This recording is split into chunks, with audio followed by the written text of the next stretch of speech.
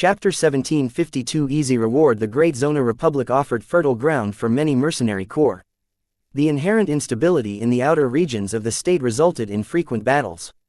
Rebels fought against the authorities. The authorities fought against the rebels. The people suffered while the chaos drew in other interested groups. The closer to the border, the more public security deteriorated. All manner of pirates and other scum lingered in this region, aware that the military couldn't possibly handle every threat. Vase expected he would encounter some lowlife gang or a bunch of bottom-feeder pirates.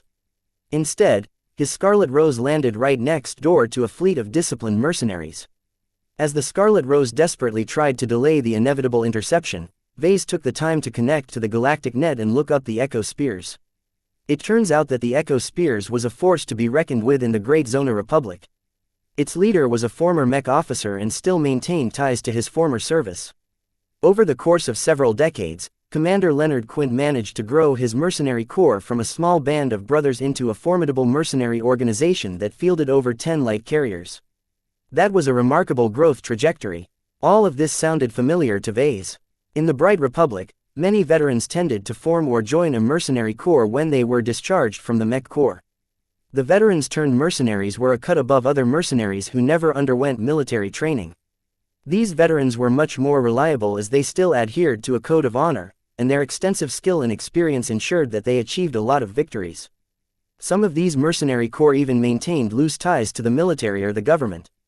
With such solid backing, these mercenary corps gained an edge over the competition, thereby preventing other mercenary corps owned by less desirable groups from dominating the local mercenary industry.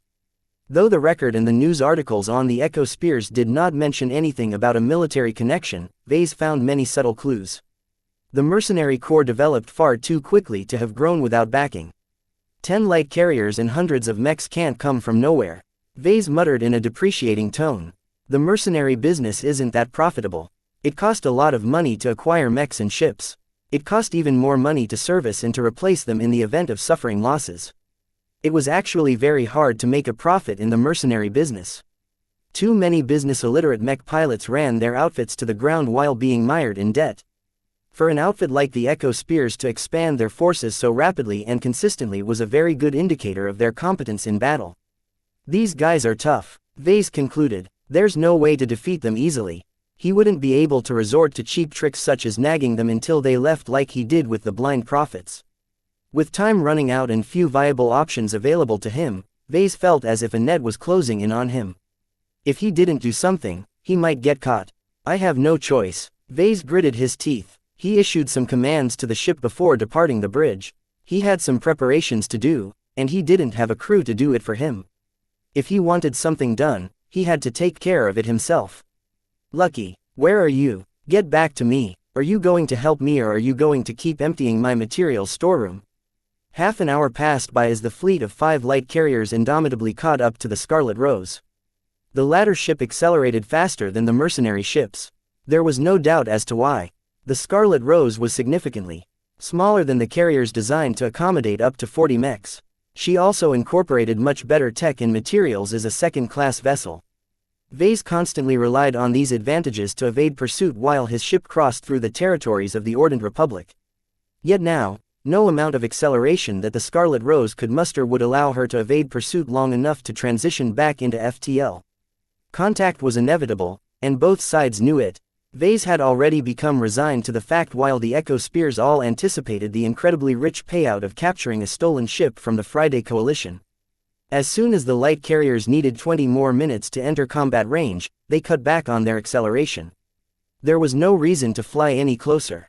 This range was already close enough to deploy their mechs. If Commander Quint thought that his target posed an actual threat to his forces, then he would have deployed his mechs earlier. Yet since the Scarlet Rose posed no threat at all according to the intelligence provided by the Coalition Reserve Corps, the Echo Spears might as well save some fuel and energy. It was pretty expensive to expend the energy of so many mechs. Even with financial backing, the Echo Spears still maintained the habit of saving costs whenever possible. An intimidating sight bloomed as mech after mech launched from the mech hangars of the light carriers. Since they were just commercial models, the large vessels didn't feature many main hatches. The mechs had to line up one by one and launch into space sequentially.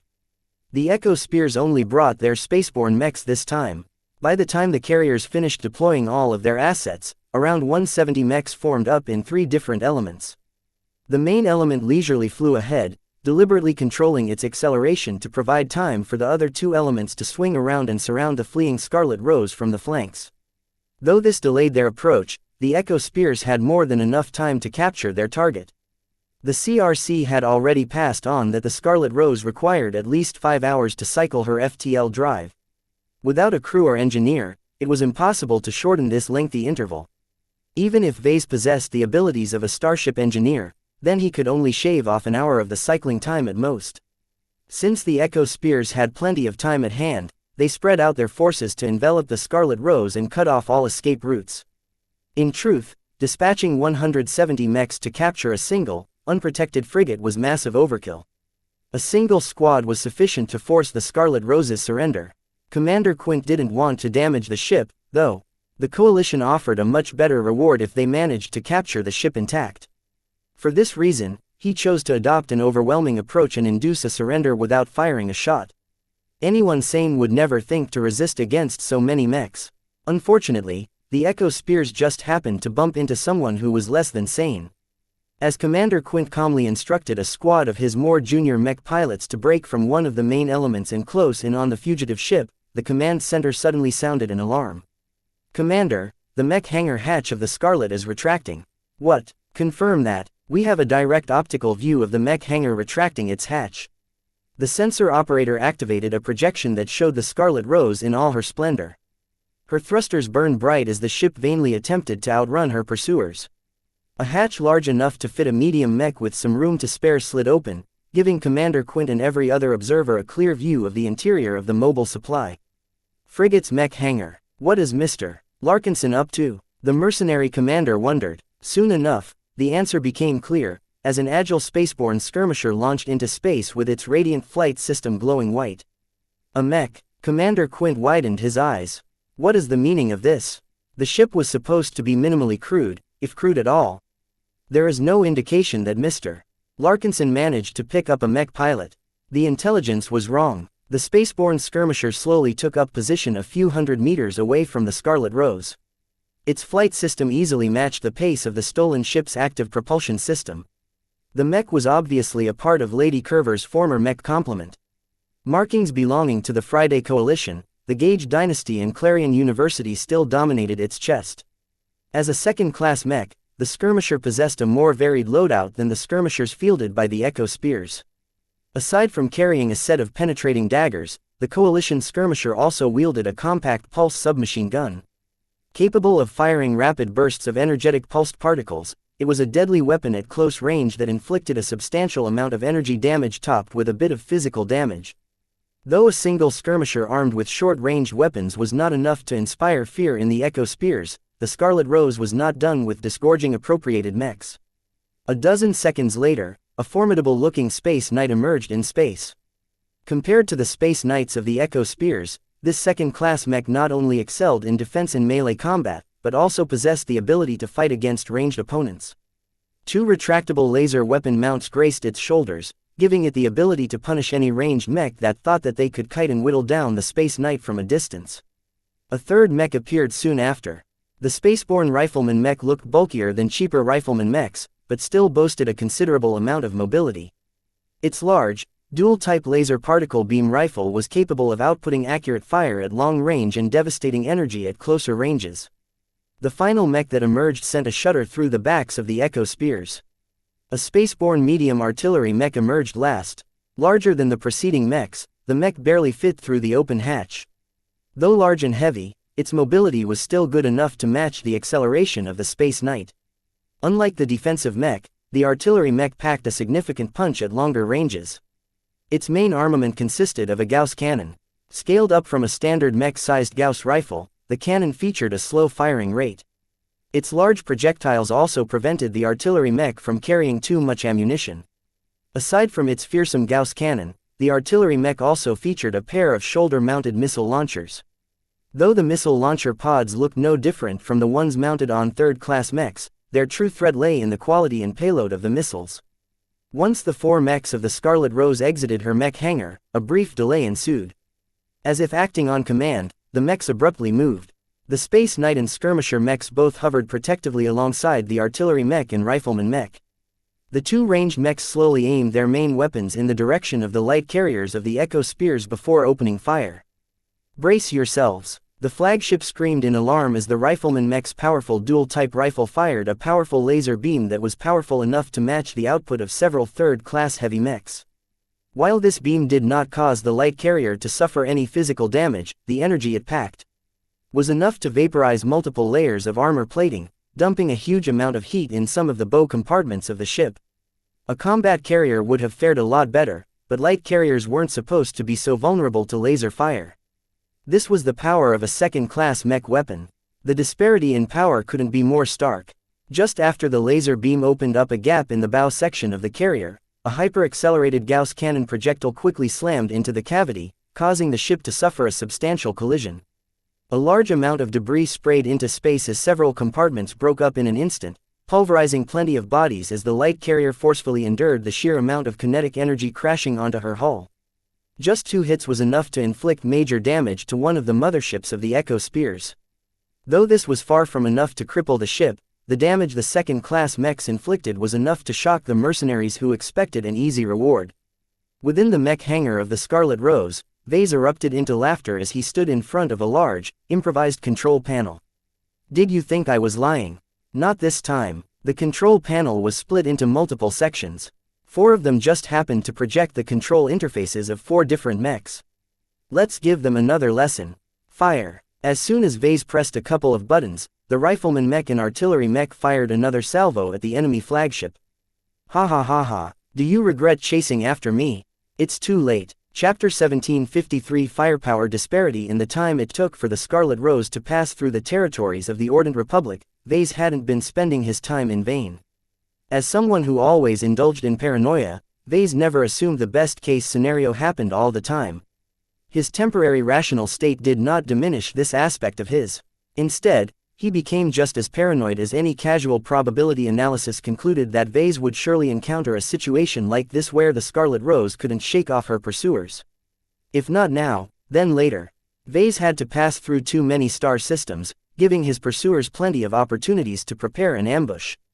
Aware that fleeing was not always a viable solution, Vase had to prepare another countermeasure. If he was a qualified starship engineer with many different ship-related competences, then he would have decided to tinker with the Scarlet Rose.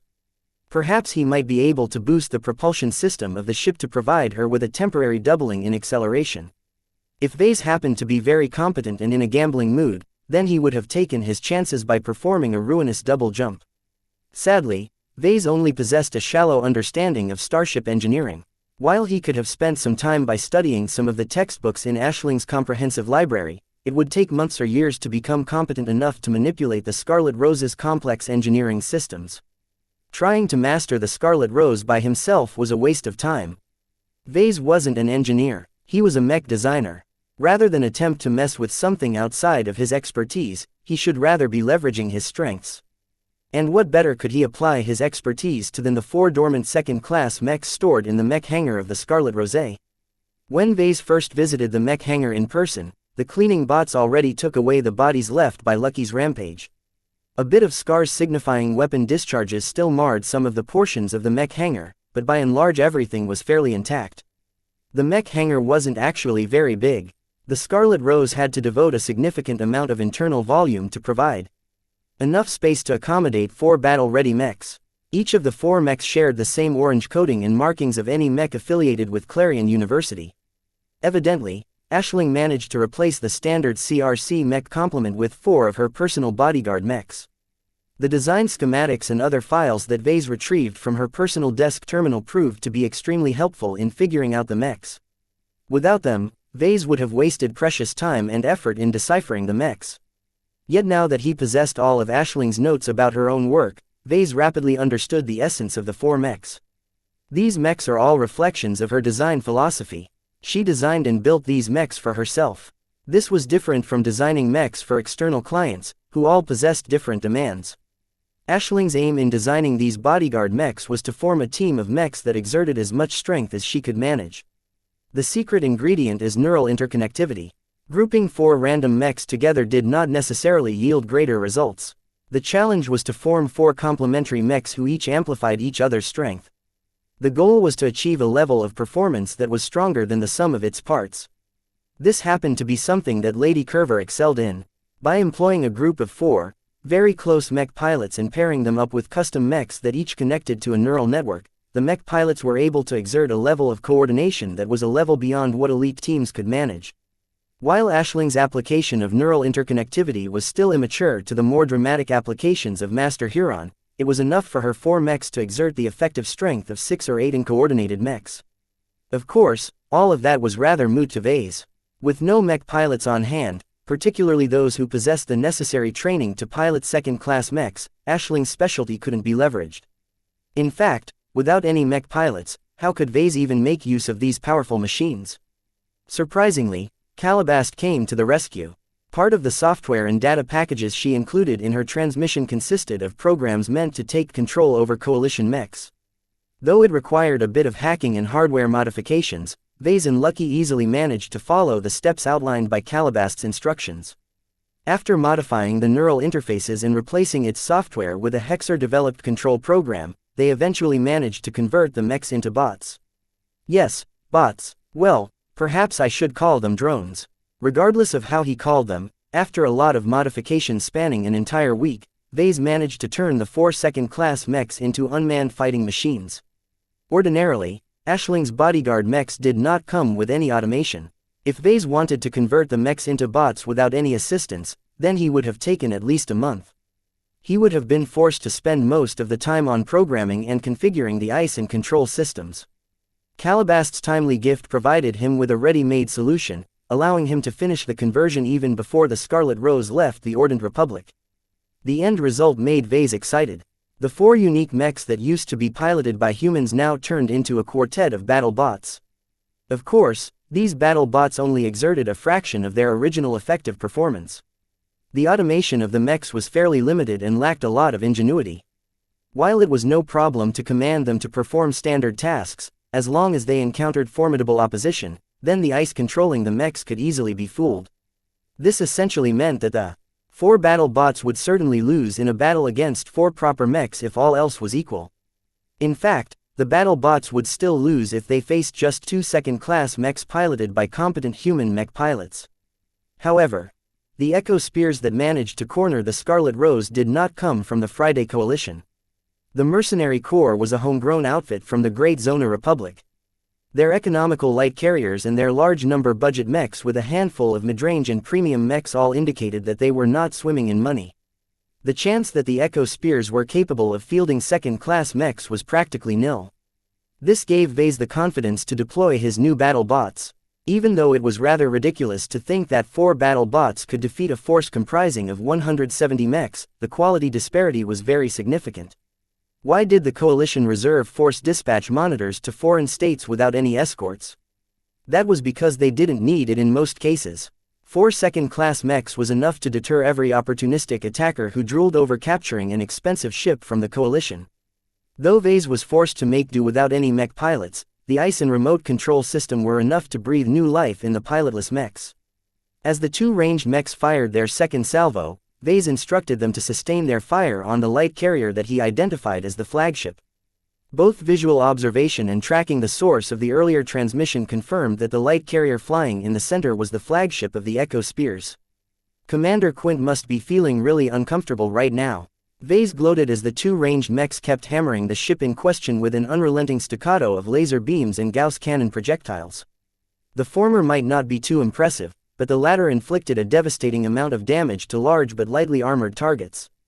The Kraven, which was the name of the former artillery mech, was not very good at attacking mechs. Its Gauss cannon packed a huge punch, but it wasn't very good at tracing swift, mobile targets such as light skirmishers. Instead, the Kraven was designed to take care of larger, more strategic targets such as space stations, fortified bases and starships. The light carriers of the Echo Spears soon responded to the unexpected threat. They no longer flew mostly straight but adopted a very chaotic zigzag pattern. Their helmsmen each took direct control over the vessels and followed their training to evade in a way that frustrated most automated target prediction algorithms. It might have worked if the ships were as small and nimble as light skirmishers. Unfortunately, vessels designed to carry up to 40 mechs in battles were pretty much the equivalent of whales in space. Despite the extreme range, the Kraven already came with a very sophisticated targeting system. Not only that, but the Kraven also possessed a powerful ECM and ECCM suite, allowing it to pierce through the pathetic attempt by the light carriers to frustrate its targeting. In order to observe the movements of its targets closely enough to form an accurate targeting prediction, the Kraven exchanged a lot of sensor data with the Selzer. The former spaceborne rifleman Mech excelled in ranged combat against mechs. With its dual-type rifle switched to laser mode, the Mech outputted a constant barrage of hot and energetic beams that was slowly softening up the flagship of the Echo Spears. Powerful sensor arrays built into the frame of the Mech constantly kept the flagship and the other assets of the Echo Spears in view. If that wasn't enough, then the Selzer could also take advantage of the detailed sensor data provided by the Scarlet Rose. With so much accurate sensor data at the Selzer's disposal, the Mech never failed to hit its target. Laser beam after laser beam continued to melt a hole at the exact section of the flagship. The Selzer's long-ranged accuracy was much higher than that of the Kraven.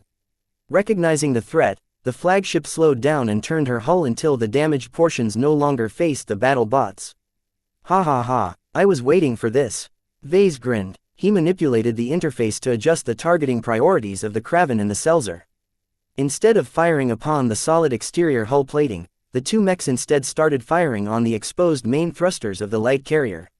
When the enemy flagship rotated on her axis to turn her heavily damaged bow away, she inevitably exposed her thrusters and vulnerable rear. This decision made in desperation was a big mistake. Soon, the Selzer fired first. A laser beam instantly impacted a section of the rear hull that squeezed just between the main thrusters of the light carrier. Vase knew that there was little use in firing energy weapons directly in the thrusters.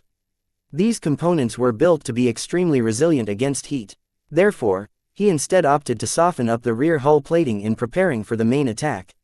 Shortly afterwards, the Kraven finally fired its Gauss rifle cannon. A projectile larger than the rounds fired by the Deliverer's Executor rifle traveled faster than anyone could conceive.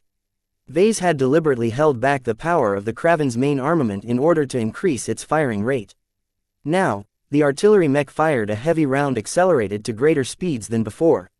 The Gauss cannon round closed the distance so fast that the helmsman barely had the time to juke the ship. Too late. With the help of predictive targeting, the Gauss rifle round managed to hit one of the main thrusters at an angle. As a sensitive component, most forces did everything possible to avoid exposing the stern of their vessels to the enemy. The reason why quickly became evident. The Echo Spears underestimated the damage the Kraven could inflict. The round not only bore through the thrusters, but also penetrated deeper while transferring a cataclysmic amount of kinetic energy to one of the most sensitive sections of a ship, the engineering compartments. A soundless explosion erupted from the stricken light carrier as her entire stern blew up.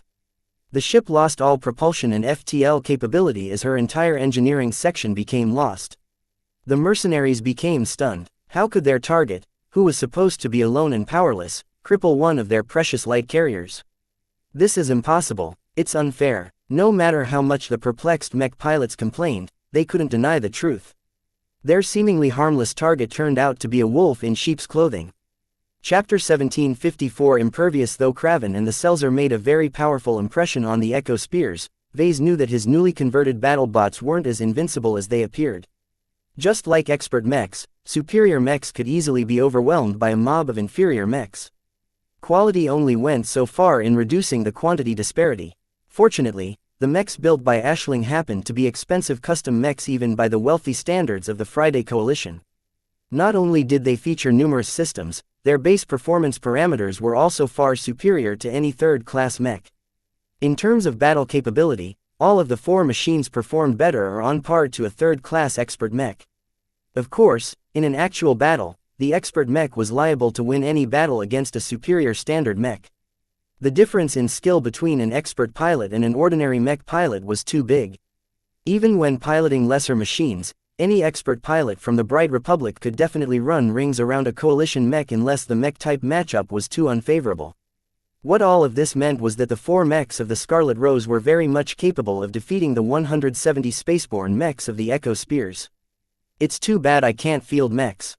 Vase regretfully muttered. I can only make do with improvised battle bots. As hard as he worked, his conversion efforts were still rather crude.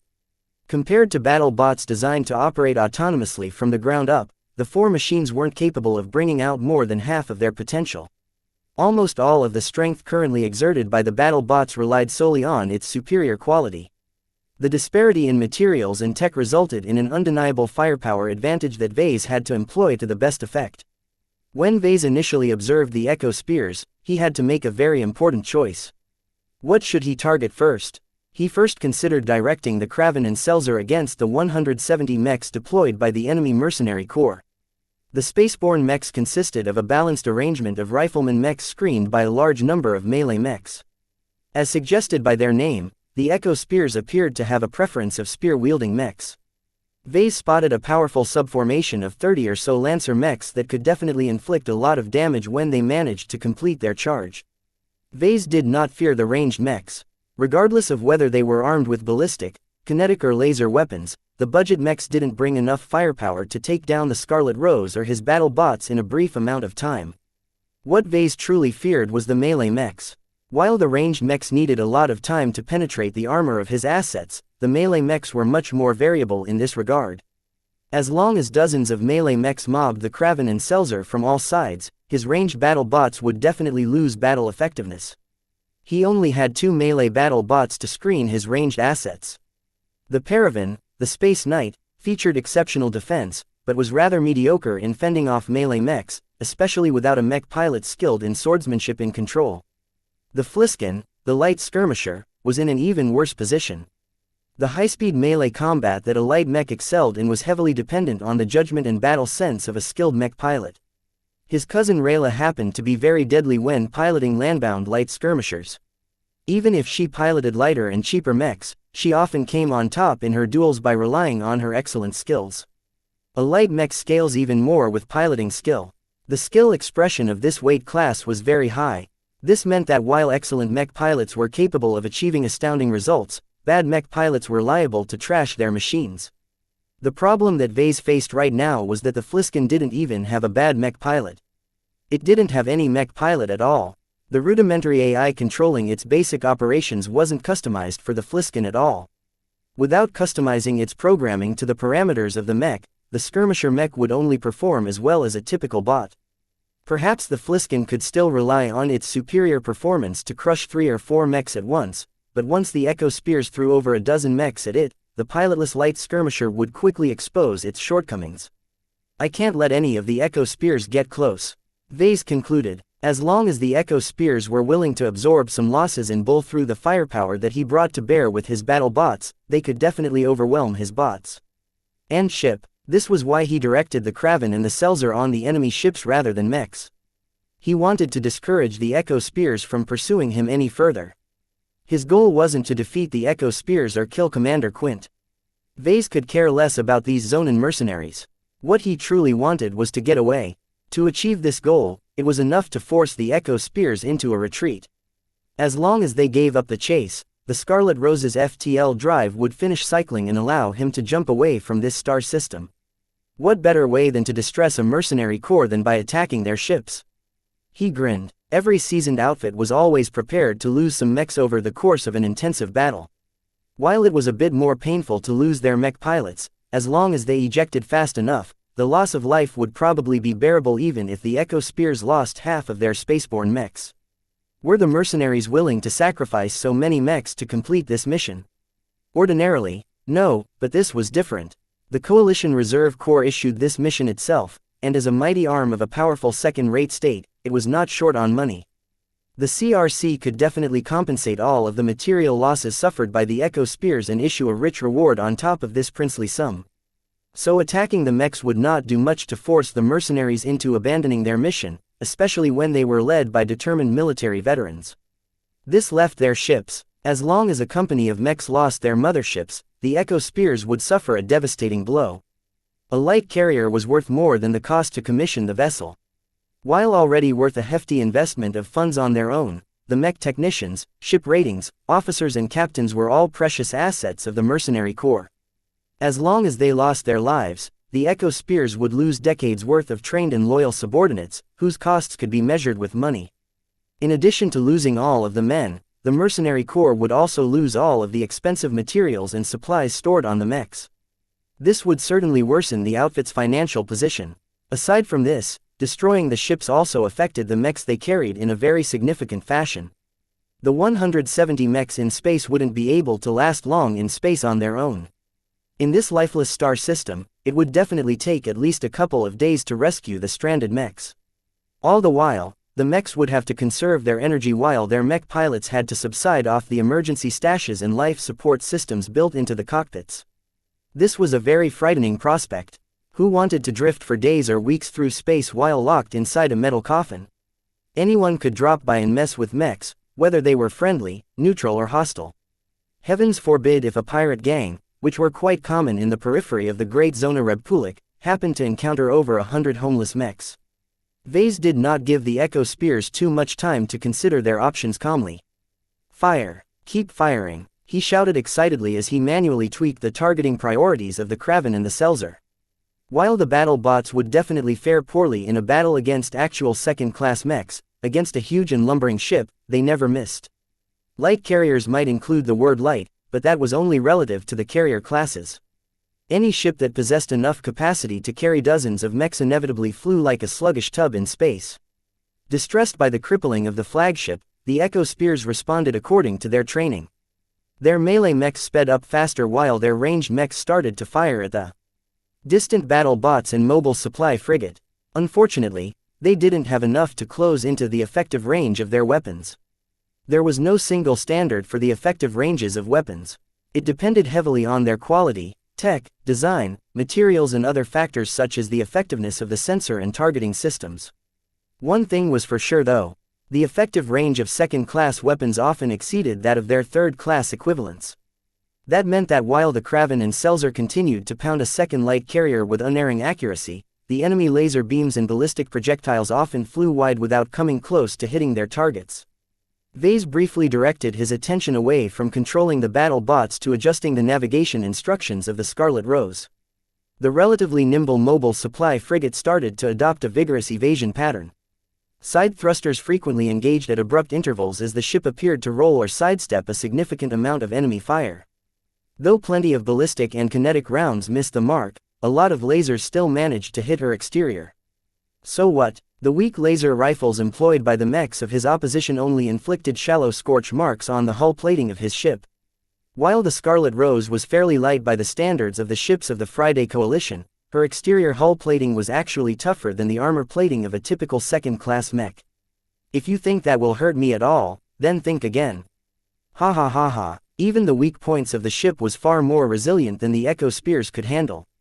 Seeing that it would take many hours to whittle down the exceptional armor of the Scarlet Rose, the mechs instead poured their firepower towards the battle bots. In this, the mercenary mechs barely achieved better results. The Selzer possessed decently high mobility. As long as its flight system flitted randomly in many different directions, it was able to evade a lot of firepower. What little attacks impacted the Selzer might leave some marks, but without repeated attacks, the chance of penetration was too low. The Kraven was a bit too big and did not possess the mobility to evade many attacks. Vase addressed this shortcoming by assigning the Paravan to shield it from most damage. The Paravan's large kite shield withstood or absorbed countless attacks, many of them leaving just tiny marks on its surface. Even if an errant laser beam or ballistic shell impacted the frame of the mech, the damage was likewise superficial. However, Vase quickly noticed that the quantity of hits was a little distressing. 1,000 pinpricks could still destroy the Space Knight. He therefore decided to frustrate his attackers by repositioning the mechs to take cover behind the Scarlet Rose. Most of the attacks started to impact the almost impervious exterior of his ship, preventing his battle bots from enduring the attacks directly.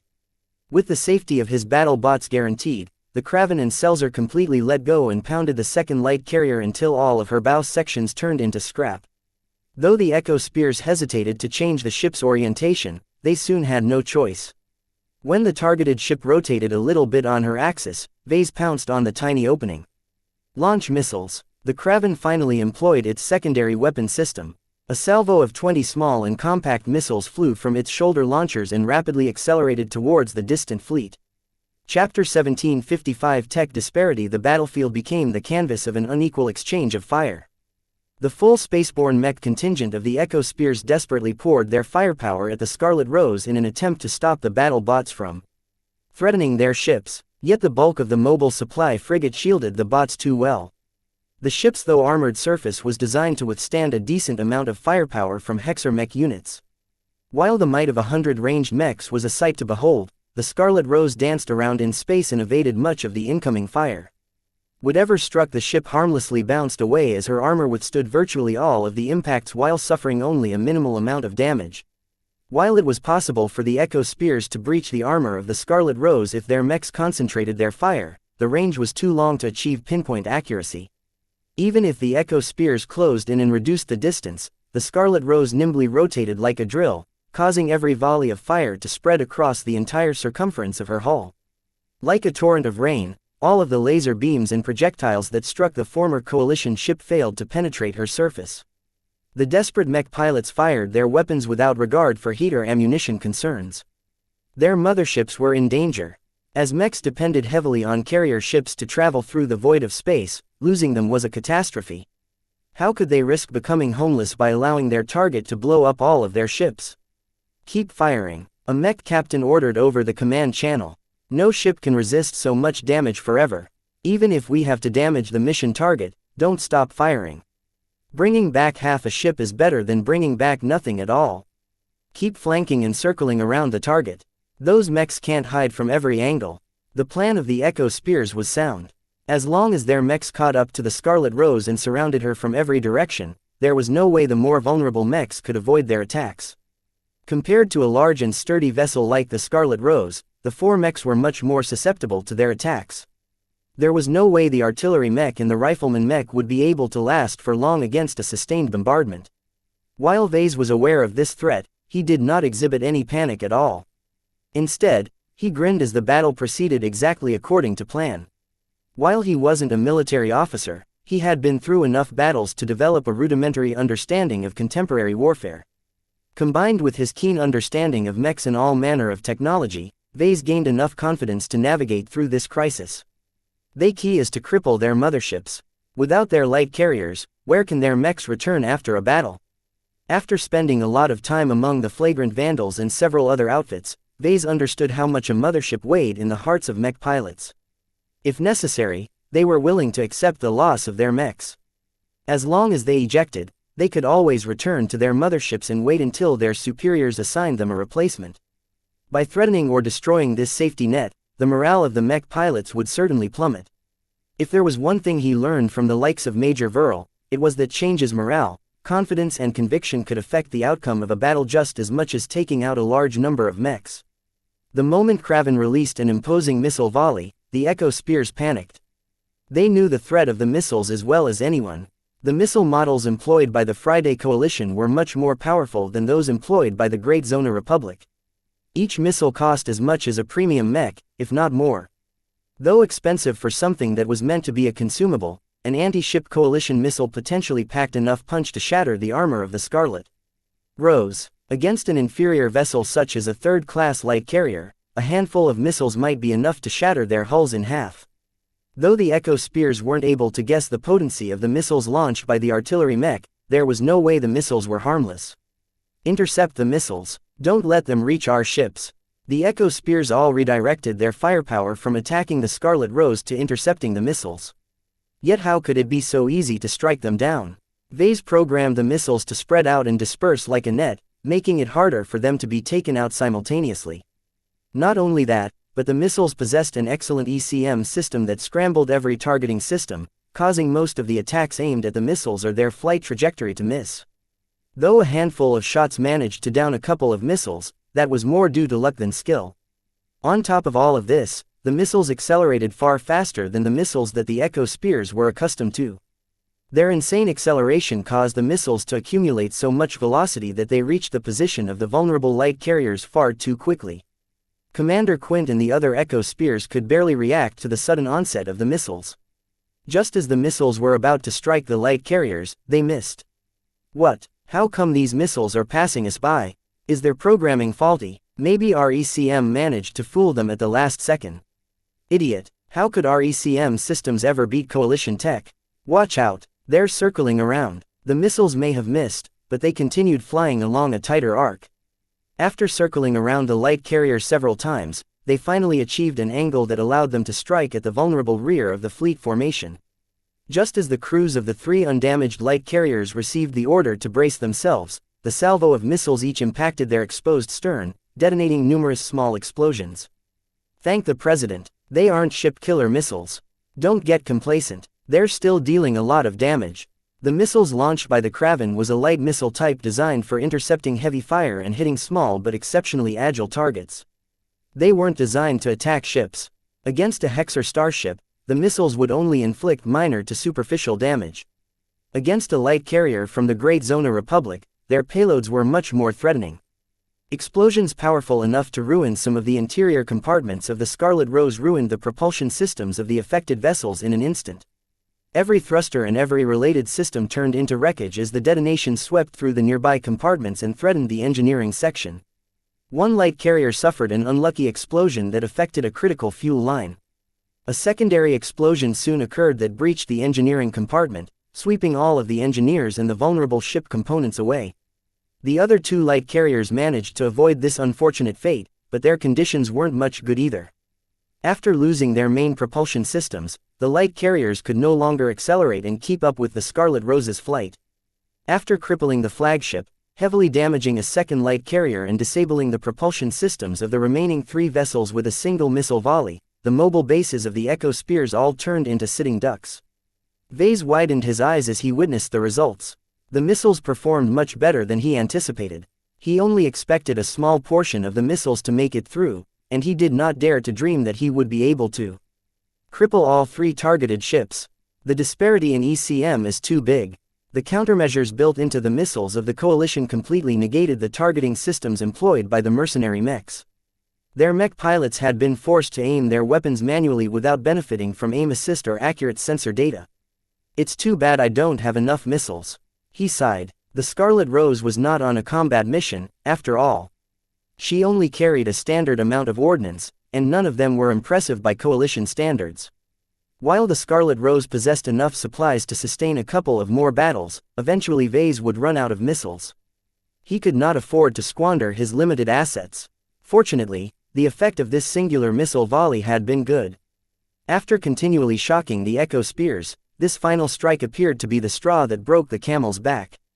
On board the crippled flagship, Commander Quint no longer maintained a controlled and confident demeanor. The chaotic command center conveyed all kinds of awful news to him. Each and every light carrier sustained severe damage. Aside from a single ship, all of his other ships were no longer able to keep up the chase. The Scarlet Rose continued to burn her thrusters, accelerating further and further away from the crippled mercenary fleet. Commander Quint had to make a very difficult decision. Should he recall the mechs deployed to intercept the Scarlet Rose?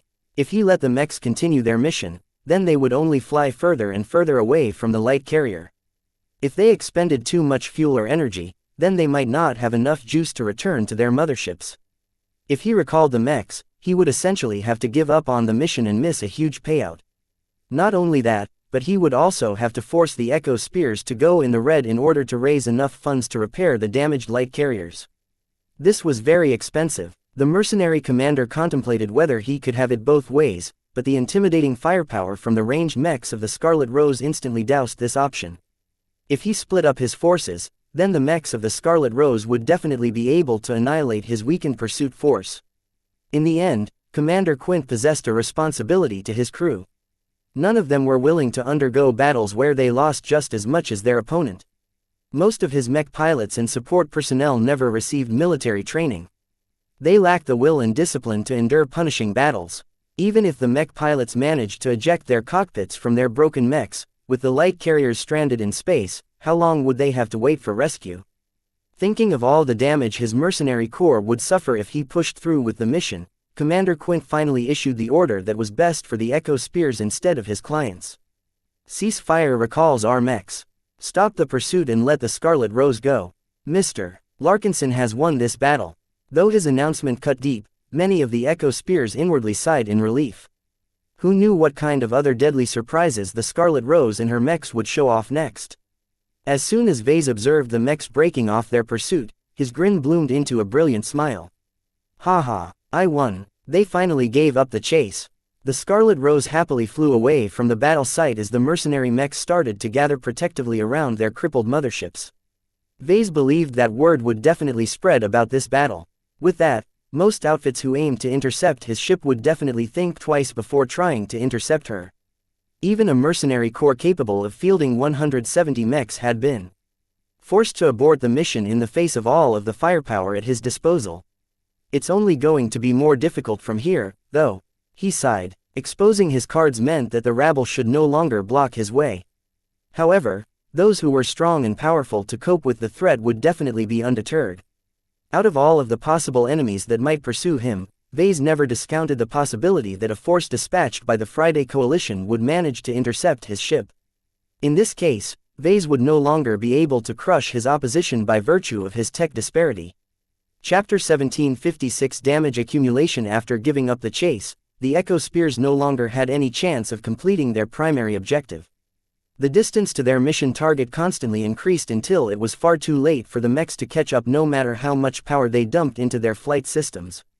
The fleeing ship's FTL drive calmly continued its cycling process as if nothing special happened. Without any engineers to optimize this process, Vase had no way to hurry up this highly regulated process.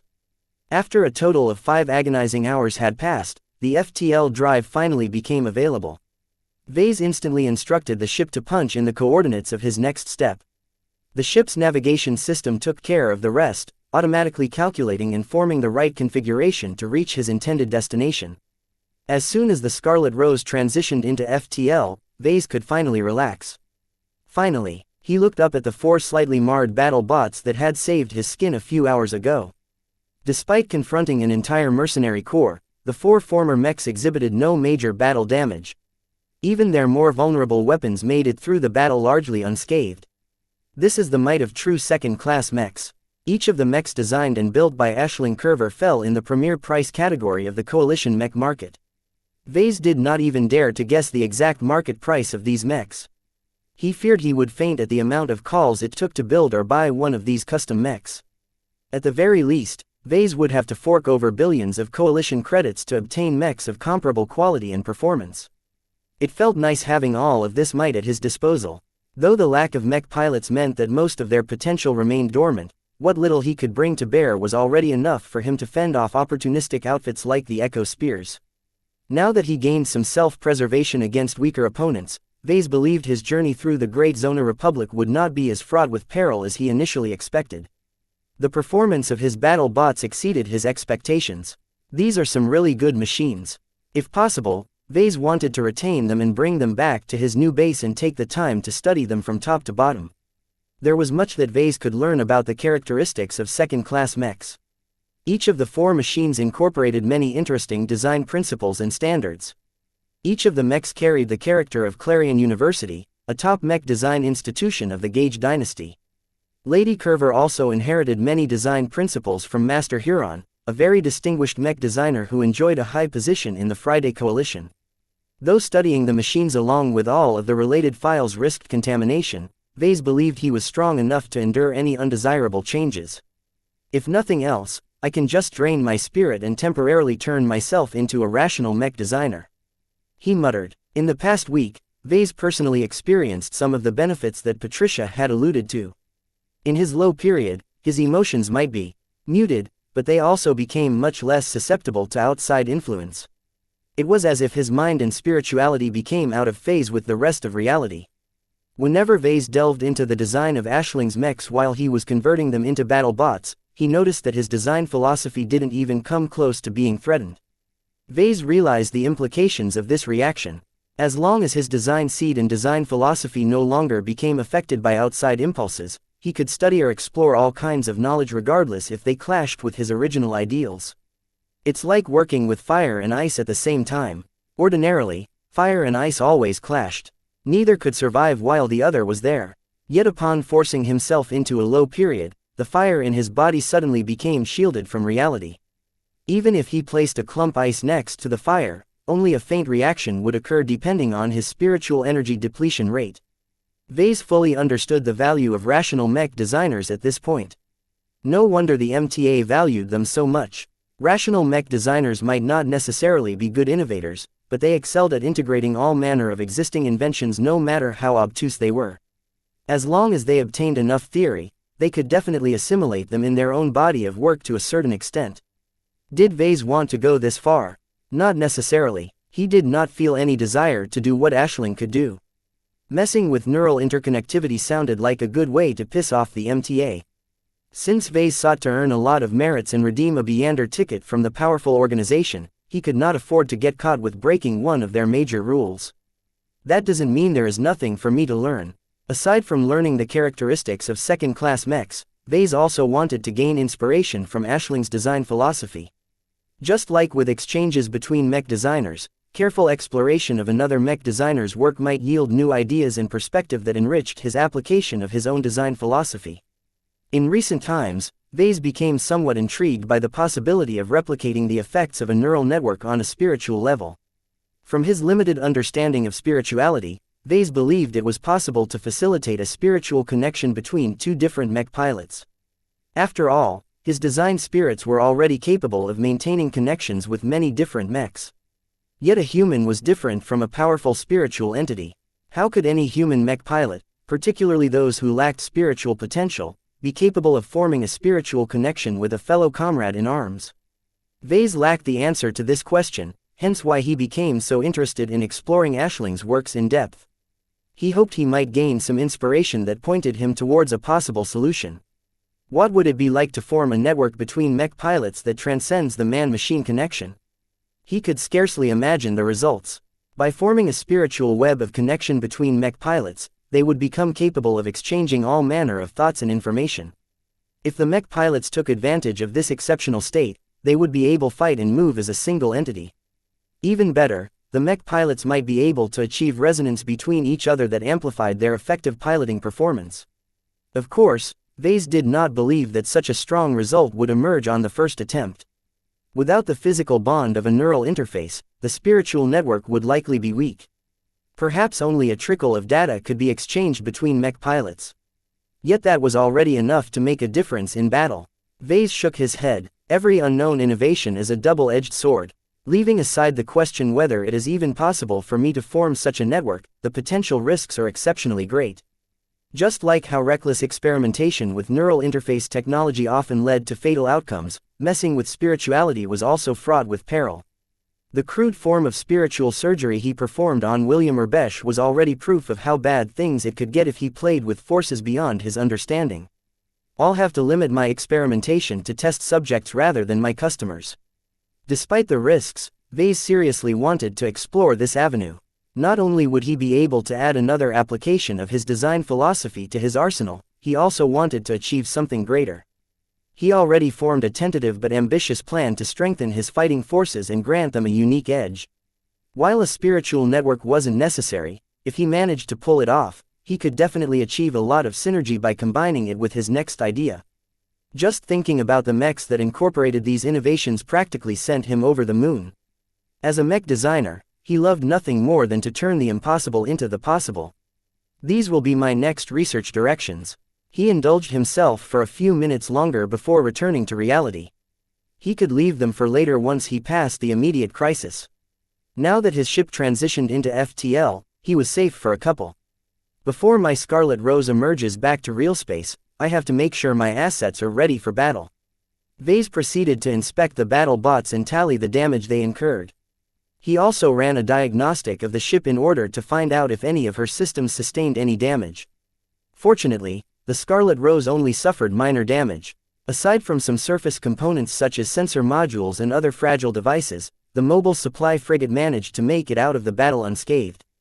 Though she endured a lot of enemy firepower, her exterior armor was largely intact. Part of that was because the ship's constant rotation spread out the damage across her entire hull, thereby preventing any single exterior section from accumulating too much damage. Even so, the minor cracks and chips represented a permanent reduction in armor integrity. As long as the Scarlet Rose kept bumping into enemies, the damage would continue to accumulate until a breach finally occurred. Given time, Vase might be able to patch up the holes. Yet Vase did not possess the expensive exotics required to fabricate replacement armor that was up to standard. He could only settle for the materials he had on hand to fabricate inferior replacements. The same went for the mechs. Each of them only suffered light damage, but the dearth in materials made it difficult to repair any damage. Lucky was partially to blame for his poor logistical circumstances.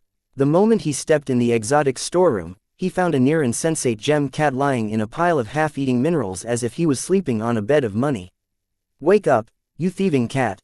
Vase kicked the sleeping cat, causing Lucky to yelp and bounce against the bulkhead of the storeroom. "Meow!" Lucky hissed indignantly at his owner. "Oh, don't be so dramatic. With all that you've managed to devour, a kick against your bottomless stomach is the least you deserve." When Vase gave permission for Lucky to eat the Scarlet Rose's exotic stash, he expected his cat to take a while to digest his food. Yet as he approached some of the locked drawers and pulled them out, he encountered nothing but an empty cavity. Every sample of a critical material was gone. Vase inspected multiple drawers and found that some other valued materials had disappeared entirely. As for the lower-grade exotics, Lucky only sampled occasionally. "Lucky," Vase gnashed his teeth, "while I didn't set any limits on what you could eat, I thought you'd be sensible enough to leave some to repair my stuff. If the Scarlet Rose goes down because you ate all of my repair materials, then you have only yourself to blame." Meow meow meow. Lucky did not look contrite at all. As far as he was concerned, Vase would have never been able to capture the Scarlet Rose without his help. It was all him. Vase only contributed 5% to the capture of the ship at most. Since Vase claimed the Scarlet Rose in her complement of mechs, then Lucky could only settle for the high and medium-grade exotics stored on the ship. After a lot of arguing, Vase finally managed to convince Lucky to slow down his consumption. "I don't care whether you've leveled up or grew stronger. A single cat won't get me back to friendly space. Only a ship can do that, so it is in both of our interests to keep the Scarlet Rose intact." "Mayoo," Lucky suggested while suggestively swishing his tail. "That's ridiculous. I don't want to get stranded on a ship without an FTL drive." Chapter 1757 Future Uncertainties, Meow. Lucky glowered resentfully at Vase as he enjoyed his breakfast after a good night of rest. "I shouldn't have killed the chefs," Vase muttered. "The meals produced by the automated cooking machines always taste off." In order to sat his hunger, Vase went back to his old staple and ate a nutrient pack directly from its packaging. Vase evaluated the taste of texture of the nutrient pack type he decided to sample for this morning. "Not bad, but not as good as the last one. It will probably taste a lot better with a few decades of aging." He was quite surprised with the quality of nutrient packs in the possession of the Friday Coalition. Unlike the cheaper ones that Vase was used to, the Coalition invested a lot more in quality. Not only was their nutritional value higher, but their taste was actually palatable. Vase wouldn't be surprised to find out that most people already replaced their regular meals with Coalition standard nutrient packs. Of course, the nutrient packs still weren't comparable to real food. He still missed the gourmet food prepared by Dr. Lupo and Gloriana's personal chefs. "The sooner I get back, the sooner I can fill my stomach properly." Perhaps Lucky didn't care that much, but Vase really wanted to return to his companions and get back to designing mechs. All of this fleeing and fighting reminded him of the many perils he went through while he served with the flagrant vandals. Unlike then, Vase wasn't surrounded by competent military servicemen.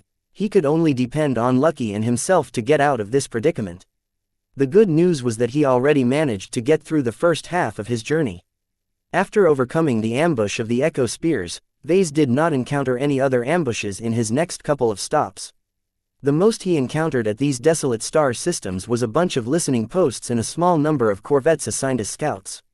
Instead of reassuring him, Vase only grew more concerned. The battle against the Echo Spears probably achieved the intended effect of scaring away the weaker groups. Yet that only made him feel as if his opposition was preparing a bigger surprise down the line. "Well, I'll deal with it when it comes." He sighed in resignation. He had a lot of confidence in his battle bots. After he repaired and serviced them as best he could on his own, he continued to study and tweak them in an attempt to draw out some of their buried potential. In order to increase the automated fighting consciousness of his converted mechs, he explored the galactic net and downloaded a bunch of highly regarded piloting ice. He carefully inspected their programming and selectively incorporated the safest and most relevant portions of them to the existing control systems. All of this was complicated and delicate work. If Vase botched something, the battle bots might glitch during battle, exposing them to countless counterattacks as they became inert. However, If his suspicions came true, then Vase had no choice but to assume this risk. The faults of his battle bots would definitely become evident to his enemies once they studied the battle footage. If only I can pilot the mechs myself, he sighed. He could still increase his control over the battle bots until he turned into their surrogate mech pilots. By assuming more direct control, he could use his own human judgment while still leaving the ice to do all of the heavy lifting. Such a semi-direct piloting method was the main way for non-potentates to pilot mechs. While the lack of neural connection prevented the mech from reaching its full potential, it was better than nothing. For this reason, Vase took the time to add the ability to manually override the piloting ice and control the functions of the mechs more directly. He tried out this added functionality in a couple of simulations. It was like playing one of the mech games he used to play in the past. The simplified controls and lack of tedium allowed Vase to focus on what was truly important. Though Vase had no confidence in beating an equivalent second-class mech, it should be enough to bully a huge mob of third-class mechs. The Paravan and Fliskin aren't pushovers anymore. He smiled with satisfaction as he observed the two melee battle bots with appreciation. The Space Knight and Light Skirmisher both possessed some ranged armaments, but they were obviously not their focus. Their true strengths lay in melee combat. The supplemental programming that Vase copied from the Galactic Net had come with a lot of adaptive fighting routines that adjusted well to the characteristics of the Paravan and Fliskin after a lot of optimization. This allowed the mechs to fight off numerous third-class melee mechs without falling into disadvantage. All of these efforts gave him a lot of confidence in confronting twice or thrice the number of mechs that the Echo Spears brought to bear last time. My next opponents won't be as complacent, though, he reminded himself. Anyone ambitious enough to hunt down a stolen coalition ship protected by a bunch of powerful battle bots should not be incompetent. Vase already exposed his most important cards. This left him with precious little means to reverse any unfavorable outcome should his enemies come with greater strength than he could cope. In addition, he also feared that he wouldn't be encountering an overwhelming number of third-class mechs, but something worse. As long as a small interception force from the Friday Coalition managed to trap him, then his four pitiful battle bots would definitely be defeated by an equal or greater number of second-class mechs. They shouldn't be so common in this region of space, he muttered. That was not to say that the Friday Coalition was absent in the Great Zona Republic. It was just that most coalition assets in the third-rate states consisted of trade vessels and civilian ships. There was little reason for the coalition to station a heavy military presence in a trivial foreign state. From the correspondence and other documents that Aisling left behind, Vase possessed a decent estimate on how many coalition assets were available in the state. It was not enough to ensure a guaranteed interception. When the Scarlet Rose arrived at a star system, he could often choose his next stop among more than 100 possible choices. The range of the Scarlet Rose's FTL drive was quite formidable. Though it was limited when Vase limited himself to traveling to dimmer star systems, he still had plenty of desolate star systems to choose from in order to avoid a prepared ambush. Though the listening posts and scout ships always tracked the Scarlet Rose's orientation as she transitioned into FTL, it took time to scramble enough assets to lay an ambush at her next destination. Even if the ambushers arrived at the estimated destination in time, the emergence zone often encompassed a volume that stretched for at least a quarter light hour or more. That was a humongous amount of distance. A mech firing a laser weapon would have to wait 15 minutes until it struck its target. With that much time, the randomized pathing of a ship or mech would have definitely deviated from the projected trajectory. In space, no one was stupid enough to travel in a straight line. While traveling straight minimized waste and maximized efficiency, following a predictable trajectory allowed any hooligan to accelerate a small asteroid to relativistic speeds and collide with the unsuspecting vessel. In any case, with such a large emergence zone, the chance that the Scarlet Rose would enter the range of prepared ambush fleet was not very large. What complicated the matter even further was the relative positions and velocity between the two elements. Nothing in space truly sat still. Everything was constantly on the move depending on which frame of reference someone adopted. Even the emergence zones moved according to the relative motions of the star systems and the gravitic tides raging in the higher dimensions. It all depends on chance. Whether he would be lucky enough to avoid a confrontation at his next destination was not set in stone. Vase was forced to roll another dice after arriving at each subsequent stop. As long as he suffered one unlucky roll, then all of his prior efforts were for nothing. Once he ended up in the hands of the Lady Curver and the Friday Coalition, he doubted they would treat him as well as they did before. He not only proved himself to be dangerous, but also had a lot of Fredaman blood on his hands. Killing the crew of another CRC was not a crime that could be brushed away. And considering how much the Echo Spears already knew when they confronted Vase, he figured out that the Friday Coalition hadn't kept his exploits secret. My notoriety has probably shot through the roof after this news became known. Vase groaned and held his head. What of his reputation? What of the LMC's standing in coalition-aligned states? The LMC should be safe for now. The Sand War still isn't over. My desolate soldiers and deliverer mechs are still too essential to the survival of many states. That did not preclude the possibility of betrayal once his products no longer became vital. As soon as the Sand War ended, Vase and the LMC had to tread very carefully when doing business with coalition-aligned space. I can't stay in the Ilvain Protectorate, he concluded. It was pretty much an island in an ocean of coalition-aligned states. Staying there would only put a bigger target on the Protectorate. Vase did not wish to taunt the Fredaman into overrunning his benefactors. The Protectorate isn't suitable for me and my organization anyway. The Ilvainan culture didn't appeal to the members of the Larkinson family who decided to follow him. He couldn't imagine Melkor, Raymond or Clinton turning into devout Ilvainan believers at all. In order to escape the reach of the Friday Coalition and provide his relatives and subordinates with a more compatible living environment, Vase needed to settle in a different state. The only state he could think of was the Sentinel Kingdom, which was very far away from the Friday Coalition. With the entire hegemony in the way, Vase didn't believe that Lady Curver and the CRC could dispatch forces to kidnap him again. Yet just thinking about staying in a state that was in close proximity to the Nixian Gap sent shivers through his spine. He would only be exchanging a lesser threat for a greater threat. Vase frowned and crossed his arms. Escaping coalition pursuit was not the end of his troubles. The hasty evacuation of the LMC from the Bright Republic had doubtlessly produced a lot of problems. Yet even if he had to leave the Mech nursery and all of his accumulations in the Bright Republic behind, he didn't regret his choice. Vase no longer dared to trust any state, whether it was the Bright Republic or even the Ilvain Protectorate. As long as he made enemies with at least one faction, Vase would always be exposed to schemes. While his avatars of myth ought to be capable of fending off all kinds of threats, it was still a stretch to resist the authorities. This was a problem that couldn't be solved in a short amount of time. At this time, his comm suddenly beeped. The control module of the quantum entanglement node suddenly received an incoming comm call. Due to his paranoid security precautions, he did not allow the control module to connect directly to the communication systems of the Scarlet Rose. Vase had to walk all the way to the compartment of the ship which held the quantum entanglement node in order to accept the call. Well, whoever called me is very patient for ringing me for 6 minutes straight. He noted as he activated the interface and pressed the buttons that accepted the call. The projection of a familiar figure appeared in front of Vase.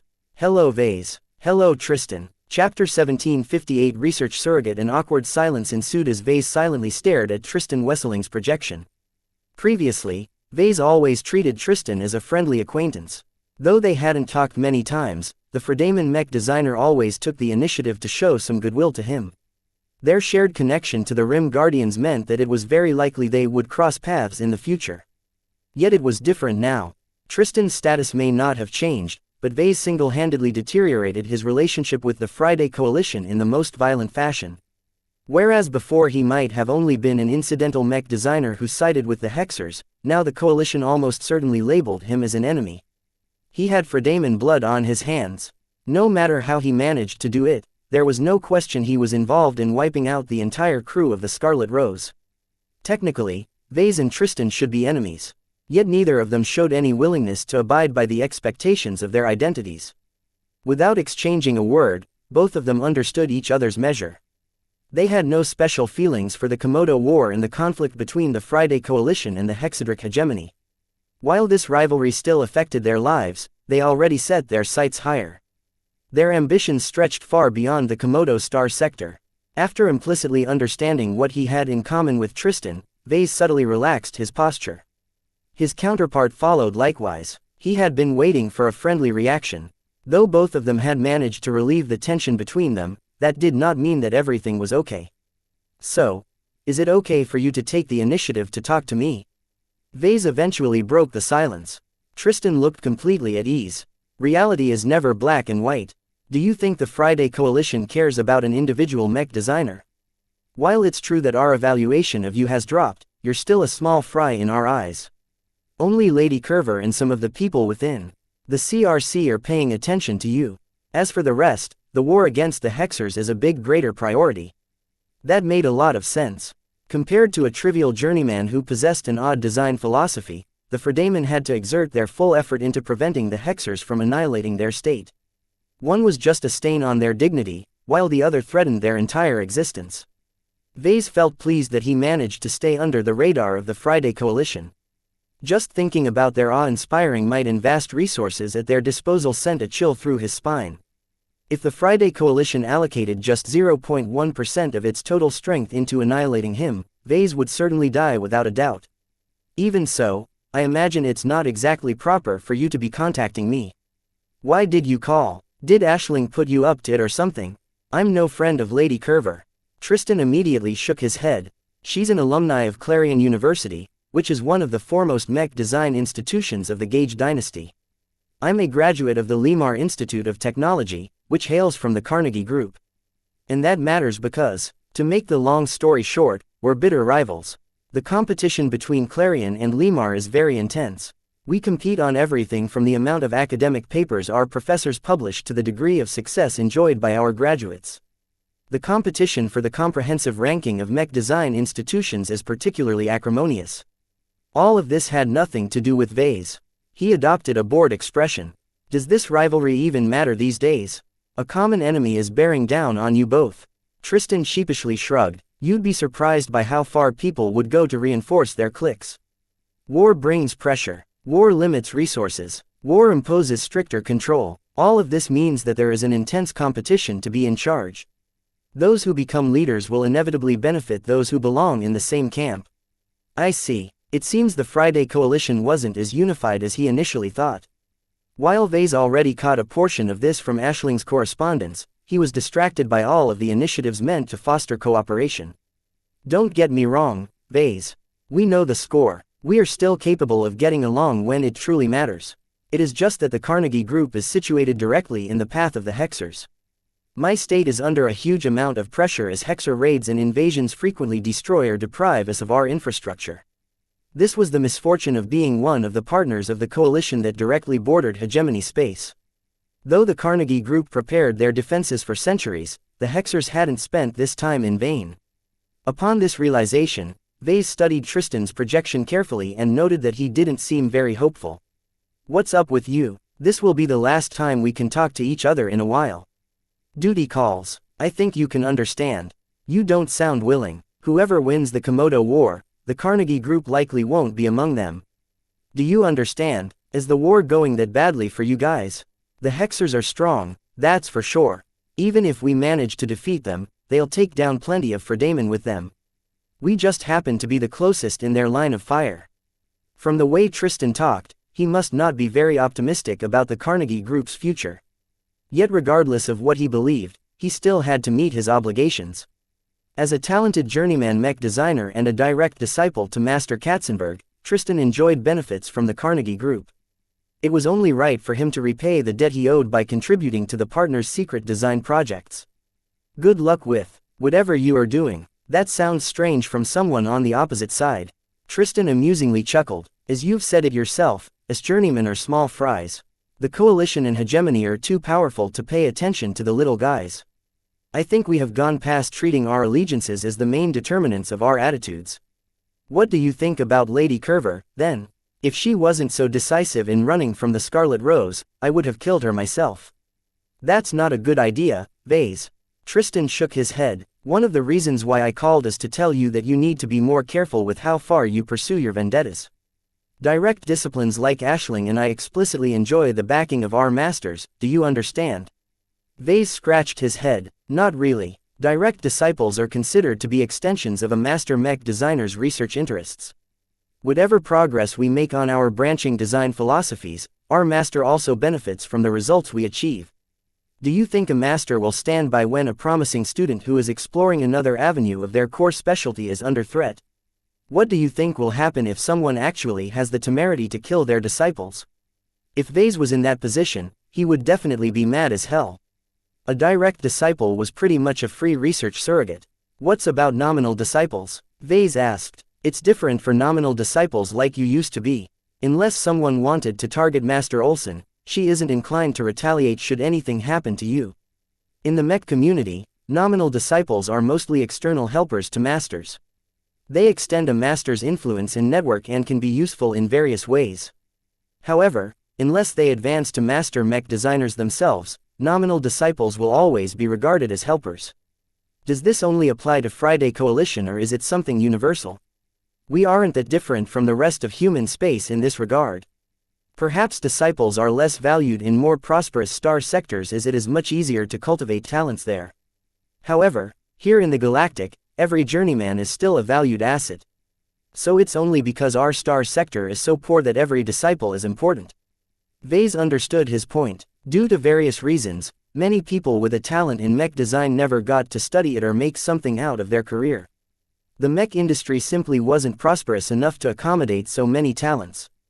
Those with gifts often had to give up their dreams and pursue a lesser career due to an inability to attract investment and fund their own ventures.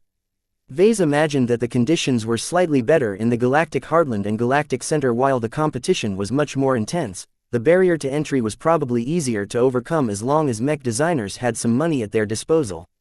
To get back to the point, you should really think twice before you threaten the life of someone like Lady Curver. She's one of the brightest graduates of Clarion University. Not only does her alma mater appreciate her a lot, but she has also become Master Huron's latest investment. If you happen to kill her, I can guarantee you that Master Huron will never let you go. He's a very sentimental Mech designer and values his relationships very highly. Killing Lady Curver is not only an attack on himself, but also an attack on his sensibilities. He noted the difference between the two. Officially, Lady Curver was Master Huron's direct disciple.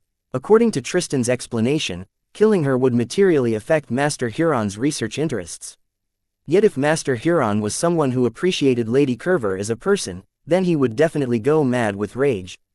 After a bit of thought, Vase recalled that Master Huron specialized in neural interconnectivity. This specialization probably warped his personality into valuing relationships to an extreme degree. This meant that killing Aisling would definitely provoke an irreconcilable enmity with a powerful master Mech designer. Sweat poured down his back. If Vase had been a little more reckless, then the Friday Coalition absolutely wouldn't be as lackadaisical towards him as now. As long as someone important enough pressured the Friday Coalition to take care of him, Vase would definitely be unable to make it so far in his escape as now. Fortunately, Aisling and Patricia already fled the ship before Vase and Lucky approached the Mech workshop. After almost getting killed by a missile, he would have definitely urged Lucky to slaughter them both regardless of their identities. Should I be concerned by Master Huron? I'm not sure. Tristan looked uncertain. Since Curver managed to escape unscathed, you didn't cross his bottom line.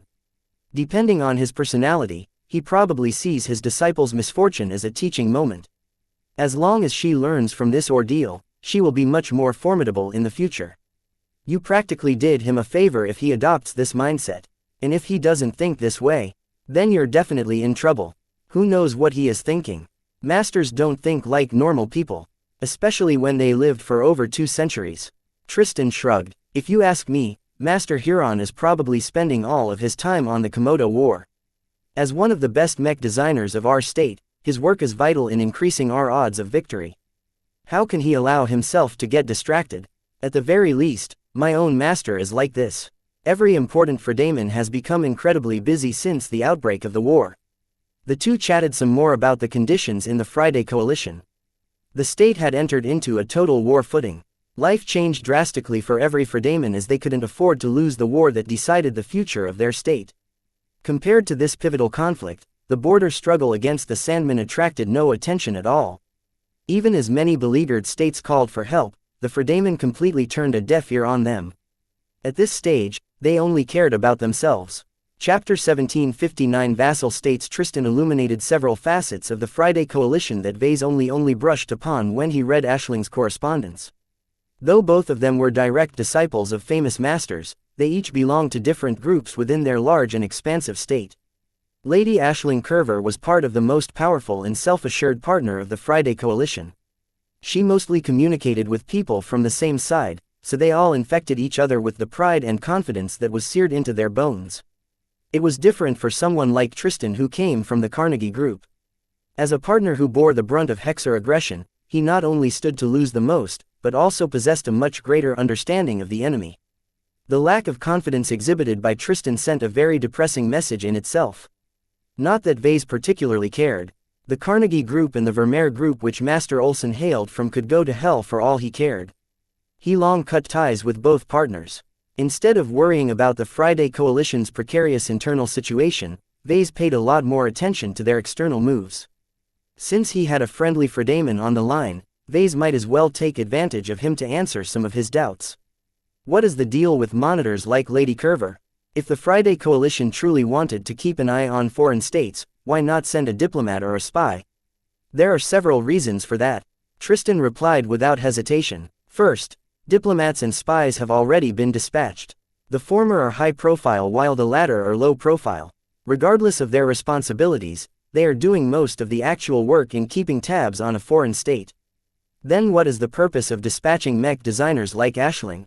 The answer should be obvious.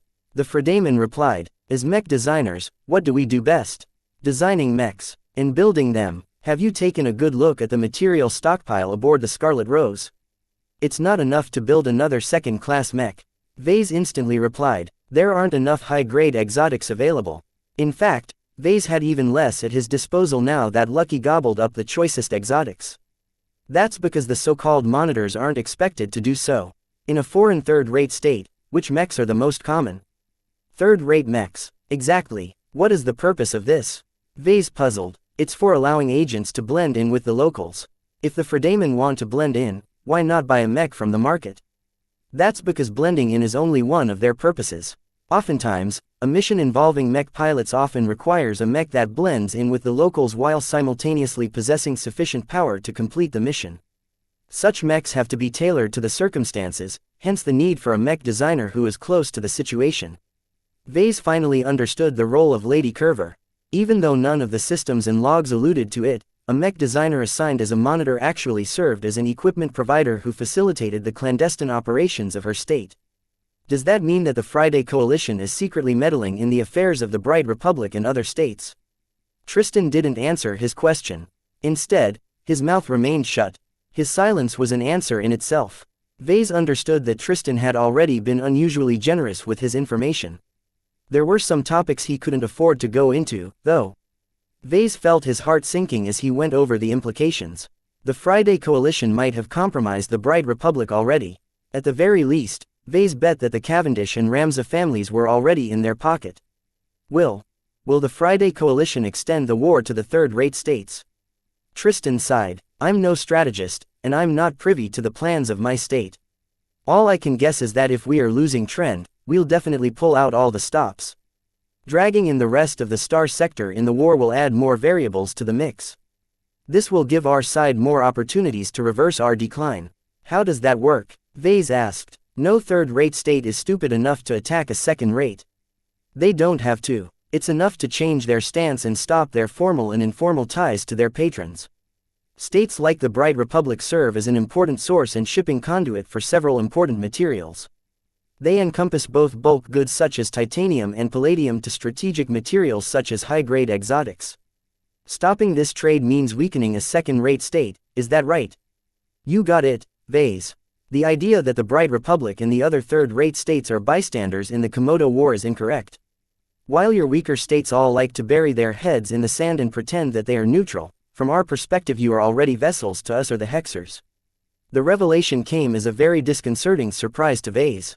Though he already suspected as much on some level, Tristan's confirmation still discomfited him a lot. If his words were true, then the Bright Republic and the Ilvain Protectorate would definitely get dragged into the conflict in time. Does that mean that our states will soon be home to battles between Fredaman and Hexers? Tristan pressed a lip against his finger. I doubt it. All of our best fighting assets are still needed at the front lines. What will most likely happen is that the third-rate states will be pressured to double down their commitments to their respective patrons and wage war against the states aligned with their enemies. What? Really? I'm not sure it will happen this time. In past conflicts, it only happened occasionally, because you can't predict how well the third-rate states aligned to you will fare against the opponent's vassals. How likely do you think the Friday Coalition will resort to this solution? It's probably likely. It's no secret that the Friday Coalition enjoys a broader base of support in the Star sector. Vase smiled sardonically. The Hexers didn't exactly make for attractive allies. Their overbearing culture and well-known biases against men made it really hard for foreigners to form a good impression of the female supremacists. The only lesser states that maintained friendly relations with the Hexadric hegemony had no choice. Religious states like the Ilvain Protectorate simply didn't get along with the secular Friday Coalition. Secular states like the Sentinel Kingdom were much more compatible with the Fredaman, but because they were situated too far away from coalition space, it was already foreordained that they would focus on building ties with the hegemony. In both cases, the third-rate states really wanted to pick another patron, but were forced to play nice with the Hexers. The ties between the Hexers and their vassal states were anything but warm. Vase realized that the Friday Coalition would definitely be able to take advantage of this disparity and force its vessels into strangling the states that supported its archenemy. Does that mean the Bright Republic will attack the Ilvain Protectorate? It's possible, but I really can't say for sure. Tristan slowly answered, reluctant to say anything more lest he come across as a traitor. However, with the Sand War battering your states, I can imagine that your leaders will be very resistant to yet another war. The Friday Coalition must be seen as benevolent, so it can't be too heavy-handed in forcing its vassal states to act as its thugs. All of this sounded way above their heads. Tristan was mostly speculating at this point, but what he said so far was enough to make Vase concerned. Though Vase no longer held any affection for his home state, many of his relatives still pledged loyalty to the state. As for the Ilvain Protectorate, Vase strongly appreciated its support. The Transcendent Messenger, Holy Soldier and Deliverer design cemented his friendship with the Ilvanan people. If war ever broke out between the two states, Vase could not bring himself to support either side. Because that would mean going against the other side. What a mess, he groaned. That's war for you. The Sand War has already done a number on your states. Our own war might engulf you all as well. You should take that into account, especially since you've become a person of interest to our state. The two talked some more about the Friday Coalition's attitudes towards external states. Vase gained a few more insights on how people like Tristan regarded the lesser states. Even without any treaties, the second-rate states truly regarded the lesser states they maintained relations with to be their vessels. What was worse was that there was no way to fight back against such an arrogant disposition. If the Friday Coalition declared the Bright Republic to be their little brother, then the latter state had no choice but to smile and bear with the pronouncement. The power disparity between the two was similar to the differences in power between his battle bots and the Echo Spears. Thanks for telling me all of this. Vase spoke appreciatively. You didn't have to reveal so much to me. I feel like I'm taking advantage of you. Do you need anything from me? As a mech designer, Vase was uncomfortable with unequal exchanges with his fellow peers, especially those he respected. He had no problem with screwing Lady Curver over and stealing her assigned ship. She had it coming. Yet for Tristan, Vase had truly taken too much advantage of him without paying anything back in return. The debt that weighed on his mind constantly rose with no sign of stopping. Though Tristan wanted to dismiss the offer, he halted and fell into thought. This was the last time they would speak. Please like and follow the Cultivation Audiobooks channel for some time. I have a question that has been bugging me for some time. Your design philosophy has always been a mystery to me and anyone who has paid any notice to it. I think I figured some of the gist of what you are doing. It has to do with the P word, right? Tristan emphatically tapped the side of his head with his finger, thereby alluding to the phenomenon known as psionics. His guess came awfully close to the truth. Vase really didn't want to confirm Tristan's guess, especially since he suspected that the call might be monitored by the spies of the Friday Coalition and all manner of other groups, including the MTA. Yet, was it still a secret? Anyone who studied his mech designs in detail such as Gloriana already guessed that Vase found some way of leveraging psionic power to form the sources of his glows. Since the cat was already out of the bag, Vase might as well own up to it. The more he exposed, the more he could leverage his design philosophy in the open. It's very complicated, but your guess is very close to the truth. Vase carefully answered, I thought so. You must possess a very unique mindset to be able to do what you can do. Is there anything I should take note of when I perform my own work? Vase pressed his lips into a thin line. While he was more than willing to give Tristan some pointers, he didn't want to give his eavesdroppers any freebies. He decided to issue some general advice that he didn't mind leaking out. It was not as if many people took him seriously. One of my central ideas has always been that mechs are alive. I think it's a mistake to see your mechs as dead and lifeless machines. You don't have to go as far as me, though. As long as you alter your mentality towards mechs and treat them with respect, I think you'll definitely be surprised when they pay you back. Interesting. Tristan looked intrigued. With how sincere Vase sounded, he didn't dismiss this strange advice out of hand. I'll think about it. My design philosophy doesn't really go into this direction at all, but I'll see whether I can benefit from your view. Thank you, and goodbye. Goodbye. Chapter 1760. Great consumption. An empty field of stars suddenly became the backdrop to a massacre. Hundreds of mechs, many of them bearing the colors and markings of several different mercenary outfits, swarmed towards a single point in space. That point happened to be the position of the Scarlet Rose. All manner of missiles, lasers and projectiles slammed against the surface of the mobile supply frigate like hail, impacting the roof of a house. Though the ship's exterior armor withstood the rain of attacks well enough, the outer layers slowly deteriorated, signifying that the ship couldn't remain impervious forever. Opposing them were Kraven and the Seltzer. The artillery battle bot fired its Gauss cannon at a far higher firing rate than before in order to damage as many opposing mechs as possible. Its missile launchers emptied its ammunition canisters without any notion of conserving them for later. As for the Seltzer, the rifleman mech desperately fired laser after laser at the vulnerable ranged mechs. With the power of its rifle, the mech only needed a couple of shots to down a mech. Some even succumbed after suffering just a single hit. Neither of the two ranged mechs bothered to threaten the carriers that brought these mechs into battle. The ambushers learned from the previous attempt. Knowing that the motherships were exceptionally vulnerable against their target, the mercenaries involved in this attack had deliberately kept their vessels at a distance, thereby keeping them well out of range of the Kraven and the Seltzer's formidable weapon systems. With no other alternative, the two battle bots could only resist the aggression by whittling down the opposing ranged mechs. Not every mech stayed back and unloaded their firepower onto the Scarlet Rose. A handful of mech companies bravely flew forward and attempted to close in on the fugitive ship in order to cripple her propulsion system. As long as they could get close enough, they could probably sabotage the thrusters and engine systems in short order. Standing in their way, the Paravan and Fliskin hovered around the Scarlet Rose protectively, fending off any melee mechs that flew too close. The Night mech shielded the relatively immobile Kraven. Without the Space Knight providing cover, the former artillery mech would have gotten overwhelmed. As for the Fliskin, the swift and agile light skirmisher covered the rear, preventing any mechs from attacking the stern of the Scarlet Rose. Both melee battle bots exhibited superior strength, speed and defense. Compared to their third-rate counterparts, the second-class machines soundly crushed their opposition without any contest. Although the bots did not fight in an imaginative and crushing manner, the superiority of their specs was enough to compensate for their shortcomings. The Paravan and Fliskin did not succumb at all even when they were surrounded by dozens of mechs. A single crushing sword chop bisected an attacking mech in an instant, prompting it to let go of its spear even as some of its components exploded, engulfing the exposed cockpit portions to the deathly aftermath. The pilot didn't even have the opportunity to eject. The Fliskin fought much more insidiously. Lacking the strength and reach to cut mechs in half with its superior specs, it instead took advantage of its superior mobility to dance around its opposition. No matter how hard the mercenary mechs tried to surround the Fliskin with a sphere-like formation, the mech cleverly flew through the cracks before the net closed in on it. Not only that, but the mech swiftly turned around and attacked the clumsy formation from the rear by stabbing its sharp and nigh unbreakable daggers straight through the thinly protected rear of the mechs. Though it was a lot more efficient to attack the flight systems of the enemy mechs to end their participation in the battle, the Fliskin acted on much different instruction.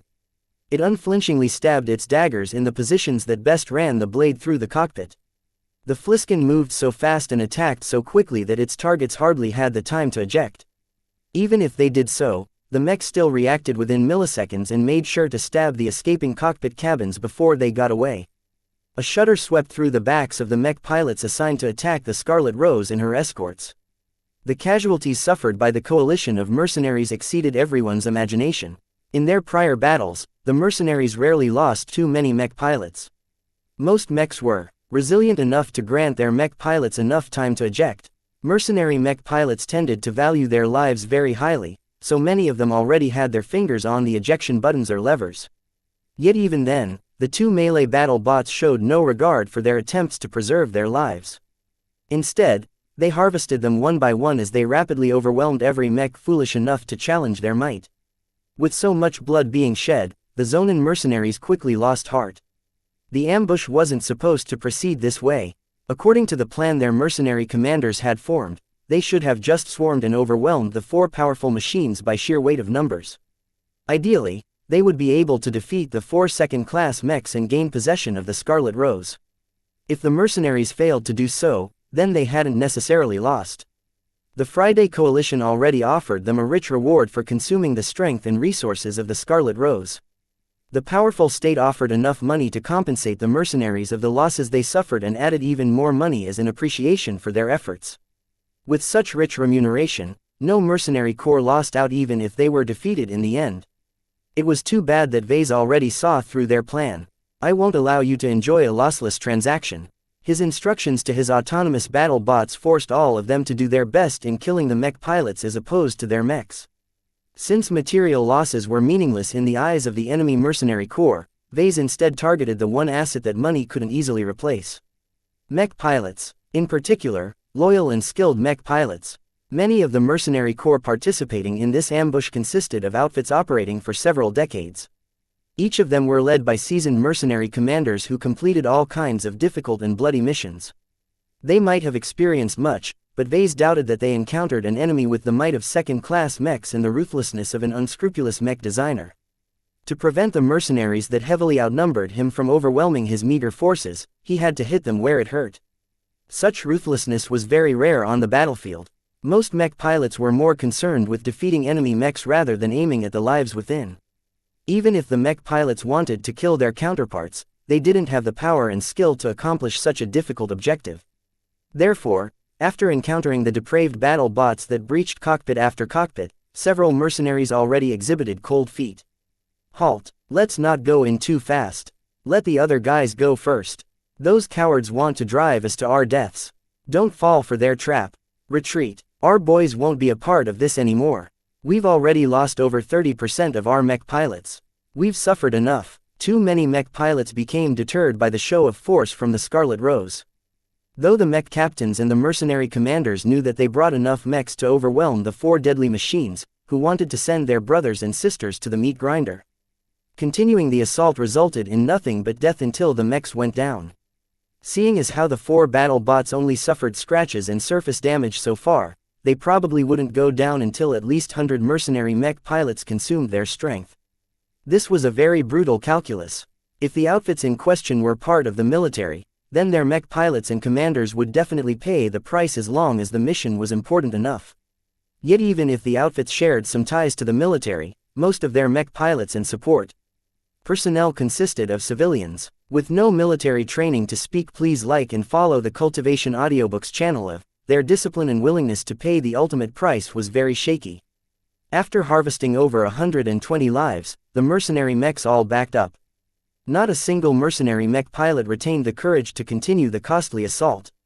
Even as their mercenary commanders or other mech officers ordered them to resume the assault, not a single mech pilot dared to confront the seemingly godlike war machines. Vase did not let the mercenaries linger in the vicinity of the Scarlet Rose. Redirect fire towards the melee mechs. The Kraven and Selzer stopped firing their weapons at the distant ranged mechs and instead brought their weapons to bear against the stagnant melee mechs. Mechs exploded and entire parts vaporized as lasers and Gauss cannon rounds impacted the exposed mechs. Retreat. Abort the assault. When the 1st Mercenary Corps decided to give up on the mission and recall their surviving forces, the ones who remained came under a lot more pressure. This was especially when Vase instantly ordered his 2 ranged battle bots to cease firing at the fleeing mechs and instead direct their lethal firepower towards the mechs that didn't receive any orders to pull back. The hesitating Mercenary Corps instantly suffered more casualties. At this close range, it was impossible for the Kraven and Selzer to miss their shots. Each weapon discharge resulted in another shattered mech. With so many precious mech pilots dying along with their fragile machines, the remaining Mercenary Corps that originally banded together to tackle the Scarlet Rose finally issued the necessary orders.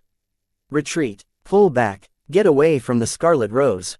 No more. Enough is enough. The diminished mech companies retreated step by step depending on how quickly their leaders issued the order to retreat. The mechs still maintained a semi-random formation as they retreated, fearing pursuit from the Paravan and the Fliskin. Vase smirked when he saw this result. He ordered the Kraven and the Selzer to cease firing their weapons. What the mercenaries didn't know was that both battle bots had almost reached their limits. The Kraven didn't carry that much ammunition and the Fliskin's heat levels had been rising at a very worrisome rate. If the battle went on for 5 more minutes, then the 2 battle bots would definitely stop firing, thereby exposing a crucial gap in his defenses. Fortunately, the mercenaries did not take advantage at this temporary reprieve. They had long lost heart in this battle. Even if they guessed that the 2 battle bots had almost reached their limits, none of them wanted to be the ones to test this assumption. After all, the melee mechs still appeared to be in good shape. It was no problem for them to fight a while longer and harvest at least 100 more lives. Though both sides fought vigorously against each other just moments ago, neither side attacked each other the moment the mercenaries called for a total retreat. Vase did not wish to agitate the mercenaries. His actions so far presented a very clear message. Attacking him resulted in losing their lives. Leaving him alone meant that Vase would leave their lives intact. With such a clear message, the frightened mercenaries all chose the second option. They retreated honestly and ran out of engagement range as fast as their mechs could carry them out. Vase observed the retreating mechs quietly. He kept his battle bots on standby without attempting to resupply them. If he showed any weakness at this stage, the mercenaries might change their minds. In the end, no one called his bluff. Vase relaxed as the mercenary mechs flew well out of range. Well, I hope these mercenaries truly stop bothering me now. This was the 3rd ambush he encountered ever since he crossed into the borders of the Great Zona Republic. While he always managed to crush his opposition, each battle resulted in a significant consumption of his battle strength. If this went on, his battle bots would become nothing more than ornaments after a couple more battles. The consumption is too great. Chapter 1761 Second Class Mechs, Not Now. Meow. Lucky landed on his head and treated his hair like a mat. Are you getting fatter? You're heavier than last time. Meow. Vase no longer bothered with his misbehaving cat and turned his attention back to the 4 battle bots he almost finished servicing. A large number of workshop bots were installing the parts he disassembled and repaired. Ordinarily it would have taken at least a week to effect these repairs on his own, but the Scarlet Rose's well-equipped mech workshop came with many of the same advanced tools as those owned by Gloriana. While the machines all came from coalition manufacturers, their functions and operation methods closely abided by the standards set by the MTA. Standardization made everything easier. If an equipment manufacturer refused to conform to standard, then hardly any customer would seek to purchase their products. Taking advantage of his familiarity with the same type of equipment, Vase managed to get the hang of them pretty quickly, to the point where he operated them just as well as Aisling. Second-class mech designers sure have it good. He sighed with admiration. Of course, elite journeymen like her weren't very common even in a large state like the Friday Coalition. Vase just happened to meet 2 of the brightest young journeymen from their respective states, which somewhat skewed his perspective. Not every journeyman was as freakish as these 2 young women. His perceived disparity towards these mech designers lit a fire under his butt. With the replenishment of his spiritual energy, his passion and motivation returned, and with it an unrelenting drive to catch up to the likes of Aisling and Gloriana. Vase could accept many circumstances, but he could not accept remaining inferior to his girlfriend and his would-be kidnapper. Though they possessed vastly different backgrounds, their ages were similar. There was no excuse for Vase to be unable to design at the same level as them. With all of the advantages he possessed, becoming proficient in designing second-class mechs should be well within his capabilities. For this reason, Vase decided to stop increasing his control over the Scarlet Rose and instead focus all of his efforts on deciphering and understanding Aisling's former bodyguard mechs. The more he spent time with them, the more he grasped the paradigms related to this class of mechs. The performance on these mechs were on another level compared to the toys he used to fiddle with. The results of the previous battles spoke for themselves. Against hundreds of enemy mechs, the pilot-less machines were still capable of crushing and disheartening entire mercenary corps with their awe-inspiring might. Touching, servicing, repairing and witnessing the battle bots in battle rapidly accelerated his comprehension of second-class mechs and second-class technology. As a mech designer who always liked to be hands-on, working with machines was a lot better than reading hundreds of textbooks. This was not just because he could see the cause and effect in person, but also develop a natural feel towards this class of mechs. Vase vaguely sensed that his design seed and his intuition both experienced some growth and changes as a result of his activities. He believed that as long as he returned to safety, it would only take a couple more months of focused study and tinkering to gain a satisfactory proficiency in second-class mech design. Though it sounded a lot, Vase knew that this process couldn't be rushed. He was already progressing at the limits of his learning capacity. As long as I get to keep these battle bots, I'll definitely be able to harvest more and more from Ashling's work. Of course, relying too much on studying the converted mechs had its downsides as well. Vase had to be careful not to get swept up in Ashling's approach to her work. By studying her design choices, Vase would doubtlessly copy some of them without making sure they conformed to his own design style. However, Vase was very confident about his design capabilities. It wasn't easy for someone else's design style and design philosophy to contaminate his own approach. Study always involves adopting someone else's best practices. He muttered, as long as it is better, there is hardly an excuse to ignore it in favor of an inferior solution. Vase didn't have the time to take it slow and steady like Patricia. With Gloriana's mother expecting him to prove himself in less than 3 years, he rapidly needed to master a higher class of mech design.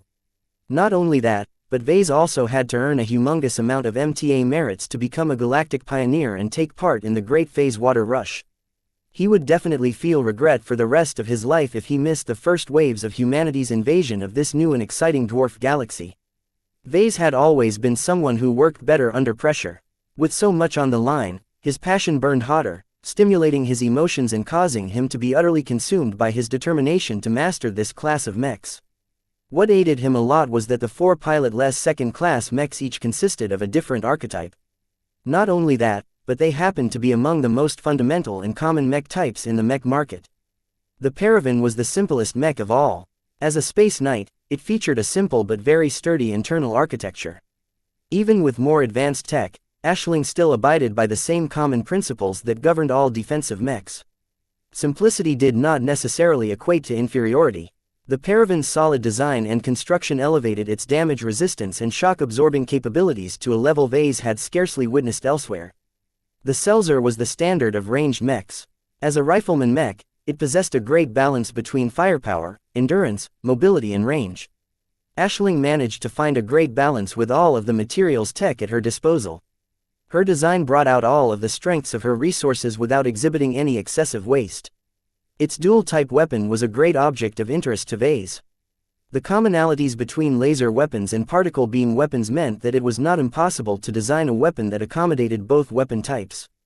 As Vase was very familiar with laser weapons, he only studied this aspect for a brief period of time before he thoroughly comprehended how they could be scaled to second-class standards. Particle beam weapons are much more interesting. He muttered. Particle beam weapons were basically weaponized particle accelerators. They electromagnetically propelled charged atomic or subatomic particles to relativistic speeds. Though the mass of these particles were almost trivial, when their speeds approached the speed of light, the kinetic energy they carried was incredibly powerful. Upon hitting a target, all kinds of detrimental effects occurred. The energies involved in a collision dealt both physical and energy damage that was extremely damaging against any manner of defense, but worked especially well against physical armor. Of particular interest the type of particles the weapons accelerated. The Friday Coalition's particle beam weapons mostly accelerated ionized atoms, which was a lot easier to work with compared to subatomic particles. It seems the Friday Coalition can't easily make use of more sophisticated particle beam weapons. He observed. The Selzer was already a fairly advanced mech in the standards of the Friday Coalition. Yet its particle beam rifle simply didn't compare to the positron beam weapons utilized by the first-class multipurpose mechs that Vase witnessed during one of his mastery experiences. A positron was a subatomic antiparticle. In simple terms, it was the mirror version of an electron. When a single electron and a positron met together, they annihilated each other, converting all of their matter into energy. The release of energy was incredibly tremendous and surpassed that of a nuclear reaction of the same scale. Compared to this awesome destruction, Vase felt a bit underwhelmed by the modest parameters of the weapon wielded by the Selzer. It probably doesn't help that the rifle also has to fire laser beams. He muttered. Particle beams were incredibly destructive, but they differed from pure energy weapons by their dependence on particles. Incorporating a backup option that purely relied on energy extended the deployment time of the Seltzer, as its heat and energy capacities were quite formidable for a machine of its size. Vase already designed multiple rifleman mechs. The Crystal Lord was his first proper landbound rifleman mech, while the Desolate Soldier was his first ranged product for battles in space. Developing the Deliverer increased his depth in ranged mechs. Yet when he compared his previous works to the Seltzer, Vase realized that he had a lot more to go before matching its sophistication. The Kraven was the big brother of the Seltzer. Though not a heavy mech, its mass and properties closely approximated one. In exchange for increasing its capacity and armor, Aisling decisively sacrificed a lot of mobility. Due to the limitations of its weight class, it only incorporated 2 weapon systems, both of which were burdened by the fact that they used up a lot of ammunition. This turned the artillery mech into the opposite of the Seltzer. Whereas the rifleman mech was capable to outputting continuous damage over the course of a long, drawn-out battle, the Kraven hit hard but expended its ammunition very quickly. It was all worth it though, as the Kraven's damage reached an astounding level. Leaving aside the missile launchers which could fire all kinds of specialized missiles with different payloads, its massive Gauss cannon was a sight to behold. Compared to the Executor that Vase had paired with the Deliverer, the Kraven's main armament was a weapon that could pose as the primary of secondary armament of a warship. It was too bad that a weapon of its power and potency was too advanced for Vase to reproduce.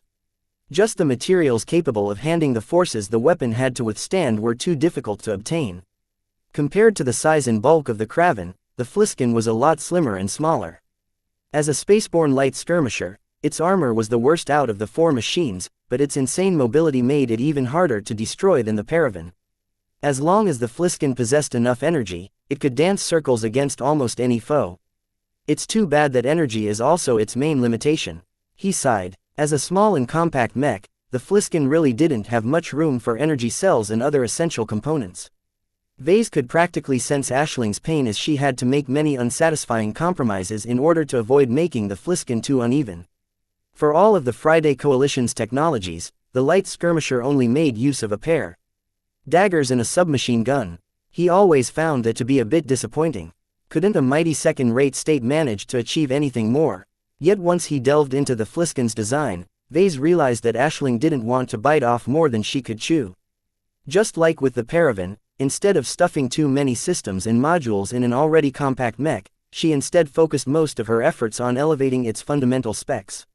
For a light skirmisher, nothing was more important than its acceleration and agility. As long as its comprehensive mobility attributes were high, the mech fulfilled an indispensable role in the team of 4 mechs. What's not important is how these 4 mechs perform in isolation. Instead, what matters more is how well they work together. He couldn't help but be intrigued by Aisling's design philosophy. Her paradigms partially overlapped with his own, and he always exhibited an interest in increasing the coordination between the users of his products. Any method which improved the performance of mechs without increasing their cost was of great value to mech designers. Those who merely relied on expensive materials to improve the performance of their products were the laziest mech designers of all. If Vase wanted to gain a foothold in the second-class mech market, then Vase had to refine his own specialty and design style to compete against mech designers who were just as good if not better than Aisling. Chapter 1762 Strange entry. Though Vase missed designing mechs, he benefited from his forced respite.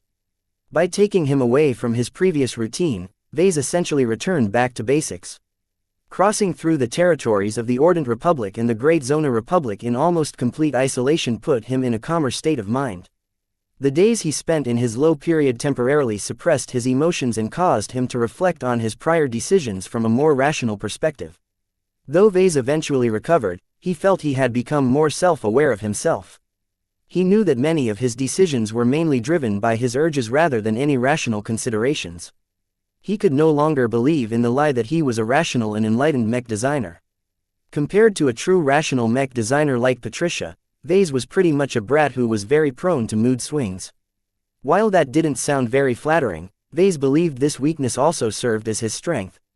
Only when my emotions are the strongest will I be able to design my best mechs. He believed in Patricia's description that passionate mech designers were able to achieve great feats as long as they were determined enough. In his mind, no amount of logic and rationality could ever match the sheer motivation of a driven mech designer.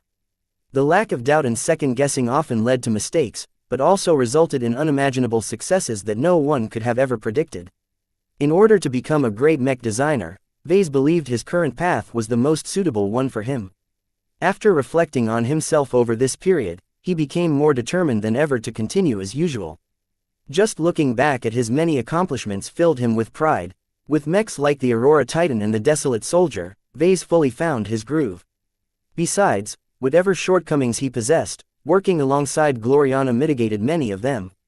With her presence, Vase felt free to continue to deepen his specialization, preventing him from getting bogged down by the need to spread his skill set too widely. Vase felt more than ready to return to his organization, however. He missed Gloriana, he missed his double-dealing Benny, he missed his avatars of myth. Above all, he missed designing mechs. At least I'm not lacking inspiration now. He chuckled. Each adventure and each exciting experience always injected him with compelling ideas. Mech concepts and potential visions haunted his imagination. His fingers itched to call up a design interface and draft a brilliant new draft design. Yet he resisted the urge. Instead of expending his creative energies, he wanted to bottle it up in his mind and let it ferment for some time. Only when he was truly ready to design a new mech would he unleash it all and come up with a grand new mech design that surpassed the Desolate Soldier and Deliverer in impact. Besides, I don't even know whether I'll be in the position to design a third-class or second-class mech. All of this depended on what he encountered when he returned to safety. If he returned to safety, his return was anything but guaranteed. After overcoming the Echo Spears and 2 other ambushes prepared by greedy mercenaries, the Scarlet Rose and the 4 battle bots all suffered from attrition. The Scarlet Rose endured a lot of weapon impacts. Though none of the arms the mercenaries brought to bear managed to breach her armor, much of her exterior still bore a lot of cracks and ugly marks. This wasn't necessarily bad in ordinary circumstances. A competent crew could easily patch up the holes and replace some of the damaged plating. Yet that was clearly impossible at the moment. Aside from lacking a crew, the ship couldn't rest in place long enough to effect meaningful repairs. This essentially meant that whatever external damage the ship suffered, her durability permanently dropped, making it easier for his subsequent enemies to cripple the vessel. As for the battle bots, Vase did his best to patch up the holes and minor battle damage, but the Scarlet Rose simply didn't carry enough materials to sustain a full campaign. Vase threw a dirty look at Lucky, who was resting on a metal console as if there was nothing wrong in the galaxy. Ever since he gorged himself stupid, his gluttonous cat had done nothing but napping all day. It was as if his cat needed entire months to digest all of his gains. Where is it even going, anyway? At least give me some gems. Evidently, Lucky focused all of his efforts on improving his capabilities rather than performing his primary function. His changes became evident when his bone-white exterior began to exhibit tiger stripes. Though these black stripes were still rather faint, they grew more solid by the day. Vase had no idea what these stripes even represented. All of Lucky's previous changes in appearance directly corresponded to the materials he ate. He became curious what kind of abilities Lucky developed after he finished his evolution. So far, his system sight did not notice any new additions to his pet's skill set. You better make it worth it, though. The stronger Lucky grew, the safer Vase would be. This adventure already proved his cat's value as a protector who could accompany him where others could not. No matter how much he valued Nida, his killer bodyguard couldn't turn intangible like his cat. Maybe Lucky won't be my only intangible bodyguard in the future. Vase grinned with anticipation. That was something to look forward to much later on. For now, he should focus on his current circumstances. Right now, the Scarlet Rose already managed to traverse 2/3 of the Great Zona Republic. While unflinchingly sticking to her obscure route sometimes landed her in trouble, the Scarlet Rose nonetheless managed to avoid more formidable ambushes, which was a great win in his book. Yet even as his Vase and his stolen ship continued to foil the best efforts of the mercenaries hired to stop them, his enemies were doubtlessly learning. The 3 battles he had been through had provided the Fredaman with enough information to confirm the strengths and assets at his disposal. Vase had a very awful hunch that his 4th and potentially last encounter would be the greatest of them all. At this time, the Scarlet Rose had almost finished cycling her FTL drive. To his dismay, the standard cycling time already began to last longer than the 5 hours it was rated for during standard operations. Extending it by just 10 minutes might make or break his escape attempt. Yet what could he do? Though he dabbled somewhat in FTL drive technology, he was far from being able to service this complicated device. What was worse was that if he wanted to effect meaningful repairs, he would certainly have to deactivate and disassemble some of its subcomponents, thereby extending his stay in the star system. Vase did not dare to linger in a single location longer than he really had to. With so many listening posts and scouts tracking his movements, Vase was sure that a lot of hostiles were on their way to his location at this moment. I hope the FTL drive can last. While it was unlikely that the FTL drive would suffer a malfunction, the longer this flight went on, the greater the chance of calamity. Without an engineering crew, Vase could do nothing to mitigate its deterioration. As Vase contemplated ways to decrease the load on the FTL drive, the bridge suddenly sounded a small alert. The Scarlet Rose detected something unusual had intruded on the ship. What? Vase looked confused. How could anything sneak on my ship? All of her anti-stealth sensors are running at full blast. Though the load on those sensors was great, Vase did not hold anything back on that end. While their integrity had already started to decrease, they were capable of enduring the strain for now and shouldn't have any blind spots. Lucky. Vase grabbed Lucky's napping body and shook his cat until the lazy critter woke up. Meow meow. This is no time for you to nap. There's an intruder aboard the ship. Meow. Lucky became a lot more alert upon hearing that. Vase didn't have to encourage his pet any longer. Anything or anyone that snuck aboard his ship was a threat. Let's see what we are dealing with. Vase muttered as he controlled the monitoring system to show him where the ship discovered something anomalous. The compartment projected in front of him turned out to be the same one which held many of the escape pods. Two prominent spaces should be empty, signifying Aisling and Partridge's escape. At least that was how it should have been. According to his memory, the Scarlet Rose was short of 2 escape pods. Then why is one of the spaces filled? He questioned. Were his eyes deceiving him? How could one of the spaces which he never filled up with anything else host an escape pod now? Did some kind of rogue bot relocate an existing escape pod? That shouldn't be. All the other escape pods are still in place. Vase carefully counted each and every one of them through the various monitoring feeds and found that none of them were out of place. The information transmitted from the compartment showed that all of those escape pods belonged to the Scarlet Rose and had never been moved. The only exception was the mystery escape pod that showed up out of the blue. How did it enter this compartment? The Scarlet Rose was fully sealed in normal circumstances. The only way the escape pods could enter and exit the compartment was if the connected hatches opened up, which they would never do under ordinary circumstances. Vase pulled up the logs of the monitoring system and also rewinded the footage backwards on an accelerated rate. He managed to pin down the exact moment the strange escape pod showed up and registered on the Scarlet Rose's monitoring system. Just after the ship sounded the initial alert, the empty cavity suddenly hosted a new escape pod. It didn't slide into the space from the exterior of the ship, nor did some bot transport it from the Mech workshop where some kind of production AI had automatically been programmed to produce a replacement.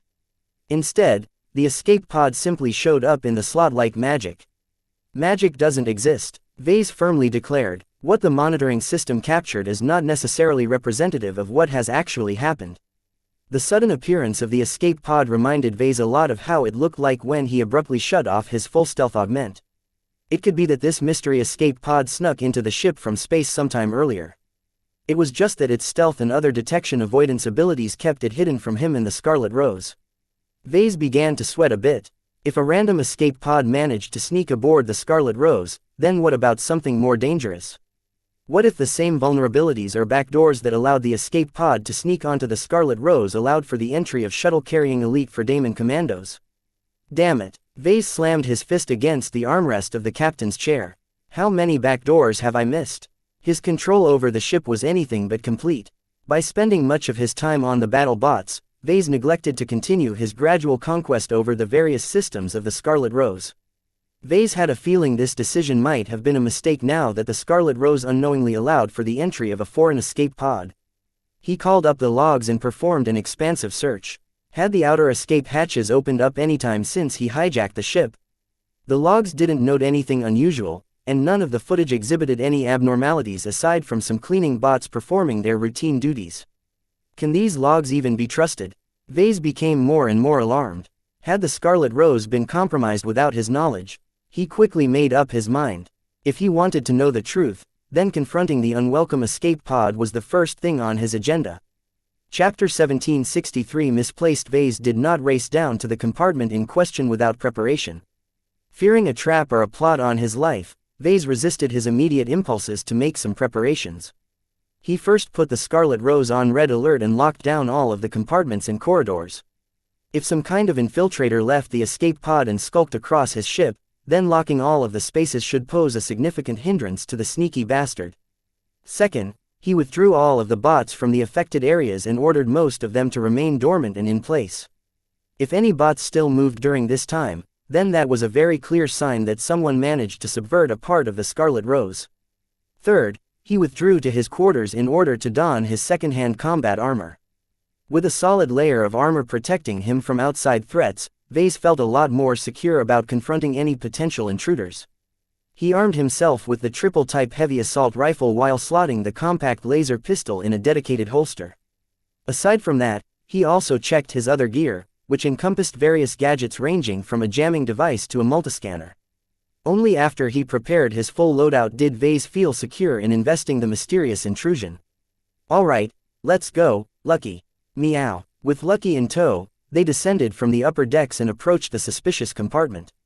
Before Vase reached the entrance to the escape compartment, he halted a fair distance away.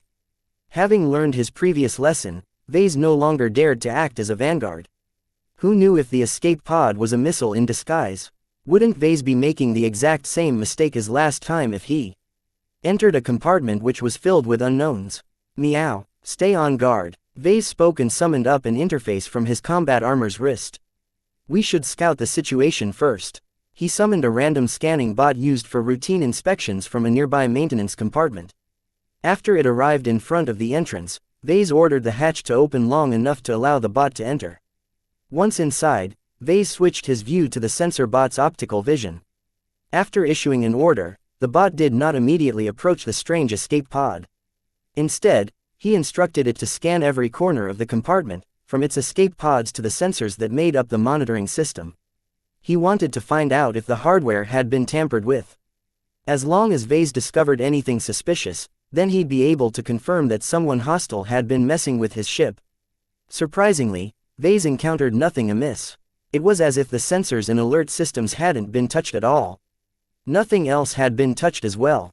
The bot found no holes cut into the bulkheads, no breaches in the other escape pods, no radioactive particles or other traces that signified that something in space had intruded in the compartment. This was actually the weirdest observation of all. How could all of the customary traces of space exposure be absent, especially when a foreign escape pod somehow managed to sneak into this compartment? What is going on? Vase asked in puzzlement. Many of his paranoid suspicions turned out to be a bust if the scanning bot's results could be trusted. Had the scanning bot been fooled? Was his mystery opponent more formidable than anything he had imagined? Whatever the case, Vase guessed that the answer lay in the peculiar escape pod. When Vase directed the bot to approach the escape pod, the feed suddenly cut off. What? He blinked at the interface as if he expected the feed to restore. Yet as several seconds passed, the scanning bot didn't resume its transmission. Had it gone on a strike or something? Vase furrowed his brows and switched the feed. When Vase watched what took place from the footage recorded by the monitoring system, he observed the scanning bot had shut off and crashed against the deck. This inexplicable malfunction instantly doubled his apprehension. If the earlier signs had succeeded in stoking his suspicions, then this latest occurrence definitely proved that something was wrong. Vase knew that all kinds of strange and inexplicable technology existed. Vase had witnessed all manner of technological wonders that could result in such a strange escape pod appearing out of nowhere. He even experienced many strange sights related to spirituality. From surviving an encounter with an assassin with spiritual potential to dealing with all of the strangeness of the Temple of Hatumek, Vase did not rule out that some spiritual shenanigans might be at work. Yet Vase did not take these possibilities too seriously. If he set aside all of these unrealistic and low-probability scenarios, then the simplest explanation was that the escape pod simply managed to infiltrate the Scarlet Rose by exploiting her backdoors. Though Vase had made a lot of progress in closing all of these backdoors, he was under no illusion that he addressed all of them. Even if Calabast sent him a lot of supplementary data that pointed out these vulnerabilities, was it truly complete? Evidently not. Vase grimaced. This is getting more and more precarious. While he was tempted to dispatch another bot, he began to run out of patience. What if he tipped the escape pod off? What if he triggered some kind trap? Vase decided to throw some of his caution to the wind. He turned his attention to Lucky. Go in and investigate the escape pod in the center. Meow. Go do something useful for once and scout the escape pod. Meow meow meow. Don't jerk me around. You've been eating so many exotics that your debt has only increased. The least you can do is to see what's wrong. After a bit of arguing, Vase managed to browbeat his pet into entering the escape compartment. Meow. Get going. Lucky reluctantly flew towards the compartment and phased through the hatch. After entering the area in question, he did not let go of his intangible state. With utmost care, Lucky floated closer and closer while exhibiting a lot of vigilance. When the gem cat passed by the place the scanning bot malfunctioned, nothing strange occurred. It seemed that Lucky appeared to be immune to the effect that downed the scanning bot.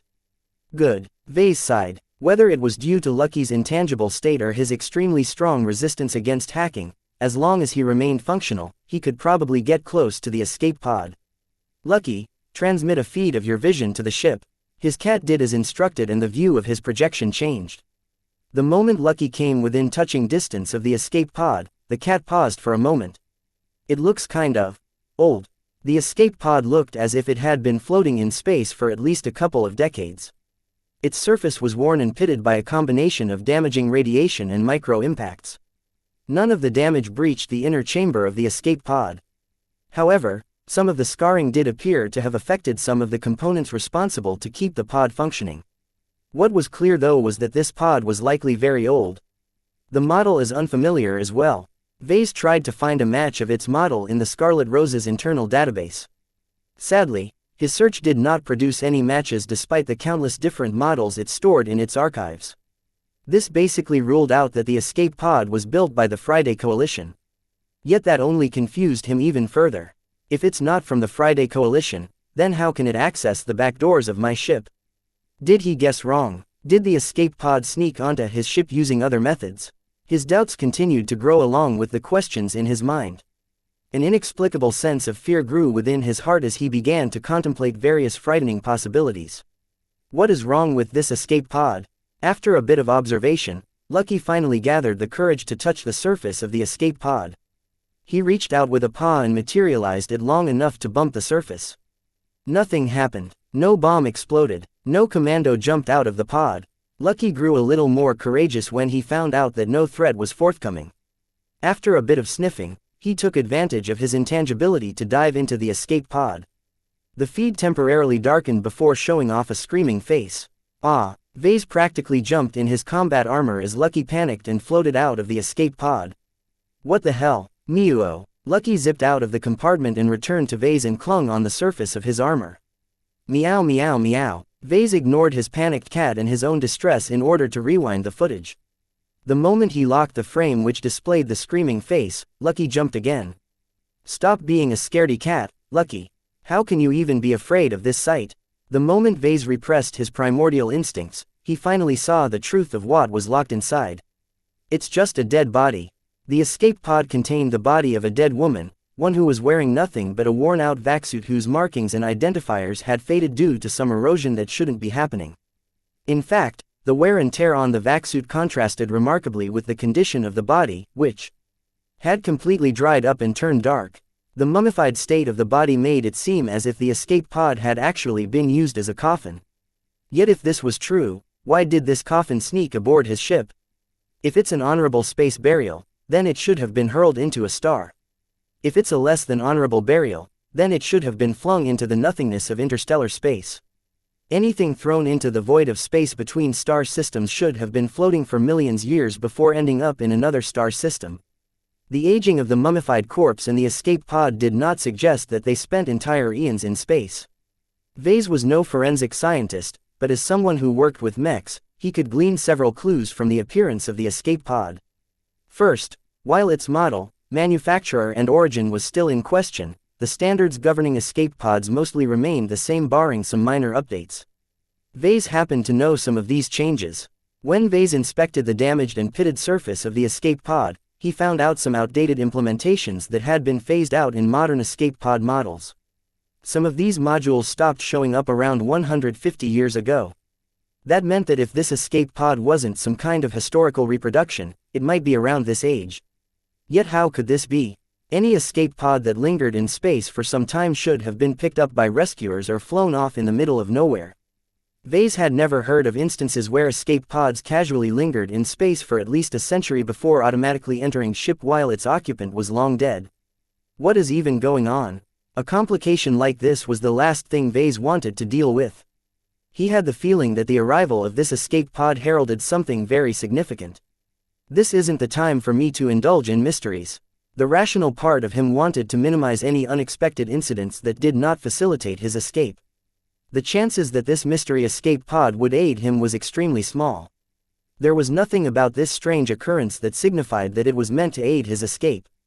Yet, another part of him grew curious. What was the secret behind this escape pod? What was the story of the mummified corpse? Why did the escape pod choose to enter the Scarlet Rosé? Did it even have a choice at all, or did some outside influence manipulate its entry onto his ship? Vase needed answers, and it seemed that he had no choice but to investigate in person. Chapter 1763 Mystery Pod. Vase did not race down to the compartment in question without preparation. Fearing a trap or a plot on his life, Vase resisted his immediate impulses to make some preparations. He first put the Scarlet Rose on red alert and locked down all of the compartments and corridors. If some kind of infiltrator left the escape pod and skulked across his ship, then locking all of the spaces should pose a significant hindrance to the sneaky bastard.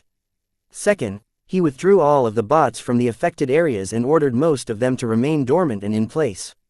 If any bots still moved during this time, then that was a very clear sign that someone managed to subvert a part of the Scarlet Rose.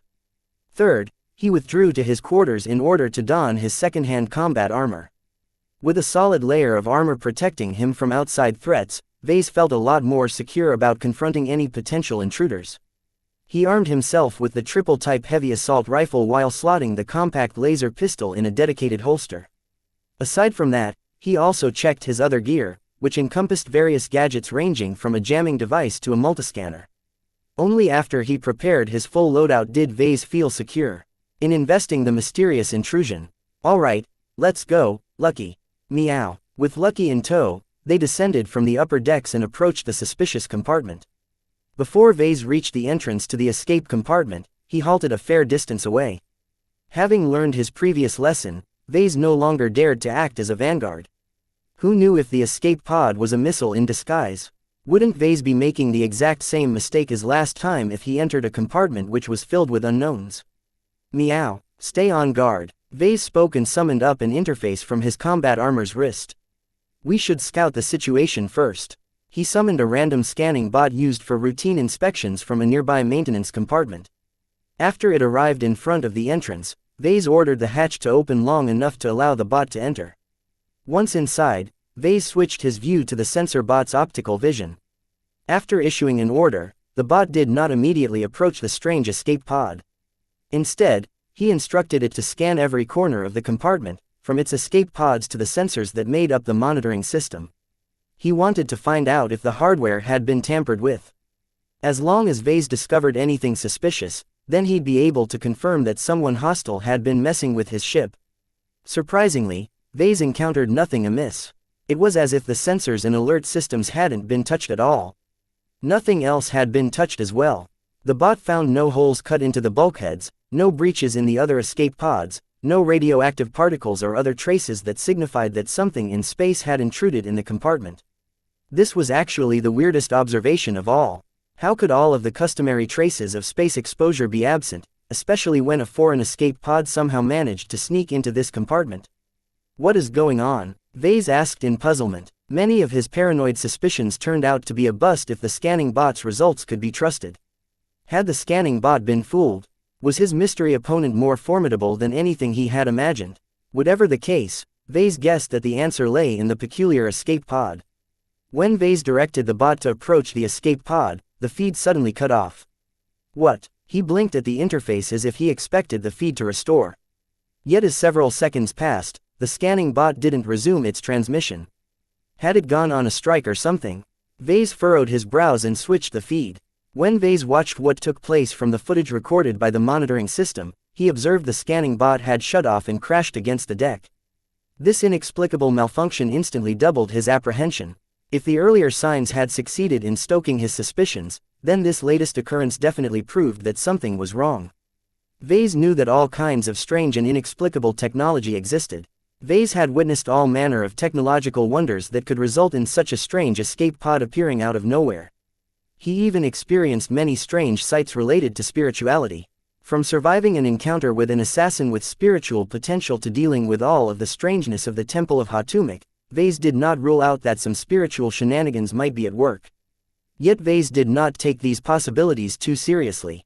If he set aside all of these unrealistic and low-probability scenarios, then the simplest explanation was that the escape pod simply managed to infiltrate the Scarlet Rose by exploiting her backdoors.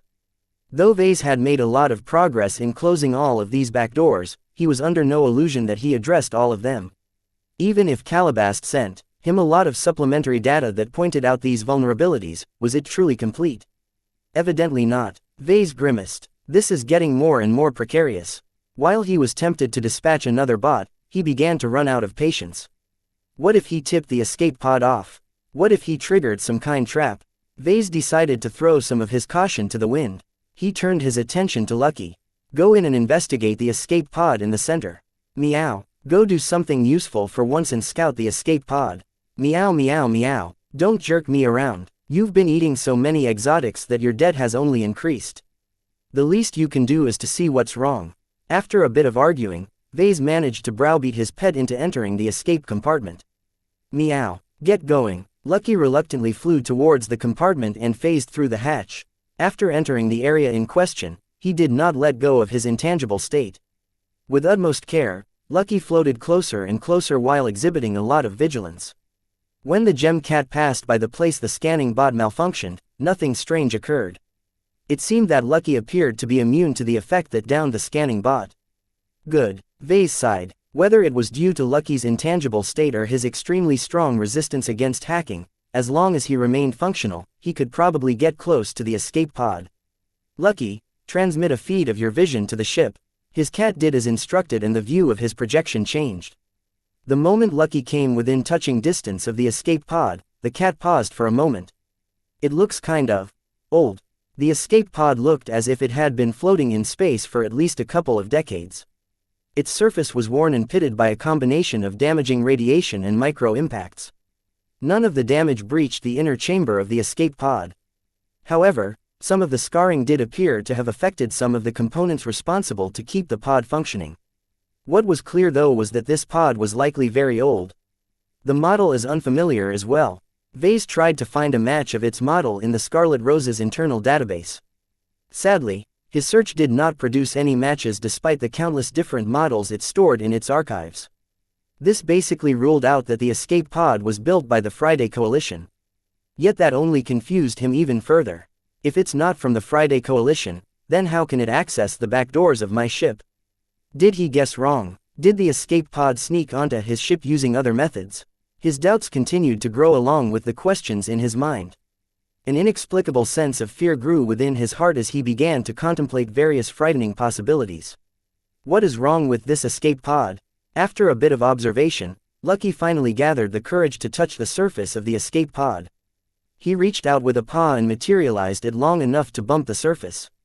Nothing happened. No bomb exploded. No commando jumped out of the pod. Lucky grew a little more courageous when he found out that no threat was forthcoming.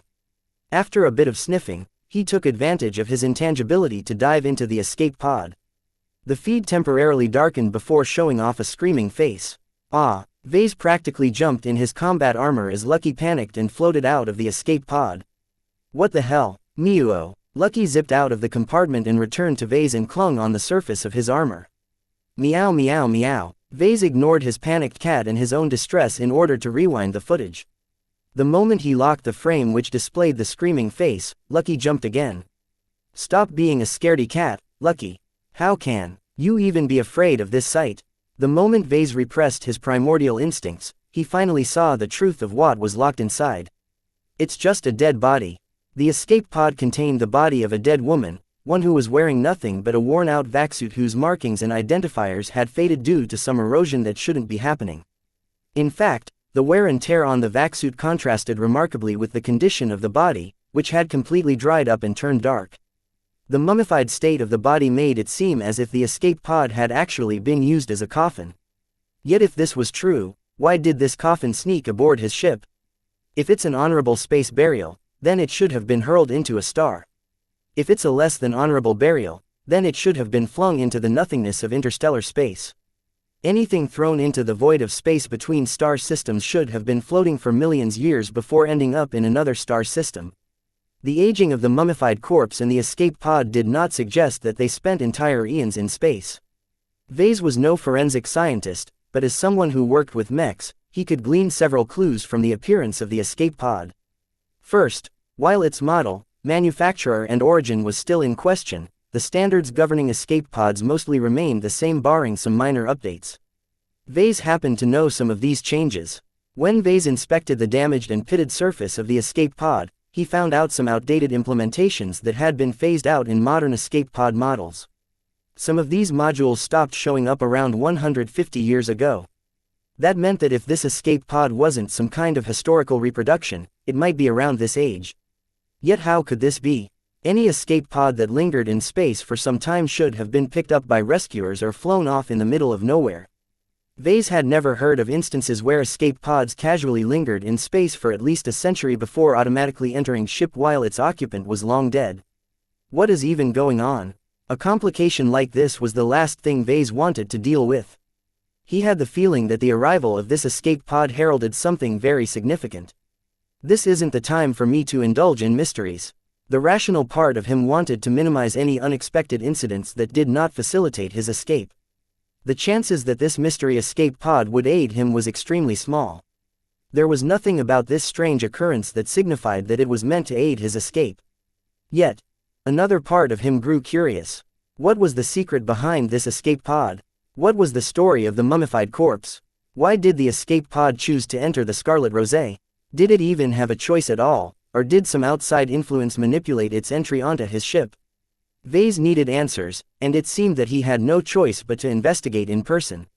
Chapter 1764 Mummy. When Vase approached the compartment holding the escape pods, he slowed his pace while keeping his heavy assault rifle pointed forward. With all of the weirdness surrounding the escape pod that inexplicably entered his ship, Vase couldn't afford to take anything for granted. What if this was just a ruse by some infiltrator with a sick sense of humor? Though he felt tempted to dump the escape pod from the ship remotely, Vase nonetheless felt a little bit curious about the occupant of the derelict escape pod. He could still remember the frightening face that Lucky transmitted. The screaming mouth, the dark, dried skin, the scared expression and the sense of age all signified that there was something very weird about the corpse. How long has this escape pod been drifting in space? Vase didn't know the answer to this question. He still hadn't managed to match the model of the escape pod yet, nor did he study any of its markings or properties that could explain its origin. Whatever the case, Vase had a feeling that it didn't belong to the Friday Coalition or any of the nearby states. When the hatch slid open and Vase tentatively entered the compartment, Lucky was still shivering while clinging on the shoulder of his combat armor. Lucky, who never exhibited fear, now appeared completely afraid. This was something that Vase had never seen from his brave but foolhardy cat. What is wrong with you, Lucky? It's just a body. You've killed plenty of people. Why should you be afraid of another corpse? Meow meow meow. Vase ignored his cat and slowly shuffled over to the escape pod resting in one of the center spaces left open by the departure of another escape pod. His rifle muzzle aimed straight at the center of the pod, ready to fire a deadly particle beam if a threat ever happened. The moment he passed by the scanning bot that shut down for some reason, Vase felt as if he entered into a strange field. He quickly checked his combat armor and rifle's telemetry and saw that they were still running at normal power. Whatever affected the scanning bot didn't appear to affect his gear. Strange. Very strange. His apprehension towards the mystery escape pod increased and his vigilance rose to a greater height. There was definitely something suspicious about this escape pod. The moment he came within reach of the escape pod, Vase paused and waited for something to happen. Nothing. Seeing that he failed to elicit a reaction, Vase slowly put down his rifle and whipped out a multiscanner. He carefully activated it and began to scan the escape pod via a number of different methods. He quickly encountered an anomaly. No results. Aside from optical scans and some other scanning methods, his multiscanner failed to pick anything up. It was as if there was a chunk of indescribable matter in front of it that they simply failed to grasp. Vase became a bit alarmed. Either the escape pod was wrapped in some kind of anomalous energy field that interfered with his scans, or its materials were naturally resistant to scanning methods. Whatever the case, Vase knew that he wouldn't be able to obtain any usual data from his scanning efforts. It looks like I'll have to take a closer look. He felt very leery about investigating the odd escape pod in person, but the corpse resting inside the escape pod was simply too strange to be left alone. Once he put away his multiscanner, Vase held his rifle at the ready while slowly examining the surface of the escape pod for any control panels. He eventually found a small and damaged cover which had become stuck to the surface. Vase had to leverage the strength of his combat armor to pry off the cover. After he did so, Vase spotted a few buttons which no longer worked and a simple lever that served as a backup option to open the escape pod. Vase slowly grasped the lever and pulled it with a forceful jerk. The pod seemed to come alive for a bit. A few surface lights that hadn't been destroyed by all of the micro-impacts began to light up in a strange pattern.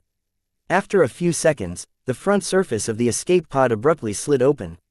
At least that mechanism still worked. The front cavity exposed a tube-shaped interior that held enough room for a single person and some supplies.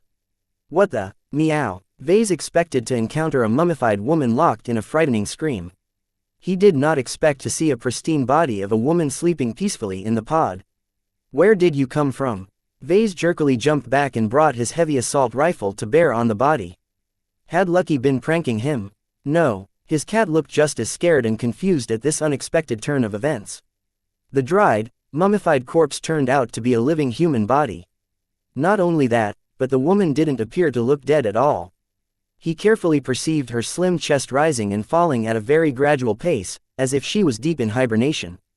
Even as his heart started to beat faster, Vase studied the woman's appearance as carefully as he could in order to figure out her identity.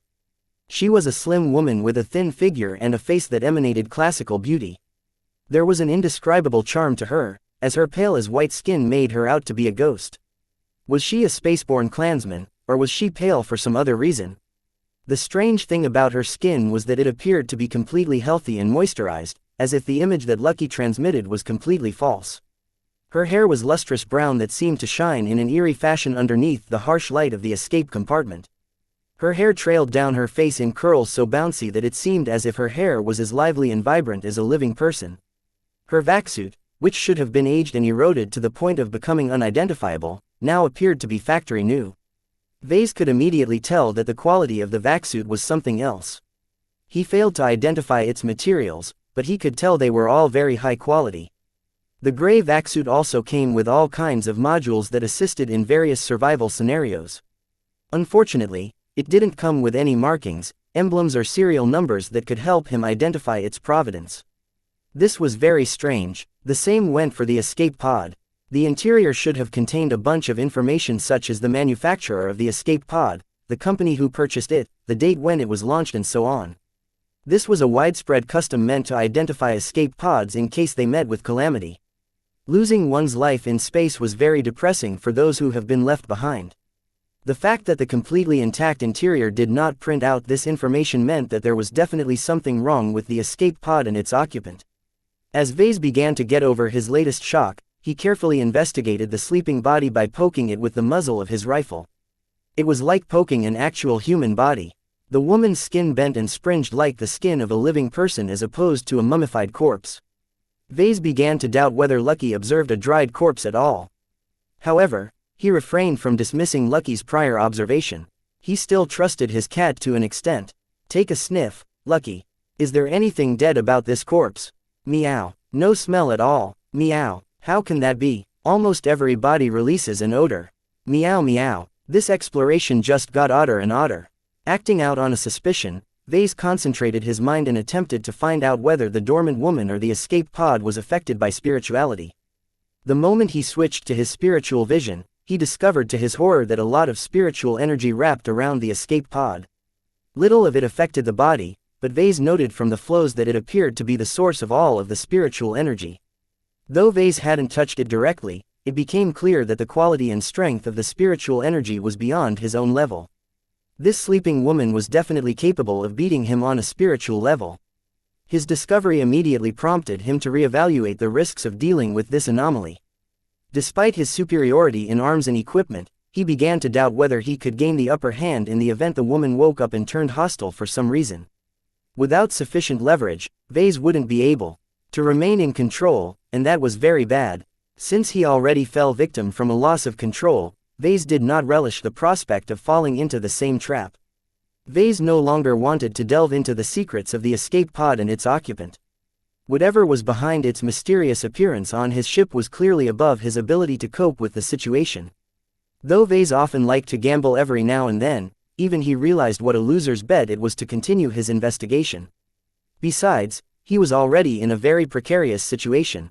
With the Coalition Reserve Corps breathing down his neck, he had to do his utmost to evade pursuit. He didn't have the time or desire to delve into this matter any further.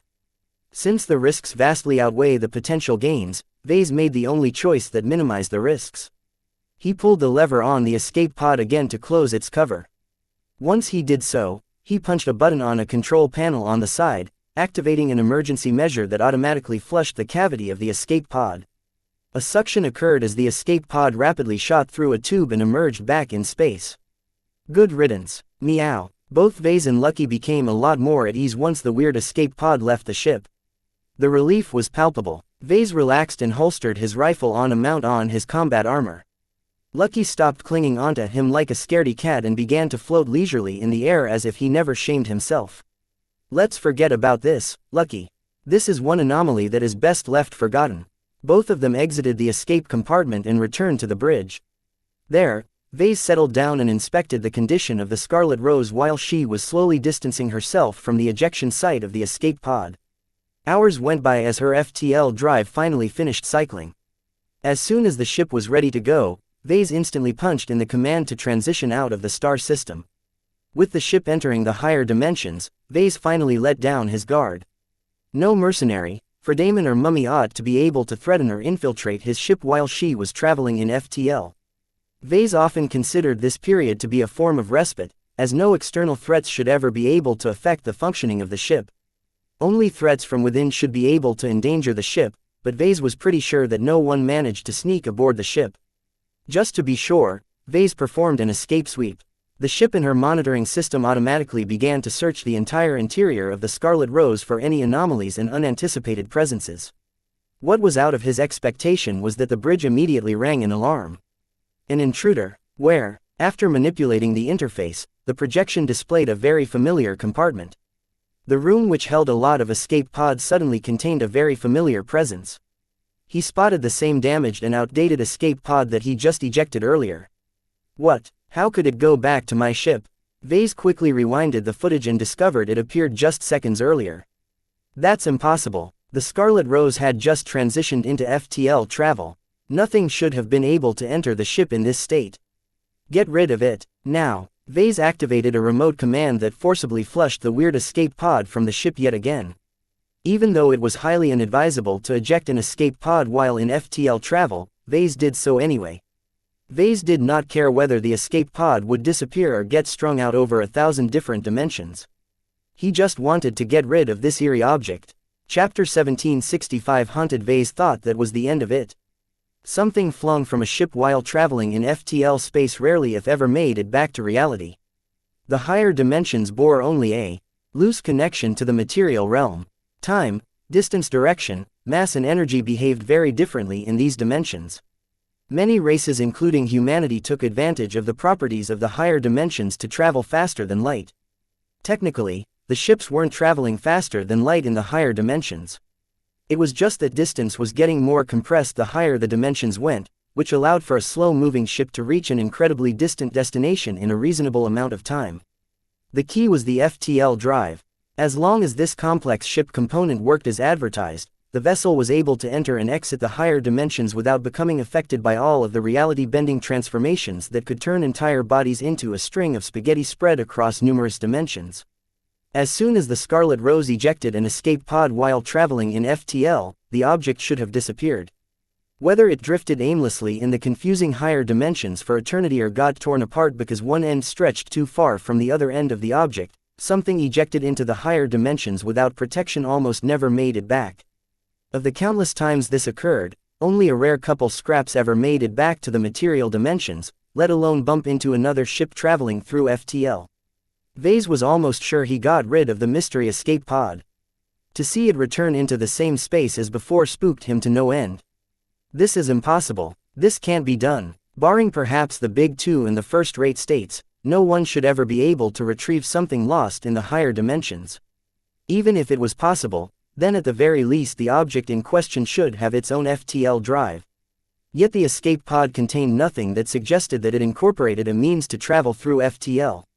It was too small to carry a full-sized FTL drive, and even a mini drive that had recently been announced by the MTA was a little too big to fit the interior of a typical escape pod. Vase suspected that he wasn't dealing with anything technological at all.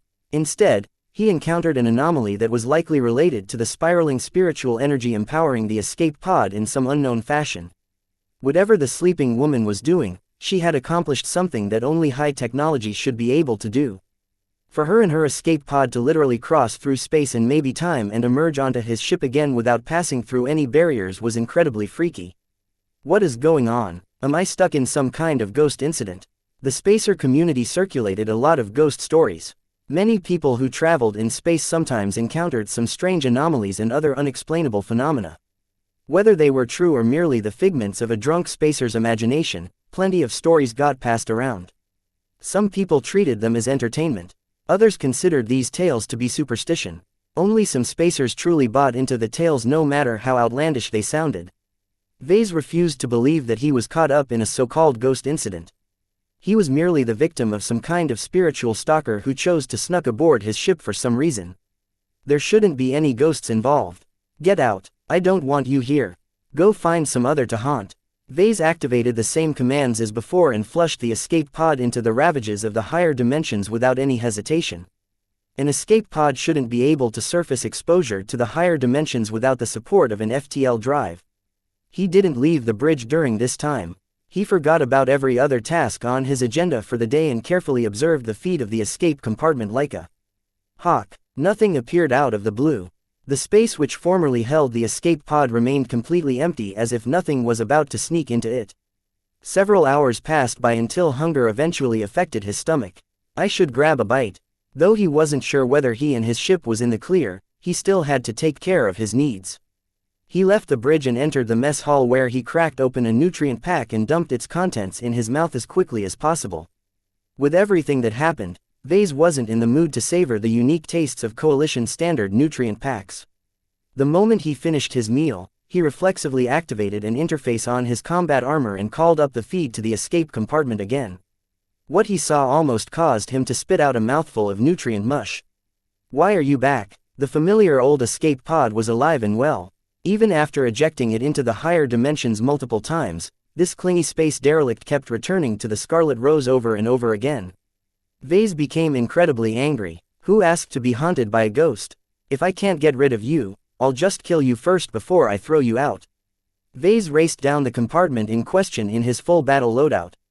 Once he entered the chamber, he approached the escape pod, ripped off the cover, pulled the lever and aimed his rifle at the sleeping beauty resting peacefully inside the pod.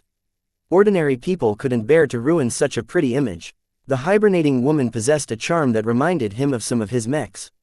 He knew that this was one of the side effects of strong spirituality. Yet even without this indescribably quality, the woman was still beautiful enough to attract a lot of appreciation. Vase wasn't sure whether the woman was wearing makeup or not, but she hardly looked like she needed the help. Who cares if you're pretty or not? I'm telling you once, leave my ship and never go back. The woman did not wake up. The flows of spirituality spiraling out of her body did not exhibit any changes either. It was as if the woman was truly unconscious. Yet from everything that happened, Vase seriously suspected whether the sleeping beauty was truly slumbering. How could her escape pod return to his ship again and again despite throwing her out for 3 times straight? Enough was enough. Vase was still determined to avoid the problems surrounding the escape pod as decisively as possible. Seeing that Vase elicited no reaction at all, he steeled himself while Lucky carefully peeked from behind the shoulder of his combat armor. His heavy assault rifle released a whine as Vase modulated the power and the frequency of its particle beam module. In order to avoid damaging the rest of the compartment, he tuned down its power.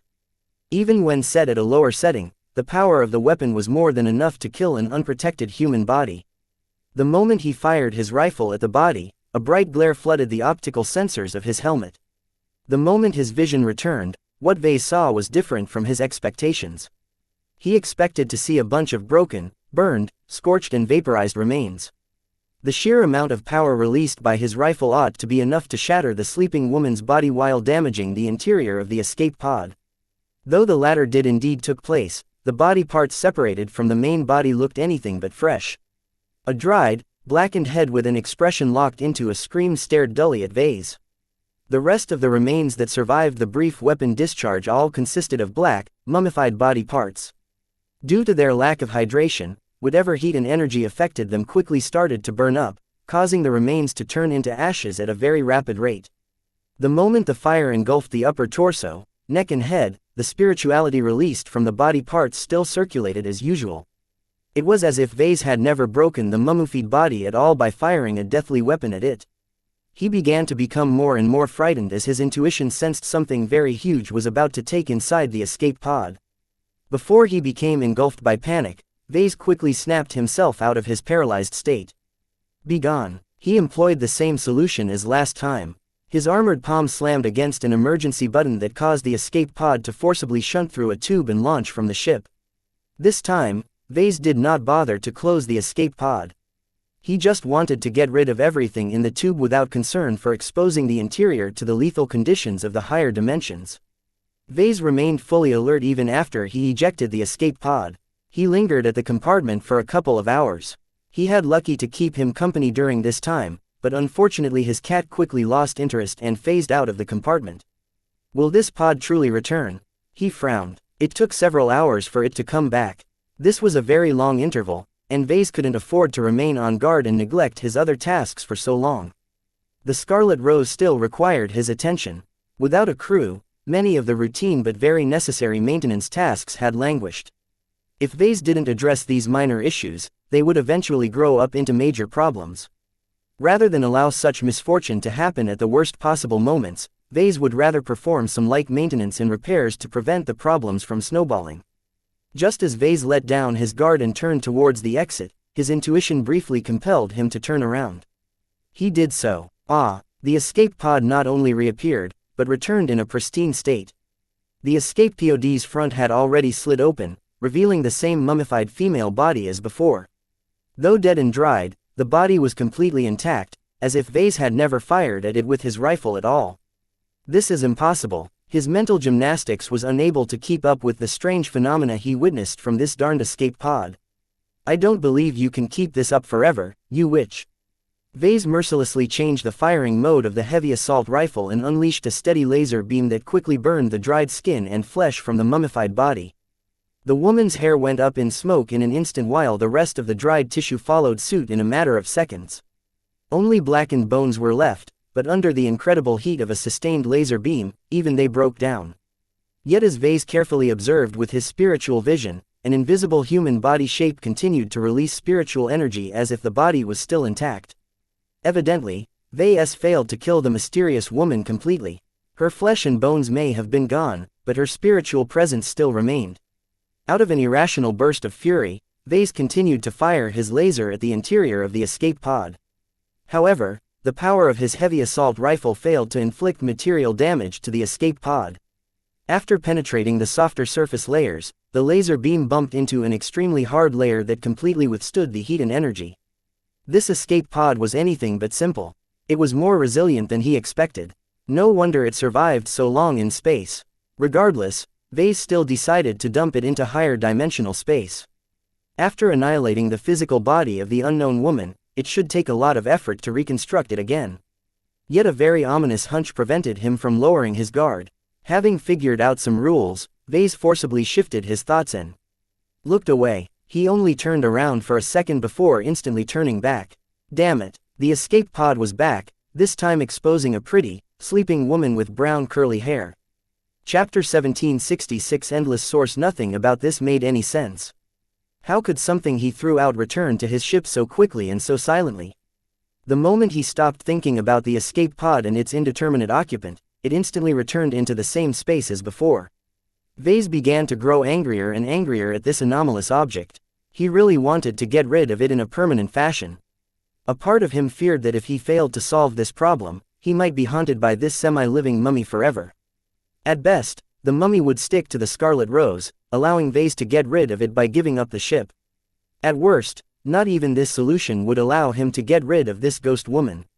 If she was homing in on him rather than the ship, then Vase would always be confronted by this escape pod until the woman stopped insisting on following him for some reason. Vase feared that the only way to truly get rid of this half-dead witch was to wake her up while her body was in a healthy state. Whatever she wanted would soon become clear once they talked. Yet the strength and power of her seemingly unconscious spiritual manipulation frightened Vase to no end. He really didn't want to deal with the woman when she became conscious. If Vase was really unlucky, then the woman might be aware that Vase attempted to throw out her escape pod and destroy her body several times. No one would forgive such an affront. Vase shuddered in his combat armor in fear. Despite gearing himself up with second-class equipment, he suspected that it was completely useless against an opponent who manipulated reality to such an extreme extent. It didn't make any sense. Against such a powerful and inscrutable entity, Vase would rather deal with her while she was dormant rather than awake. The chance of an amicable conversation was too small in his eyes. This woman was definitely targeting him. Otherwise, she wouldn't be haunting him so persistently. Though everything about the mummified woman and her escape pod confounded him to no end, Vase firmly stuck to his conviction that it couldn't be repeated forever. There has to be a price. Whatever magic this witch had cast must expend some energy each time she restored and relocated her body and escape pod. Vase would just have to find a way to consume this energy until he scared her off or drained her empty. Since getting rid of you isn't working, what about crushing you entirely? A devious idea entered his mind. He stepped back and activated his integrated comm. He called up a bunch of bots from the workshops and waited for them to arrive. It didn't take too long as the escape pods were situated very close to the Mech workshop compartment. Evidently, the mobile supply frigate put Mech designers first. This came in very handy right now as he only had to wait a couple of minutes before a number of lifter bots arrived. He first allowed a conventional lifter bot to approach the escape pod. Just like with the Forgotten Scanner bot, the lifter bot suddenly shut off after entering the strange energy field surrounding the escape pod. The heavy bot collapsed against the deck and just happened to crush the fragile scanner bot resting underneath. Vase shrugged. He expected something like this. The energy field didn't seem to do anything but prevent bots from coming close. Fortunately, he also called in a different bot. A Mech workshop always came with a variety of production equipment, production tools and production bots. Because mechs were so big and heavy, many of the bots and equipment were rated to handle very heavy loads. For a typical escape pod, just a regular magnetic or gravitic lifter bot was sufficient to elevate it from a distance. The bot that Vase pinned his hopes on halted 10 meters away from the mystery escape pod. The air became more charged as the lifter bot activated its remote gravitic lifting system. The gravity affecting the escape pod suddenly disappeared. Not only that, the gravity also started to shift further, allowing the lifter bot to retract the escape pod from the launcher tube and carry it out of the compartment while continuing to maintain a distance. Vase followed after the bot and its cargo. The bot crossed the corridor and entered the Mech workshop. He approached a forging machine that was ordinarily used to process very difficult metals. He had already sent a remote command to activate it and warm up its chamber. Let's see. 7,000 degrees Celsius. Still not hot enough. He patiently waited for the internal temperature to rise. While the maximum temperature limit of the forging device reached an astounding height, the amount of energy it expended and the amount of waste heat generated in the process made it very troublesome to sustain. Vase also had to wait several hours for the temperature inside the forging machine to reach its limit, so he merely waited for 15 minutes before making his move. This should be hot enough to process the metal of the escape pod. Vase had already noticed that the core structure of the escape pod was made of extremely resilient compressed alloy. Such metals were often utilized as armor plating for mechs and ships. Ordinary production equipment wouldn't be able to process this kind of material once it had been set. Fortunately, the Mech workshop was equipped to a very high standard. The Friday Coalition often handled comparable materials, so the forging machine they utilized should still be capable of handling this grade of materials. Here goes nothing. The gravitic lifter bot had placed the escape pod on a giant ramp. This ramp suddenly tilted, causing the escape pod to slide down a chute, which quickly closed in order to form an isolating seal. Soon enough, an internal partition suddenly opened, exposing the escape pod to enough heat to melt most kinds of mech-grade armor plating. Though the structure of the escape pod was a lot more resilient than he initially expected, it couldn't withstand the heat of the forging machine. According to the internal sensors, the escape pod quickly melted and deformed. No matter whether the body inside was alive or dead, the awesome heat instantly burned and vaporized all of the organic tissue without any resistance. The softer metals melted just seconds later, leaving just the internal structure which still held the vague shape of the original escape pod. The heat continued to affect this extraordinarily resilient against heat. There were still limits to its endurance. Slowly but surely, the internal structure melted until it formed a piping hot pool of metals. Vase issued some follow-up instructions that caused the forging machine to stop generating heat. The internal temperature rapidly declined and the molten pool of metals, some of which had separated from the alloys, no longer grew hotter either. As soon as the internal environment of the forging machine stabilized, a bunch of compressors began to press and shape the materials into a tight and compact cube. Since I have a bunch of materials at my disposal, I might as well make use of it. He grinned. He repurposed the materials he salvaged and fabricated a number of replacement armor plating. In his previous battles, the 4 battle bots sustained a lot of hits, particularly the less agile ones like the Kraven and Paravan. The escape pod wasn't very large, so Vase only had enough materials at his disposal to fabricate some smaller plates. Once he finished making them, Vase inspected them carefully with his tools and spiritual vision and found out that it no longer contained anything suspicious. The invisible spiritual entity was gone. The strange energy field that prevented bots functioning was gone, and Vase did not notice any spiritual energy circulating in the materials at all. Had Vase truly managed to get rid of the ghost woman this time? Now that your escape pod and your ashes turned into replacement, there's no way you can replenish yourself so easily. Vase did not dare to make use of the spare armor plating he just produced. What if they disappeared when the mummy restored her body and her escape? Even now, Vase did not rule out the possibility that this ghost woman managed to defy time and space yet again. She had already done so too many times for Vase to remain confident. Let's see what happens. He relaxed a bit and tried to think about something else rather than the escape pod. Once he believed enough time had passed, he revisited the escape compartment. The closer he came, the more his apprehension grew. The moment he opened the hatch, his heart suddenly sunk. The escape pod and the woman had returned, just as he feared. This time, the open front cover displayed a mummified corpse with a face locked in a scream. Perhaps it was his illusion, but the empty eye sockets seemed to glare at him as if the woman despised his actions. Vase shook his head inside his helmet. You should be dead. Seeing that the escape pod and its occupant had returned despite what had happened, Vase quickly left the compartment and returned to the mech workshop. To his astonishment, the replacement armor plating he made out of the materials of the escape still remained. This doesn't make any sense. Vase knocked the knuckles of his gauntlet against the surface of the armor plating. Ding! The metal still remained completely real. As Vase inspected the newly made components with a scanner, he discovered that absolutely nothing had changed. The armor plating still retained the same mass, density, toughness and other parameters. It hadn't lost anything. Wait a minute. Does this mean I can produce an unlimited amount of high-quality alloys? The moment he considered this option, his mood suddenly turned. What if he kept this up? What if he could keep taking advantage of the ghost woman until she eventually ran out of energy?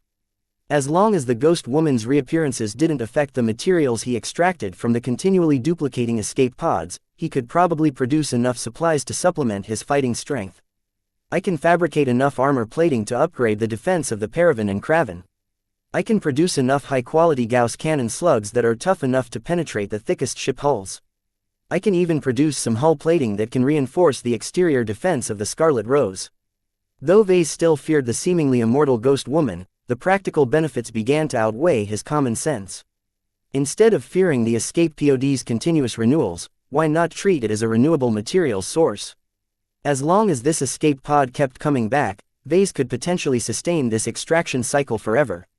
A greedy grin appeared on his face. Ha ha ha ha, I changed my mind. Keep haunting me. Don't ever stop. Vase returned to the workshop and inputted an elaborate set of instructions in the forging machine and a number of gravitic lifter bots. Once he finished his preparations, he activated the routine, causing the lifter bot to leave the mech workshop and return minutes later with the mystery escape pod in tow. The bot placed it in the forging machine, which soon began to melt it down and extract the valuable metallic exotics. This time segregated by material, allowing vase to form alloys with different properties. No matter what he repurposed the materials for, vase bet that he could definitely profit immensely from this renewable source. As for the mummy woman, vase was completely uninterested in engaging with her. He didn't even bother to instruct his bots to remove her body from the escape pod before chucking it inside the forging machine. At most, the forging machine just had to expend a bit more effort to separate the impurities from the rest of the metals. Vase believed that as long as he wasn't stupid enough to wake her up, she would continue to robotically replenish herself and escape pod. Ha ha ha ha, keep renewing yourself. I'm going to build entire mechs out of your magic. Chapter 1767 Briar Alloy. Once the routine vase established went to work, the forging machine spat out a steady amount of raw materials. Like an assembly line, the gravitic lifter bot kept retrieving the mysterious escape pod from the escape compartment and brought it into the mech workshop. From there, the bot threw the object into the forging machine, which carefully melted it down and separated the various high-value exotics and metals left behind. Wary of the power of the mummified woman, vase remained alert and stayed awake for the entire night in case anything changed. The moment the woman did something to escape this loop, he would immediately shoot her dried corpse down with his heavy assault rifle. To his relief, no deviations occurred. Even if the escape pod and its half-dead occupant continually underwent a brutal transformation inside the forging machine, vase saw no break in the pattern. It seems that I can really sustain this loop indefinitely, vase uttered with astonishment. He really had no idea what was going on. Stuff did not materialize out of nowhere for free. Reality simply didn't work this way. Yet what he witnessed all night seemed to defy what was possible. Gloriana would probably call this miracle. Of course, vase did not let his ignorant and gullible side take over. From a rational perspective, just because he didn't understand what was taking place didn't mean it was a miracle. Just like how ancient humans looked up at the sky and witnessed a thunderstorm, many people had a tendency to believe such might and power came from gods rather than nature. As soon as science advanced and the secret behind thunderstorms became known, humanity's fascination towards thunder and lightning subsided. In fact, humanity even began to harness its understanding of electricity to great effect. Vase was not at that level yet. He truly had no idea why the escape pod kept renewing and coming back to the Scarlet Rose. Even when he clearly exploited its perpetual reappearances to accumulate a stockpile of valuable exotics, the cycle showed no signs of stopping. Observing the escape pod and its sometimes living, sometimes dead occupant was an exercise in futility. No sensors or scanners aboard the Scarlet Rose noticed anything unusual about its appearance. It simply materialized in place at an instant as long as the old escape pod disappeared or broke down. Studying the pod and the body inside with his spiritual vision yielded a bit more results, but not as much as he expected. Something was clearly going on at the spiritual level. Careful study revealed that the flows of spiritual energy followed along a large number of very mysterious patterns. These patterns reminded him of the grand dynamo inside his mind, but of a different nature. It was as if he was observing a form of spiritual circuitry. Many patterns showed up in different places, reinforcing his suspicion that the corpse or underlying spiritual entity actively maintained some sort of spiritual process. Due to the potency of the spiritual energy emanating from the woman, vase did not dare to investigate too carefully. He mainly relied on his spiritual vision and passive observation methods to avoid triggering a counterattack or disturbing the process. He would feel endless regret if his spiritual prodding inadvertently interrupted the loop and ended his source of free exotics. As long as this process continued, vase could build all manner of fantastic machines out of these high-quality materials. It's really absurd, vase muttered in confusion. Am I being delusional, or can I really repeat this process ad infinitum? He really couldn't believe such a powerful witch whose spiritual strength rivaled or surpassed that of xianxia could fall victim to his trivial scheme. Was she really dead? Did her powerful spiritual remnant lack consciousness? Or was she stuck in some sort of semi-dead coma? Vase indulged in all kinds of speculation, but without any solid proof, he had no way to tell for sure. He tried to identify the woman. In the moments before chucking the escape pod and the body in the forging machine, vase took many samples and performed many scans. When handling the corpse, vase did not dare to touch it directly anymore in case of waking her up. He doubted the witch would be pleased to find out that vase mistreated her and her powers for his own gain. In fact, Before he took an organic tissue sample from both the dead and living to the infirmary, he stopped and reconsidered his actions. Does it matter if I know her identity? Do I really find out who she is or where she comes from? The woman obviously carried a lot of mysteries, and as a curious mech designer, Vase felt compelled to figure out the answers. Yet Vase also dreaded the woman. Why did she come in the form of both a dried husk and a living woman? Which was fake and which was real? Why did she decide to haunt him? Was she calling for help or was she attempting to recover by siphoning his powers? Whether she was friend or foe, Vase did not think he would benefit by finding out the answer. If she turned out to be a malicious enemy who wanted to take advantage of him, then it was in his best interest to keep her suppressed. It was a bit more complicated if the opposite turned out to be true. What if this woman was some sort of ally or friendly entity who could offer him all kinds of benefits in exchange for rescuing her? Perhaps he could trade all sorts of favors with her in order to learn some of her spiritual tricks. Yet, regardless of whether she was friend or foe, the chance that she would overpower him when she woke was very significant. The strong had no patience for the weak. Just comparing their respective spiritual strength and prowess was enough to make him understand that he would definitely be the disadvantaged party in any interaction. She's way too strong. Even in her supposedly dormant state, she's already strong enough to sustain this renewal process. Vase had no idea how her powers even worked. Whether she manipulated time, space, causality or other fundamental forces and concepts of nature, it appeared she wasn't running out of energy anytime soon. Perhaps her spiritual powers had reached a more advanced level, allowing her to sustain this continuous renewal process by drawing her energy from some other source. For a brief moment of time, Vase entertained a very dreadful possibility. What if the body belongs to my mother? His mind almost blanked out. What would his mother think if she found out he treated a part of her as a renewable exotic's mine? Let's stop here. Though he didn't consider this possibility to be likely, he nonetheless decided to cease all attempts at investigating the woman any further.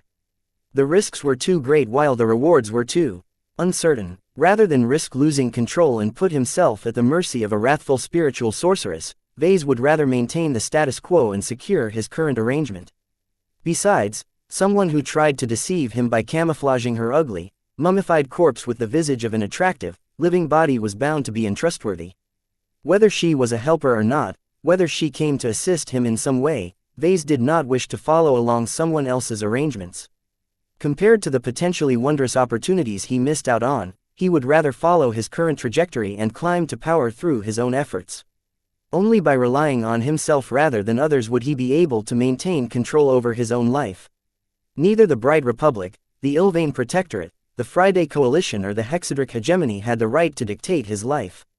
For this reason, Vase resolutely threw out any desire to investigate the woman or wake her up. Even if he was making a colossal mistake, he trusted in his judgment and his belief that it was better to rely on himself.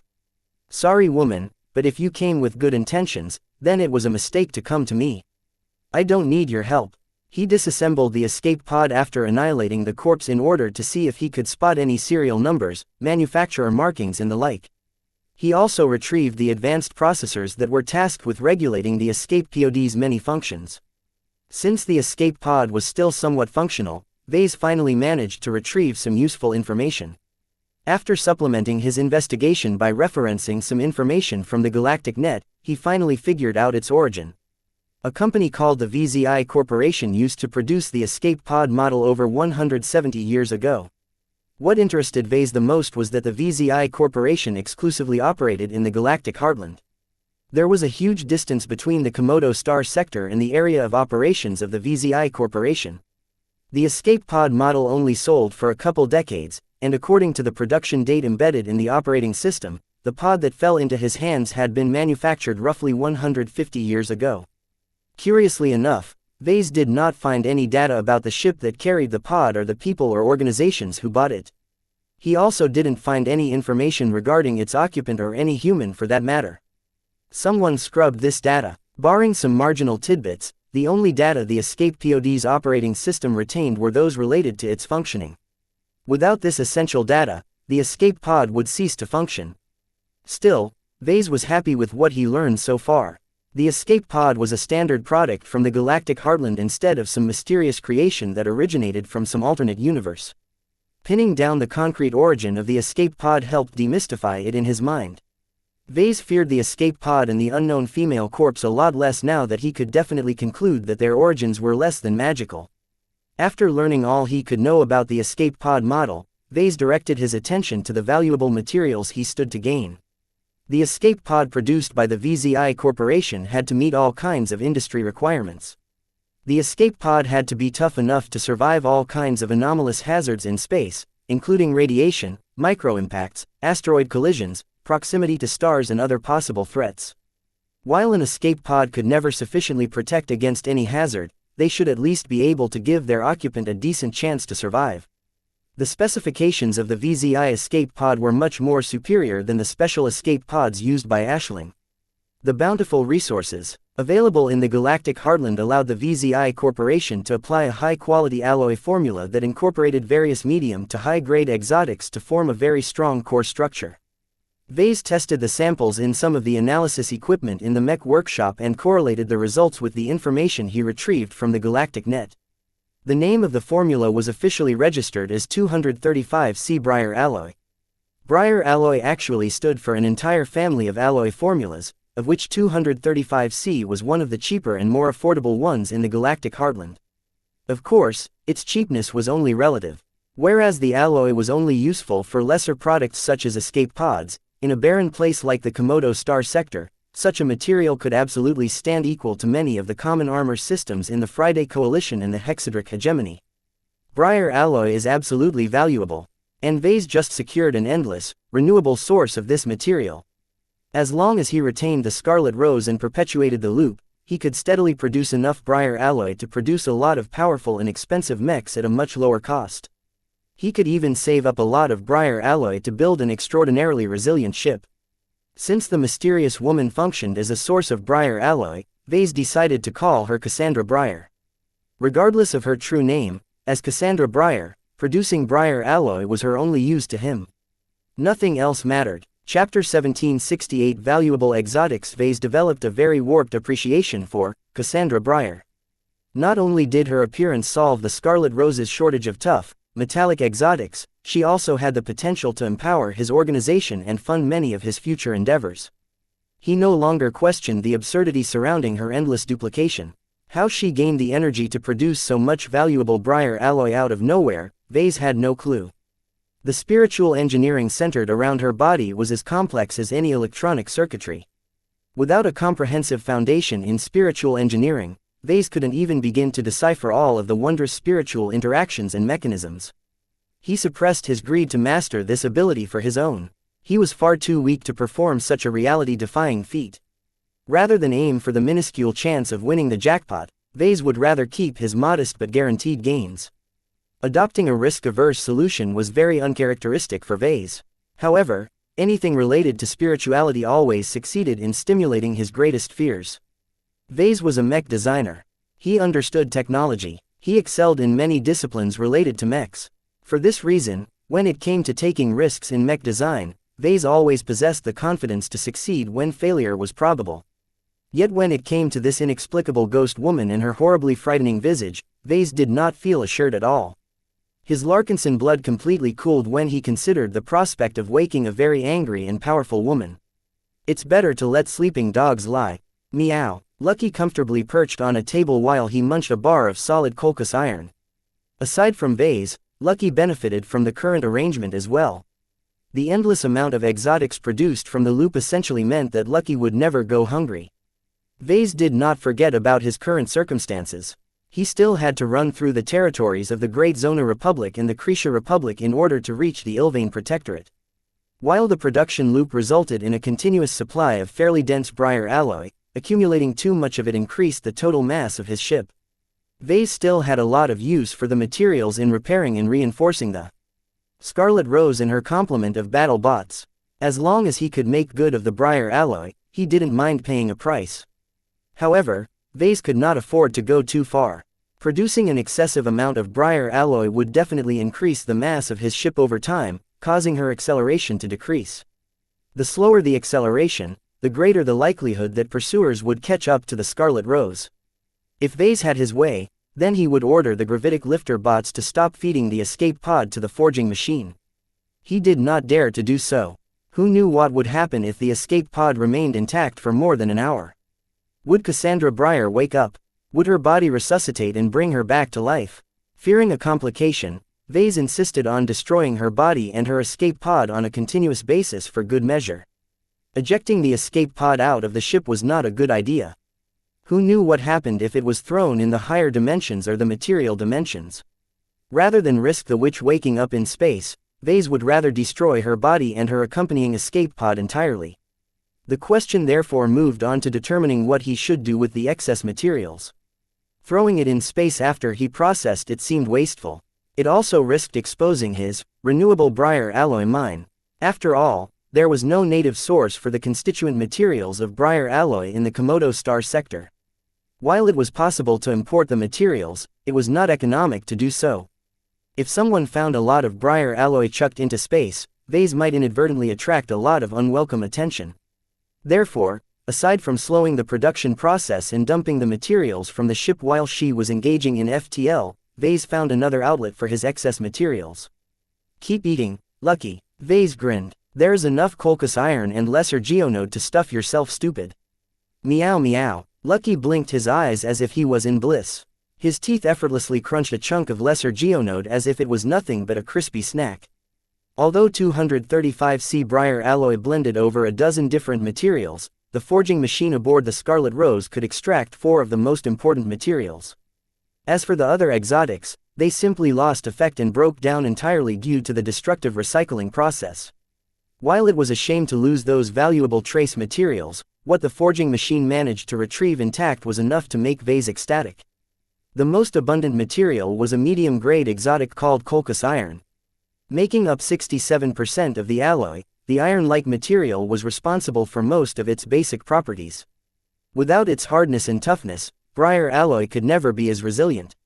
The second most abundant material was lesser geonode, which made up 29.4% of the alloy. Though this was a very large proportion, the medium-grade exotic did not actually strengthen the Breyer alloy.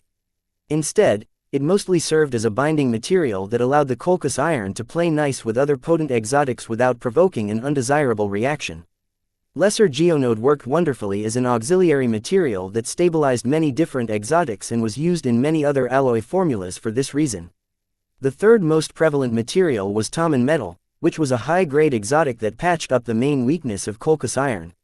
Though Colchis iron was very hard and tough, thereby making it very resilient against physical damage, it did not fare very well against heat and energy damage.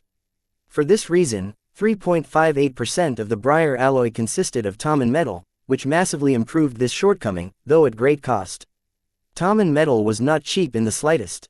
The fact that 235C Breyer alloy only incorporated so little of it was already a very generous proportion. In fact, some of the better variants of Breyer alloy actually blended in a greater proportion of Taman metal. The last important material in the alloy formula was a high-grade exotic called amries.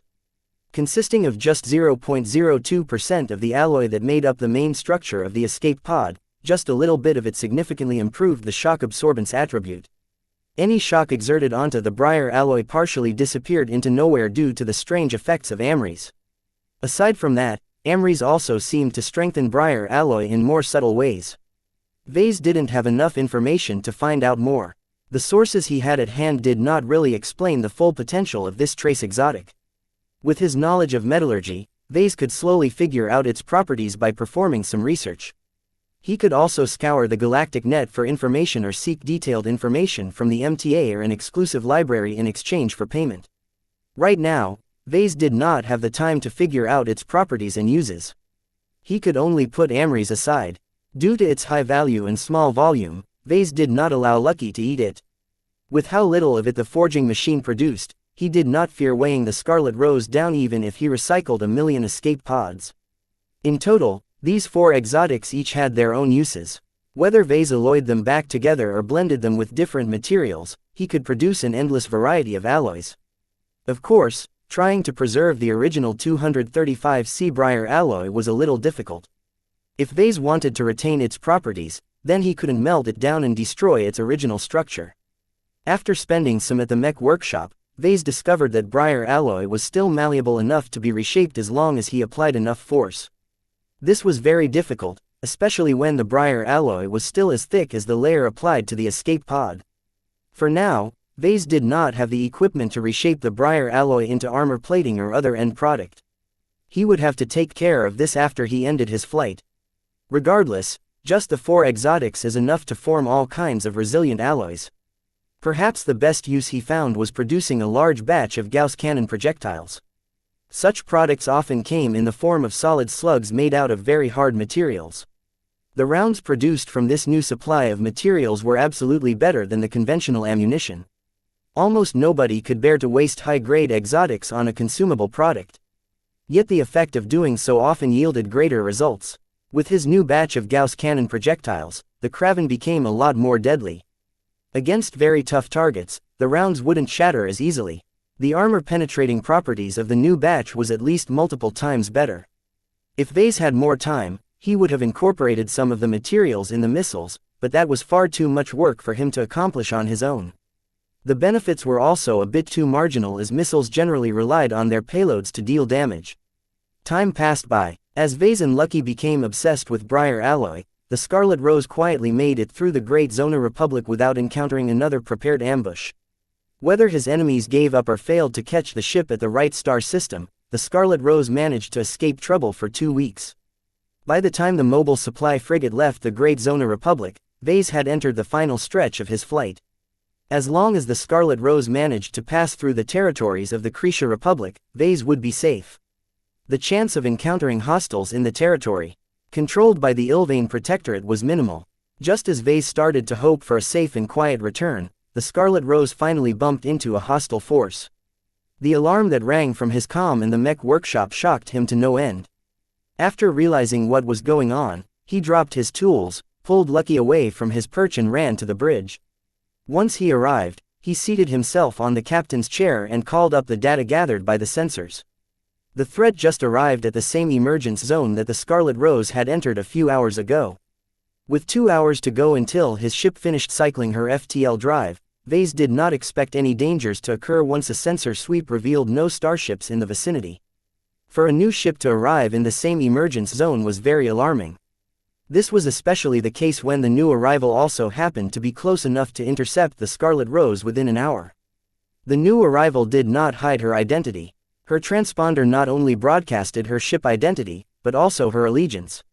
The ship just happened to belong to the Coalition Reserve Corps. Damn it, he cursed. The Fredaman finally caught up. I knew the good days wouldn't last.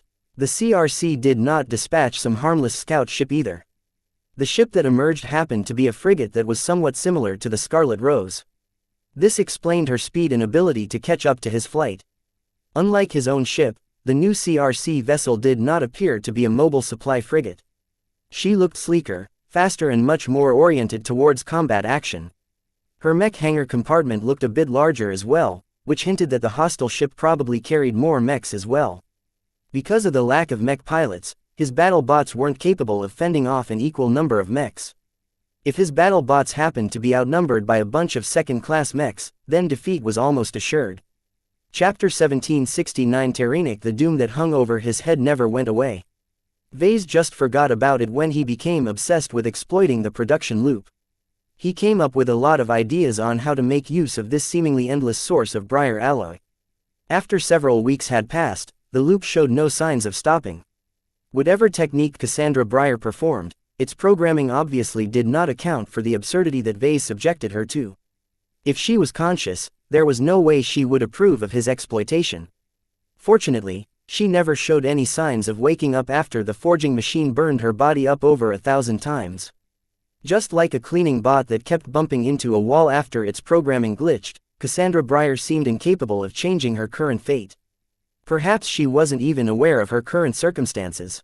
Vase was especially surprised when her spiritual energy levels remained constant despite the constant creation of briar alloy. Matter didn't come out of nowhere. Vase believed that not even gods were capable of circumventing this fundamental truth. Matter was energy and energy was matter. The human race had long invented ways to convert energy into matter and vice versa. It was just that this process was extremely inefficient. A humongous amount of energy was needed to generate a modest amount of matter. Tech constraints also made it impossible or impractical to create valuable exotics. Otherwise, the Big Two wouldn't have needed to launch an invasion of the red ocean dwarf galaxy. It could simply sit on its Dyson spheres and transform an endless amount of solar radiation into phase water. This was why Vase continued to find the current situation absurd. What Cassandra Breyer casually managed to do in her strange undeath state ought to be impractical at best and impossible at worst. Vase had the sense that he had inadvertently come in touch with a facet of human civilization which was very dangerous. Could Cassandra Breyer be an associate of his mother? Was she an agent of the Five Scrolls Compact? Whatever the case, if some random mummified corpse casually performed a feat that could only be replicated with extremely advanced technology, then there must doubtlessly be other people out there who wielded greater powers. Vase had a feeling that he would definitely be able to bump into these spiritual adepts if he traveled to the galactic center. The chances of bumping into someone as powerful as Cassandra Breyer shouldn't be too large in the expansive galactic rim. This was also why he suspected that the woman must be targeting him specifically rather than the Scarlet Rose. How troublesome, he muttered. He couldn't wait to return and find out whether he could sustain the loop while stepping out of the ship. If it turned out that he could only keep up production while he was physically present on the Scarlet Rose, then he wouldn't be able to profit as much from this process. Yet before he could return to safety, the Friday Coalition finally managed to catch up to his flight. The Coalition Reserve Corps hadn't been sitting on its thumbs all this time. Aside from putting a bounty on his ship and encouraging masses of mercenaries to do its dirty work, the people in charge also redirected their own assets. The hunter frigate that showed up just happened to be in a prime position to intercept the Scarlet Rose. Not only did she emerge a stone's throw away from his ship, but her relative motion to his ship even provided her with a head start. The Scarlet Rose's navigation systems went to work. By measuring the relative position, speed and acceleration of the new arrival, Vase quickly found out that he had only 66 minutes left until the hostile ship came close enough to start a battle.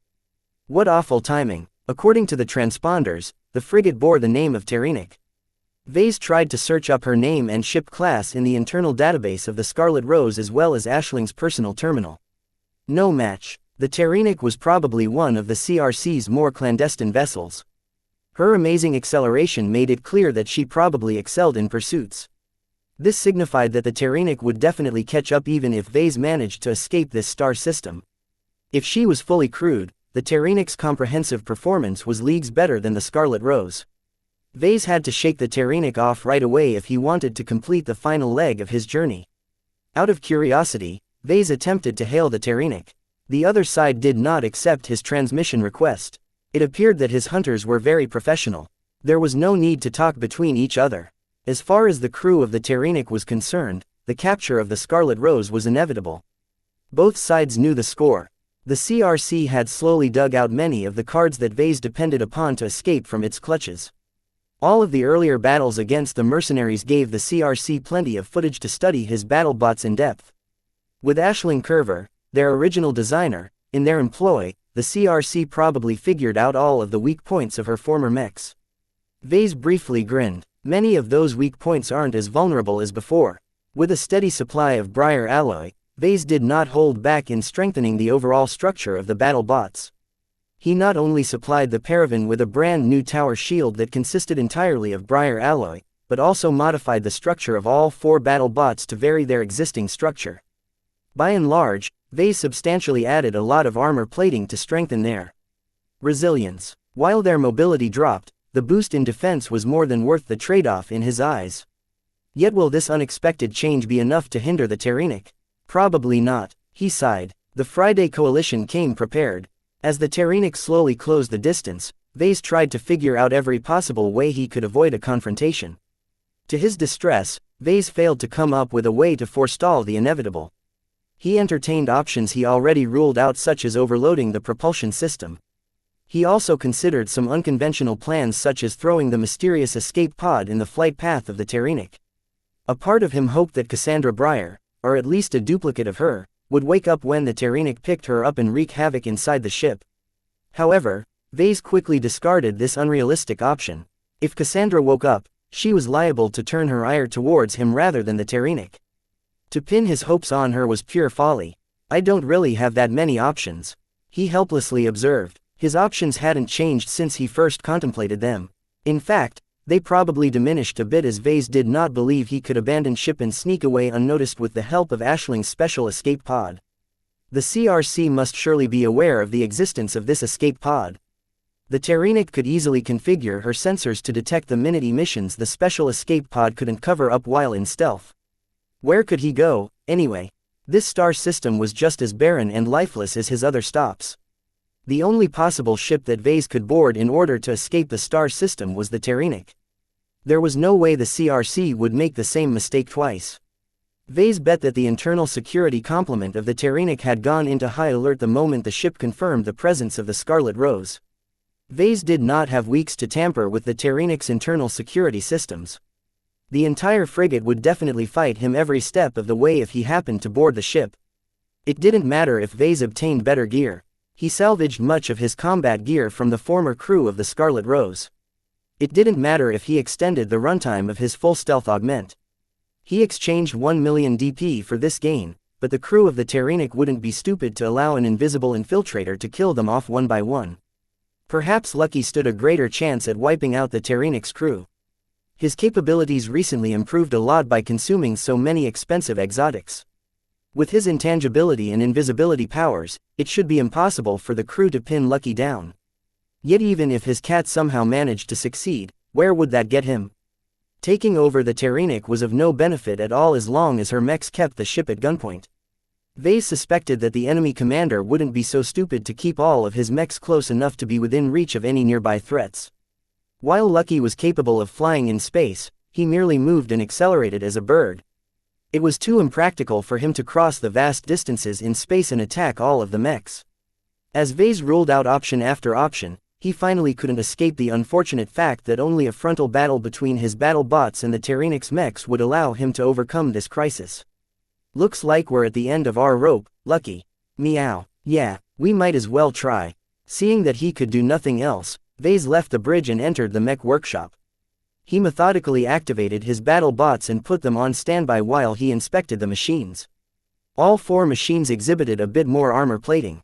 The briar alloy added to their frames ruined their aesthetic contours, turning them into machines that significantly diverged from Ashling's original vision for her bodyguard mechs. Vase had no choice but to place his faith on these tainted machines.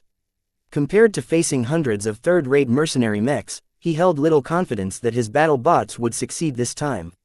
Yet, he did not give up. He had come too far to stop at this point. Even if I'm defeated, it's not the end. As long as the Terranic was out to capture him, Vase would still be able to bide his time and attempt another escape, especially if Lucky stayed hidden. Of course, the Friday Coalition wouldn't be as complacent as last time. Now that he became known as an escape artist, they'll probably keep him confined until the Terranic brought him all the way back to the Warsaw Giant system. Does Ashling even want me still? He frowned. If not, then Vase was in big trouble. As time continued to pass, the time to deploy his battle bots had come. He stepped behind a familiar control panel. 4 separate projected interfaces came online as the battle bots launched into space one by one. Each of the machines lined up next to the Scarlet Rose in order to greet the appearance of the enemy mechs. Soon enough, the Terranic showed some activity. Vase directed the Scarlet Rose's optical sensors to observe the opposite ship carefully. A second-class mech appeared into space. Vase instantly studied its visual design and figured its basic properties. One offensive space knight, armed with a lance as well as a sword. Excels in charges. Secondary systems unknown as of now. 2 light skirmishers. Their models are identical, with only small divergences to account for the preferences of their mech pilots. Armament unknown, but likely consists of daggers. 2 rifleman mechs, both armed with powerful Gauss rifles. Good choice. Energy weapons take too much time to penetrate the armor of my battle bots. Too bad they didn't account for my briar alloy. 1 striker mech, armed with some sort of energy projector rather than a shotgun. Extremely deadly in close range. Forms an extreme deterrent against my melee battle bots. 6 second-class mechs, each of them also looked formidable. At the very least, their quality did not lose out from Ashling's bodyguard mechs too much. Chapter 1770 Battle Modifications 1 Space Knight, 1 Striker Mech, 2 Rifleman Mechs and 2 Light Skirmishers formed a fairly small but effective team. As Vase studied their appearances, energy signatures and other data captured by the Scarlet Rose's sensors, he continually discovered new aspects and nuances that distinguished their designs. They're not civilian designs. They're built according to a higher standard. Not military, but reasonably close to it. Their designs also don't share anything in common. Each design was the product of a different mech designer, or rather design teams. All of the mechs featured mature designs with hardly any pronounced weaknesses aside from the ones inherent to their mech types.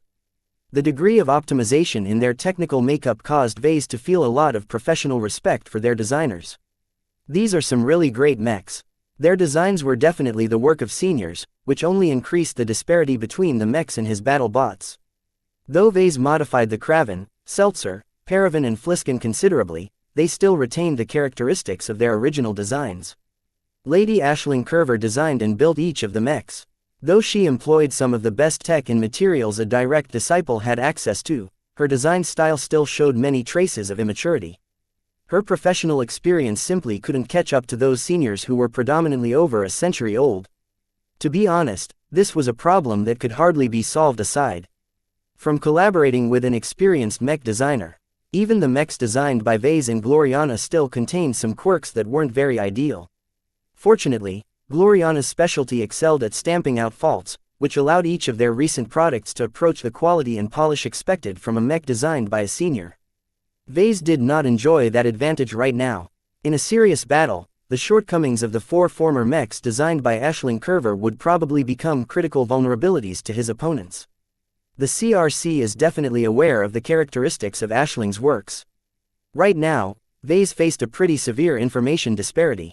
His opponents knew almost everything about the original designs of his battle bots.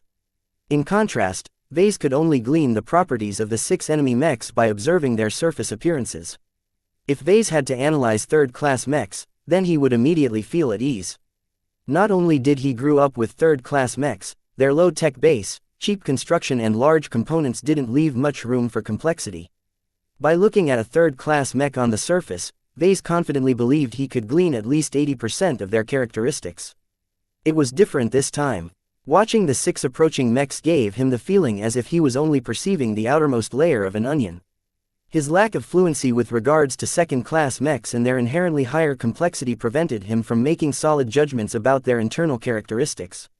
He did not forget the lessons he learned from Gloriana, Tristan and the textbooks left behind by Aisling. Second-class mechs rarely featured only one main system.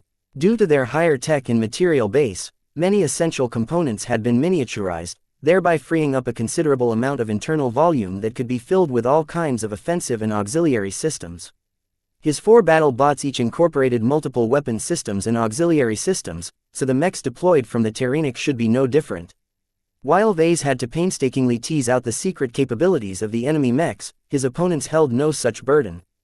The 6 mechs formed into a loose formation and steadily sped up to the vainly fleeing Scarlet Rose as if the outcome was already set in stone. Though Vase felt affronted by the arrogance radiating from the Fredaman mechs, he had no right to speak please like and follow the Cultivation Audiobooks channel at the moment. I should focus on the battle instead of depressing my confidence. He knew that if he continued to lament his inferiority, the Fredaman didn't have to defeat him. He already defeated himself in his mind. In order to remain stable, Vase concentrated his mind and started to cast out most of his unnecessary thoughts. Only the battle mattered. It was time to enact his plan. Deploy defensive fixtures, he commanded. The mech hangar disgorged a pair of containers, which the battle bots quickly grabbed hold of. Under his direction, the machines placed the containers on the hull of the Scarlet Rose, upon which the magnetic nodes installed on their bottom surface anchored them against the surface of the ship. The bots carefully opened the containers and began to pull out moderately thick metal sheets before pressing them against the hull.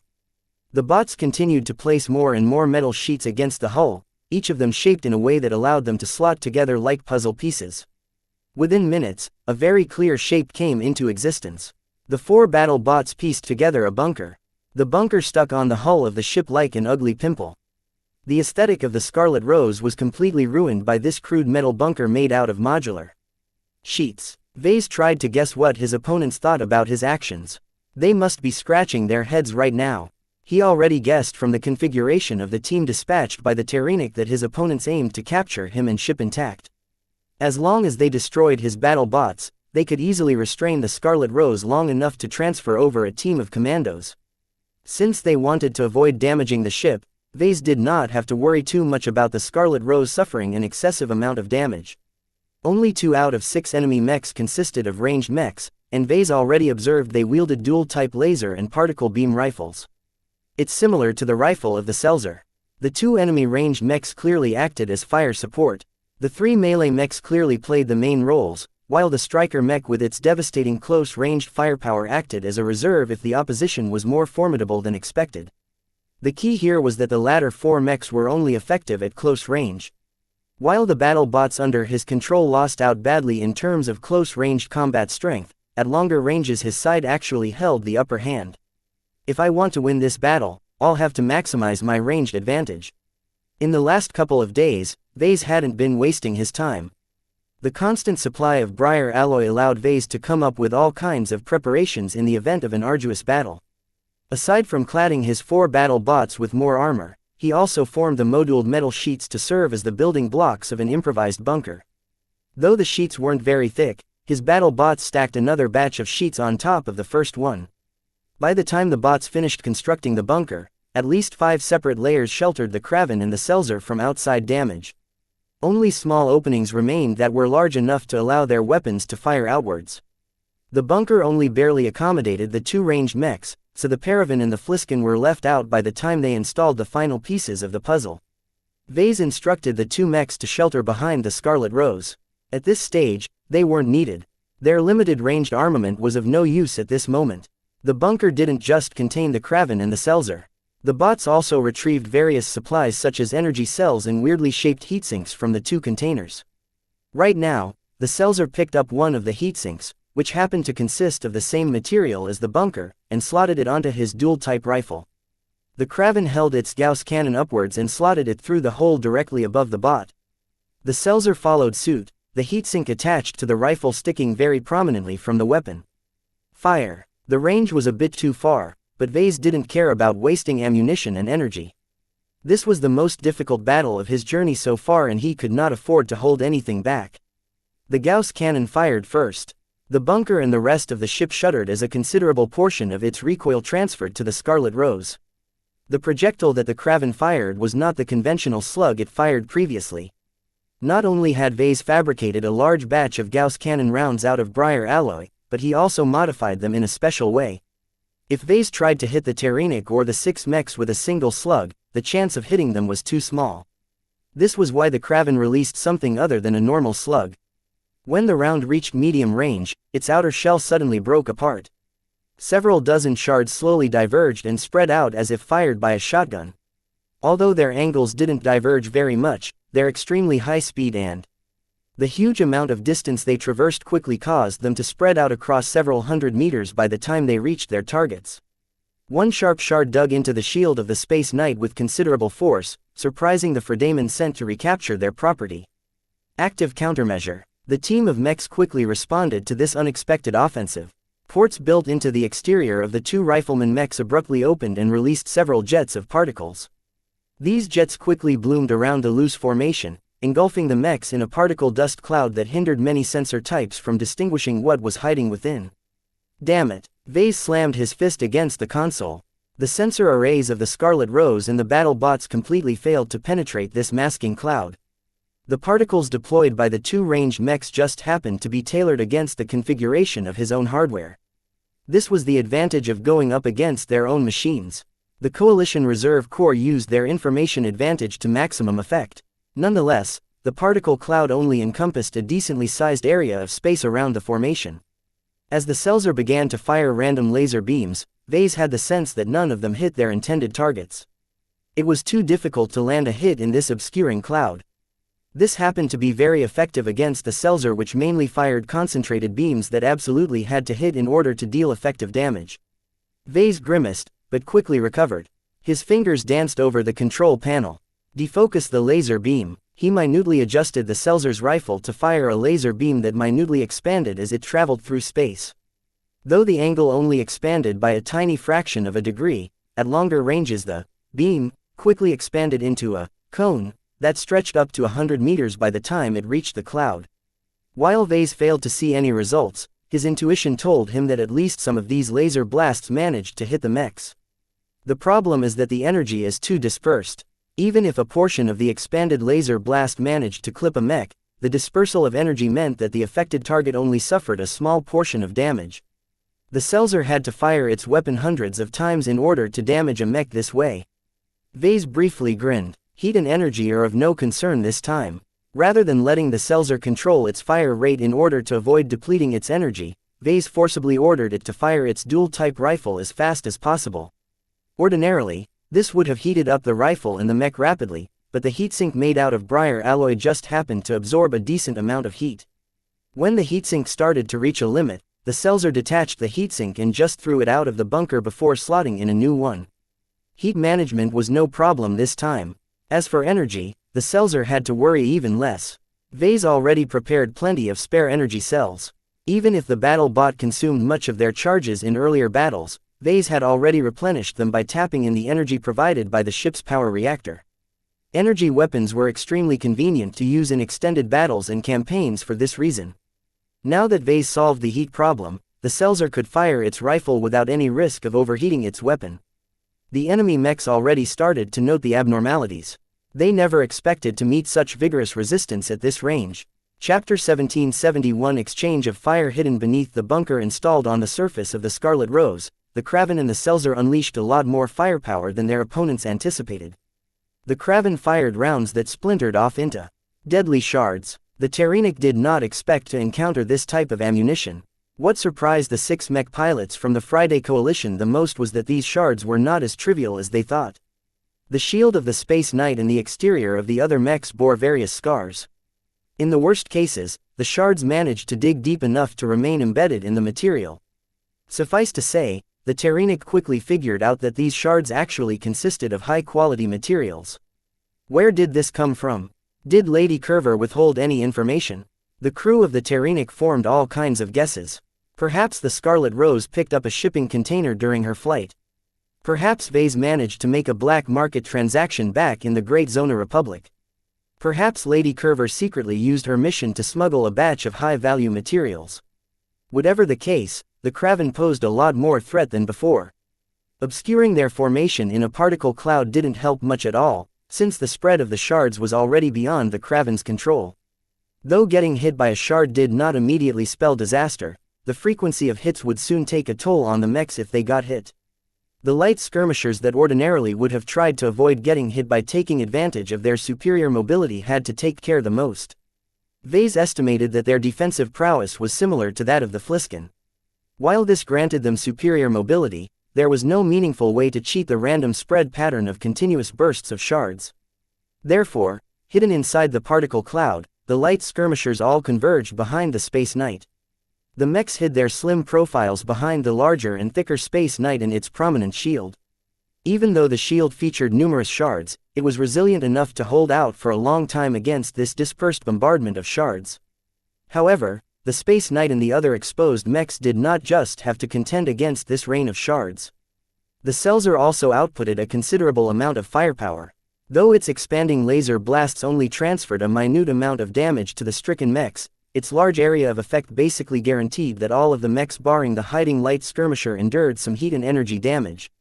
This was not that much of a problem at the start, but the continuous absorption of heat began to burden their own heat management systems while beginning to melt some of their surface layers. The damage dealt by the Kraven and the Seltzer was considerable when taken in isolation, but not enough to threaten the integrity of the Coalition mechs. However, when the damage dealt by the two mechs overlapped, the enemy mech pilots started to feel some discomfort. The constant heat and energy damage applied to the exterior of the mechs softened up the surface layers of their armor coverage.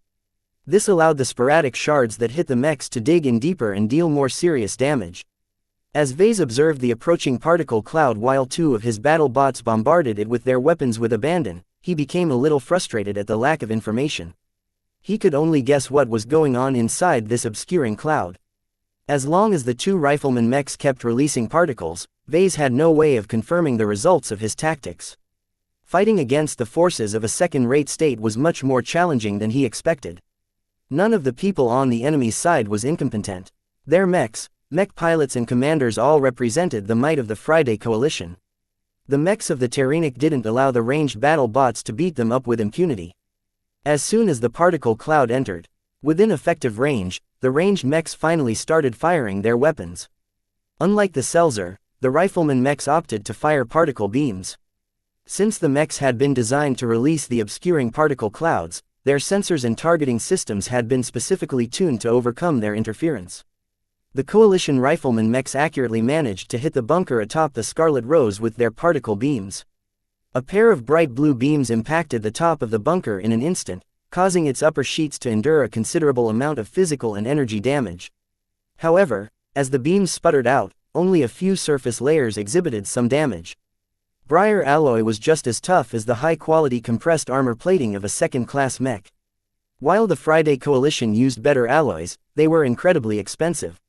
The advantage held by Vase was that he was not short on briar alloy.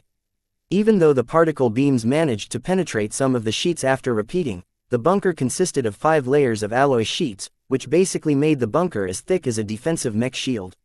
Though it was not impossible for the bunker to get breached, it would take a long time before the 2 enemy rifleman mechs got through all of the layers. Even then, his enemies still had to defeat the Kraven and the Seltzer as well. It's all moot if those melee mechs managed to close the distance, though. Vase replaced his grin with a frown. The enemy rifleman mechs were just meant to soften up his battle bots, which Vase managed to forestall by installing a bunker. The true threat still lay in the Space Knight, Striker mech and light skirmishers. The interception continued. Because the Coalition mechs were chasing a fleeing target, it took quite some time for the former to catch up to latter. Vase made the most out of this window of time by ordering the Kraven and the Seltzer to fire their weapons with abandon. The Kraven's Gauss cannon came under an increasing amount of stress as Vase did not hold back in maximizing its firing rate. He had studied the weapon carefully and already knew exactly how far he could push without breaking the weapon. Each shot consumed a considerable amount of energy, causing the Kraven to go through a lot of energy cells in a short amount of time. What was worse was that the Seltzer turned into an energy hog as well. The huge buildup of heat and the frequent swapping of heat sinks was a very obvious indicator to how much energy the mech consumed. The energy expenditure got so bad that the stash of energy cells rapidly ran out. It's a good thing I've already anticipated this outcome. A couple of lifter bots emerged from the mech hangar, sneaked through a hole built into the side of the bunker, and dropped the recharged energy cells they carried onto a magnetic plate. The bots then picked up the energy cells that the Kraven and Seltzer already expended and flew back into the mech hangar. From there, the bots hooked up the energy cells to a dedicated charging machine that rapidly replenished their reserves. The power supply of a starship was a lot more formidable than that of a mech. It was no problem at all for the Scarlet Rose to recharge the energy cells 100 times. All of these arrangements that Vase improvised beforehand allowed his 2 battle bots to output a lot more damage than his enemies expected to meet. Vase was sure his opponents were starting to get worried, especially as the enemy rifleman mechs still hadn't been able to breach the bunker. He did not grow complacent though. As the enemy mechs continued to sustain more and more damage from the shards and dispersed laser blasts, they would surely be in a bad shape by the time they caught up to the Scarlet Rose. How could his enemies ever allow that to happen? Hidden within the particle cloud, the Striker mech that ordinarily should have been effective at close range suddenly started to shift. Several protruding modules built onto its back and shoulders started to open up, revealing several launcher tubes. 40 missiles suddenly launched out of the Striker mech. Several more salvos followed until the mech released 160 missiles in total. The 4 salvos diverged from each other and arced towards the Scarlet Rose from 4 different directions.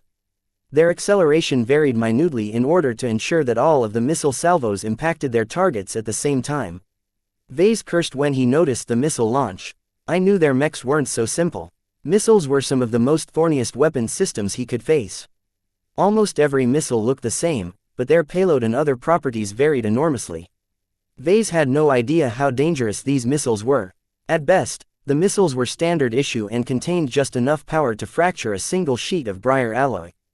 At worst, their payloads actually consisted of a tiny amount of antimatter, which was enough to crack the Scarlet Rose in half.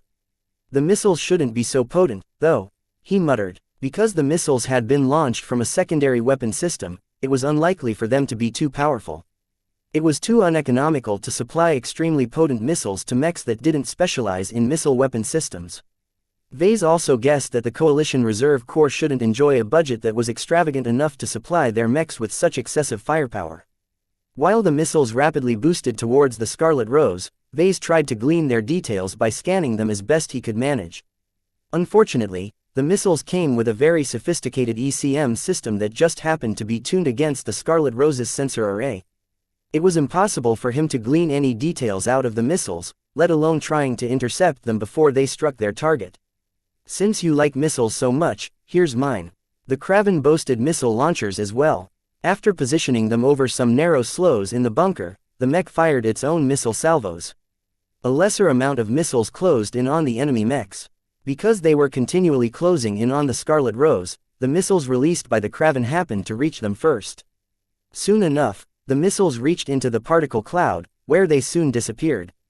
The high amount of interference from the particle cloud also rendered the missiles blind and deaf once they got inside.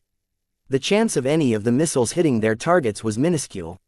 Vase regretted that he didn't have the time to modify the payloads of the missiles. If he could have just 1 or 2 weeks, he could convert several salvos of missiles into releasing shrapnel made out of briar alloy upon detonation. As it was, the missiles launched by the Kraven could only act on their programming and explode randomly as soon as they entered the particle cloud. No damage. The enemy rifleman mech still maintained the particle cloud, but its density suddenly dropped in half. Yes, at least some missiles managed to score a hit. One of the rifleman mechs definitely sustained some damage. Not only did it stop releasing particles, its rifle also fell silent. Vase did not have long to study the effects of the Kraven's missile salvos, because the enemy missiles soon reached the Scarlet Rose. The 4 separate salvos, which had dispersed in the first half of their journey, were all converging on a single point on the Scarlet Rose's hull. Rather than hitting her propulsion system or any vulnerable areas, the missiles all impacted the bunker, causing it to become engulfed in a cascade of rapid explosions. Vase held onto the control panel and braced himself as the Scarlet Rose shuddered from the repeated explosions. While none of them were powerful enough to breach the ship, the large amount of missile detonations still posed a considerable threat. Chapter 1772 lost advantage. As the aftermath of the missile detonations subsided, the Scarlet Rose stopped shaking from all of the shockwaves. Vase opened his eyes and studied the exterior feed from the Scarlet Rose. The bunker appeared to be in a very bad shape. The potency of the missiles fired by the mechs of the Coalition surpassed that of the missiles fired by the Kraven. That's unfair. The enemy not only came prepared, but also better equipped. That had been clear through the initial appearance of the Terranic. Unlike Ashling's bodyguard mechs, which were mainly designed to repel opportunistic attacks, the mechs of the Terranic were fully kitted out for battle. This reflected in the increased amount of mechs the Terranic was capable of deploying as well as the quality of their missiles. Vase waited for another wave of missiles to appear, but none ever arrived. The small CRC strike force didn't seem to rely too much on missiles. Of course, the effect of their initial salvos of missiles had been quite potent. After suffering from 160 different missile explosions, the bunker appeared to be a shell of its former self. A jagged hole had formed at the top which negated virtually all of the frontal protection afforded the mechs inside. The Kraven and the Selzer both suffered from their extremely close proximity to the detonations. Their surface layer and supplemental briar armor plating all featured a significant amount of cracks, indicating that they suffered considerably. What worried Vase even more was that both mechs sustained significant damage to their weapons. While the Gauss cannon and dual-type rifle were robust enough to withstand at least some damage, Vase noted that their telemetry conveyed various warning signals. He couldn't afford to stress the weapons any further. Seeing that he had no choice, Vase altered the Kraven and the Selzer's instructions, causing them to leave the bunker and take up other positions while slowly firing at the approaching mechs. At least they knew where to fire this time. Since one of the rifleman mechs stopped releasing particles, the other rifleman mech stopped as well. Just one source of particles was not enough to block out the Scarlet Rose's sensor systems, especially as the distance between them had closed. As enemy flew closer and closer, their counterattack intensified. With the Kraven and the Selzer firing their weapons at a much reduced firing rate, the Coalition mechs came under much less suppression. Though the shards fired by the Kraven and the laser blasts fired by the Selzer had inflicted a significant toll on the 2 rifleman mechs, the most threatening mechs still remained intact. The Space Knight's shield happened to have been struck by a missile or two as well, causing most of the shards embedded onto its surface to be blown away. What was left of the shield was not sufficient to cover the Space Knight anymore, but that was hardly a problem for the defensive mech. Its sheer bulk and armor was enough to endure the damage outputted by the two ranged mechs. The striker mech, which had to withstand the sporadic attacks without any shield, all took the damage in stride. Its defensive prowess was just as good as the Space Knight, so the mech hadn't lost any functionality even as its surface layers looked awful. The only mechs that suffered the most happened to be the pair of rifleman mechs. They weren't as strong in defense as the Space Knight, had they been able to avoid all of the spread attacks. Though they were still firing particle beams at the Kraven, their cadence had dropped. Vase flicked his gaze to one of the sensor readouts and noted that the rifleman mechs had heated up considerably. Though it appeared they came with an excellent heat management system, they had still reached their limit. If the mechs fired their rifles any faster, they were bound to overheat. Still, the damage is done, more or less. Vase muttered. The Kraven became a sitting duck due to its lack of mobility. Particle beam after particle beam continued to hit the mech even as it flew behind the Scarlet Rose in order to shelter behind her bulk. At this distance, the accuracy of the ranged fire of both sides increased. Even if they didn't fire as frequently, the hits kept on coming. Knowing that there was only a short time left before the enemy melee mechs reached the Scarlet Rose, Vase issued two commands.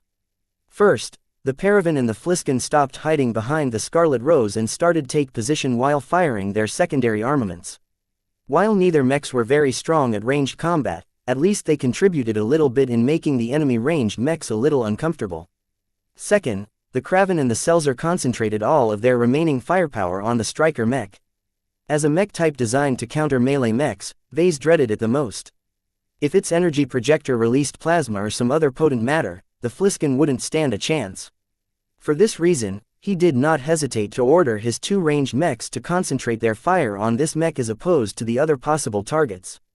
The enemy rifleman mechs had already expended much of their firepower while the Space Knight had already lost its shield. The two light skirmishers remained the biggest threat, but Vase had no way of getting at them as they continued to shelter behind the Space Knight. Though the striker mech already endured a lot of damage, the defensive mech hardly incurred any damage to the internals. This soon changed as the Kraven started to pound the mech with solid Gauss cannon slugs. Since the range between the two sides had decreased, Vase no longer bothered to chamber the Kraven's Gauss cannon with fragmenting rounds. Instead, the former artillery mech soon started to fire solid slugs at the striker mech. As a defensive mech whose bulk rivaled that of the Space Knight, the striker mech was not very agile. Its evasion pattern wasn't too impressive, though its ECM system was enough to ensure that most of the slugs missed the mech. However, even as only 10% of the shots hit their mark, the damage dealt was extremely considerable. The full might of the Gauss cannon not only shattered the damaged armor of the striker mech, but also damaged some of its internal components. The slugs made out of briar alloy were just as tough as the armor of the striker mech, which meant that they wholly succeeded in transferring all of their kinetic energy onto the target without wasting any of it by shattering. The high-quality ammunition made a huge difference at this time as each infrequent hit broke down the armor of the striker mech step by step. As the mechs flew nearer and nearer, the accuracy of the Kraven continued to increase. The striker mech's ECM system started to have less and less of an effect as the Scarlet Rose's powerful sensor arrays forcibly overpowered it through brute force. No matter how sophisticated a mech's ECM system worked, it could not compare against the power of an entire starship. The decreasing effectiveness of the enemy's ECM systems also benefited the Seltzer. Though it had already overheated by quite a bit, Vase did not hold back and finally commanded it to switch its dual-type rifle's firing mode to particle beams. The bright blue beams kept hitting the striker mech with unerring accuracy. At this range, there was little challenge in hitting a relatively immobile target with a large energy signature. Even a bot could reliably land a hit. Under the sustained attacks, the striker mech finally incurred significant damage. Even without firing its short-range weapon even once, the mech plainly lost battle effectiveness as an awful tear in its abdomen area caused its internal power systems to be thrown into chaos. Yes, it's useless now. The mech pilot of the striker mech still managed to retain control, but that was only because the mech featured a lot of redundancy. Without all of these backup systems, the striker mech would have been inoperable by now. While the mech was still capable of keeping up with the formation and participate in the battle, the commander of Terenic evidently thought better. There was no need to sacrifice an entire mech. Soon enough, Vase noted that the half-crippled striker mech as well as the two spent rifleman mechs withdrew from the formation. Vase managed to take out at least half of the coalition mechs deployed against him. This was an incredible success, especially considering that none of his mechs had been paired with skilled human mech pilots. Yet, is it enough? Though Vase managed to inflict much greater damage onto his enemy than either side expected, his advantage wouldn't last for long. They're getting close. Vase always possessed a decisive advantage in ranged combat. With the help of his preparations, he managed to make the most out of this advantage. Yet the Terranic still retained 3 mechs. The heavily damaged Space Knight might have lost its shield, but it was still a considerable threat to the ship. Even now, Vase directed the Kraven and the Seltzer to direct their remaining firepower against this hardy mech, but there wasn't much time left to disable it completely. I'm out of time. The 2 light skirmishers that the enemy team had protected up to now finally reached the Scarlet Rose. Vase hastily directed the Paravan to entangle the opposite Space Knight. There was no use in directing this cumbersome battle bot against the light mechs. To deal with the 2 light skirmishers, Vase directed all 3 remaining battle bots against these agile target. The Kraven and the Seltzer both functioned as fire support. While the Kraven's Gauss cannon was too cumbersome to hit the light skirmishers, at the very least it added to the pressure. Vase placed a bit more hope on the Seltzer. Though it was reaching its limits, Vase disabled all of its safety limits and forced it to fire its rifle regardless of all of the damage it sustained by overheating its systems. He would rather wreck the Seltzer than lose this battle. Vase did the same for the Fliskin. Since it lacked a human mech pilot, the mech was able to perform maneuvers that surpassed the tolerance of its inertial dampeners, allowing it to accelerate more abruptly and perform more extreme maneuvers. Yet as the Fliskin finally met one of the light skirmishers in battle, his battle bot instantly incurred a huge cut. At the moment the 2 machines clashed, the coalition mech cleverly evaded the Fliskin's predictable charge and swiped its side with one of its ultra-sharp daggers. Though the layer of briar alloy applied on the Fliskin managed to mitigate some of the damage, the battle bot still suffered significantly. If not for the additional armor plating, the mech might have been disabled straight away. As the 2 light machines circles around for another pass, the Fliskin lost the exchange yet again. This time, it lost a third of its leg. In the 4th pass, it lost one of its arms, causing its battle effectiveness to drop in half. Finally, the enemy light skirmisher managed to circle behind the faltering Fliskin and damage critical parts of its flight system. No, the Fliskin, which failed to land a single scratch on its opponent, lost all mobility in space as its flight system completely shut down. Even though the Fliskin was still able to move its remaining limbs, without any solid surfaces to step on, the battle bot helplessly drifted away in space.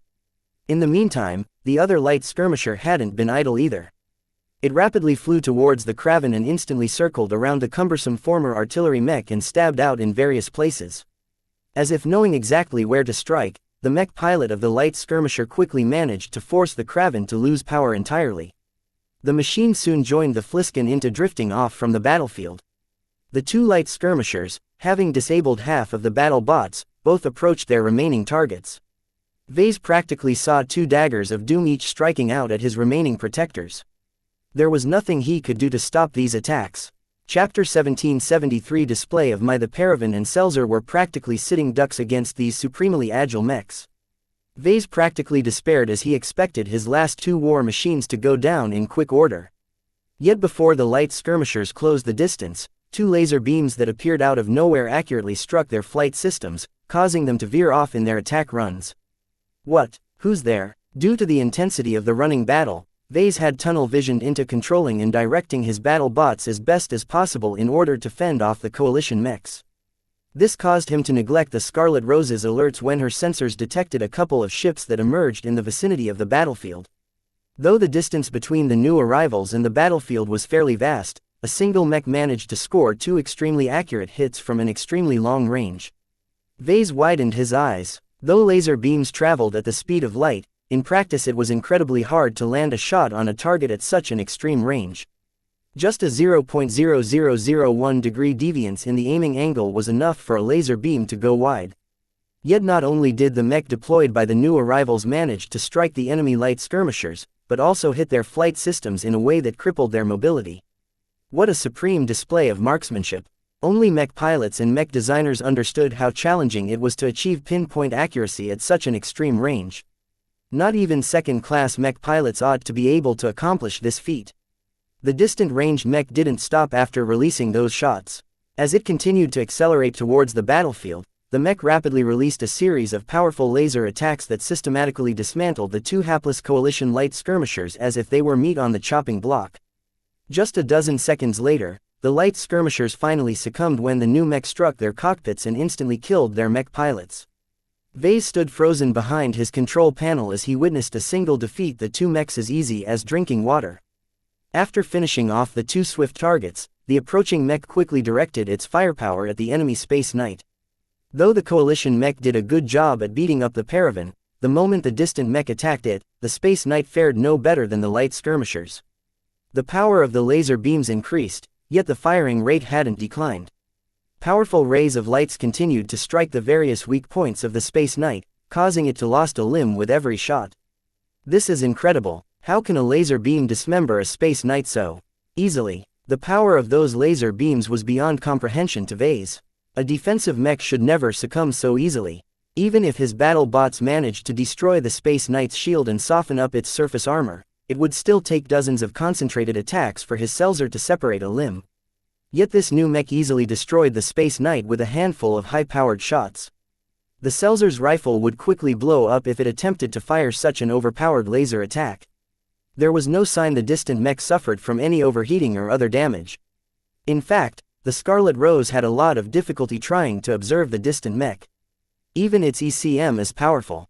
Vase gasped. Once the new arrival wrecked the three mechs attacking the Scarlet Rose, the mech quickly redirected its flight and quickly struck down the retreating Rifleman mech and Striker mech that Vase had damaged earlier. Due to their awful conditions, the remaining three mechs dispatched by the Fredaman went down without a fight. All 6 hostile mechs met their end within a single minute. Vase turned numb at the ease and speed in which these Fredaman mechs fell like dominoes. Even if Vase weakened them considerably, a single mech shouldn't have been able to topple them over so easily. The battle situation changed at an instant due to the intervention of a third party.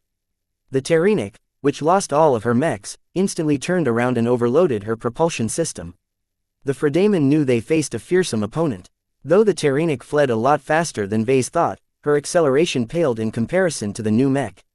Vase watched with astonishment as the Scarlet Rose tracked the movements of his savior with difficulty. What is this acceleration? The mobility of this Rifleman mech is insane. The blue and black mech sped up towards the fleeing Terenic like a shark smelling blood. While its powerful ECM system prevented Vase from studying the mech in detail, he could still observe its acceleration and compare its mobility to other mechs. Vase made an astonishing conclusion. Its acceleration is multiple times greater than that of the Fliskin.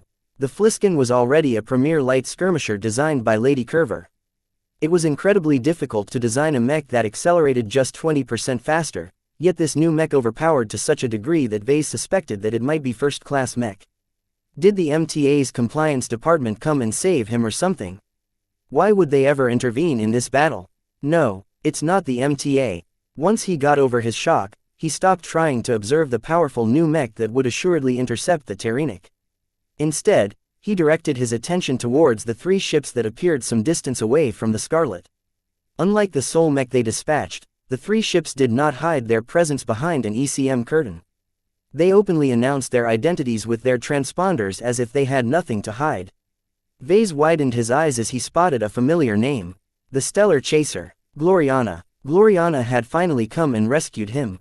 Not only that, she brought friends as well. Vase briefly furrowed his brows. Shouldn't Gloriana be stuck in friendly space? The Glory Battalion would never allow her to stray too close to danger. Yet the Stellar Chaser somehow entered the space claimed by Cretia Republic without her usual escorts. He did not recognize the 2 ships flanking the Stellar Chaser.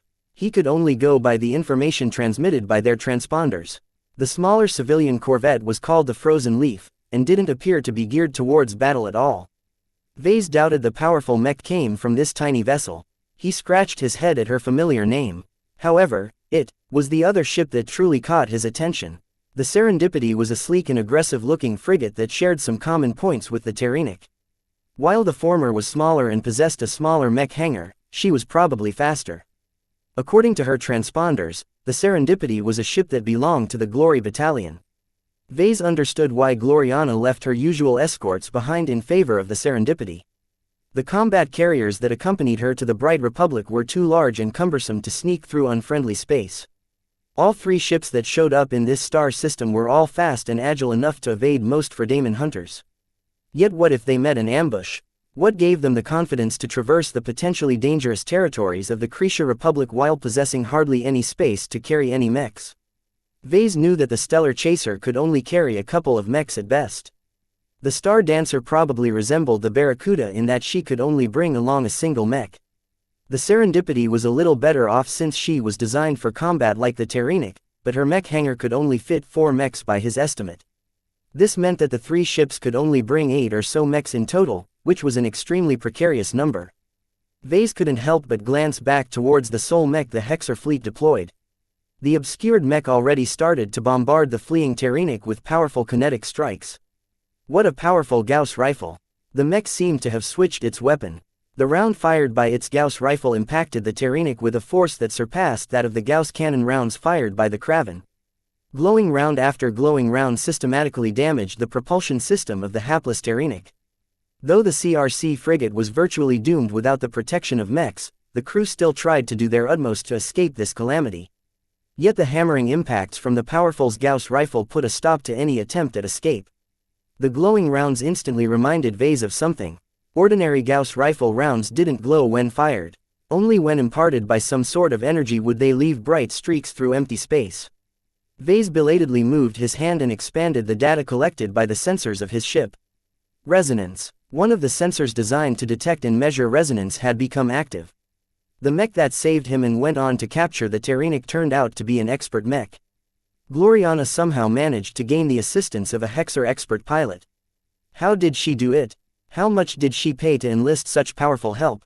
Expert pilots ought to be precious even to the Hexadric hegemony. With the Komodo War raging in the border regions of the 2 second-rate states, Vase could scarcely imagine why the Hexers allowed one of their expert pilots to travel so far away from the front lines. Yet no matter the circumstances, Vase felt incredibly relieved that his ordeal had finally come to an end. With Gloriana here, he could finally let down his guard. With an expert mech under their wing, no Fredaman raiding force stood a chance against its might. At this time, the Scarlet Rose finally received an incoming communication request from the Stellar Rose. Vase instantly accepted the call. "I'm here." Gloriana's projection brilliantly smiled. "I'm so sorry I couldn't be in touch with you for so long. I had to work hard to convince my stubborn family to go out and meet you halfway. We also had to restrict our communications once we set off in order to avoid giving the Fredaman too many clues." "It's fine." Vase held up his palm. "I managed to do fine on my own for so long. Don't underestimate me. I do appreciate your arrival. How did you manage to get an expert pilot, by the way?" She sighed, though she still looked incredibly pleased. "It's a long story. Let's talk it over when you transfer to my ship. I have missed you so much. It was unbearable for me to be away from you for an entire month." Vase felt incredibly warm when he heard her words. He sensed no duplicity from her at all. She was truly sincere with her feelings. The love they shared between them hadn't weakened at all. Their month-long separation reinforced how much they enjoyed each other's presence. Though Vase wanted nothing more than to run up to her and pull her into his embrace, he considered what would happen to his spoils of war. The Scarlet Rose was his possession. He didn't want to give her up to his rescuers. Not only that, Vase wanted to keep the mysterious escape pod and Cassandra Breyer a secret. There was no way the Woden dynasty would ignore a renewable source of high-grade exotics. Can you come to my ship instead? I don't want to let go of the Scarlet Rose. She's my prize, after all. I risked my life to capture this ship." Gloriana briefly looked sideways and quietly conferred with someone outside of the range of her projection. She soon turned her attention back to Vase with an apologetic expression. "The Glory Battalion won't allow me to step foot on your captured ship. She's not secure enough in their eyes. Just transfer to my ship. I'll tell the Glory Battalion to station a small prize crew on your capture in order to bring her back. Will that be okay?" He knew that Gloriana would never allow him to stay put. She would probably go crazy if he refused to reunite with her when they were so close. Knowing that his departure from the Scarlet Rose was set in stone, Vase at least wanted to receive some assurances. "The Glory Battalion won't force me to give up the Scarlet Rose, right?" Gloriana looked amused. "I'll make sure you get to keep your stolen ship, all right?" Vase looked relieved. "Okay then, can you give me some time? I have to wrap up some matters here." "Fine, but don't take too long." Chapter 1774 Disdain. It took some time for the small Hexer fleet to reach the Scarlet Rose. Vase took advantage of the delay to deal with the aftermath of the battle. He first retrieved the wrecks floating in the vicinity of his ship. Before the Hexers arrived to the rescue, Vase lost 2 of his 4 battle bots. The Paravan and the Selzer still remained functional, but the enemy light skirmishers made short work of the Kraven and the Fliskin. Vase bled his heart out at the sight of the 2 broken machines. Fortunately, the light skirmishers disabled them by relying on finesse rather than overwhelming force. The Kraven's frame was still in one piece. The enemy light skirmisher that attacked the artillery mech merely managed to cut all of its essential power lines with high precision. Since Lady Curver designed the Kraven, she probably taught the CRC how to disable the mech as efficiently as possible. The Fliskin was in worse shape. As a former light mech, its armor coverage was really too thin, and its limbs could easily be separated by an opposing mech. Just as Vase predicted, a pilot-less light skirmisher stood no chance against an identical machine piloted by a skilled mech pilot. Battle bots are really too ineffective against piloted mechs, Vase helplessly observed. Fortunately, Vase could still restore the Kraven and the Fliskin as long as he retrieved them. He could also convert the battle bots back into proper mechs, thereby adding 4 valuable second-class mechs to his arsenal. Second-class mechs are very hard to come by to Vase. He especially valued the quality and comprehensive documentation on the 4 bodyguard mechs. As long as he could retain possession of the machines, he could derive all sorts of benefits from tinkering with them. Due to the urgency of his flight, he hadn't studied them as much as he wanted. As long as he could examine their construction at his leisure, he would probably comprehend the essence of second-class mech design in a couple of months. That wasn't all. Once Vase was done with them, he planned to pass on the 4 restored mechs to the avatars of Myth so that they could gain some valuable experience in piloting second-class mechs. Simulation training is all well and good, but all of my avatars should have the opportunity to train with the real deal. It was incredibly hard for third-class mech pilots to learn how to pilot second-class mechs. Without any practical experience in piloting the mechs, the avatars wouldn't be able to tell whether they were truly qualified to pilot these powerful machines. The 4 second-class mechs neatly solved this problem for his avatars of Myth. Though Vase did not intend to rely on Lady Curver's products to outfit his avatars of Myth for battle, they still served as excellent training mechs. I have to make sure I get everything I can salvage off this battlefield. He passed on instructions for the Paravan and the Selzer to salvage remains of the Kraven and the Fliskin. He also ordered them to salvage any pieces of the Fredaman light skirmishers while they were at it. The mech hangar and the cargo bay still offered enough room for some extra spoils. Once he did so, Vase turned away from the control panel and threw a glance at the stacks of briar alloy a short distance away. Knowing that a prize crew would come and take command of the Scarlet Rose, Vase needed to clean up some of the traces. There was no way Vase wanted to give up this endless source of briar alloy. Let's get to work. He began a very hasty cleanup. First, he halted the loop and let the mysterious rest in the tube. To avoid attracting any attention, Vase ordered all of the tubes to seal themselves, thereby blocking access to the escape pods. While this wasn't exactly standard, Vase hoped that the prize crew would pay attention to other aspects of the Scarlet Rose. There shouldn't be much of a reason for them to inspect the escape pods.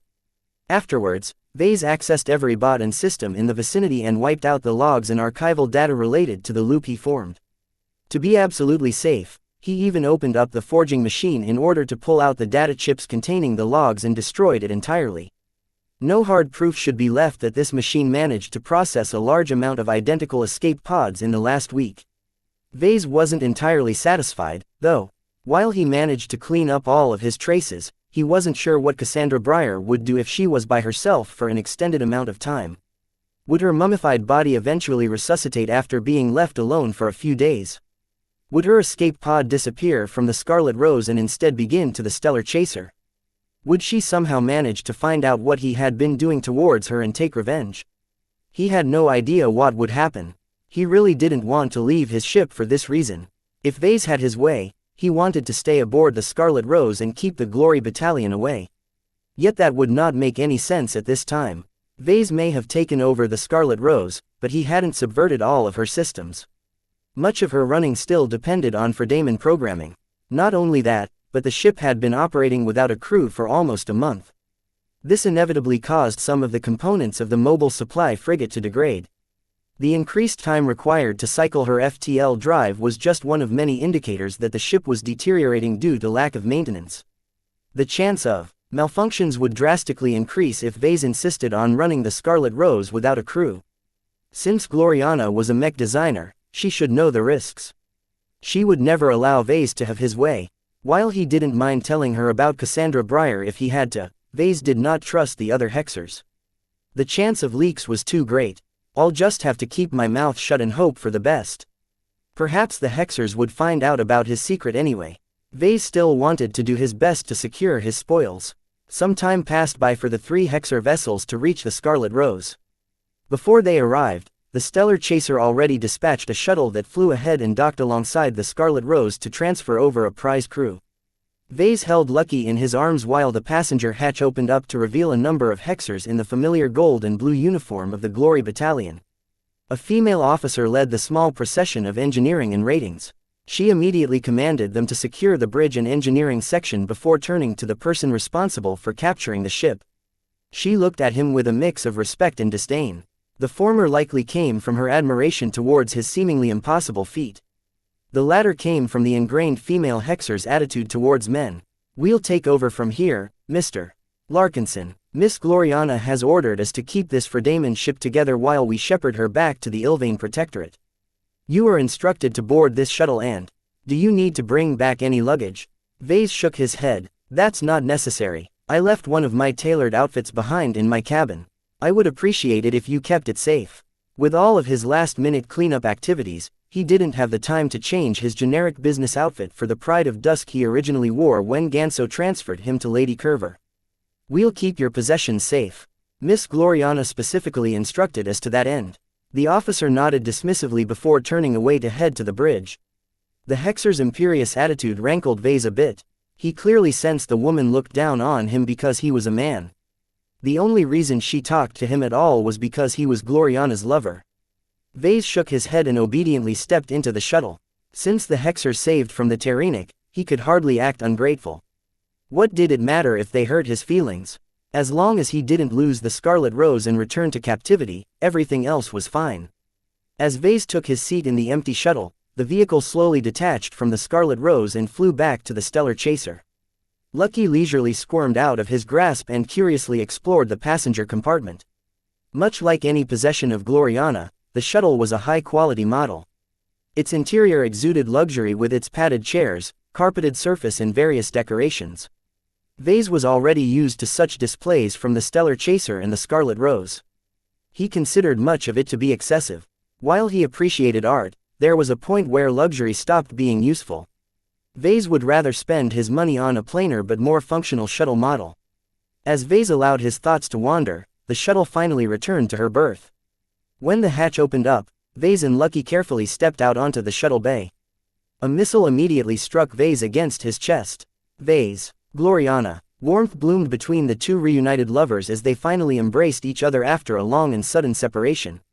The two mech designers embraced each other tightly before locking their lips in a heartfelt kiss. Neither of them held any coherent thoughts in their minds. Only pure emotion remained as they drank in each other's presence. "Wow, Gloriana." A skeptical female voice interrupted their passionate kiss. "Is this the boy you set your sights upon?" The unknown woman forcibly ruined the moment. Vase awkwardly straightened up while Gloriana angrily turned towards the offending woman. "Rania, we talked about this. It's my choice who I want to share my life with.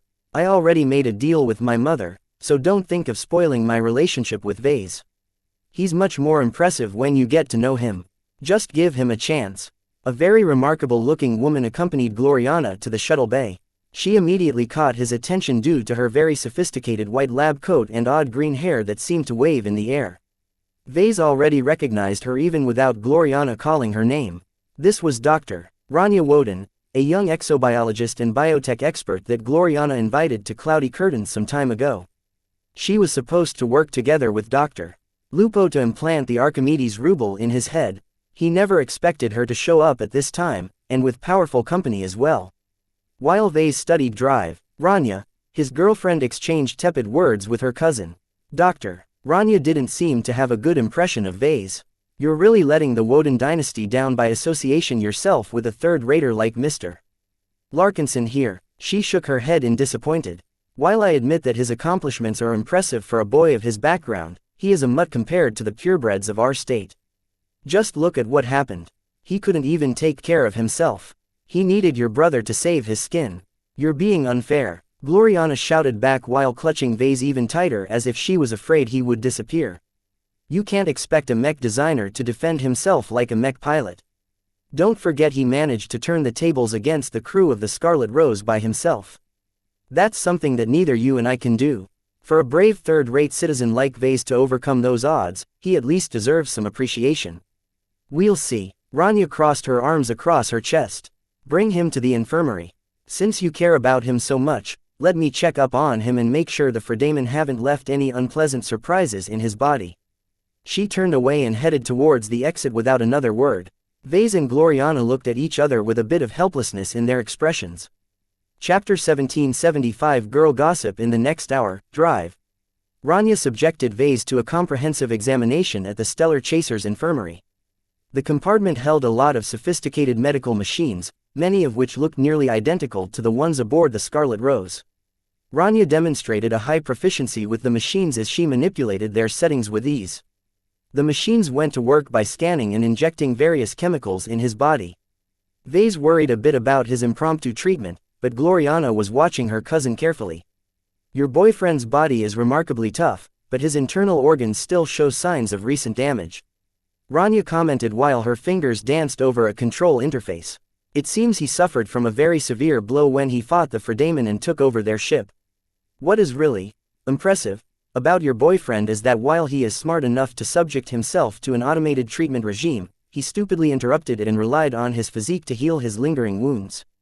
I couldn't afford to lay low. I had to wake myself up to direct the Scarlet Rose through hostile territory. Vase meekly defended himself while he lay on a treatment table. Shut up, you'll only exacerbate your recovery if you talk while I'm in the process of remedying your lingering wounds. Many of them haven't healed properly. I'll have to examine you and treat you at least half a dozen times over the course of a month in order to undo the damage you've done to your own body. If you aren't Gloriana's latest boy toy, I would have passed you off to another doctor. Don't forget who's paying you, Rania.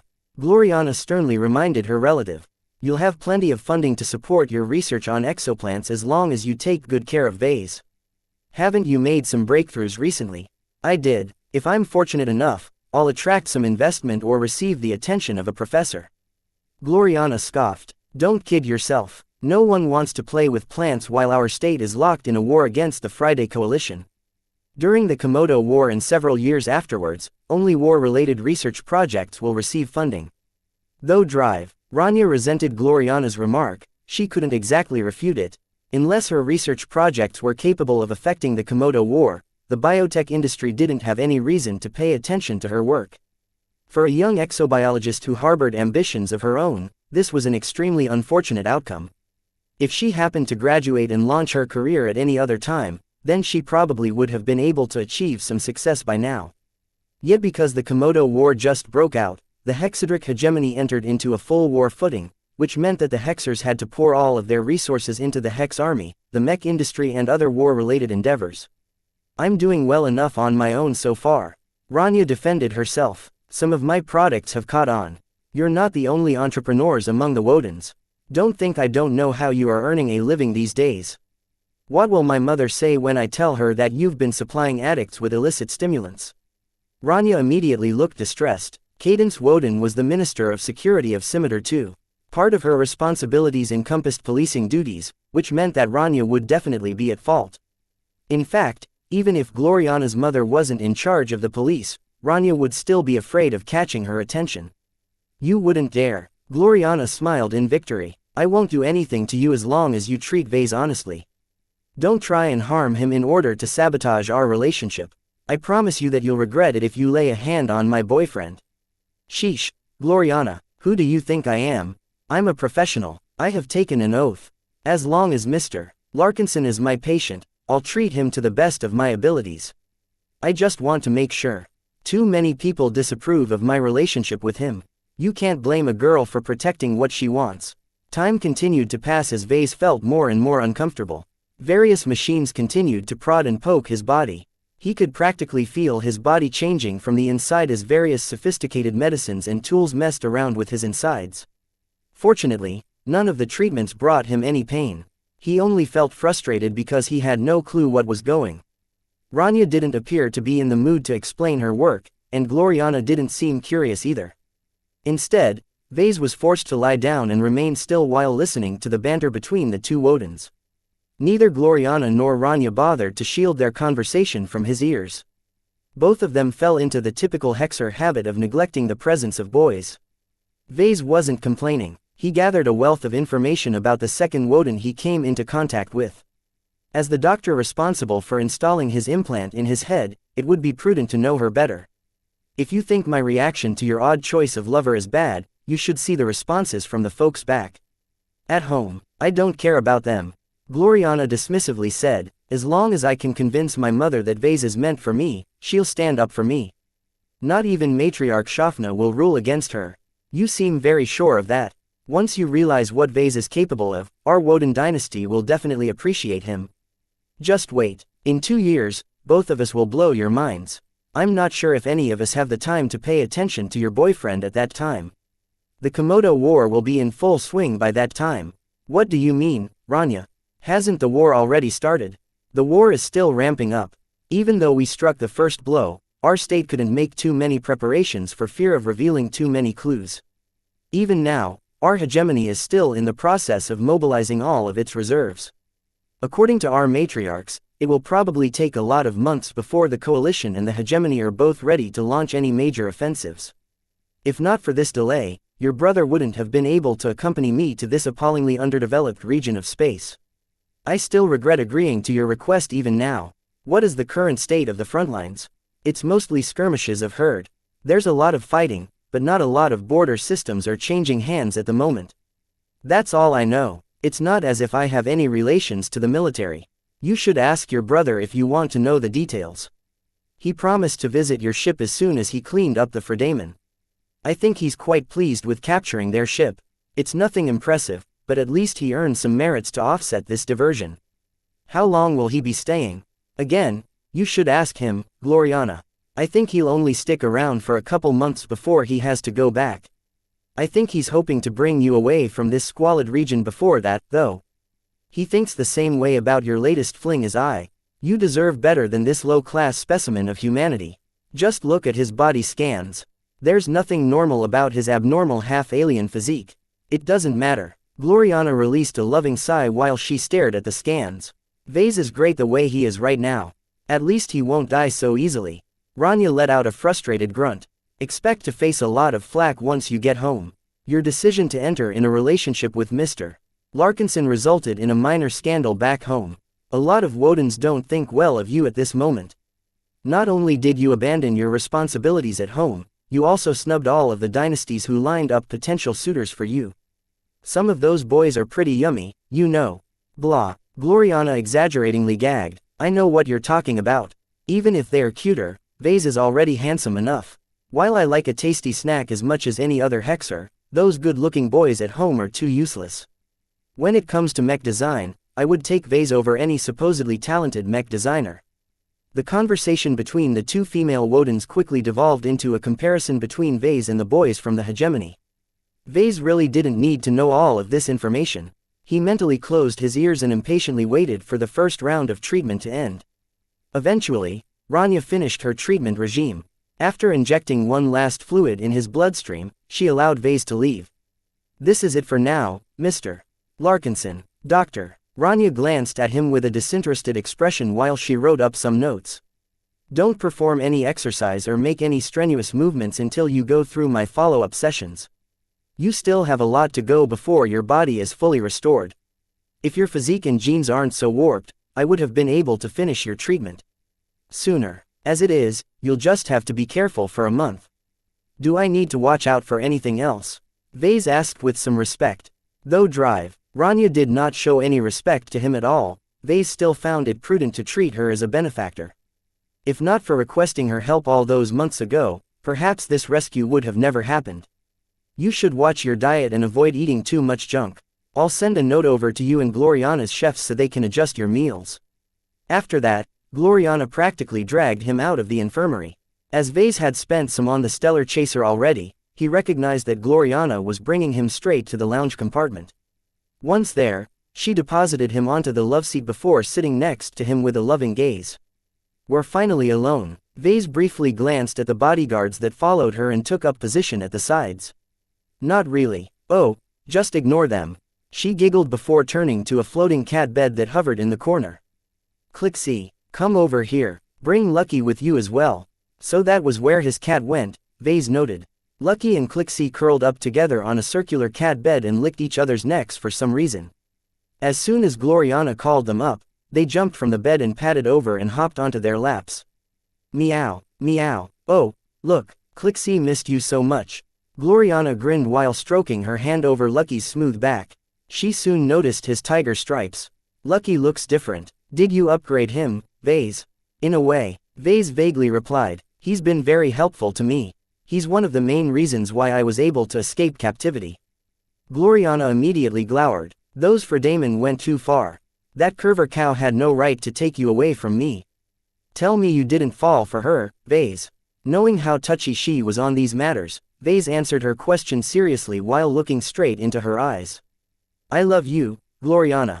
I never wavered in my commitment to you. If I didn't love you anymore, I wouldn't have taken a huge risk and killed off all of the crew of the Scarlet Rose. I didn't hesitate in burning my bridges with the Friday Coalition to declare my devotion to you. I'll kill millions of Fredamen for you if that is what it takes to prove my love to you. Oh Vase. Gloriana practically melted against him while she reciprocated his gaze. All of the tension in her body faded away as she finally realized that Vase was back and here to stay. For his part, Vase felt happier than ever to be reunited with his girlfriend. The trust they shared between each other was something he sorely missed. Chapter 1776 Mist Company. Two minds intertwined with each other as Vase and Gloriana blissfully enjoyed each other's company. After so many weeks of separation, the joy they felt when they finally got back together was indescribable. Both of them put down all of their concerns and simply basked in each other's presence. Touching each other, kissing each other and cuddling with each other cured the sickness that gnawed at their hearts. All of these weeks of spending their time alone taught them both a very serious lesson. It was a curse to remain alone, and a blessing to enjoy the company of their earnest lover. The love they held for each other hadn't diminished in the slightest. Neither of them had woken up, or found any reason to reconsider their relationship. Instead, like junkies, they yearned for each other's company even more. Now that Gloriana returned to his side, she dropped all of her airs and turned into a happy girl who did not hold back in her delight. I missed you, Vase.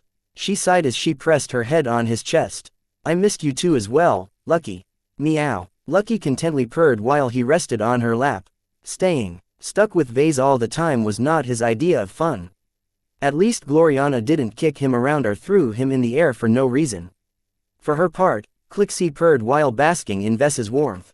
As someone who made her owner happy, Vase had long earned her approval. The fact that he understood her at a deeper level also helped. Sometimes, it was hard being a cat. How has it been back home? Vase idly asked, his finger rolling one of Gloriana's locks of hair. The LMC and your other organizations are doing fine. The Bright Republic hasn't touched the Mech nursery or any of your property. Both the LMC's tangible and intangible assets are still intact. In fact, with how much you matter these days, your home state has an even greater reason to make sure your rights are respected. Ha ha ha. Vase released a cynical laugh. That's rich, coming from the government that allowed one of their generals to trade me away like I'm nothing more than livestock. If we didn't design such a pivotal mech like the Deliverer, the Bright Republic probably wouldn't have reversed its stance so quickly. Gloriana shared his opinion. How is the Deliverer faring? It's doing as well as you expected. The Eye of Ilvain that the Protectorate has formed some time ago is making a name for itself throughout the region. Every hunter of Ilvain has become a welcome presence on the battlefield due to their ability to channel the will of Ilvain. While every Ilvainan piloting a Deliverer is able to do so to an extent, their prophet is slowly concentrating his power onto the Eye of Ilvain. This development came as a surprise to Vase. He hadn't given Ilvain's spiritual fragment any instructions to restrict his powers to this small, elite group of Kronan mech pilots. It made sense for the sentient fragment to restrict the bestowal of its favor. If the deliverer kept excelling with its supernatural abilities, soon millions of Ilvanans would adopt the Mech. What happened if all of those millions of devout Ilvanan Mech pilots requested supernatural aid? The fragment would quickly exhaust itself. In order to keep the deliverer relevant without running a spiritual energy deficit, Ilvain's spiritual fragment evidently decided to make its blessing exclusive to this small group of chosen Kronan Mech pilots. How many Mech pilots have joined Eye of Ilvain? There are about 5,000 hunters of Ilvain at the moment. It's quite a rapid expansion for the Ilvanans, as they don't have many Kronans who specialize in piloting spaceborne marksman mechs. It's not that easy to recruit more because those who aren't as good in marksmanship will largely waste Ilvain's blessing. Vase already understood this. Though 5,000 chosen mech pilots didn't sound like a great figure, it was enough to cover many important star systems in the region. The Ilvanans should have lent their hunters of Ilvain to other states by now, right? Gloriana nodded. That's right, every other state has tried to make use of the deliverer model, to no avail. Only true Ilvanans are able to make adequate use of our mech model, which is exactly what you intended. The Protectorate knows this as well, and has made great use of this advantage. Over the last month, they have been both smart and generous about their terms for assistance. Tell me what they have done. The Protectorate negotiated deals with the Bright Republic, Vizia Kingdom, Rienald Republic and every other state pressed by the Sandmen. The contents of the deals are secret, but the press has done a decent job at guessing the concessions the latter states have made to the Protectorate. Did they bleed themselves? Almost certainly, but not as much as you expect. The Protectorate is being farsighted by all accounts. They aren't demanding the Brighters and Visions to give up their territories or empty their entire treasury. Aside from some direct transfers of wealth and resources, the Ilvanans mainly want to improve diplomatic ties, open up trade, and receive a guaranteed right to proselytize their faith abroad without any hindrance. I take it the states that are knocking on the doors of the Protectorate aren't entirely pleased about those concessions. Vase guessed. They're not very happy. She nodded. They acquitted, though, with the Sandmen constantly deepening their attrition, they have no choice but to beg the Eye of Ilvain for help. It sounds like the Protectorate could have taken more advantage of the distressed states. It's true that the leaders of the Protectorate have held back.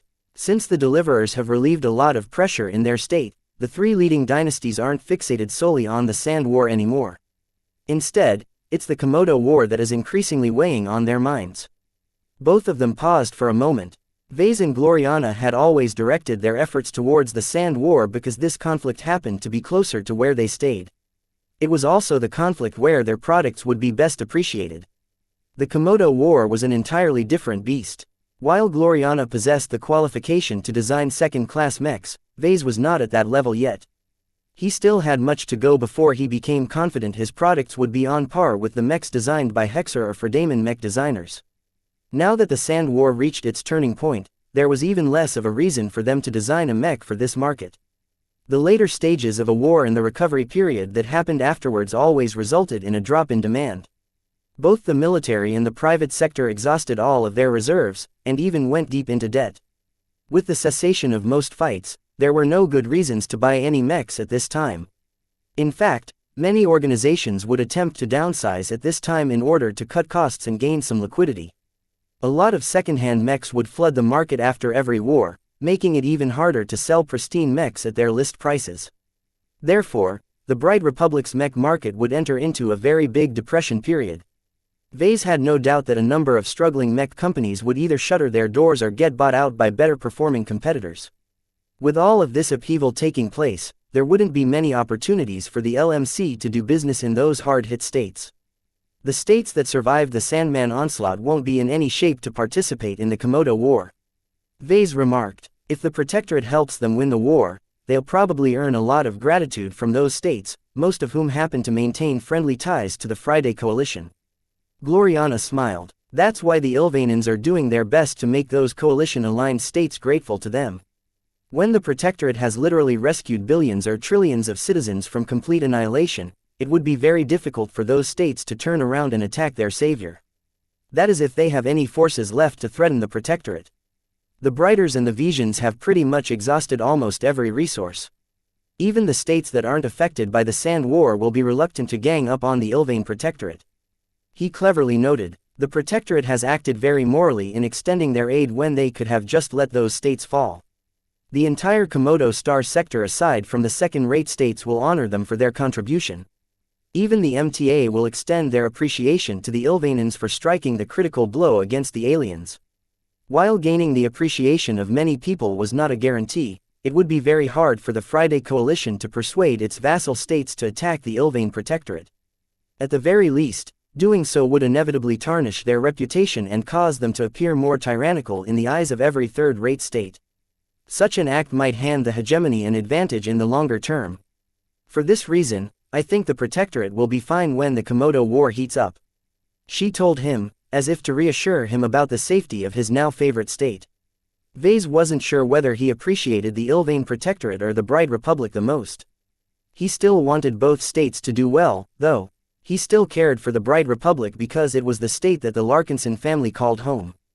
Many of his family members still stubbornly stuck to the state despite the recent upheavals. For the good of his relatives, Vase could not wish his home state any ill. He felt a bit mixed about the Ilvane Protectorate as well. The Ilvanans had been very helpful to him, but that was predicated on the popularity of his work. The moment he stopped delivering the goods, he would stop gaining as much appreciation from them. Certainly, Vase could still coast along for some time by depending on his legacy, but that would probably fade in time. In truth, Vase did not wish to repeat his mistake by leaning too much on a single state. A faction in the Bright Republic had already screwed him over, so who could say that the same wouldn't happen again in the Ilvane Protectorate? For this and several other reasons, Vase did not plan to settle permanently in the Ilvane Protectorate. Of course, for now Vase had nowhere else to go, so he would probably stay in the Protectorate for as long as it took to reorganize the LMC.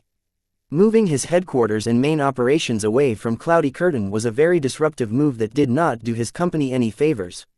What about the Larkinsons? They're still arguing about how to split themselves up. Now that you're back, you should get in touch with your relatives. Your lack of input is one of the biggest reasons why the talks within your family has stalled. Vase sighed and rubbed his hand against her thin arm. So the Larkinson family as we know it will come to an end. I almost feel guilty for precipitating this event. If you ask me, not every Larkinson deserves your patronage. I think it's good if you separate the chaff from the wheat. Your words have merit, but I doubt it will be that easy. The majority of Larkinsons have opted to stay with the old guard, right? That just makes it even better. She smiled. This means that only the Larkinsons who are truly committed to you will be left. All of those Larkinsons who have doubts or aren't willing to let go of their old ways are gone. You can do whatever you want with the family who are truly willing to follow you to the ends of reality. The way she framed the split sounded very compelling to Vase. He no longer felt as remorseful for splitting up the family. As long as I have some loyalists, it's not impossible for my branch of the family to surpass the one led by the guard. Chapter 1777 Second base. As much as Gloriana wanted to turn herself into a barnacle, she couldn't stick with Vase forever. She still had some responsibilities to attend to, though she didn't elaborate very much to Vase. It was for his own good, she claimed. Just because I've left the hegemony doesn't mean the hegemony has left me. Gloriana gently patted his head as if he was a puppy. Sometimes, a girl's gotta work. I still have many obligations to the Wodens, and the customers of my old products are still entitled to support. He smiled and briefly pulled her into an embrace. All right, go do your thing, then. I have plenty of tasks to do as well. After separating from my company for so long, I'm worried whether it will fall apart if I remain absent for much longer. Your subordinates are doing a good job in keeping the LMC together. You don't have to worry on that end. They don't depend on your leadership as much as you think. That was probably because Vase delegated so many duties, he conceded. He had never been a hands-on leader when the LMC ceased to be a one-man operation. Regardless, I'm sure they'll welcome my presence. I'm pretty much the only mech designer aside from you who can perpetuate its success. Before they separated, Gloriana made one more remark. There's one more thing, Vase. My older brother wanted to meet you, but subduing the Terrenic and putting it under our control has taken longer than we thought. While our Glory Battalion has managed to take control of the ship, our fleet must soon leave this star system before any rescuers from the Friday Coalition arrive to block our escape. They were still in the middle of unfriendly territory. While the Cretia Republic was by no means an enemy of the Hexadric hegemony, it still hosted several known and unknown coalition assets. Vase didn't look very concerned, however. Don't you have an expert pilot protecting you? Even if the Fredamen somehow manage to scrounge 2 mech companies on short notice, your fleet won't come under serious threat. We can't underestimate the Fredamen. Gloriana shrugged. Now that I have you back, I won't risk losing you again. Well, she had a good point. By the way, who is your brother and what is he like? Gloriana grinned. My brother is the one who saved you earlier today. He's the pilot of the Star Dancer. The expert pilot. Vase widened his eyes. Exactly. Didn't I tell you that there is an expert pilot within my family? If I didn't beg him to save you from the clutches of the Fredamen, you would have become their prisoner again. He wants to meet you when we reach our next stop. Be nice to him, okay? Vase recalled the earlier conversation between Gloriana and Rania. Doesn't your brother think poorly of me? He pointed out. She waved her hand in dismissal. I'm sure the two of you will get along with each other. You're a mech designer and he's a mech pilot. I know you don't like to stay in the company of female hexers, so you should definitely be more comfortable with a hexer who shares something in common with you, hehehe. He wasn't so sure about that. Vase recalled the time he inadvertently participated in the trials held by the Rim Guardians. He met his first hexer back then. The male journeyman was just as stuck up and dismissive towards Vase as the female hexers. What if we don't get along? Gloriana swiftly stepped up to him and held him tightly on both arms. Her face almost pressed up to him with an intense expression. You have to befriend my brother, Ves. If you can't even get along my brothers and sisters, how can you ever gain the approval of my mother? Our very relationship is at stake. Be serious and don't mess this up. I'll punish you if you make things difficult. I'll do my best. Vase hastily responded in shock. Gloriana had turned twice as frightening as the mummy that haunted him back on the Scarlet Rose. If he had a choice, he would rather deal with a centuries-old undead witch than an angry Gloriana. When she received the response she wanted to hear, Gloriana quickly regained her composure and gently kissed his cheek. It's for a good cause, Vase. We can't move our relationship forward until my family and my mother are okay with it. What I'm doing is already at the limit of their tolerance. If not for all of the promises I've made and the turmoil back home, my mother would have recalled me by now. I understand. We always knew it won't be easy to get the Wodens to like me. If my contribution to the Sand War hasn't changed their minds, then it will probably take a huge effort for us to change their minds. It's not as difficult as you think. You know what we need to do to change their perception of you. She reminded him, as long as we make one good masterwork mech, everything will change. Vase hadn't spent all of his time aboard the Scarlet Rose for nothing. He already formed some ideas to improve his odds of fabricating a masterwork mech. He couldn't wait to put some of his ideas into action. They finally separated from each other. While Gloriana approached the bridge, a guard escorted him to his quarters, which was right next to Gloriana's stateroom. Their cats followed their owners as well. You are free to move around, but we suggest you stay in place until you are called. The female guard perfunctory said. Our fleet will continue to remain on yellow alert throughout our journey back to the Ilvain Protectorate. I understand. I'll stay put. The guard left him alone in his quarters once he got the message. Not that he enjoyed any actual privacy. This was Gloriana's personal starship, and Vase bet that every corner of his quarters was bugged to an insane degree. He smirked and patted his lower waist. It's a good thing I'm still wearing the right pair of underwear. While it disconcerted him somewhat that he was still wearing the same article of clothing for more than a month, with the existence of advanced washing options, he was still able to maintain a satisfactory hygiene standard. It's not like my Synthra Umbra underwear has turned smelly. Vase sniffed the air just to be sure. Meow. Thank you. Meow meow. Are you happy that you reunited with Clixie? Meow. Ha ha ha. Don't delude yourself. The two of you are completely different beasts. Meow meow. Vase ignored Lucky's complaints and sat himself down behind a desk.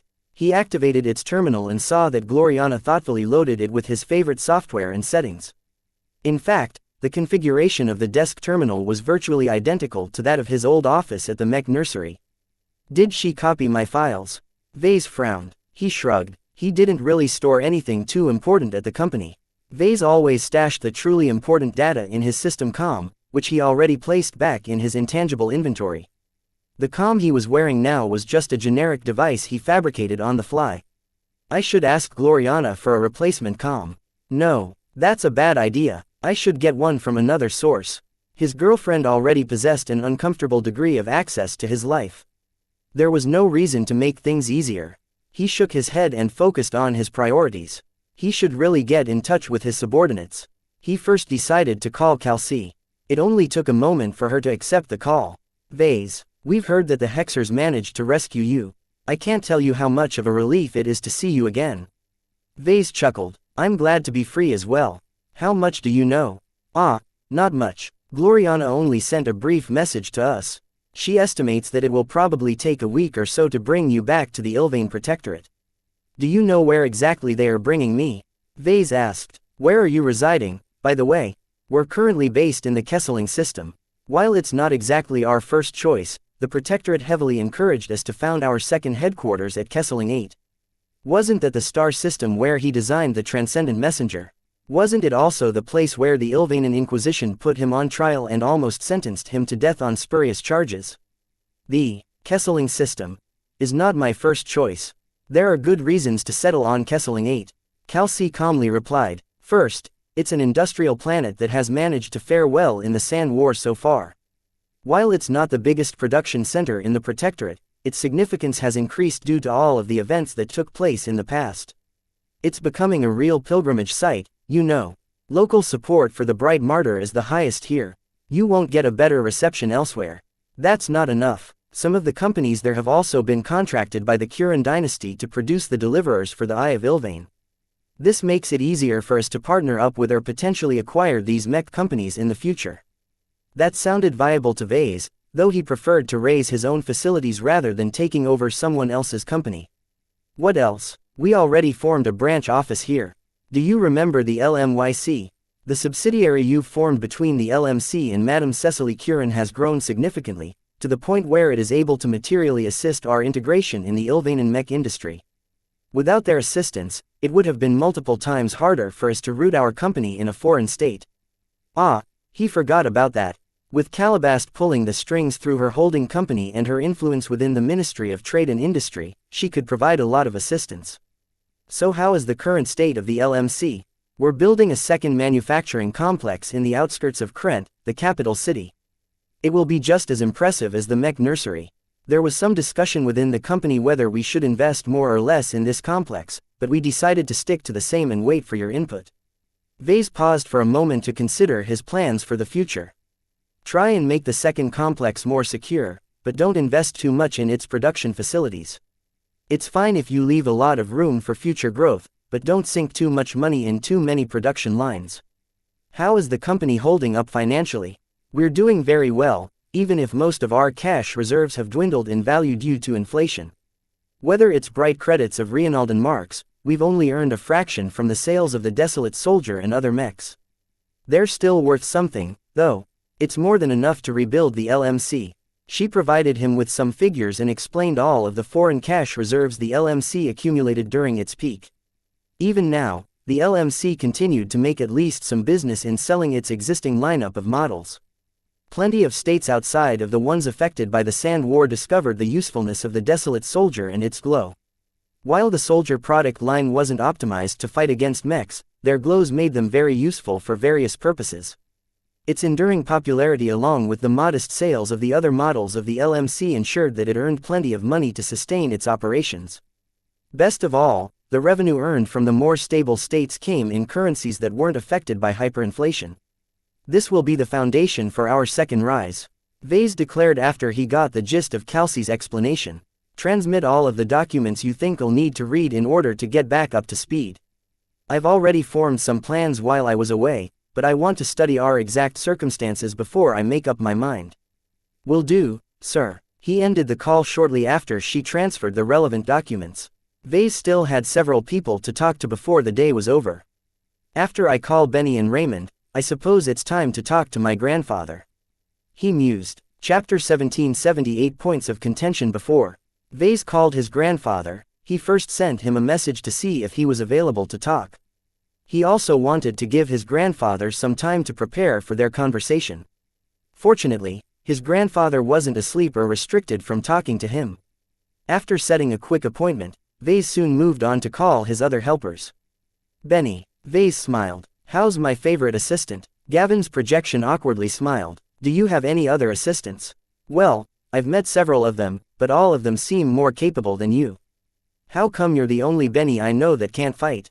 That's not my job description. That's the main reason you're my favorite assistant.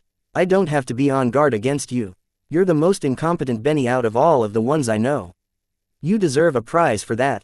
Excuse me, on second thought, it's kind of embarrassing that my Benny isn't up to standard. I should drop you off at an elite commando training camp or something. You should really pick up some of the necessary skills that is expected of someone in your position.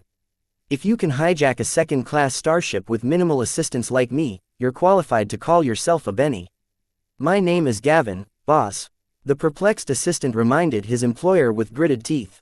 I know, Benny, your name is one of the most important parts about your identity. Cherish it well. For the next 10 minutes, Vase let go of everything and continued to ramble to Gavin like a demented teenager. He hardly asked any questions about the LMC other than to gain his assistant's perspective on the LMC's market position. Of course, what Gavin told him did not differ much from what Calci already mentioned. Vase truly felt he was back in the saddle now that he got in touch with Gavin again. It was too bad that Gloriana hadn't taken him aboard her ship when she mounted her rescue. After he finished getting back in touch with Gavin, he regained his composure and called Raymond Billingsley Larkinson. As the most senior executive of the LMC who actually ran the company, Raymond possessed a much more comprehensive understanding of its current condition. Vase first quizzed the COO about the areas which Calci already explained. He received both a confirmation and some elaboration on what he already learned. The LMC is running on autopilot pretty much, the business-minded Larkinson elder remarked. Even if you are absent for half a decade, our company will still be able to turn a profit. While our Mech catalog is still small, the Soldier product line is such an enduring success that it will continue to function as our cash cow for many years to come. So there is not a lot of financial pressure on the LMC, is that right? Raymond nodded. Part of that is also because we don't have that many expenses. While we are investing a significant amount of money in building our second base at Kesseling 8, our war chest is still replenishing. It's enough to expand our reach in every third-rate state that is open to using our products. Vase pressed his lips with his finger. That sounds nice, but I take it we don't have enough money to compete in a second-rate state, right? Is that what you plan to do? Expand the LMC to a second-rate state? It's in consideration. Vase vaguely said, I already told you that I intend to become proficient in second-class mech design. I'm still committed to this. In fact, if there is one benefit to my impromptu vacation, it's that I've made a lot of progress on this front. Who will you sell your mechs to, Vase? The Fredamen. Ordinarily, they should be quite receptive to your products once they discover the benefits of your glows, but... Vase chuckled. Slaughtering an entire crew of Fredamen is a good way to block my access to their mech market. Quite. As for entering the hegemony mech market, will the Hexers even approve of your designs? From what I've learned, a panel of matriarchs must approve every design, and I doubt they will take you seriously. That's only in the cases where men are the lead designers. Vase added, showing little concern. Even if my involvement is problematic, one of my partners is already working on this issue. I'll let you know if we have made a breakthrough on this matter. If Calabast and Gloriana's arrangements somehow fell through, then Vase would just have to find another market to push his products. Vicious Mountain had always been known as a hotbed for low-level conflicts. Its odd culture of putting mech pilots in charge often led to spats between rivaling states and groups. While the warmongering states of Vicious Mountain generally didn't fight each other to the death like what was happening in his home star sector, the wars occasionally escalated into major conflicts that only ended when one side gained a significant advantage. This pattern persisted for centuries, which meant that its sector-wide mech market had grown very vigorous. Aside from mech pilots, mech designers also enjoyed a lot of respect there. Vase would probably be able to find a very willing audience if he decided to enter this market. Of course, Vase hadn't made his choice yet. He still had to find a way to get into the good graces of Madame Constance Woden and the other Wodens in order to advance his relationship with Gloriana. This was why he still wanted to enter the hegemony's mech market despite all of the difficulties he faced. Vase continued to discuss some other matters about the LMC with Raymond until he became satisfied with what he learned. Before you go, I'd like to hear from you what you think about what is happening within our family.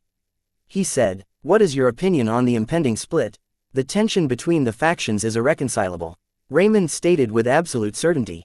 While your words managed to wake a lot of Larkinsons up, How they responded to your rant is different from individual to individual. Some have reaffirmed their old values and commitments. Others decided that following you is worth giving up outdated vows. Why have most Larkinsons decided to remain in the Bright Republic? Taking part in your ventures is considered a risk, Vase. Not everyone is willing to take a major gamble that will decide how they will live out the rest of their lives. It's mostly the younger and more restless Larkinsons who have decided to follow you to the Ilvain Protectorate. The Larkinsons who decided to remain in the Bright Republic are mostly those who are already content with their lives and station. They're not ambitious for anything greater and they're not in the mood for an adventure. Understandable. I take it many of them decided to stay for the sole reason they are already tied down by their families, right? Raymond nodded. When you are a husband with numerous young kids to take care of, uprooting your entire life in order to pursue an uncertain future is the last thing you want. This is actually the main reason why many Larkinsons who are neutral in the dispute within our family have decided to decline our invitation. How many true-blood Larkinsons have followed us? Those who share our blood, I mean. I'd say about 10% so far. Almost none have reconsidered, though. A steady number of Larkinsons in the Bright Republic who haven't joined us at the start are still signing up with us. I think this situation will persist over the next years as more and more younger Larkinsons grow up and want to take part in a more exciting venture.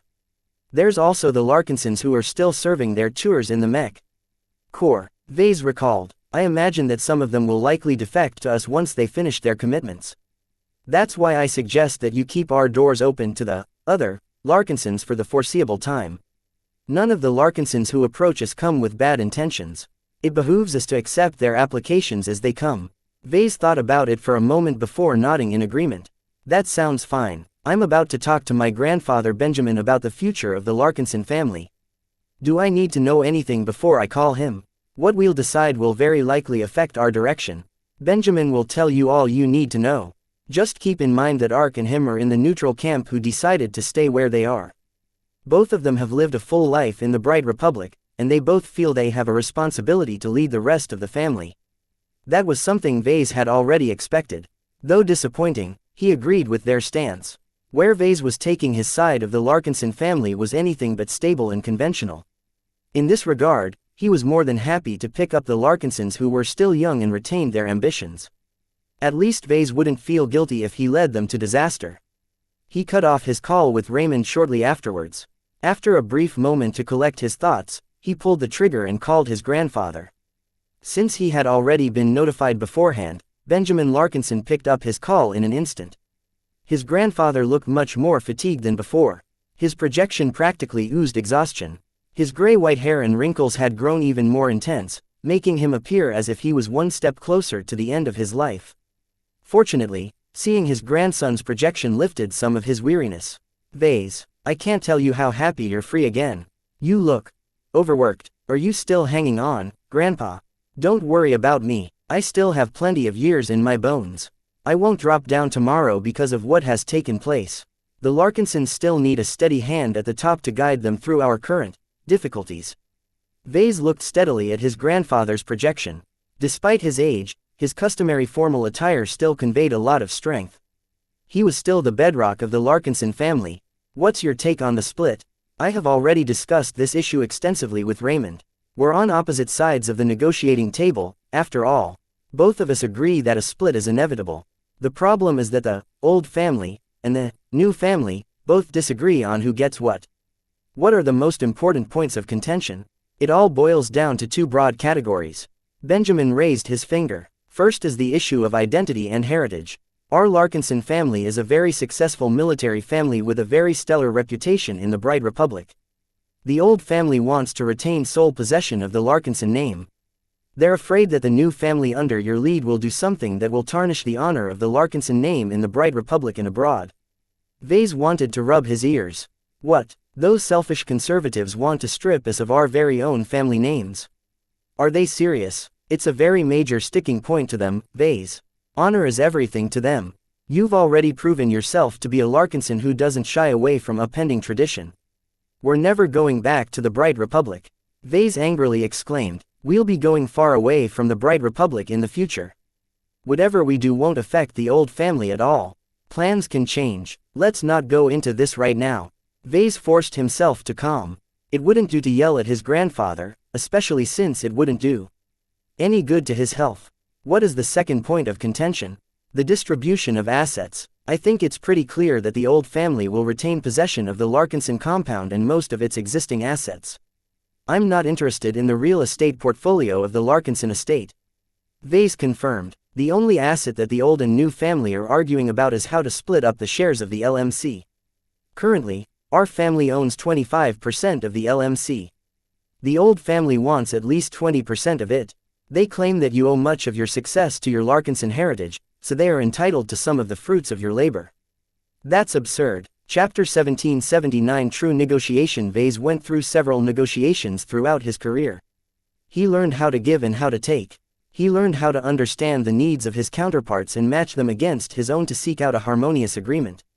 The most ideal outcome for both parties involved would be to reach a win-win arrangement.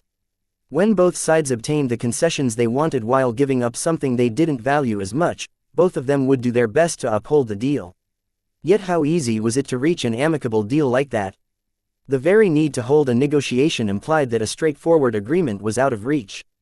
This meant that in order to reach a deal, both sides had to give up some advantages they would rather retain. The more a side conceded, the more they felt pained about the deal.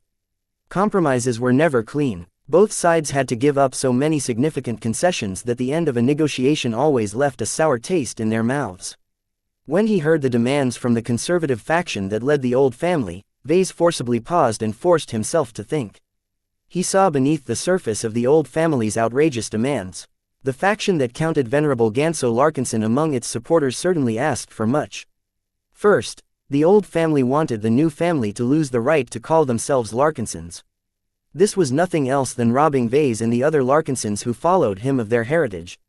Second, the old family wanted to claim most of the shares the formerly united family held in the LMC. For the old family to covet 20% ownership in the LMC while leaving the new family with the remaining 5% was nothing more than pure greed. Vase couldn't help but chuckle. Aren't the traditionalists being hypocritical?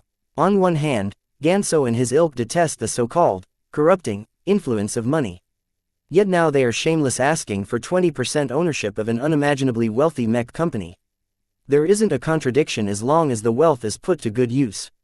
Benjamin answered in the stead of the conservative faction. The purpose of claiming ownership is not to enrich individual Larkinsons. It's to secure the prosperity and continuation of the old family. The dividends would flow into the family's coffers, which will mainly be used to fund our Mech academies, upgrade the training of our Mech pilots and ensure a generous pension for our retirees and any families our deceased family members have left behind.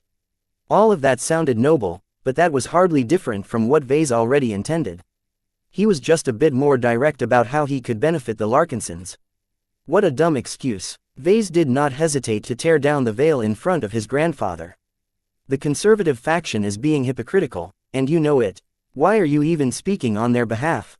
I thought you didn't pick a side. Someone has to speak. Please like and follow the Cultivation Audiobooks channel on their behalf in front of you. He said, being neutral doesn't mean we lack sympathy for the conservative faction. Even though I dislike Ganso as much as any decent Larkinson, the values he is standing for are still worth fighting for. While I'm your grandfather, I'm also a Larkinson. Since you are more than capable of standing up for yourself, it falls on me to represent the Larkinsons who have decided to stay in the Bright Republic. Though Vase resented these circumstances, he knew that his grandfather was doing the right thing. As one of the oldest and most respected Larkinsons in the family, Benjamin took his responsibilities seriously. That was just the kind of man he was. Vase did not expect his grandfather to be anything less. Though facing a family member who was dear to his heart made Vase inclined to soften his stand, this was too important for him to give any ground. The Larkinson family owned a fourth of the LMC. One of his goals in usurping the leadership of his family had always been to reclaim this ownership stake. Of course, if Vase really wanted to, he could turn his back to the first company he founded and start anew with an entirely new venture. While it would hurt him a lot to give up the tangible and intangible assets of the LMC, as a journeyman he could still rely on his personal reputation to accelerate his second attempt. The only issue was that Vase really didn't want to part with the constant revenue earned from the continued sale of the soldier product line. He also didn't want to lose the rights of all of his designs, which had all been put under the umbrella of the LMC for administrative reasons. Vase always contemplated refreshing the Blackbeak, Crystal Lord and other legacy designs. Losing the right to continue to work on pivotal designs like the Aurora Titan would be an exceptionally painful loss. More than losing all of the assets as well as the formidable reputation of the LMC, Vase would also break some of his principles by abandoning the venture he started. In the mech industry, it was considered to be dishonorable for a mech designer to abandon a company over something as banal as disputes over stock. Mech designers always needed cash in their earlier years. When they were at their weakest, money was often difficult to come by. For investors to take a leap of faith and invest in the company of a mech designer was a very essential step in the rise of many successful mech designers. For these mech designers to profit from the risks their investors had taken, only for the now successful entrepreneurs to stop developing mechs for the company in order to start another company was very dishonorable behavior. Of course, what use was honor in the face of concrete benefits? With the power and personal wealth of a mech designer of their station, journeymen no longer had to beg for scraps from wealthy industrialists and greedy investors. They could own a company completely, or as much as the state where they incorporated their new business allowed. Yet as Vase already discovered, honor, fame and reputation played a very outsized role in the interactions that took place in the upper echelons of power. When trust was hard to come by and laws too weak to be enforced, only trust and mutual benefit ensured that an agreement would continue to be upheld. Vase knew he would have to pay an invisible but very severe price if he abandoned the LMC when it still held much promise. The stain on his record would be one he could never wipe out. The stain on his principles would also be something that would haunt his mind for centuries to come. For all of these reasons, Vase deeply preferred to avoid this outcome. The price was much more unbearable compared to the petty material gains of starting anew. He turned his attention back to his negotiation with his grandfather. Though he ruled out the possibility of abandoning the LMC, that did not mean he had to take the opposite side's opening bid seriously. What he should ordinarily do was to raise his temper, vent his thoughts on the conservative faction's unreasonably high demands, and offer a ridiculously low counter-offer. From there, the conservative faction would do its best to raise a stink and take the moral high ground, demanding a little less, say a 19% stake in the LMC, as a show of giving ground. Vase slowly shook his head as he realized the pointlessness of this dance. He had been through several negotiations to make a very important realization. He wasn't compelled to play a game of chess just because someone shoved a chessboard in front of his face. If Vase was strong enough to flip the chessboard and make the entire game invalid, then he might as well do so. Why should he pay any mind to family sentiment and fall into the conservative faction's insidious trap? A grin appeared on his face as he leaned back on his luxurious desk chair. He wrapped his fingers in front of his chest. He did not look like someone who contemplated a painful concession. Instead, he exuded the vibe of a conqueror. Grandfather, I think you are very mistaken about some facts. While I respect the values the old family continues to uphold, the whole point of breaking our traditions and embracing new ways is to expand our prosperity and leverage the power it conveys. The new family that is led by me is very different from the old family that you have stuck with. Unlike you old fogies, I'm more than willing to throw my weight around. Benjamin started to have a bad feeling about this conversation. What are you on about, Vase? Why should I even pay attention to the conservative faction in our family? The old family has nothing except for its honor and its storied legacy. While I admit that these are very valuable accumulations, they don't convey any concrete power. It's one of the main reasons why I wanted to change the Larkinson family, after all. Since people like Ganso reject any changes, let me teach them why it is a mistake to discount my ways.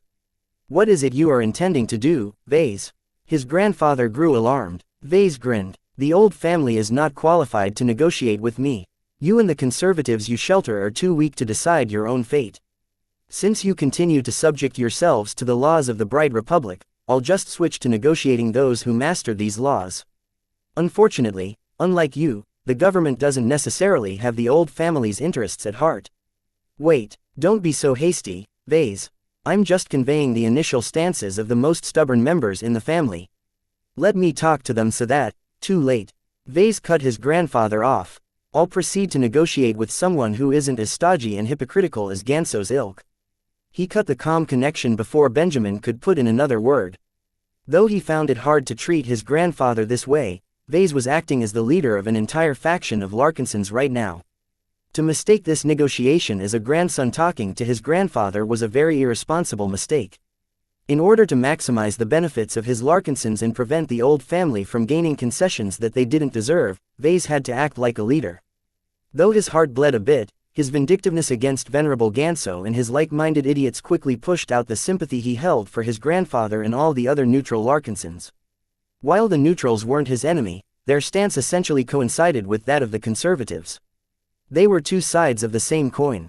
They were joined at the hip. Even if Benjamin and Ark Larkinson were more respectable than the likes of Venerable Ganso, Vase would be a fool to grant them any favors. After he regained his composure, he decided to call someone who could represent or at least liaise on behalf of the Bright Republic. He called Leland. As if expecting the call, the flashlight operative quickly picked up the call. Vase, it is good to see you again. The Slimebag's projection smiled at Vase. I've heard of some of your exploits. For some reason, it doesn't surprise me at all that you managed to outwit and outfight the Fredaman. I have always judged that you are one of the most remarkable mech designers our state has ever produced. Spare the meaningless flattery. We need to talk. For whatever reason. Leland innocently asked while adjusting the tie of his formal suit. Let's talk about the future of my relationship with the Bright Republic. Are you able to represent the will of the state? Not exactly, but give me some time to contact my superiors. I'll make myself available so that you can convey your wishes to the officials who can make the decisions you seek. Senator Tovar will definitely be interested once he hears what you have to say. Vase nodded in satisfaction. That sounds great. It's nice to talk with someone who understands the true score. The true negotiation soon commenced. Chapter 1780 Ownership Shuffle. Over the span of his short career, Vase rapidly rose in prominence. His grand accomplishments as well as his success raised his stature to a height that put him above the level of commoners. While Vase still took his humble roots to heart, it was undeniable that he had gained enough power, wealth and influence to negotiate with entire states. Even a great statesman like Senator Tovar had to take him seriously. With such a status, why should he continue to entertain his grandfather who attempted to mediate on behalf of the old family and the conservative faction? They were barely different from the common citizens of the Bright Citizens. Despite all of their accomplishments, the traditionalists in the family still abided by the laws and customs of their home state. Though this was a very righteous and honorable stance to uphold, the true beneficiary of this tradition was the Bright Republic rather than the Larkinson family. Vase literally pointed out this truth on the day that Venerable Ganso took him away, but it seemed his grandfather and the rest were still too accustomed to the old status quo to realize that the old family possessed no bargaining power to speak. Please like and follow the Cultivation Audiobooks channel of. Without real power, how could they ever think to push their demands onto a journeyman, a galactic citizen, a war hero, and most recently a savior of many states? He was the Bright Martyr. He enjoyed the worship of almost every Ilvanan. He was a journeyman. His mechs were celebrated throughout the Star Sector. He was a Larkinson. Unlike his more indoctrinated relatives, he was actually willing to wield his power for his own ends. The difference was too vast. Not even the former and current expert pilots in the family were capable of dragging him to the negotiating table. Like feeble slaves trying to push a statue, their paltry arms would just break if they attempted to drag his vast might from his place. The Larkinsons who were used to their old ways didn't understand. Why should they? None of the older Larkinsons ever thought to use and abuse their power to enrich themselves or pursue greater benefits. It went against their principles. The Larkinsons ought to be humble servants of the Bright Republic. The family always kicked out the relatives who disagreed with their ways like Rayla, thereby ensuring that the long-standing consensus was never threatened. The continuous lack of challenge to the tenets the Larkinsons abided by would prove to be the downfall of the old family. Vase was in no mood to be generous to them, not after Venerable Ganso sold him to the Fredaman like livestock. If Ganso was heartless enough to sell out his own family, then the faction he belonged to shouldn't complain if Vase paid them back. Once he contacted Leland, he patiently waited as the spy got in touch with his superiors, who in turn contacted the relevant higher-ups. It took some time to set up this daisy chain, especially when Vase requested to talk to Leland only. He wasn't in the mood to talk to a shrewd official like Senator Tovar.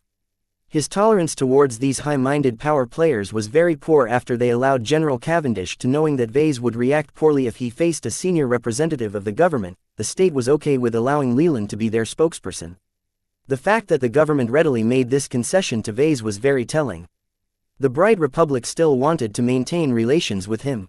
Perhaps it even wanted to repair the damage it had done in the last month. Certainly, Vase did not feel very inclined to treat his home state earnestly, but for the good of the Larkinsons, he would not tear the veil of civility between them unless he had cause to do so. If the government knew what was best for them, they ought to play along.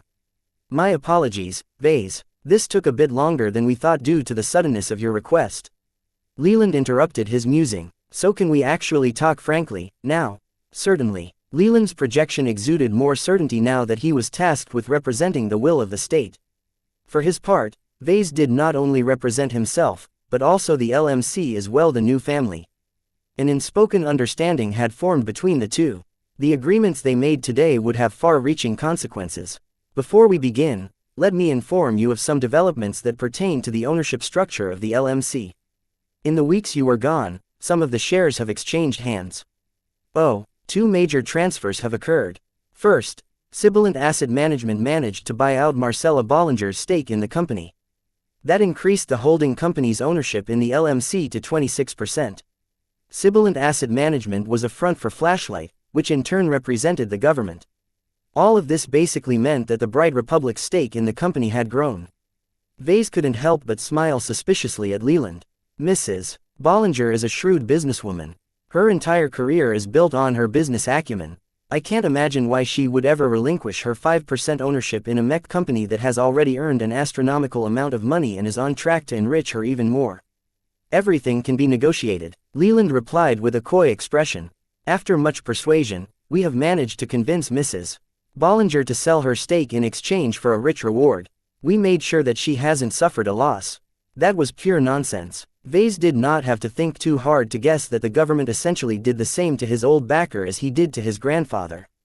This was yet another lesson in why it was best to pursue greater power. If Vase was as powerless as the likes of Mrs. Bollinger, he would have never been able to drag the state to the negotiating table. They would merely take advantage of their power and dictate the terms as they did to other powerless people. So does that mean the state owns more of the LMC than the Larkinson family?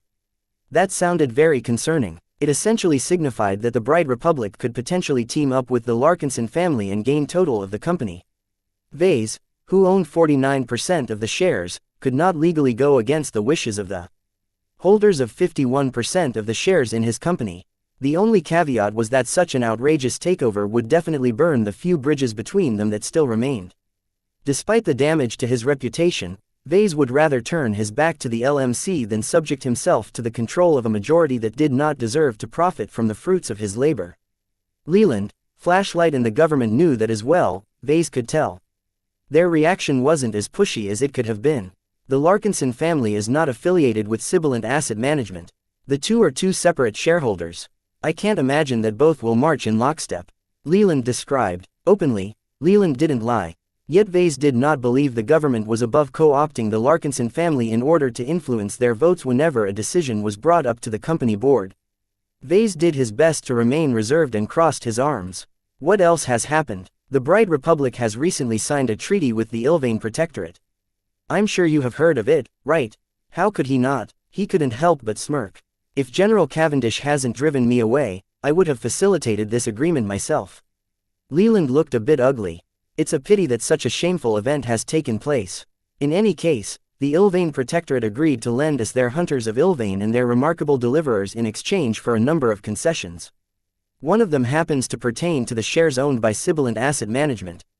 Vase widened his eyes. Don't tell me, your guess is on the spot.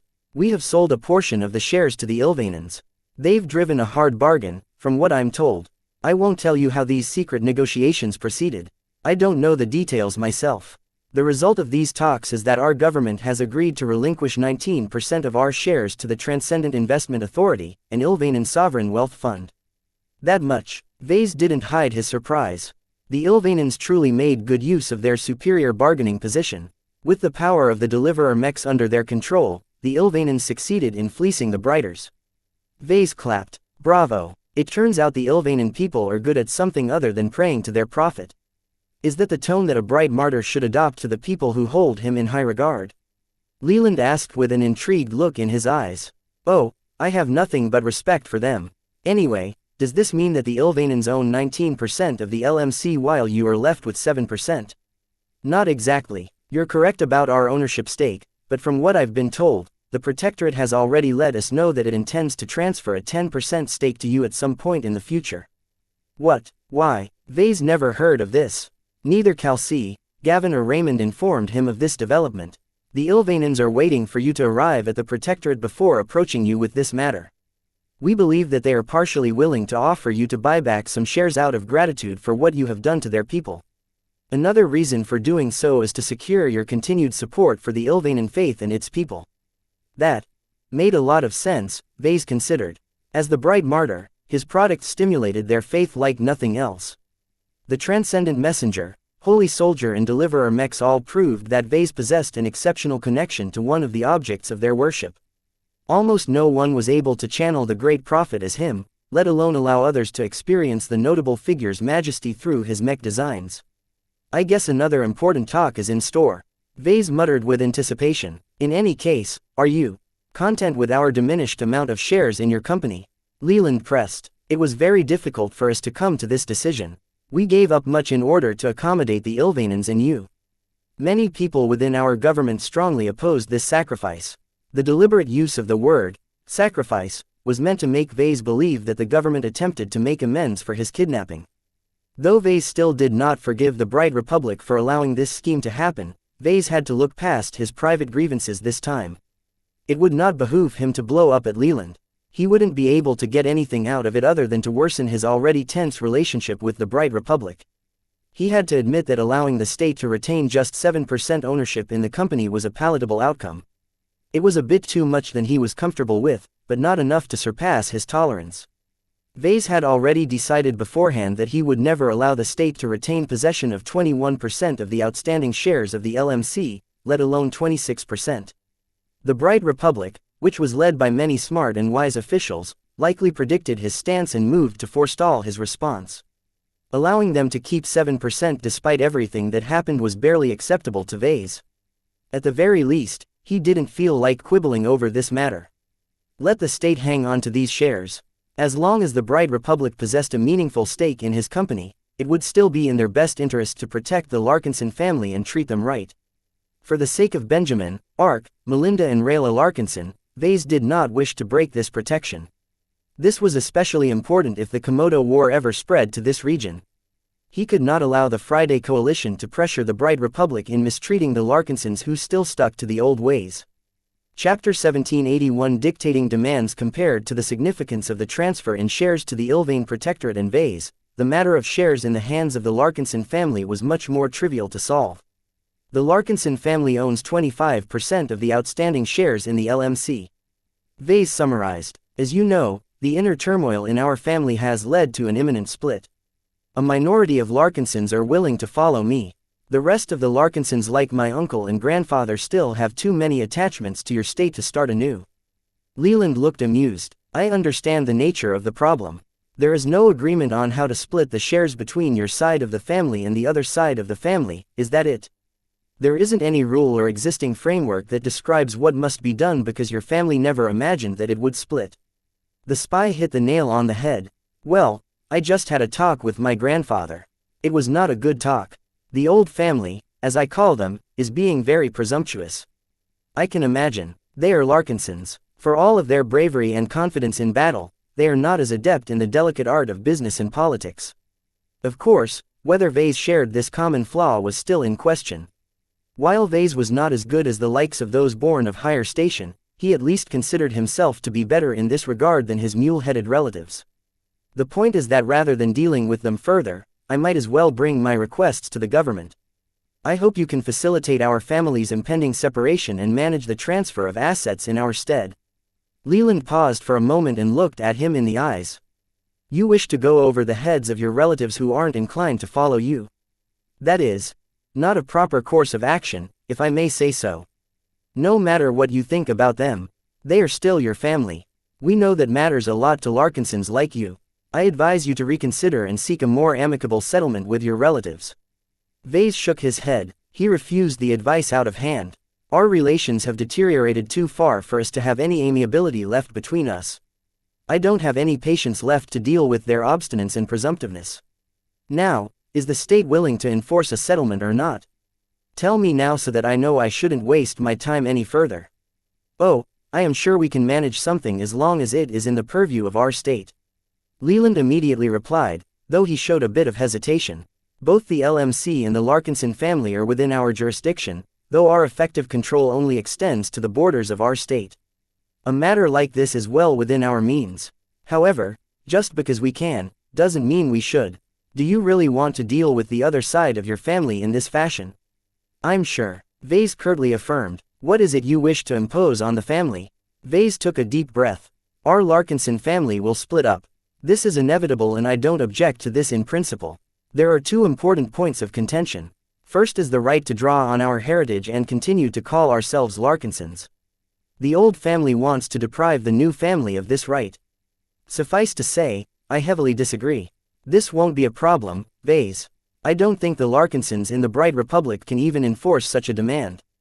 Our laws certainly won't, and the Ilvain Protectorate is likewise unsympathetic. I know the conservative faction of the family. Vase spoke, recalling Ganso's self-righteous words. They'll kick and scream about this issue if they don't get their way. They are so stuck up about their honor and the supposed risks we pose to their reputation that they'll never be willing to give any ground. Rather than deal with their whining, I just want your government to dictate once and for all that my side of the family is just as tied to the Larkinson heritage as their side. If the government itself put down its foot, how could the old family resist? The very identity of the old family made them incapable of resisting the commands of the state. Vase essentially took advantage of this weakness of the traditionalists. The only way to push back against this tyrannical imposition was to break the very tenets they swore to uphold. He resisted the urge to laugh about how easy it was to outmaneuver his own family. This just showed how badly the Larkinsons needed to move on and change with the times. What else do you require our assistance with, Vase? The second point of contention is how to split up the shares in the LMC that the formerly united Larkinson family once held. The old family wants the lion's share of the stock, which is wholly unacceptable for me. Their reasons are contradictory and their motives are hypocritical. Since they're incapable of negotiating in good faith, I'll do it for them. Though their tone is presumptuous, I'm not unsympathetic to their reasoning. I can be generous if I want to be. I'll leave them with 1% ownership for old time's sake. That sounds rather small. Leland commented. This means your side of the family will take 24% of the outstanding shares. Doesn't this sound a bit too lopsided to you? Vase grinned. The Larkinsons never invested in my company until it was already up and running. I only agreed to bestow them with a fourth of the company because they offered to stand up to me. Even though I knew it was a bad deal, I still accepted it because they were family. Well, you know what happened next. Since Venerable Ganso Larkinson himself stabbed him in the back, Vase already possessed the right to tear his covenant with the family. I won't comment on the contentions within your family. If you truly wish to proceed with this distribution, then we will do our best to facilitate this outcome. Leland carefully responded. Good. I expect nothing less from the state who has the old family at their mercy. Please don't misrepresent our state due to the actions of the few. No matter what you believe, our state still acts according to our laws. We would never engage in arbitrary meddling. Vase couldn't help but chuckle. The cynicism within him infused his laughter with resignation. What happened to me must have happened to countless Brighters over the years. My respect for my home state is completely gone now, and it's all your fault. You made me like this. If you guys haven't acted duplicitous to me and simply uphold your end of our deals, I wouldn't have been forced to relocate to the Protectorate. You are making a mistake. The Bright Republic is not a single entity, and our government is not a monolithic whole. Our state would be a tyranny if we do not allow for a diversity of interests, opinions and representation to have a say in its running. It is unfortunate that our commitment to sharing and delegating power has led to an instance of abuse. We promise you that we will make sure this will never happen again. Oh, you'll meet your promise all right, because I'll never be in the position for the Bright Republic to take advantage of me again. He shouted before abruptly calming himself. I should thank you, actually. Your state has opened my eyes to the true nature of people in power. If I hadn't learned this very painful lesson, then I might have continued to be blind to threats from this direction. Leland truly looked perplexed this time, though Vase was certain the spy was still meticulously controlling his expressions. Vase. We are not your enemy. Not now, and only because you guys are remorseful for what you've done. Again, General Cavendish does not represent the rest of the government. Vase dismissively waved his hand. Blah blah blah, whatever. I've already conveyed my main requests. I don't have any further demands. The old family can keep the rest for all I care. Now, will the government meet my request or not? I want it done quickly if possible. Leland paused as he seemed to listen to instructions passed through another channel. I can assure you that the Bright Republic will meet your requests as fast as possible.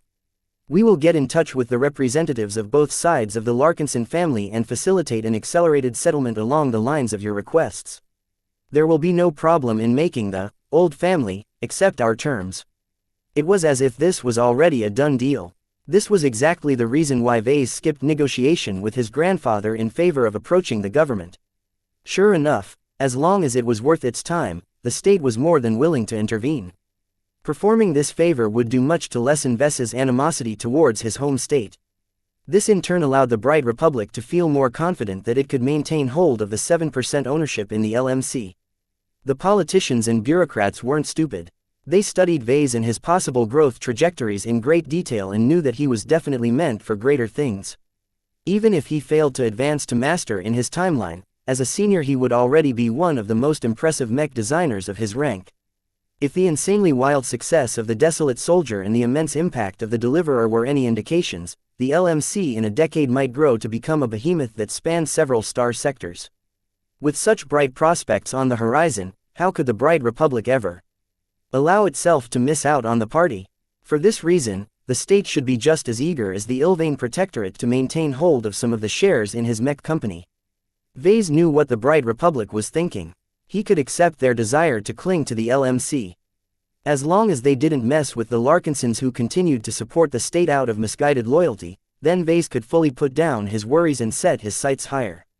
After discussing some lesser matters such as the future of the LMC's presence in the Bright Republic, Vase and the government of the Bright Republic finally forged a new understanding. Through Leland, Vase conveyed all of his wishes, and the government almost bent over backwards in order to meet his needs. It felt good to hold upper hand in a negotiation this time. Vase couldn't help but crack a smile as he considered the absurdity of imposing his demands on a powerful state. An ordinary journeyman would have never been able to make the government sit down and talk like this. Perhaps not even a senior commanded as much respect. The major difference between him and his fellow colleagues was the strength he possessed and the successes he accomplished. Reality-defying mechs like the Desolate Soldier and the Deliverer served as the basis for his power. As long as he remained an exceptional mech designer whose products were enormously influential, Vase would continue to be treated with care and respect. Naturally, this also served a warning that he should never slack off and grow complacent. A continuous decline or an abrupt fall from grace would topple everything he built and strip him of the power he wielded with relish today. Vase was not a politician. He was not a head or state, nor was he adept at leadership. He was a mech designer. Everything he earned and everything he deserved rested on the basis of his ability to design fantastic mechs. He had to continue to progress. Spending too much time on these distracting matters would only weaken him over time. To a mech designer, designing mechs always came first. Chapter 1782 Reconnecting the Stellar Chaser, Serendipity, Frozen Leaf, Scarlet Rose and Terenic silently cut through the higher dimensions with utmost stability. As second-class ships, their FTL drives were rated to withstand much greater gravitic instability. Even the Scarlet Rose's unaddressed battle damage and recent lack of maintenance did not hinder the operation of her FTL drive too much. The prize crew dispatched by the Woden's expertly performed spot repairs and temporarily addressed many of the faults that had started to appear.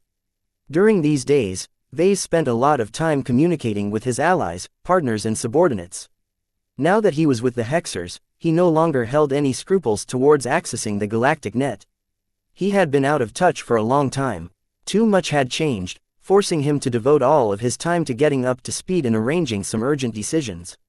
In the meantime, Bright Republic approached the two sides of the Larkinson family, which fell outside most people's expectations. The Larkinsons became even more shocked when the Bright Republic essentially imposed Ves's demands. The state did not even bother to appear impartial this time. The government's actions chilled many people, especially the venerable Ganso and the traditionalists within the family. They did not expect the state they served for all these centuries to favor their side. However, the conservative faction at least assumed the government would stay out of their internal dispute or at least advocate for a middle ground. For the Bright Republic to disregard centuries of loyal service by countless Larkinsons in order to favor an upstart was a big blow to their beliefs. Benjamin Larkinson and Colonel Ark Larkinson all stood helpless as the executive and legislative branches of the government both colluded to push forward Vase Larkinson's will. The Bright Senate even passed a law overnight to enforce the terms originally proposed by Vase. From this, every Larkinson gained a very shocking understanding how much power the only mech designer in the family really wielded. To be able to convince the state to move on his behalf was a terrible ability. Though the conservative faction regretted some of its actions enormously, most ordinary Larkinsons among the neutrals did not really think they paid a price. What did it matter if Vase and his followers got to keep the Larkinson name? Soon enough, the division between the old family and the new family would become very clear. The old family's insistence on monopolizing the family name was nothing more than a matter of honor. They wanted to preserve their heritage and be able to call themselves the most authentic line of Larkinsons descended from the Larkinson ancestor. Losing this monopoly did not really impact the material interests of the old family. As for losing 24% of their stake in the living Mech Corporation, why should the old family complain? They originally railed against Vase and his emphasis on increasing their prosperity. Why should the true Larkinsons be greedy for money they never depended upon? The Larkinson family survived and thrived without relying on excessive for over 4 centuries. The old family would just return to the old status quo after losing most of its shares in the LMC. In fact, they were still better off than before because Vase at least left them with 1% of outstanding shares. Compared to the 24% bestowed to the new family, this was an extremely paltry prize. Only a handful of shrewd or business-minded Larkinsons comprehended the true value of these remaining shares. Their value was already formidable, but they would continue to grow in value as long as Vase did not meet with calamity. This last kindness from Vase was enough to placate Benjamin and Ark Larkinson. Under their lead, the neutral faction did not show any objection to the Bright Republic's intervention. The lack of support from the rest of the family robbed the conservative faction of any chance to resist the changes. As the state's intervention forcefully ended the turmoil within the Larkinson family, Vase already took the next steps and busied himself by organizing his kingdom.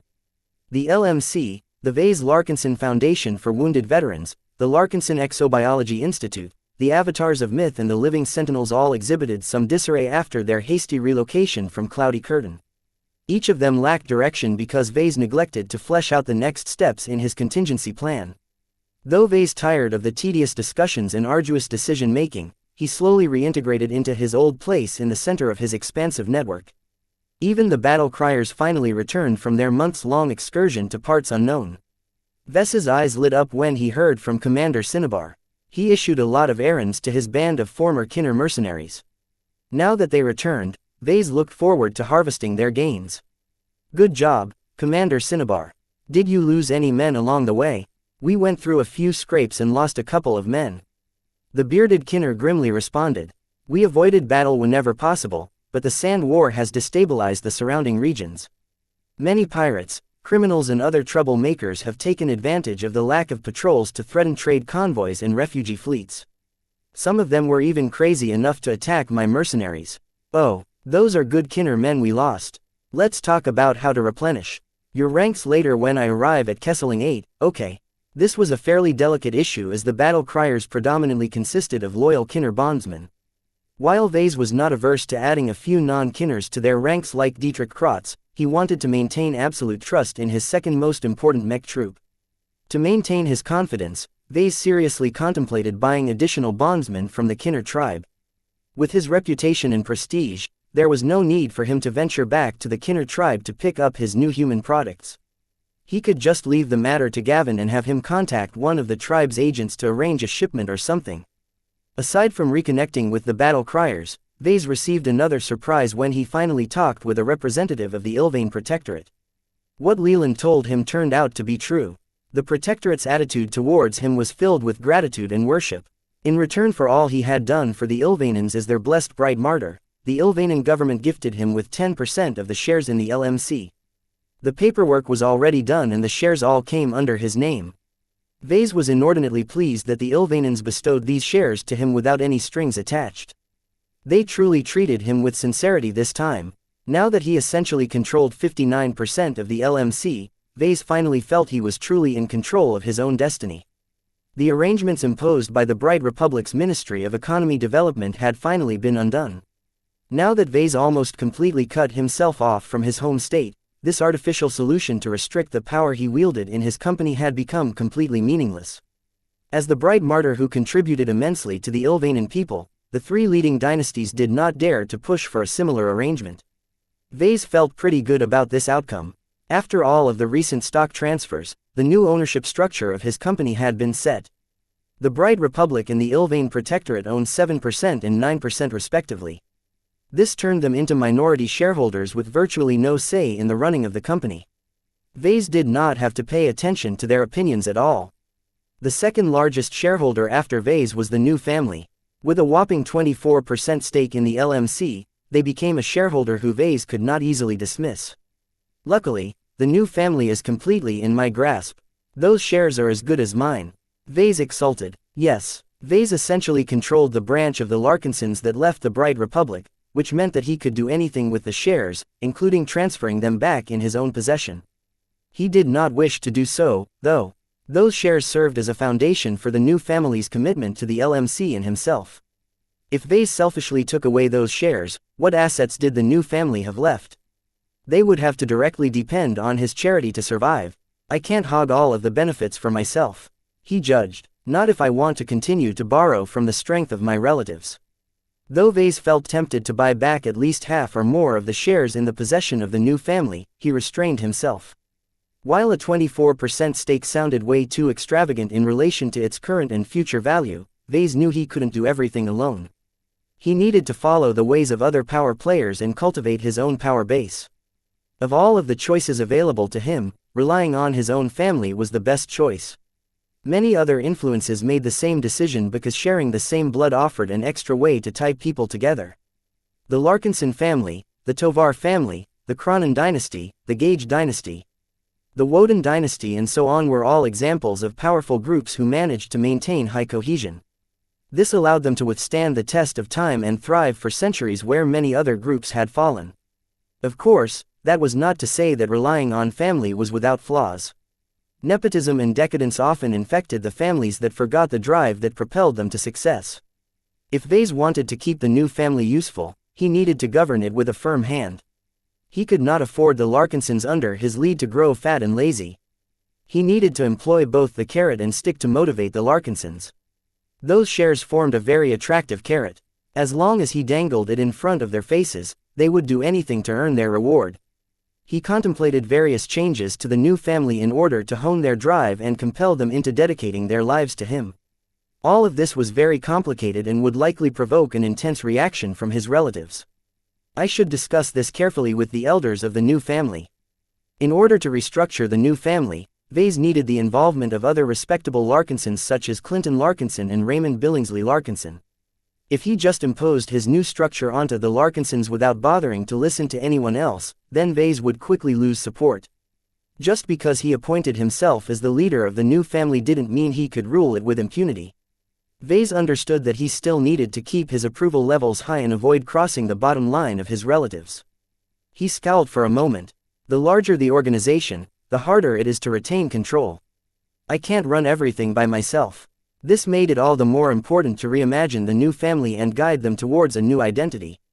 The New family was no longer the Larkinson family of before. It had already diverged from its original direction. Now Vase had to finish the realignment and point the forward for his splinter group.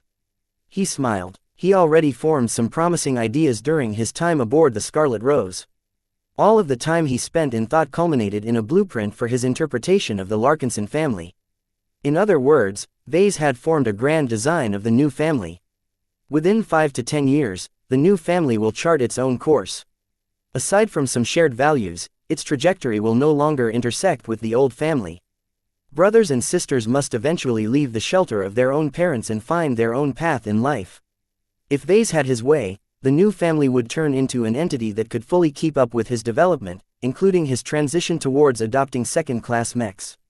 Chapter 1783 Doggy. It took less time than he thought to get his organizations back in order.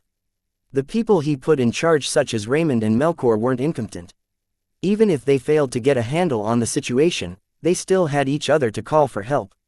In addition, most of the uncertainties plaguing the LMC and other organizations came from an inability to set a new direction. None of Vess's deputies wanted to commit to far-reaching decisions without his input. What if Vase never intended to settle on Kesseling 8? Investing in an extravagant headquarters on the Ilvanan planet would be an expensive mistake. Therefore, Vase only had to spend enough time to settle these major issues. After that, he could leave the rest to his capable subordinates.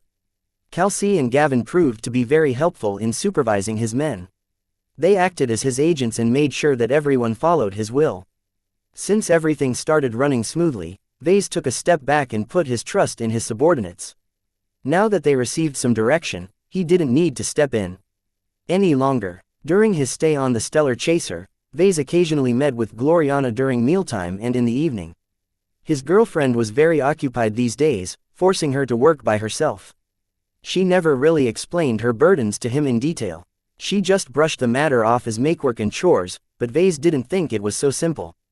Unfortunately, Gloriana was too strong-minded to let him help. "You should take care of your own business, Vase," she said while they were relaxing in the lounge compartment. "I'm a big girl, you know.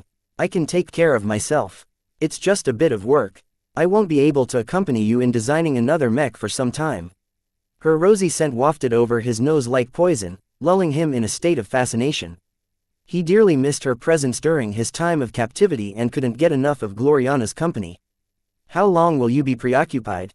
Vase asked. If Gloriana became indisposed, Vase would lose the advantage that their collaboration brought. Not only would he lose out on her specialty, but he would also lack the synergy that gave his designs an extra edge. "It depends. Don't worry, there aren't any urgent design projects on the agenda, right? The Ilvain Protectorate is in a decent shape these days. The Deliverer is already doing great work in repelling the Sandmen.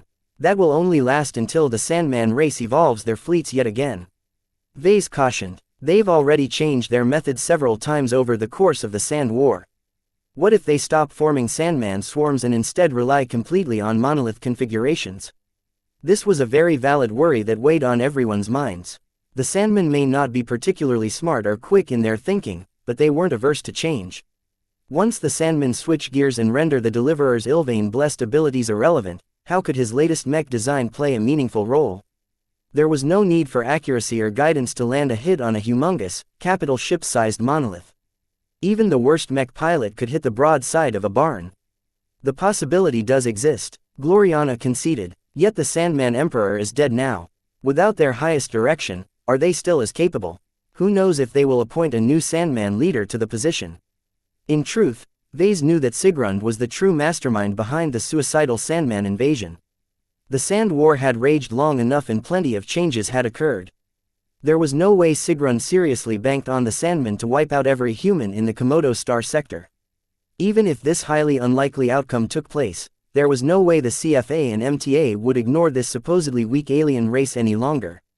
No alien race massacred trillions of humans and got away with it. The dignity of the human race must still be maintained. His intuition told him that whatever Sigrund was up to, he might have gotten what he wanted at this time.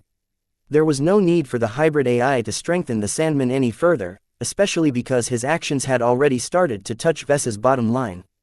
Vase sighed and leaned against Gloriana's body. "We'll just see what happens. I'm not the only mech designer who contributed to the war effort, and the states under siege aren't princesses who only need saving. Our existing designs are more than adequate to handle any further challenges." The soldier product line still served a very prominent role in bolstering the states engulfed in the Sand War. The handful of news articles he browsed when he wanted to catch up with current affairs even attributed the continued survival of several states to the spread of the desolate soldier. One of the most prominent examples was the Reinald Republic, which has lost over half of its territory and population to the Sandmen. Though the state suffered enormously, many Reinaldans still managed to live with the help of his products. Vase felt rather mixed about this outcome. He had no love for the Reinald Republic and would not shed a tear if it fell. For him to contribute materially to the survival of this half-rotten did not make him proud at all. Even now, they were probably attempting to pirate his designs.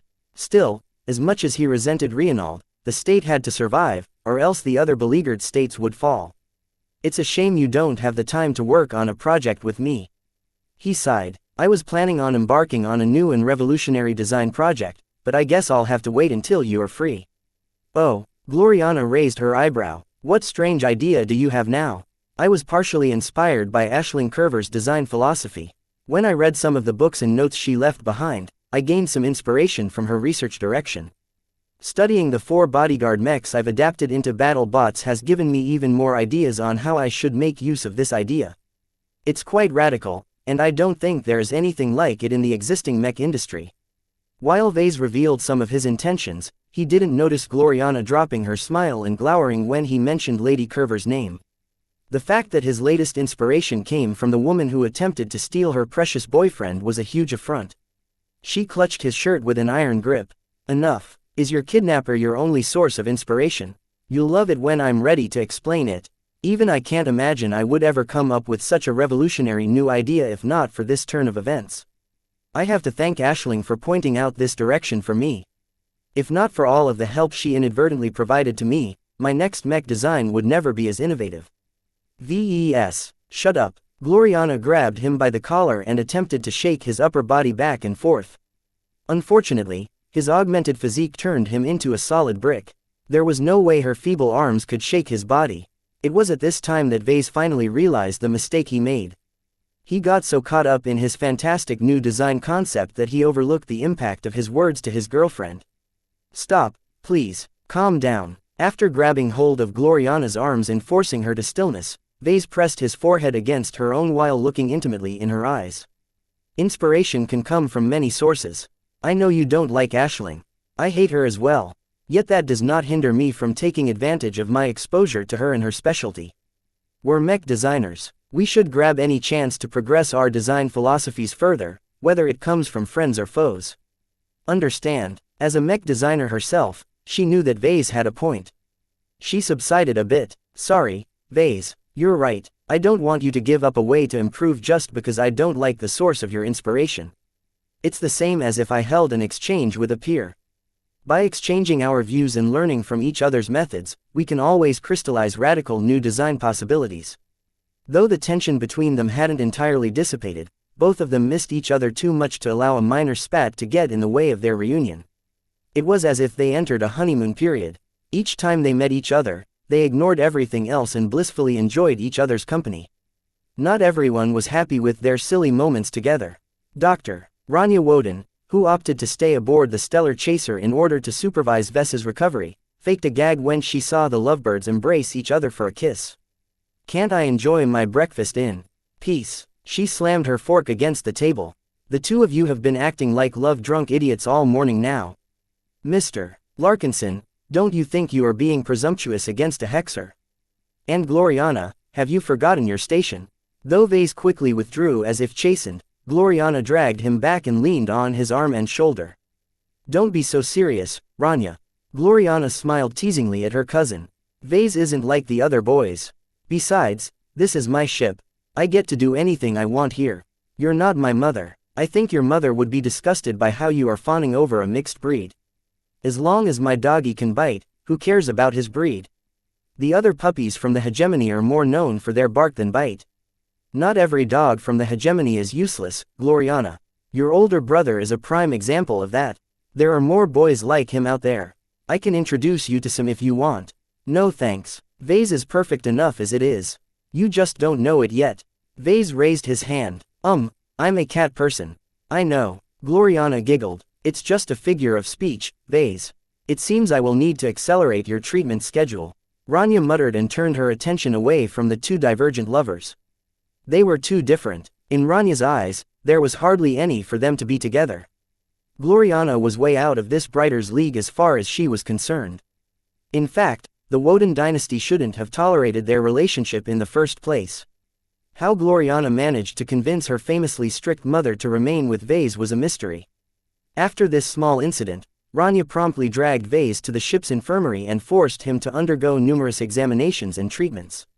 Even if not enough time had passed for the next round to begin, Rania still wanted to make Vase suffer. Ah, he screamed as an awfully long needle poked his buttocks. Didn't you swear some kind of oath? I'm merely doing what is best for you. Rania grinned as she brushed aside her odd green hair from her face. Besides, didn't you originally invite me to perform an implantation surgery? I need to study the properties of your physical body in great detail to ensure it goes smoothly. With the sheer number of abnormalities in your body and genes, installing a cranial implant is anything but simple. The further you are from a baseline human, the harder it is to perform operations on you. Didn't anyone teach you this lesson? Vase was already aware of this to some extent, but he didn't know it added to the difficulty of installing implants. You know about the Archimedes Rubel implant, right? Gloriana informed me. One of the exobiologists in your employ sent me the relevant data. Rania notified. It's a very sophisticated implant. Even if it's outdated, it is still very useful. I'm surprised you managed to stumble upon this relic. You'd be surprised what kind of treasures you can pick up from the frontier. Rania scoffed. From the looks of it, you belong there. Chapter 1784 Protective Though Drive. Rania hadn't warmed up to Vase at all, he wasn't concerned. Gloriana was insanely protective of him. Now that she got him back, she turned into a veritable mother hen. Though Vase was touched by her concern, he knew he needed to stand up for himself. How could he continue to rely on her girlfriend for protection? The Glory Battalion wasn't under her control. Madame Constance Woden was the true individual in charge. Vase felt as if he had inadvertently been caught in the web of this woman's own design. The only problem was that he didn't know what Gloriana's mother thought about him. Was she disdainful towards him like other hexers? Was she just allowing Gloriana to indulge in her latest fancy in order to mature her personality? Whatever the case, he doubted that Madame Constance was sympathetic towards him. In the words of the hexers, he was a mixed breed, a mangy mutt whose filthy paws muddied Gloriana's shoes. His stay aboard the Stellar Chaser fully allowed him to experience the treatment he could expect if he traveled to the Hexadric hegemony. Every woman, even the lowliest ship rating, plainly looked down on him because of his gender. Vase did not consider himself to be a vain person. He did not insist on earning everyone's respect. What did it matter if some strangers despised him for some inane reason? Yet this was different. The constant denigration and casual dismissal towards the male gender did not reach the level of abuse, but came very close to it. Vase truly started to chafe at the prejudices expressed by Gloriana's crew. These experiences made him even more determined to avoid the Hexadric hegemony like the plague. There was no way he would ever be able to hold himself together if he visited Gloriana's state. I'll kill myself if I have to endure this nonsense on a daily basis. From his occasional interactions with hexers who weren't Gloriana, Vase gained a very visceral understanding on their perspective on boys. The very fact they refused to call any human of the opposite gender a man spoke for itself. For their entire lives, the hexers had been taught to look at males as inferiors. Boys were immature. Boys were incapable of controlling themselves. Boys became naughty if left to their own devices. All of these underlying assumptions had been baked so thoroughly in hexer culture that none of the hexers questioned their beliefs. Even the male ship ratings did not show any dissatisfaction at being treated in such a poor fashion. For them, the worst thing that could happen is to be seen as incapable. Vase noted that every hexer male yearned for validation. Nothing made them happier than when their female superiors complimented them for being a good boy. As Vase wasn't a prisoner, he casually strolled the sections of the Stellar Chaser. Everywhere there were people, he continually witnessed this degrading treatment towards the hapless hexer males. Even older males who developed numerous skills and competences over their careers were regarded as boys by female officers who were young enough to be their grandchildren. Witnessing all of these travesties made Vase sick. He dreaded the infamous hegemony even more. He swore to himself that even if Madame Constance Woden summoned him directly, he would do everything to run away. Not even Gloriana's pleadings would deter him from avoiding her home state. Vase instinctively knew that if he ever dropped into the murky pool of the hegemony, he would definitely drown. At this time, Vase finally encountered a male hexer who was a little different from the spineless males who served as low-level crew members on Gloriana's ship. As soon as the small fleet of hexer vessels emerged from FTL, the hexers carefully scanned their surroundings as their FTL drives started cycling. The expert pilot who rescued him from the Fredaman finally gained the opportunity to visit the Stellar Dancer. Gloriana practically snatched his collar and dragged him all the way down to the shuttle bay in order to meet his savior. In addition, Rania dropped by as well, but she didn't appear as ecstatic. Obviously, Gloriana possessed a lot of affection for her brother. Vase half expected that the stiff and powerful Wodens exhibited frequent internal competition. Perhaps he wasn't wrong, but it didn't appear to apply in this case. His girlfriend happily bounced on her feet as she waited for the arrival of the shuttle. "What's your brother like?" "Brutus is my closest brother," she replied. "He's the closest to my age in my family. My other brothers and sisters are a lot older than us, so I never played with them a lot. They were so busy with school or work that they weren't home very often." "Is he like the other boys in your state?" "Of course not, Vase." She slapped his arm. "Not every boy is the same. There are differences between females. Why can't there be differences between males? What makes your brother different?"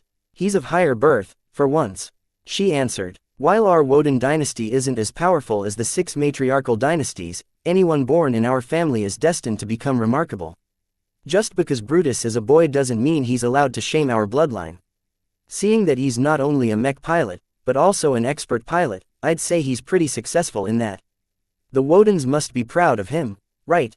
Gloriana smiled with pride. "Every expert pilot is useful, regardless if they are boys or women. We don't look down on male expert pilots if that's what you are thinking. Brutus has proven himself. He even took upon himself to be my protector." The amused twinkle in her eyes signified that she didn't take Brutus seriously in that regard. Anyone would be glad to obtain the protection of an expert pilot, but Gloriana still considered Brutus to be her childhood playmate. Vase mentally shook his head. He heard enough. He still didn't entirely understand how males were treated by female hexers. A male expert pilot evidently enjoyed some actual respect, but it wasn't enough to turn them into equals. The shuttle finally arrived. Vase studied the shuttle carefully and noted that it was a vastly superior model from other second-class shuttles. Though its acceleration and maneuverability was not much better, its armor and protective measures were on a different level. Once the craft landed on the deck, the hatch opened up, revealing a single man in the blue and gold uniform of Glory Battalion. Compared to the other mech pilots of the Glory Battalion, the newcomer's uniform was decked with various decorations. Some of them immediately made it clear that he was an expert pilot. In truth, Vase did not need to read these markings to realize that the man was an expert pilot. A strong, protective will radiated from the male hexer's mind like a bonfire in the night. The entire shuttle hangar became charged in a faint, invisible embrace. This was Venerable Brutus Woden, the famous 5th offspring of Constance Woden. He was several years older than Gloriana, but already exuded the spiritual strength of a seasoned expert pilot. His tall body and balanced physique immediately made it clear that he was a professional soldier. His strong, measured strides conveyed both strength and control. Vase was very familiar with this kind of cadence. He had heard it from enough Larkinsons to get a better sense of Glorian's brother. As soon as Brutus came near, Gloriana instantly left her boyfriend's side and threw himself onto her brother. "Brutus, welcome back." The expert pilot's serious face cracked into a smile. "I was only gone for a few days, sister." "Hee, I know. It's not about us this time. Let me introduce you to Vase." Gloriana cheerfully grasped her brother's arm and dragged him over to Vase. Even though her strength paled in comparison to her much bigger brother, Brutus never showed a hint of resistance. "Vase, meet Venerable Brutus Woden." "Brutus, meet Vase Larkinson." For Gloriana's sake, Vase pushed down his skepticism and offered to shake Brutus' hand. "I'm pleased to meet you, Venerable Brutus. Thank you for coming to the rescue a few days ago. I appreciate your aid." Brutus stopped smiling as he turned away from his sister. His lips curled into a faint sneer. He stared at the offered hand as if it was covered in mud. Before this moment grew more tense, Gloriana forcefully intervened. She used her continued hold on her brother's sleeve to force his hand to accept the handshake. She clasped both hands and vigorously shook them up and down. "Brutus, be serious." Her brother was less than enthused about this meeting, that was clear to Vase.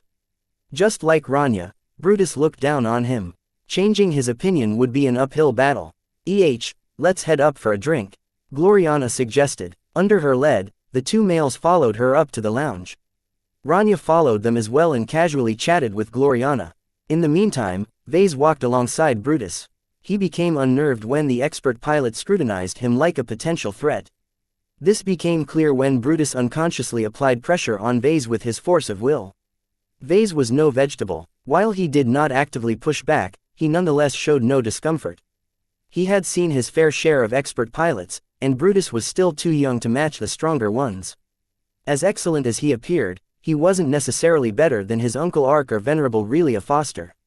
This silent game served as an excellent opportunity for Vase to get a sense of Brutus' personality and core conviction. Every expert pilot developed a single dominant emotion or ideal to dedicate their lives towards. Vase experienced enough varieties to identify the direction of an expert pilot's focus. He immediately noticed some differences from the likes of venerable Foster. The Vision expert pilot possessed an aggressive and domineering force of will. This turned her into an awful opponent against her enemies. Vase expected Brutus to adopt a similar force of will, but it turned out that the Hexer expert pilot followed the opposite direction. The force of will emanating from Brutus possessed a very protective component. Vase found it similar to xianxia and Janzi Larkinson's flavors. While their overall directions were similar, each of these protective individuals interpreted protectiveness in a slightly difficult fashion. These small differences often resulted in drastic differences in their personalities and approach towards conflicts.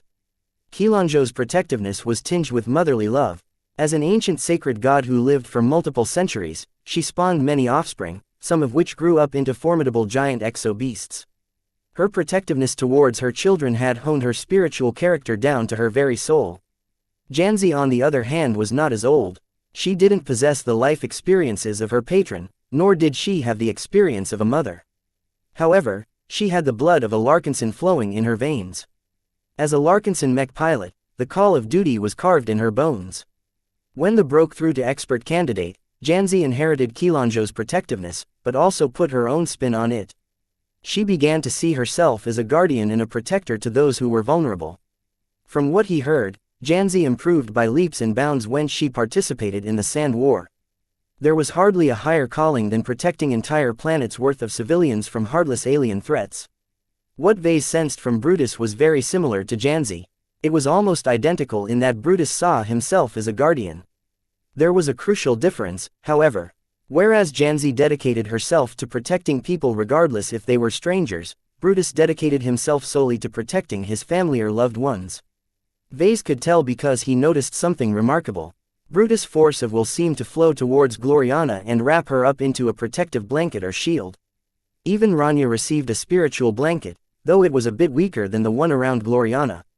Chapter 1785 Brotherly Affection. 3 Wodens and 1 Larkinson settled down at the lounge. To the consternation of the Hexers, Gloriana chose to sit beside Vase and compel him to wrap his arm around her. Though they often sat together like this, how could her brother and cousin feel at ease when a grubby third-rater put his paw on an exalted Hexer? Though Vase noticed their dissatisfaction, most of his attention was placed on the strange activity exhibited by Brutus' force of will. He encountered several expert pilots over his lifetime. The most recent one besides Brutus was Venerable Ganso, who possessed a very offense-oriented force of will. Both Ganso and Brutus appeared to be ranged mech specialists, but they adopted different convictions. Ganso's force of will mostly centered around himself. His offense-oriented force of will was an expression of his belief that defeating his enemies was the best way to do his duty. His force of will mostly honed his aggression and strengthened his commitment to duty. Part of the reason why he obsessed so much about obeying authority and completing his mission was because these values formed the spiritual foundation of his force of will. In contrast, despite specializing in an offensive mech, Brutus piloted mechs for a very different purpose. His main priority was to protect his family or the people he cared about. As Vase carefully sampled the protective blanket that Brutus unconsciously formed around Gloriana, he knew that the brotherly love the expert pilot held for his sister was incredibly strong. Vase quickly realized that this kind of love and devotion surpassed most instances of affection between brothers and sisters. When any expert pilot to dedicate the essence of his will towards a cause, they formed a lifelong obsession around it. Their spirituality, their personality, their thoughts and their emotions had all gathered together to birth this force of will, and in turn the incredible might of an empowered will fed back to its originators and warped them further into its image. In essence, when expert candidates and expert pilots formed their empowered wills, the latter essentially began to hypnotize the former. When a force of will further contaminated the rest of the mind of an expert pilot, their mentality became more and more compatible with the force of will. This was a mutually reinforcing cycle and one of the ways for expert pilots to advance and grow in strength. As long as an expert pilot dedicated himself further towards the pursuit he had chosen, he would be rewarded by increasing the foundation of his strength. Just like Pavlov's dog, the positive feedback stimulated the expert pilot into dedicating himself further towards his conviction. What did all of this mean? Expert pilots placed a very high emphasis on sticking to their values and acting according to their principles. This made them incredibly stubborn whenever these core values and principles were involved. It was virtually impossible to change their minds on the matters that touched their hearts and wills the most. So when Vase witnessed Venerable Brutus caring so much for Gloriana that his force of will freely enveloped her like a shield, he knew that he had no choice but to overcome this hurdle. An overprotective brother was bad enough, but when this person also happened to be an expert pilot, Vase could not brush him aside like he planned to do with every other hexer. No matter what, Vase could not avoid this test. Once Brutus opposed his relationship with Gloriana in earnest, how could Vase rest easy? Even if Brutus was just a boy, he was still a Woden and an expert pilot. His ill impression towards Vase would definitely affect the stance of the rest of the Woden dynasty. On the other hand, if Vase managed to gain Brutus' approval, he would get a very powerful helper. While winning Brutus over was not as good as winning over a female hexer, at the very least his protectiveness towards his sister could be exploited for many ends. Once Vase made these silent calculations in his mind, he suppressed any dissatisfaction towards Brutus. When his interests were at stake, what did it matter if Gloriana's brother was less than enthused? The only complication was that Brutus' dislike towards Vase actually affected the operation of the protective blanket. Even as Vase kept trying to make small talk, as long as Gloriana's body continued to press against his own, her protective blanket continued to prickle him. It was as if 1,000 spiritual needles were pressing against his skin. A normal human would have felt incredibly uncomfortable or even pained if they faced this manifestation of Venerable Brutus' force of will. Fortunately, Vase was very experienced in spiritual matters and possessed a certain degree of strength in this aspect. The protective blanket may be threatening, but it mainly attacked the minds of those Brutus regarded with hostility. Vase was very confident in his mental strength. Compared to spiritual attacks he experienced in the past, this kind of pressure was not enough to shake his intentions. His continued proximity to Gloriana began to annoy Brutus further. Perhaps he wasn't used to seeing that the pressure he exerted had failed to make a difference. Gloriana, he spoke up, directing his attention towards his loving sister. His previous frown turned into a gentle smile now that he faced his sister. When will you return to the hegemony? We have all been waiting for you to go back. There is no point in continuing to meddle in the Sand War when the Komodo War will soon reach its peak. Our home state needs you. Continuing to play in this impoverished region and remaining vulnerable to Fredaman predation is highly inadvisable. I already told you, brother. I'm staying with Vase until we are ready to return. Right now, we are still in the middle of exploring our synergies and finding ways to strengthen our specialties. You're not a mech designer, Brutus. You don't know what it's like to finally find a mech designer who can enable my passion. Let me show you what we have done in the last year.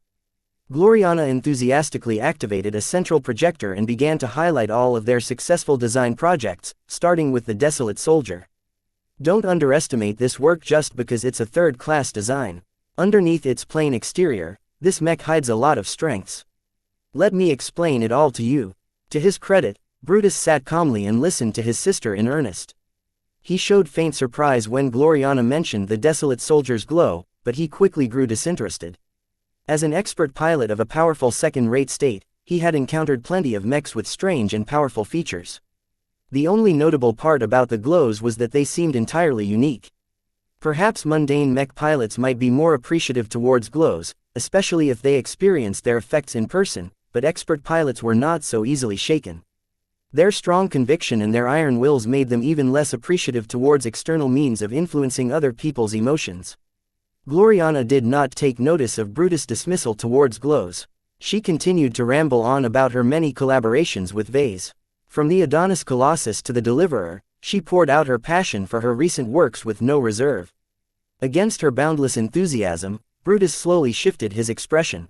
As someone who loved his sister dearly, he could never dismiss all of her words. By the time her rambling finally subsided, Brutus took a deep breath and looked at her sister in the eyes. Are you happy with this boy? You already know the answer to this, brother.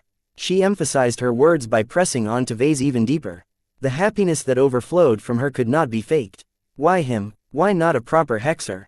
You know the answer to this as well. You know what I think about those other boys.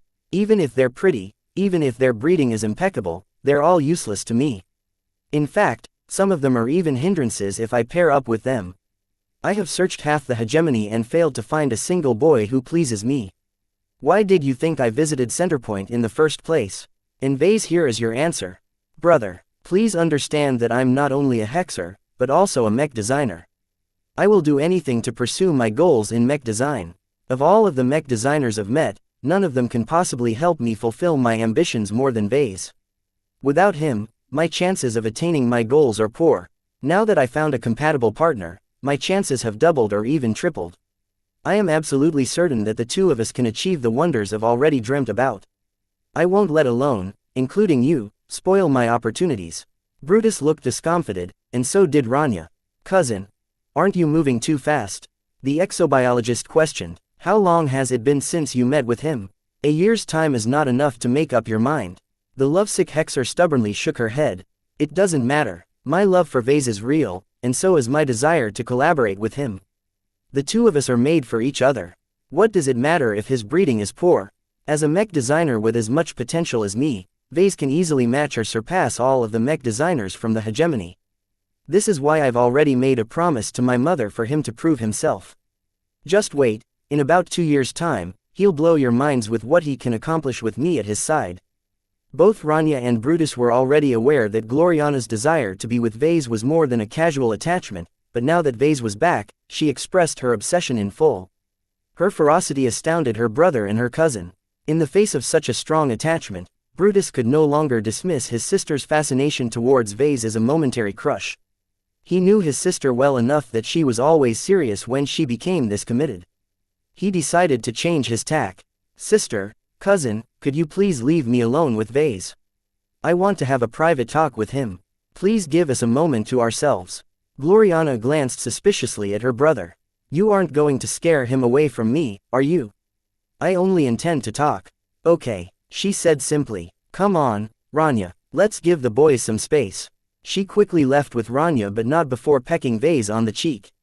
Brutus can be kind of scary on the outside, but he's a big softy inside. She whispered in his ear. Do your best to make nice with him. It would break my heart if the two of you can't get along. With that, the two women left the lounge, leaving Vase to face the expert pilot alone. Of course, just because they were the only ones left did not mean their talks were private. The monitoring system doubtlessly kept a very close on them while recording all of their words. Both of them knew that.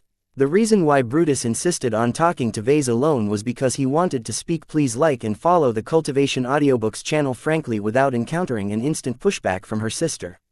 So, Vase trailed. What is it you want to talk to me about? Brutus crossed his arms. I don't know how you managed to do it, but you completely put my sister under your spell.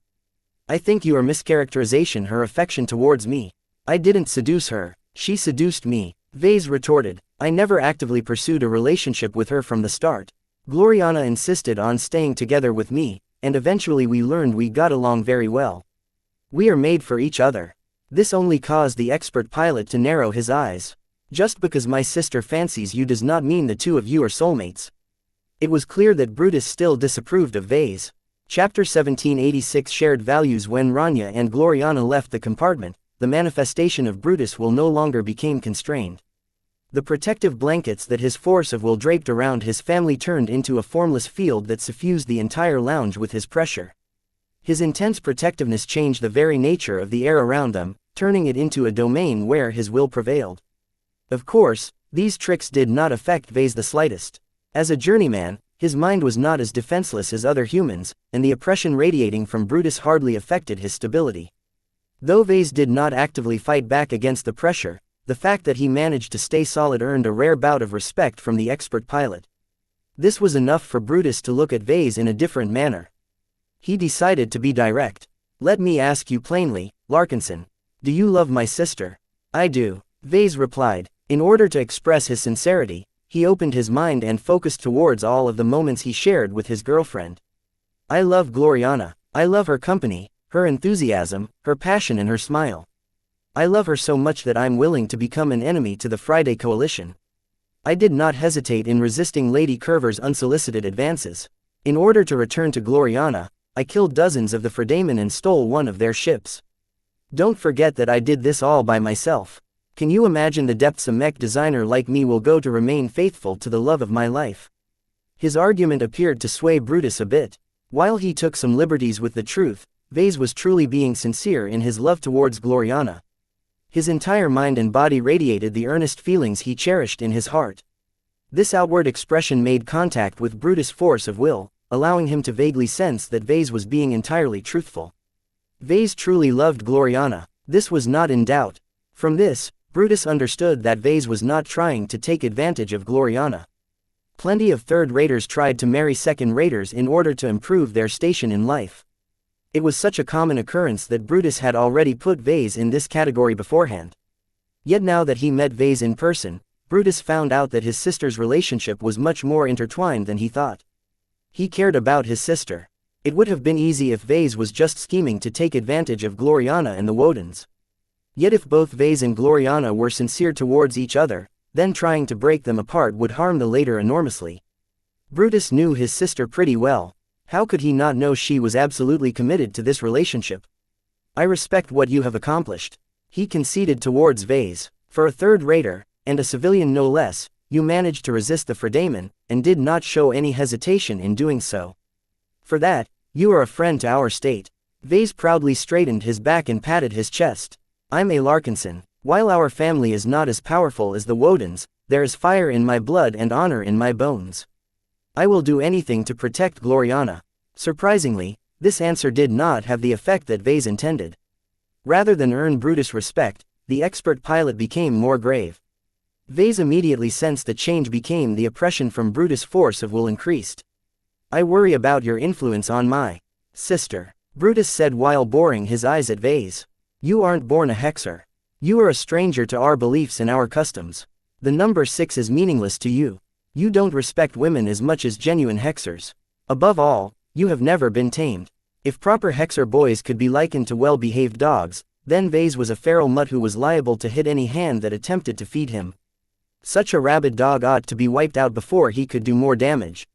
Vase realized his mistake. Hexers respected ferocity, but only from women. This was because the hexers believed in the myth that women were smarter, wiser and more in control of themselves. A ferocious woman was a good thing, because she could be trusted to channel her energy productively. A ferocious boy was a bad thing, because boys were too impulsive and immature to take the greater picture into account. The more Vase portrayed himself as a strong and assertive man, the more hexers believed he was a deadly beast who could lose control at any time. Still, now that he had uttered his words, he could hardly take them back. Vase had been largely sincere up to now, so if he became less honest, Brutus would definitely be able to tell the difference somehow. Gloriana is a great mech designer, but she can't design the mechs she wants alone. Vase changed the subject. I don't believe that. Brutus crossed his arms and rejected his assertion. There are so many mech designers that there are doubtlessly more mech designers who can benefit her as well. Even if it turns out you are the only mech designer in the Komodo star sector who complements her well, she can always find someone better from another star sector. There are a myriad of star sectors to choose from, and I don't believe there is no one in the entire galaxy who can fit her better than you. Even if there is no one suitable in the Milky Way galaxy, then I will not hesitate to find a way to bring her to the Red Ocean to continue our search. You hexers aren't exactly popular outside your own state.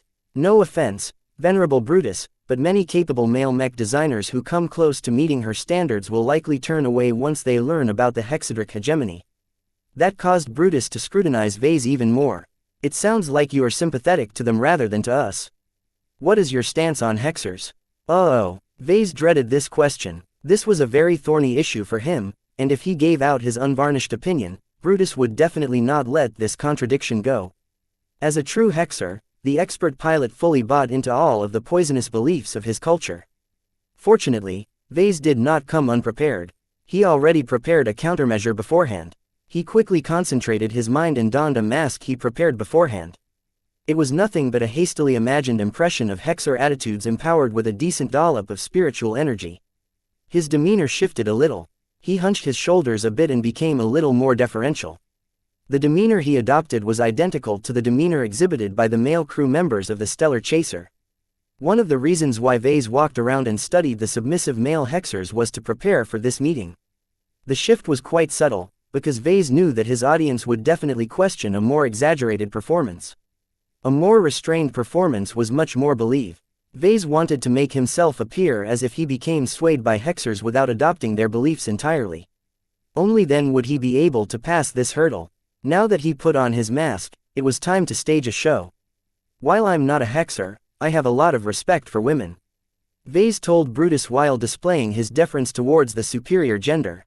In my relationship with Gloriana, I feel at ease by letting her take the lead. She is so much more capable than me, and her judgment is far better than mine. One of the reasons I love her so much is because she is the woman that truly matches my tastes. I love a woman who can take charge. I'm helpless if I don't have someone like Gloriana to direct my life.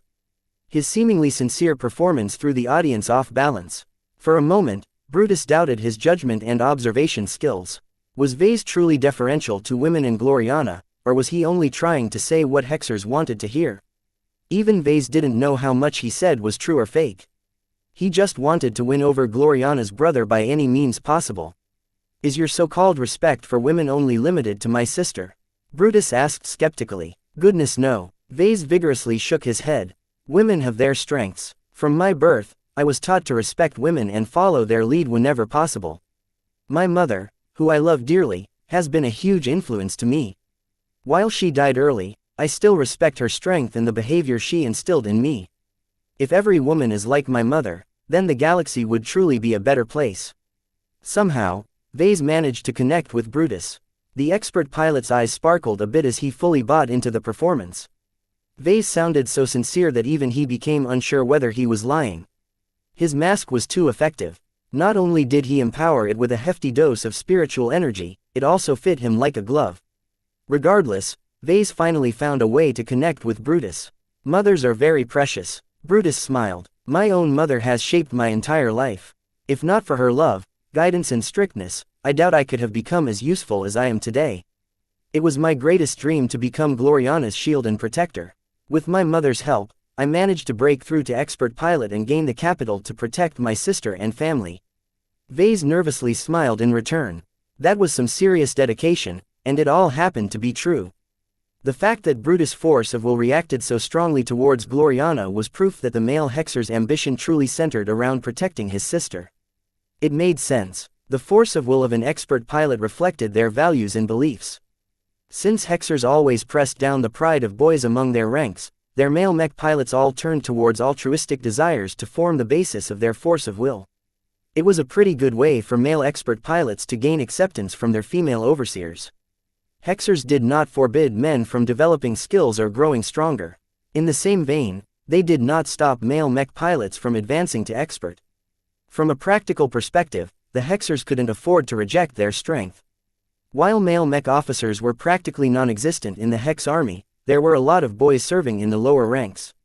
The chance to surpass the extraordinary threshold did not differ between men and women. Even the lowliest male mech pilot could break through under the right circumstances. Since the hexers needed as many expert pilots as possible to contend against the Fredaemon, they did not suppress the existence of male expert pilots. Instead, the hexers made sure to channel their strength to the proper ends. Personal ambition was taboo among boys.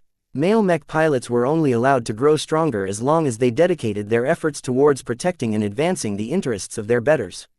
After Vase made this realization, he became a bit more assured in his approach. We have more in common than you think. Vase smiled. Our mothers are similar, and they both raised us to respect women. We both love Gloriana, and we want nothing more than to keep her safe and allow her to fulfill her dreams. You have a point, but I'm not your enemy, Brutus, nor do I wish your sister any ill. Vase quickly said, please believe me, look at how content Gloriana has become these days. Was she always this happy before she hooked up with me? Has any other boy complimented her design style as well as mine? His argument sounded very compelling. As Brutus compared the Gloriana in the past to the Gloriana who was bubbling with happiness, he could not deny he preferred the latter. Chapter 1787 Daub. Even though Vase managed to charm Brutus by finding something they supposedly shared in common, that did not mean that Brutus reversed his stance in an instant. Expert pilots were never easily swayed. Regardless if Vase provided all of the right answers, he could never completely assuage the male hexer's worries. While Vase noted that his altered personality managed to connect with Brutus, it was difficult to go any further. If Brutus ever asked him what he thought about hexers rather than his mother, Vase would be placed in a difficult position. He truly didn't like the hexers. Even if his mask allowed him to massage the truth, his contradictory thoughts would definitely weaken his performance. At worst, he might expose his falsehood, which was the last thing he wanted.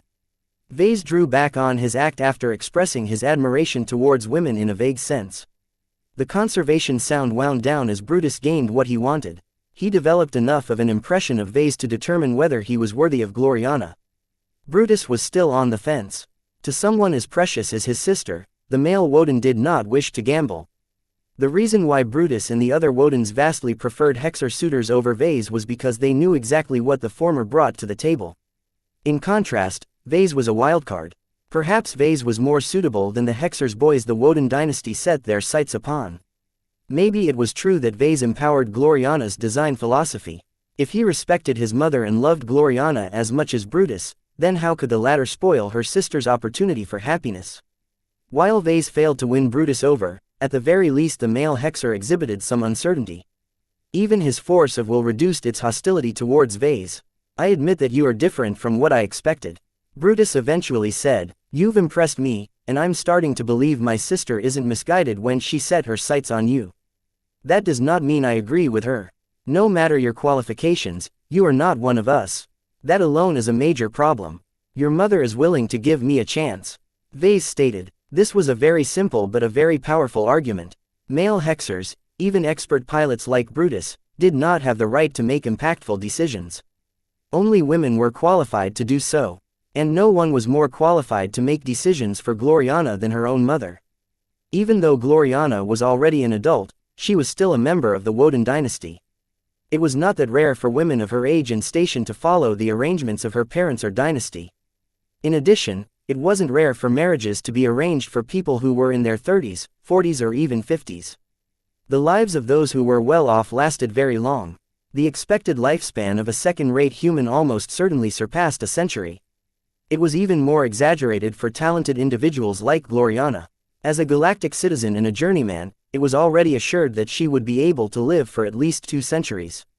As long as no one aimed at her life, Gloriana possessed plenty of time to find a suitable partner. Of course, just because Gloriana could afford to take her time did not mean it was a good idea to wait too long.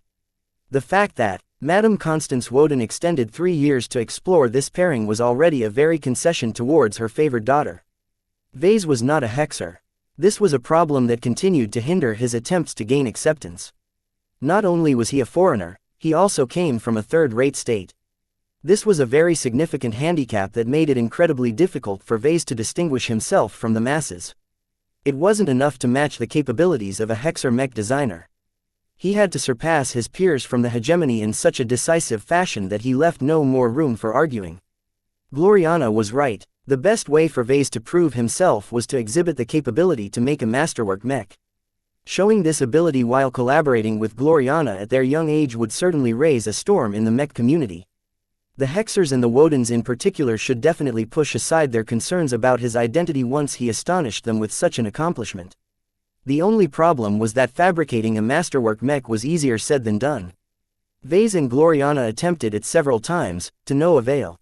Either their passion wasn't enough, the moment wasn't right, or the chance simply wasn't there. Vase and Gloriana only had a bit more than 2 years left to overcome this challenge. If they still failed to produce their desired result, Gloriana's mother would definitely lose patience with their relationship. "I'm aware that my mother has given you the benefit of the doubt," Brutus said and stood up. "It seems she saw something in you as well. I'm willing to give you a chance as well.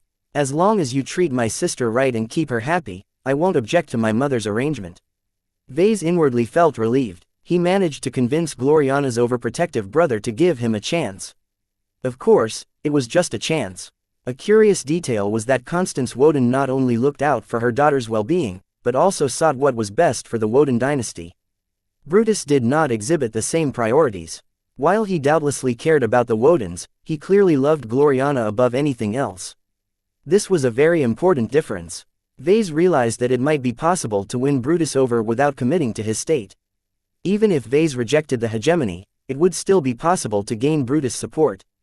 After all, the expert pilot wanted Gloriana to be happy, and that mattered more than anything else. Of course, male hexers did not have much say in their society. Even if Brutus supported Vase, his opinion hardly influenced the rest of the Wodens. Naturally, Vase did not look down on this accomplishment. While Brutus might not be of help due to his gender, he would be an awful enemy if he became hostile to the relationship. If Brutus thought that Gloriana was better off elsewhere, then he could probably take Gloriana away. He was an expert pilot after all. If he believed that Gloriana was under threat or something, he would definitely act according to his force of will. A few minutes later, Vase and Brutus emerged from the lounge. Gloriana and Rania waited right outside. Both women didn't seem to have listened in on the boys. "What do you think, Brutus?" Gloriana asked. "Let's just say that I'll reserve my judgment. I'm willing to let our mother decide whether Vase is the right person for you." Gloriana grinned and clapped her hands. "Vase will definitely surprise you. Thank you for giving him a chance. I won't stop you from pursuing this relationship, but that doesn't mean our other brothers and sisters will follow suit. Hey, if Vase managed to impress you, then it's only a matter of time before our entire dynasty embraces him. Just you wait." While Gloriana and her brother discussed her relationship, Rania turned to Vase and studied him with a curious expression. I didn't expect you to make Brutus give you a chance. I was really sure he would object to you. When it comes to Gloriana, Brutus is willing to do anything to ensure she's safe. There is no way a third-rater like you can protect her as well as a hexer suitor who enjoys the support of an entire dynasty. Gloriana won't be better off if you keep her in a cage. Vase spoke with conviction. "While I admit that I don't have the capital to protect my girlfriend as well as a hexer, I still managed to kill a lot of fredaimon. Since I have the courage to hijack a ship from captivity, I'll definitely protect Gloriana to the best of my ability. Don't look at my current strength and influence. I'm still in the early stages of my career. Once I develop for another decade or so, I'll definitely grow to the point where I can protect Gloriana against any second-class threat." Those were some very big words. "Doctor." Rania clearly doubted his assertions. "You don't sound very reassuring. If I had to choose between keeping Gloriana safe or keeping her happy, I would rather pick the former than the latter. Let's leave the decision up to Gloriana." Vase replied. "To her, separating from me will definitely ruin her career. I'm not lying about this. Since Gloriana is very passionate about mech design, robbing her of the opportunity to fulfill her ambition will definitely break her as a person." "Absurd. It's the truth," Vase stated. "It's a mech designer thing. Just ask her if you don't believe her. She'll give you the same answer. At this point, our collaboration has grown so close that we're practically inseparable. Neither of us will be able to make any accomplishments in our fields if we no longer enjoy each other's support." He was exaggerating a bit. The consequences to him weren't very serious. While it would be a shame to lose Gloriana's design philosophy and the synergies she enabled, Vase would live. His design philosophy still followed a direction that Vase could develop through his own efforts. Even with a collaboration partner like Gloriana or Aisling, Vase still possessed the confidence to advance to master by himself. It was a different case for Gloriana. After Vase contaminated her with his insights, she decisively shifted her design philosophy to accommodate spiritual components, or divine components in her words. Since Gloriana lacked the spiritual perception that Vase took for granted, it was extremely difficult for her to make any accomplishments in this area. There was no way she could replicate his feats and obtain a design spirit, let alone instilling it into a design. Now that Gloriana received this revelation, she could never go back. Ordinarily, the only way to recover from a possible breakup was to correct the direction of her design philosophy. The only thing she needed to do was to discard the use of spiritual components in her mech designs. Yet, could she even do that? As a mech designer who wanted to design the perfect vessel, it was crucially important for her to leverage every possible method to reach perfection.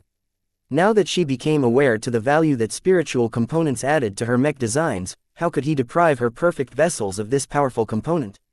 From a logical perspective, Gloriana would never be able to justify the absence of this component. For this reason, Vase did not fear Gloriana's betrayal. Knowing that his specialty was essential to her own development, Gloriana should be doing her best to stay by his side. Rania didn't know this, and she obviously didn't believe that Vase was being truthful. To her, Vase was simply blowing his horn. Typical boy, don't think you've won. Brutus is just her youngest brother. You need to convince 2 more brothers. And 3 more sisters to win over my cousin's siblings. Then you need to overcome their mother. Let me tell you that my aunt is one of the strictest hexers that I have ever met. She's harsh on herself and harsher on her children. Every hexer must meet her ludicrously high expectations, or she will make her wrath known. This sounded very worrisome. Vase truly feared Gloriana's mother. He heard so much about her to know what Vase shouldn't even be able to come within her sight if not for his excellence. He had to grow stronger. This was the only way to resolve his issues with Gloriana's mother in the Woden dynasty. His urge to design a second-class mech and fabricate a masterwork mech grew even stronger. He couldn't afford to fail. Chapter 1788. Kicking the CA. After Vase and Venerable Brutus had their private moment, they moved the mech workshop along with Gloriana and Rania. It turned out that Gloriana tweaked and updated the Star Dancer's design in the last couple of weeks. Because of her limited involvement in the design of her brother's expert mech, she could only propose some minor improvements. Gloriana brought her brother to a projection of the Star Dancer's design and enthusiastically showed off some of her latest efforts. She improved considerably when she worked alongside Vase, so it wasn't a surprise for her to be able to correct some of her shortcomings in her existing products. Normally, a mech designer did not bother to update a mech design. Any revisions they wanted to do could wait until they comprehensively combined all of the corrections as well as tech upgrades in another revision. Vase himself wanted to wait until he became more proficient in next-generation mech design before he designed the Aurora Titan Mark II, for example. Of course, if a mech designer really cared about a design or customer, there was nothing stopping them from publishing minor updates. Expert mechs were some of the most important machines to the mech community. With the insanely high skill of expert pilots, even minor differences might result in drastic swings in battles. With so much at stake, mech designers involved in these prestigious design projects often continued to iterate on them despite finishing the job. In this instance, Gloriana had an extra reason to pour more effort into updating the Star Dancer. Her brother's life depended on it. Since she possessed the capability to work on its design, she would do her best to draw out as much strength out of it as possible. Vase made sure to keep a distance from the siblings. He held back his curiosity and tried his best not to listen in or study the projected design. An expert mech always incorporated numerous advanced technologies and design applications. The Star Dancer almost certainly incorporated many innovations exclusive to the Hexers or the Wodens. Since Vase wasn't formally involved in the project, he had no right to be exposed to the Star Dancer's design. Meow. While Gloriana outlined her improvements, Clixie somehow ended up in Brutus' arms. The severe-looking brother finally softened his grave expression and played with the cat in his arms.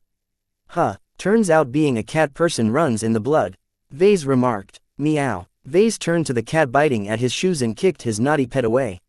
I know you're anxious to return to the Scarlet Rose, but we can't leave yet. Be patient and make do with Gloriana's snacks.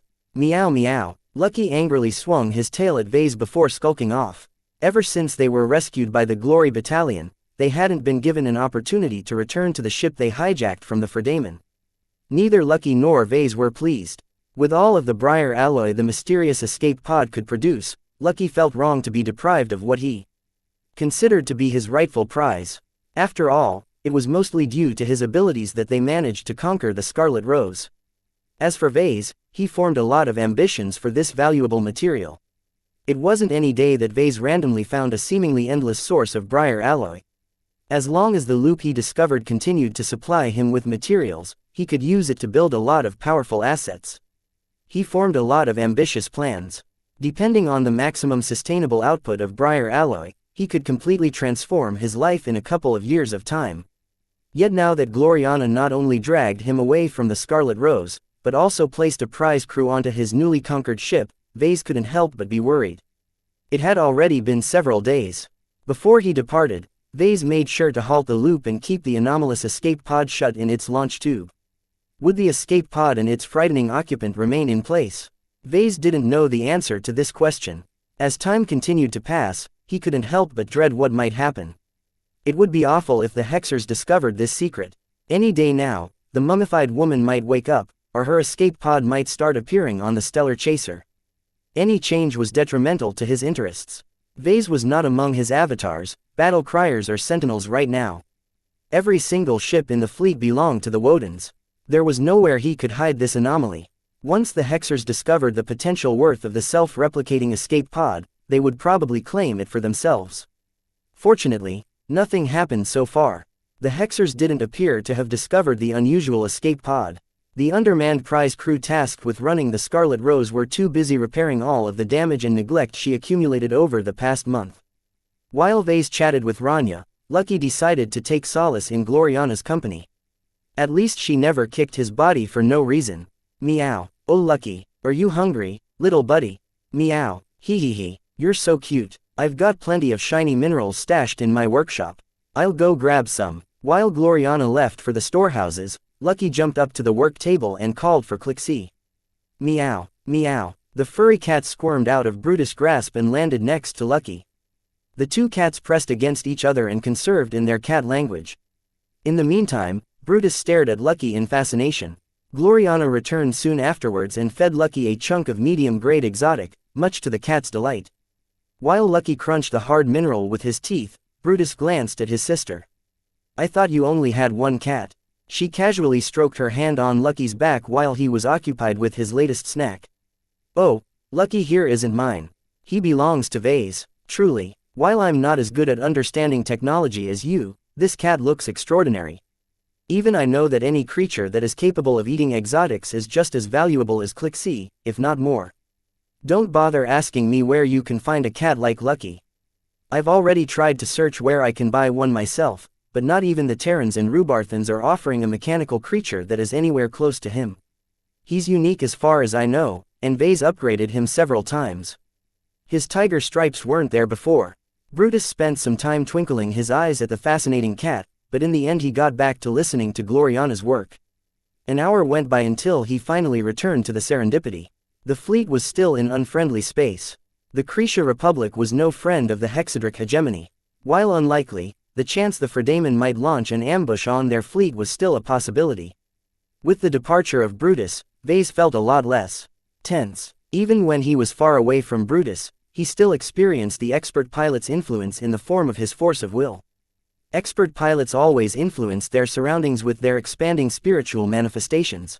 Even when Brutus decided to give Vase a chance, he still felt as if he was being scrutinized all the time. With such an expansive force of will, Vase had to go to the opposite side of the stellar chaser in order to escape its reach. What an overprotective brother. Vase muttered and shook his head. He found it curious that all of the other expert pilots he met before did not interact with their surroundings as much as Brutus. Why did the latter's force of will react more actively to the presence of people?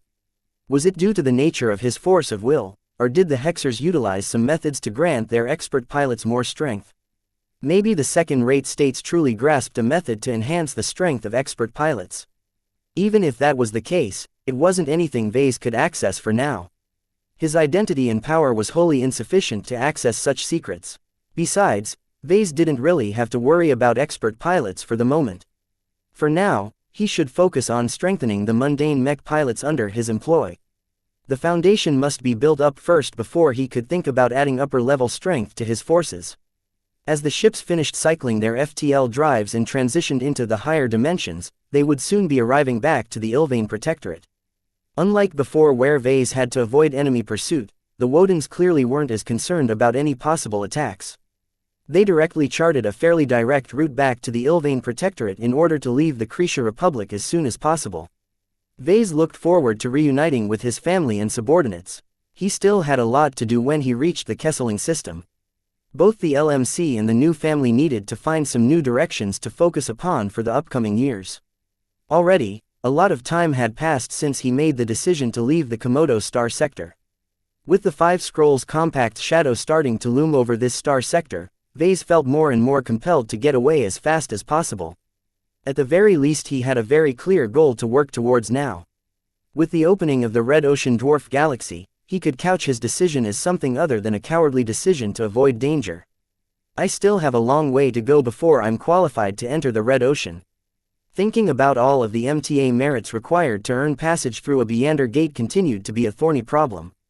Even many mech designers from the first-rate states weren't capable of earning so many merits. Vase had to find ways to make extraordinary contributions to the MTA in order to accumulate so many merits in a short amount of time. More and more, the thought of partnering up with others capable of earning MTA merits came to mind. As long as he and Gloriana found 8 more partners, they could split up the burden amongst each other.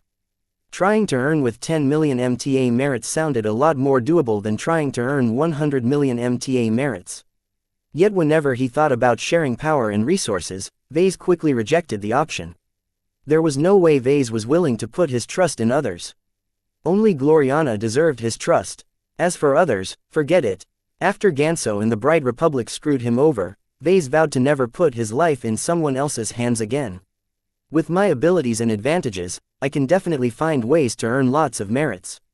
He needed to start with completing missions for the Rim Guardians right away. The sooner he began to earn some merits, the sooner he was done. I'll have to put all of my efforts on promoting William Urbesh to expert candidate as fast as possible. While there was still plenty of time left to complete this task for the Rim Guardians, Vase believed he already took far too much time. If not for his kidnapping, he probably would have been able to move on already. Vase gained a lot of inspiration and enjoyed a lot of time to think over his plans in recent times. Along the way, he didn't neglect what he should do with Silent William. As long as he succeeded with his experiment, then not only should he be able to elevate William to expert candidate, but also any other mech pilot with spiritual potential. Of course, Vase couldn't make much use of this experimental method lest he draw the MTA's attention to himself. Besides, Vase only formed some assumptions in his mind. He still needed to test them thoroughly, and to do that he needed lots of test subjects. Chapter 1789 Dog Bull Vase woke up in his cabin aboard the Stellar Rose. He stretched his arms and tried to rise from his bed, only to find his leg was being shackled by a 6-sided manacle. Lucky, meow. Lucky stopped eating his messy black hair and jumped from his head in order to chew apart the metal manacle. Its material was just as hard as briar alloy, but which just happened to serve as breakfast for his cat. Once his pet freed his leg, Vase yawned and entered the bathroom. He took a quick shower while making sure to leave his Synthra Umbra underwear on. He made sure to wave his hand at the blinking eyeballs that made up the bulkheads, deck and ceiling. Certainly, stepping onto all of the eyeballs was an extremely unpleasant experience, and Vase hurried to clothe himself as fast as possible. Just like every day, Gloriana already prepared his outfit for the day for him. Her tastes grew odder and odder by the day. Vase really didn't want to wear the puppy costume she picked this time, but it wasn't as if he had any choice. His cabin didn't contain any other clothes. The closet was completely devoid of any fabric and he sure as hell wasn't going to beg a hexer for some scraps. After he put on his dog collar on his neck, he exited the bathroom, only to meet Lucky's ridicule. Meow meow, it's not as if you are wearing a collar as well. Meow, don't make fun of me any further or I'll exchange our collars. At least yours has a stealth module. Meow meow meow, what do you mean its radius is not enough to hide my body? There is plenty of room as long as I compress myself into a ball. I'll show you how it's done. Before Lucky could skedaddle, Vase concentrated his mind and tried his best to wrap his scaredy cat up with his spiritual projection. Shortly afterwards, they exchanged collars. While Lucky tried to scratch the dog collar from his neck, Vase affixed the miniaturized stealth generator onto his neck. Once he activated it, a stealth field with a diameter of 1 meter partially enveloped his body. This led to a very weird sight where his legs and parts of his waist still remained visible. Though Vase thought about crouching and rolling his way to the dining hall, there was no reason for him to hide his presence. He shrugged and decided to walk upright. This resulted in the strange sight of a pair of legs exiting the cabin and heading towards the dining hall. In contrast, a cat wearing a dog collar was nothing special. Once they reached their destination, Queen Gloriana had already seated herself on the throne. His queen wore a regal outfit that consisted of a multi-layered dress. The finest fabrics of the galaxy as well as sparkling exotic jewels all enhanced Her Majesty to an incredibly majestic sight. %@$%. Yes, Your Majesty. Vase did not approach the dining table in the center of the compartment. Instead, he moved to the side where a brightly colored doghouse had been placed and squirmed his half-invisible body inside. $$@. A number of bots carrying various breakfast dishes entered the compartments. While most of them carried exquisite gourmet foods, only a single bot arrived to serve Vei's breakfast. The bot carelessly dumped the six-sided dog bowl in front of the doghouse. Vase looked pleased as the bowl contained the exact same nutrient-packed mixture he tasted more than 1,000 times already. Bon appétit, he said to himself with a smile. Vase lowered his face to the bowl and began to eat the dry mixture without any hesitation. He gorged himself so fast that it only took a couple of minutes to finish his morning meal. Since nutrient packs didn't contain any moisture, Vase had to quench his thirst with the second bowl delivered by a bot. He lapped up with water with his tongue, which was a very inefficient way to hydrate himself. It couldn't be helped. Vase was a dog after all. Once he waited for Queen Gloriana to finish her breakfast, she rose from her throne and slowly brought her highly decorated robe to the doghouse. At this time, the stealth generator's charge had run out, thereby revealing Vase in all his glory. His silly puppy costume made him look like a pug. His fuzzy pale yellow coat and his curled tail looked extraordinarily cute on him. Vase could probably win some prizes if he appeared at a dog show. At this time, Queen Gloriana extended a leash towards his neck. Even though his miniaturized stealth generator didn't come with a hook, the end of the leash unfolded and clutched the collar like a claw. #% #at #% U0026. No, Vase answered. Queen Gloriana scrunched her face. At #U0026% at U0026%. Even though Vase was still hunched over in his doghouse, he still grinned at his girlfriend like a shark. Your Majesty, if you are truly the Gloriana I know, you would have kissed me 6 times by now. Also, dressing me up as a puppy and making me eat from a pair of dog bowls is an excellent act. I don't know where you got the idea from, but you obviously don't know my girlfriend well enough. As soon as I laid my eyes on a dog bowl, one realized the flaw in this dream. Queen Gloriana's face turned ugly. At $U0026 U0026% at. The true Gloriana is a cat person, not a dog person. She would have dressed me up like a kitty. Just because most hexers had a tendency to refer to the boys in their state as puppies didn't mean they were all inclined to see them this way. At the very least, if Gloriana was truly in charge of this charade, she would definitely dress him up like a cat. I admit that you managed to hoodwink me for a time, but apparently you don't know Gloriana well enough. Now that I've spotted the flaw in your illusion, there's no way I'm letting this farce run its course. Break. Vase leveraged his entire spirituality and pushed it out, breaking some sort of shackle that had taken hold over his mind. A dreadful scream emanated from Queen Gloriana as the illusion broke apart. Instantly, her radiant skin and her regal dress disappeared, revealing the true culprit behind this trap. I knew it, it's you. A mummified female body wearing an outdated vac-suit uttered an unnatural scream at Vase. Her raging voice overlapped like 1,000 screaming hags. At $U0026*# carat at $U0026$ $carat $U0026% carat*. Unfortunately for them both, Vase didn't understand Cassandra Breyer's words at all. This was incredibly odd as Vase could talk with cats and exo-beasts with no problem. How come he failed to understand the mummified woman's voice? If he was unprepared, then the woman's unintelligible screams would have damaged his mind. However, it was too late now that he actively shielded his mind. The spiritually charged words washed against his mind without gaining entry. Vase became as firm as a rock as he let the attack pass him by. Be gone. The remnants of the illusion tore apart entirely after another outburst. Vase managed to free himself from his hijacked dream. As Vase woke up for a second time, Vase immediately leveraged his spirituality and inspected every part of himself and his surroundings. Lucky woke up from his place at the foot of the bed and looked at Vase with curiosity. Meow, looks like you're real. Vase sighed in relief. Now that he was alert to the possible threat, Vase scrutinized everything in far greater detail. Nothing seemed amiss, both visually and spiritually. Though the illusion that had trapped him somehow managed to bypass his defenses and contaminate his mind, it wasn't perfect.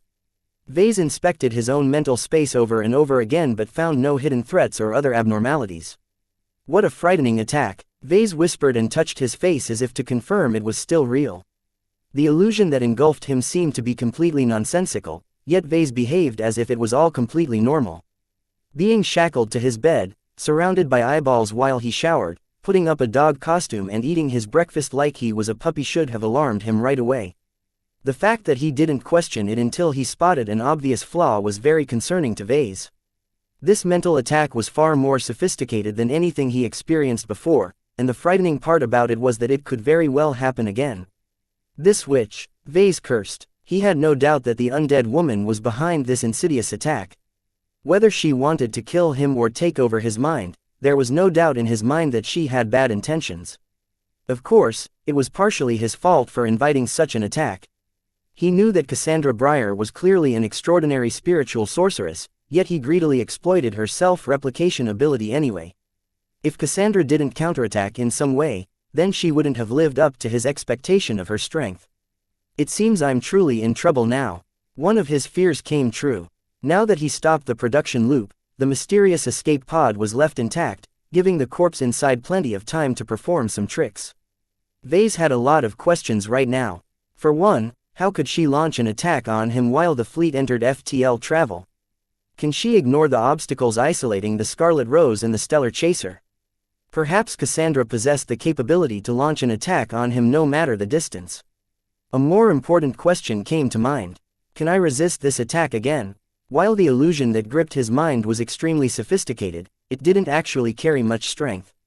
Vase was able to break it after 2 spiritual outbursts. Either Cassandra held back, or her condition limited her strength. Vase guessed that the latter was the case. Cassandra was already dead and there was plenty of weirdness going on with regards to her circumstances. His best guess was that spiritual sorceresses like Cassandra and his mother both employed techniques that preserved their lives after death. However, everything had a price. His mother had to live like a ghost, while most of Cassandra's spiritual strength was occupied with maintaining the existence of her corpse and escape pod. If Vase assumed that most of Cassandra's strength was locked in maintaining her own state, then she didn't actually have that much strength left to mess with his mind. He relaxed after coming up with this theory. While he wasn't sure if this guess was correct, he intuitively felt that he wasn't far from the truth. In any case, the automatic operation that allowed her body and escape pod to replenish over and over again must place an incredible burden on Cassandra Breyer. Even if she was one of the strongest spiritual sorceresses in the galaxy, continually converting energy to matter was an enormous burden. Vase grew confused as he recalled some of his experiences while he fell under the illusion. Even though he treated it as an attack, was that truly the case? It could have been a nightmare. Maybe he was overthinking the matter. It might be that he had just been subjected to a dream created by his own unconscious mind. Vase shuddered. That's certainly not the case. This is definitely a deliberate attack. It doesn't have anything to do with me. I would never enjoy such an odd dream. After making up his mind, he grew somber as he began to consider how to guard himself against a similar attack. Cassandra Breyer could pull him into an illusion once. What stopped her from doing it again? If Vase was awake and alert, then he had plenty of confidence in foiling such an attempt. Now that he was aware of the possibility, he could easily detect if his mind was being influenced. Yet the problem was that Vase wasn't always awake and alert. Even when he was awake, he couldn't concentrate his mind every single second of the day. As for the times when he fell asleep, there was no question that his mind would fall into its most vulnerable state. This is a calamity. Chapter 1790 Radical Approach. After surviving a suspected mental attack, Vase grew incredibly grave. Since he woke up a few hours before his usual waking time, he didn't hurry to get out of his bed. Instead, he scratched Lucky's chin while he contemplated ways to guard himself against this insidious attack. The most frightening part about this attack was that it could sneak up to him without alerting him. Before he knew it, the illusion warped his cognition until he completely took its absurdities for granted. I need to find a way to guard my mind. Before, Vase always thought that his mind was a fortress. As a mech designer, his design seed guarded the core of his mind. Anything that encroached on its territory would invite a terrible counterattack. Not even Vess's attempt to investigate Gloriana's mind yielded much result after her design seed detected the intrusion. Even though his spiritual projection turned into a dormant spiritual fragment in her mind, it only maintained its existence because Gloriana adored his presence. Vase thought that his design seed would be just as alert and guarded. Yet when Cassandra Breyer tampered with his mind, his design seed completely dropped the ball. Was there a difference between their functions? Was Gloriana's design seed much more sensitive to abnormalities due to her specialization? Was his design seed defective? No, it's because my adversary is too strong. Even if he suspected that most of her strength was locked away, she still possessed all of the knowledge and advanced techniques she accumulated over her shrouded lifetime. How old was she? 1 century, 2 centuries, 7 centuries, whatever the case, Cassandra was definitely strong enough to outmatch him on these fronts. Vase could only take consolation in his defensive advantage and his edge in the amount of spiritual strength he could leverage. This is problematic. If Vase had to make a choice, he would always prefer finesse over power. This applied both to mechs and spirituality. What was the use of maximizing power if it couldn't be controlled? Right now, Vase felt as if he was a child in front of Cassandra Breyer. He only received a minor lesson on how to employ his spirituality. He learned the rest of his spiritual repertoire on his own. Without a teacher, without a textbook, how can I possibly match against a master in this art? Vase believed that Cassandra was definitely connected to the Five Scrolls Compact. The Compact appeared to be the highest or even only organization in human space that developed a systematic understanding of this phenomenon. Even though the MTA seemed to be aware of spirituality or psionic power, as they called it, Vase suspected that they weren't even close to matching the cultists. He was quite jealous of those who had been taught their arts. Instead of groping in the dark like Vase, these compact members all received teachings accumulated over centuries or even millennia. Comparing Vase against Cassandra was like comparing a caveman to Nida in full battle gear. There was no contest. Is it even possible to block every attack? Vase couldn't assume that his defenses were infallible. As long as he slipped up even once, he would definitely be vulnerable to hallucinations. I have to resolve this problem as fast as possible, he whispered. Fortunately, it only took half a week for the fleet to arrive at Kesseling 8. Once they reached the LMC's new headquarters, Vase would probably be able to gain possession of the Scarlet Rose. Hopefully, he wasn't sure yet. What if the Hexers tried to make a claim at the ship? That would be a disaster to Vase. Not only would he lose a valuable second-class vessel, he would also lose the mysterious escape pod or provide it with opportunities to plague him with spiritual attacks. I need to get some clarification from Gloriana, he muttered. Until he regained control over the Scarlet Rose, Vase needed to employ a stopgap solution. He needed to find at least some way to repel or mitigate follow-up attacks. He didn't have a lot of good ideas except for the obvious. After a lot of thought, Vase simply shrugged and formed an empowered spiritual shield over his mind. He invested just enough spiritual energy in it that it would take an entire day to replenish. His mental space instantly felt more secure now that he invested in its defense. He estimated that he was a lot more resilient against external pressure now. Whether it was a spiritual attack from a suspected compact associate or an aggressive force of will from a hostile expert pilot, as long as he maintained a shield of this strength, he would definitely be better off than if he relied on his natural defenses. Vase made an important realization. I should have done this before. Anytime he didn't need to accumulate his excess spiritual energy into AP stone, he should use up his spiritual energy instead of letting it go to waste. Even if the chance of suffering a spiritual attack was almost zero, it was better to be safe than sorry. Just like a shield generator, Vase didn't need the protection most of the time, but when he came under attack, he would be infinitely grateful for his decision. As the shield settled down and wrapped around his mind, Vase tried to judge its defensive capabilities. It would definitely work against most attacks of a spiritual nature, but would it work against a master in the arts like Cassandra Breyer? She's way too fearsome, he shuddered. It could be that Cassandra could easily pierce or bypass his attempt at shielding his mind. Compared to other products of spiritual engineering such as the Grand Dynamo and Cassandra's insidious illusion attack, his shield was completely devoid of sophistication. It wasn't as if Vase wanted to strengthen his spiritual shield, but he didn't know how.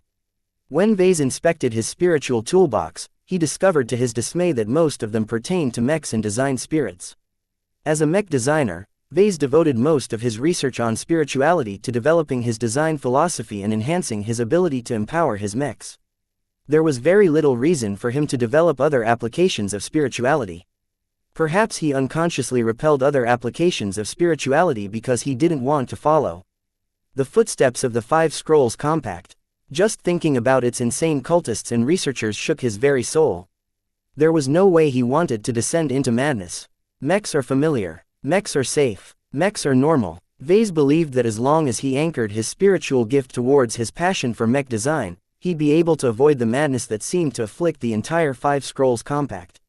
If this assumption held true, wouldn't he be sabotaging himself by letting go of his restraint? I have no choice, he sighed. If I don't do anything, I'll continue to be susceptible to these kinds of attacks. It was as if he was designing a night mech that was impervious against physical damage but extraordinarily vulnerable against energy damage. As long as his night mech fought against opponents wielding ballistic rifles, it could probably last for hours. Yet as soon as a single laser rifleman mech showed up, his work would quickly fall. Only under certain conditions was it acceptable to design a mech with such clear vulnerabilities. For example, his desolate soldier and deliverer designs ordinarily fared poorly against enemy mechs, but that was okay because they were only meant to fight against the Sandman. Vase had fallen into the trap of assuming that he would only have to fend against normal attacks. This was why he placed a lot of importance on his shield generators. Yet now that Cassandra Breyer exploited one of his vulnerabilities, he had no choice but to divert some time into patching it up. Even if he didn't intend to follow the path of his mother, he should at least develop some self-protection capabilities. When Vase studied his simple shield made out of pure, solid spiritual energy, he became increasingly more dissatisfied. I'm a mech designer and an engineer. How can I possibly be satisfied with such a simple product? Could he apply his professional expertise in spiritual sorcery? His eyes lit up. Though it would be difficult to translate his expertise in mech design towards spiritual applications, at least some principles should be the same. Could he design and fabricate a spiritual version of a mech in his mind? It was easy for him to construct an image of a draft design. Yet drawing out a complete and viable mech was incredibly difficult, especially at his current cognitive capabilities. In order to construct a spiritual mech in his mind, he needed to be extremely accurate about its sizes, dimensions and material composition. This was practically impossible. Not even seniors or masters might be able to keep track of so many technical details. In fact, not even Vase was capable of tracking more than 100 components at a time.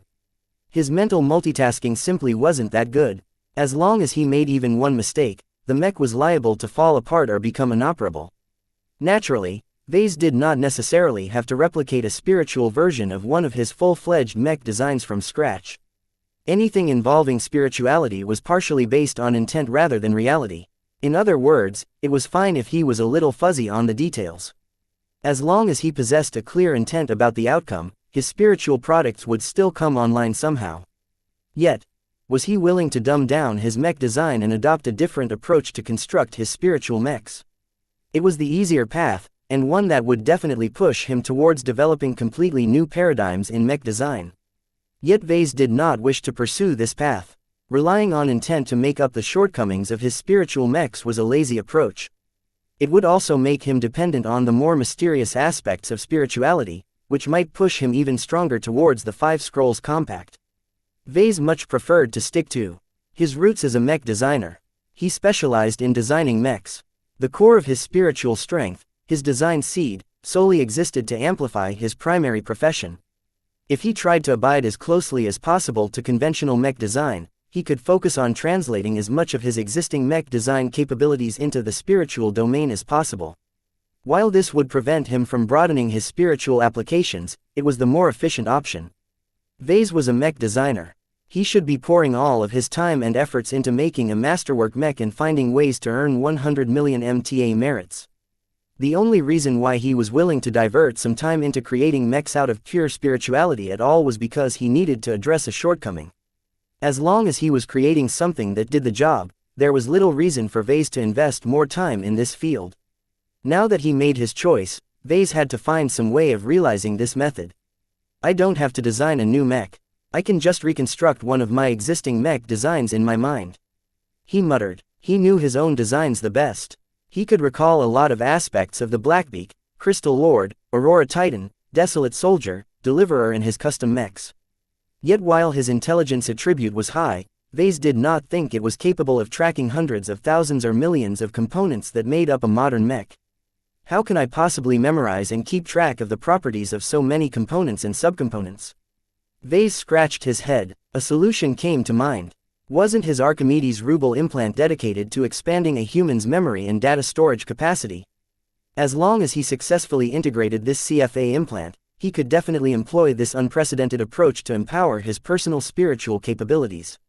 Chapter 1791 Imaginary Mechs. How should he call this new kind of mechs? Spiritual mechs. Technically accurate, but too revealing. If there was any instance where he had to reveal the existence of spiritual mechs, then he shouldn't call it by this name. Though Vase did not assume he would ever reveal the existence of something so thought-defying, he used to adopt the same thought towards the X factor and its manifestations. Since he had a tendency to reveal some of his capabilities over time, he might as well prepare ahead and have a good name in place to explain his concept. He weighed several possible suggestions, from false mechs to psionic mechs.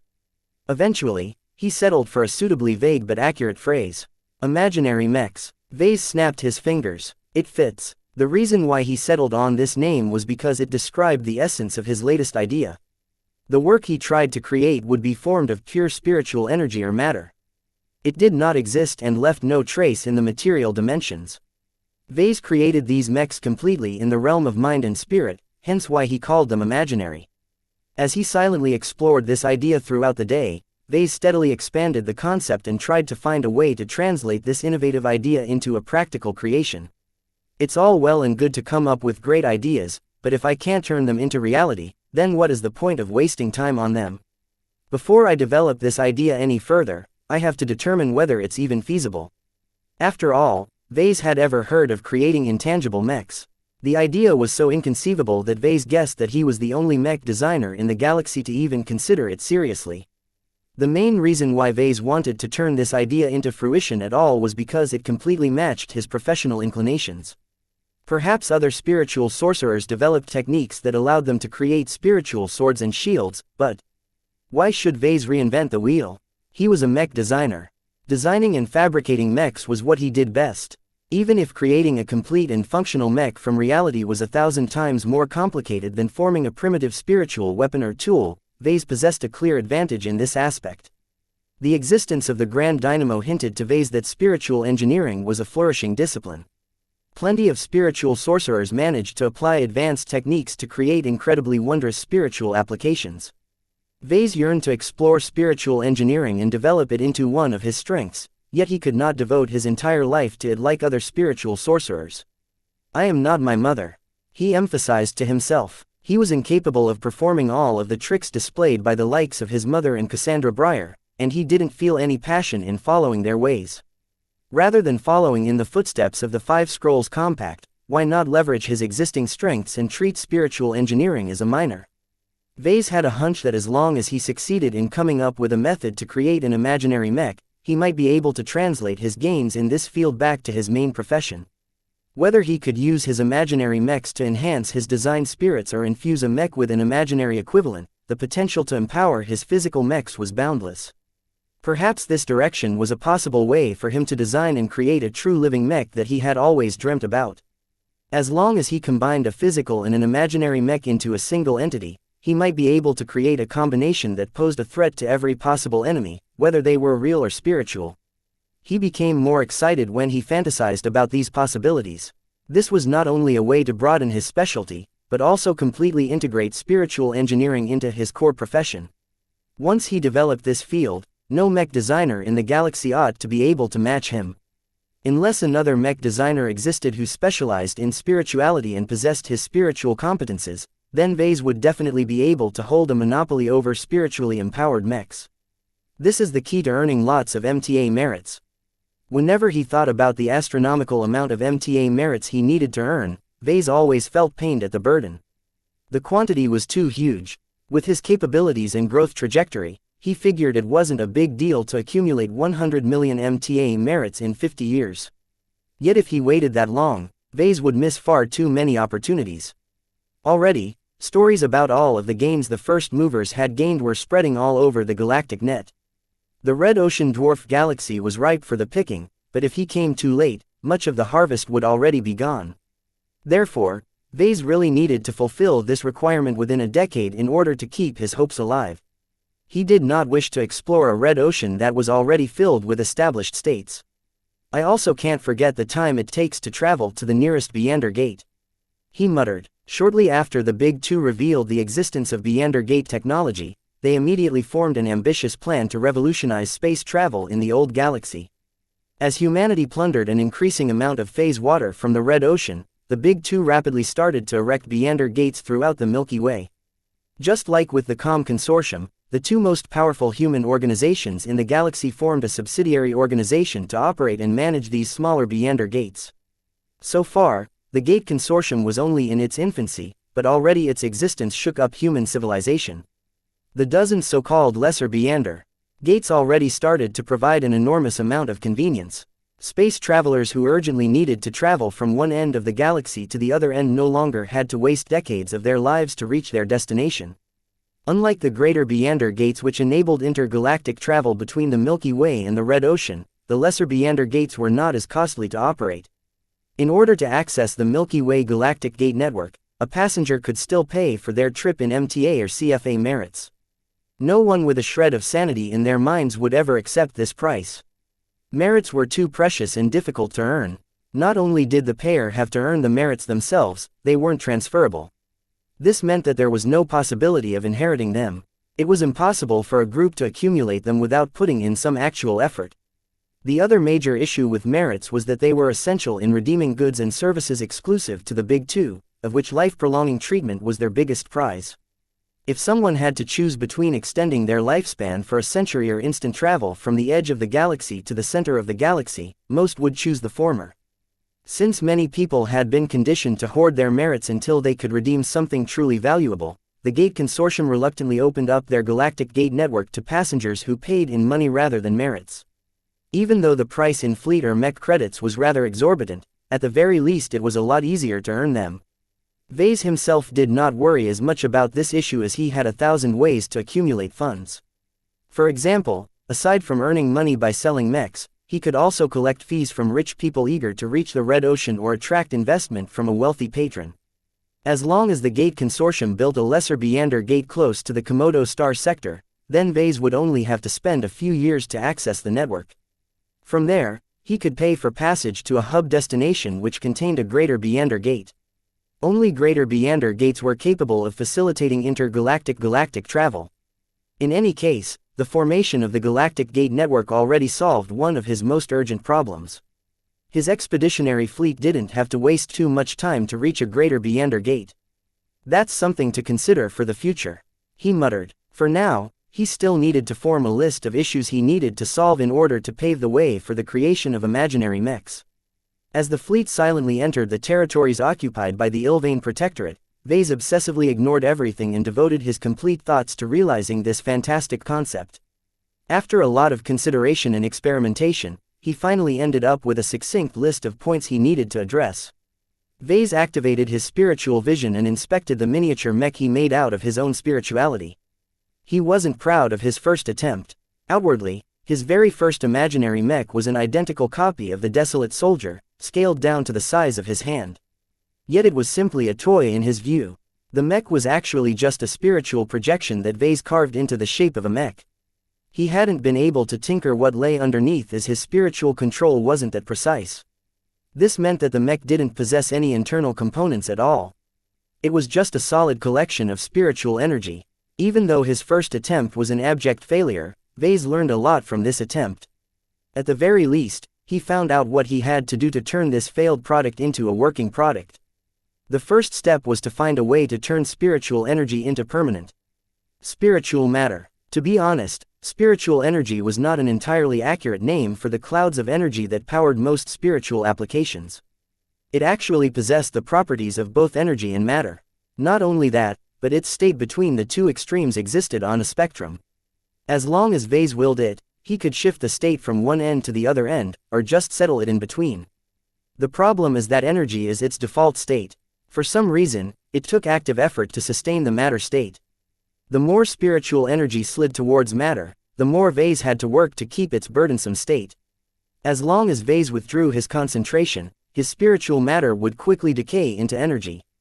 This was a frustrating problem, and one that hampered him enormously. He wanted to create a true imaginary mech. How could he painstakingly reproduce millions of components and put them all together, only for it to devolve into a cloud of spiritual energy the moment Gloriana distracted him? Such a shortcoming was intolerable. For this reason, Vase thought long and hard to address this perplexing issue. Unless he found a way to form spiritual matter that was able to maintain its state without active support, the whole notion of creating imaginary mechs was moot. He would never waste time on something so inefficient. He gained some inspiration after watching Lucky munch an exotic for lunch. Wait a moment, spiritual matter couldn't sustain its state because there was nothing fixing it in place. It was like trying to build a sandcastle with liquid water. How could water obediently defy the laws of reality and behave like a solid object when its nature compelled it to behave like a fluid? What if vase could fix spiritual matter into shape by feeding it or blending it with materials? While he wasn't sure whether this was doable, he thought this was a viable solution. Certain exotics reacted to spirituality. What if he could take advantage of this property to process spiritual matter? I'll have to wait until I get back to explore this idea. Vase developed other theories to form permanent spiritual matter, but only this idea gave him the hope of solving this problem. Chapter 1792 Viability. Discovering a way to create permanent spiritual matter that was able to sustain its state indefinitely was only the starting point. In order to turn spiritual matter into the building blocks of his imaginary mechs, he needed to develop a means to change its properties. After all, a real mech consisted of many different materials. From the incredibly hard armor plating to the energy-resistant materials that made up the power reactor, each component needed to take advantage of the properties of different materials to reach a satisfactory level of performance. If Vase failed to transform the properties of spiritual matter to match with the properties of the materials that made up his real mechs, then his imaginary creations would only have the form of a mech. Like a mech made out of paper, an imaginary mech made out of uniform spiritual matter would not possess any strength. What Vase sought was a way to turn paper into other materials such as palladium or briar alloy. For now, Vase didn't have a clue how he could accomplish this. He hadn't even been able to form permanent spiritual matter yet. Nonetheless, he was confident he could develop a solution to this problem in time. A particularly thorny issue related to this problem was how he could translate energy and data transmission to imaginary mechs. It wasn't as if an imaginary mech would behave exactly like a physical mech. Vase would probably have to make at least some adjustments and develop a spiritual variant to a physical mech design.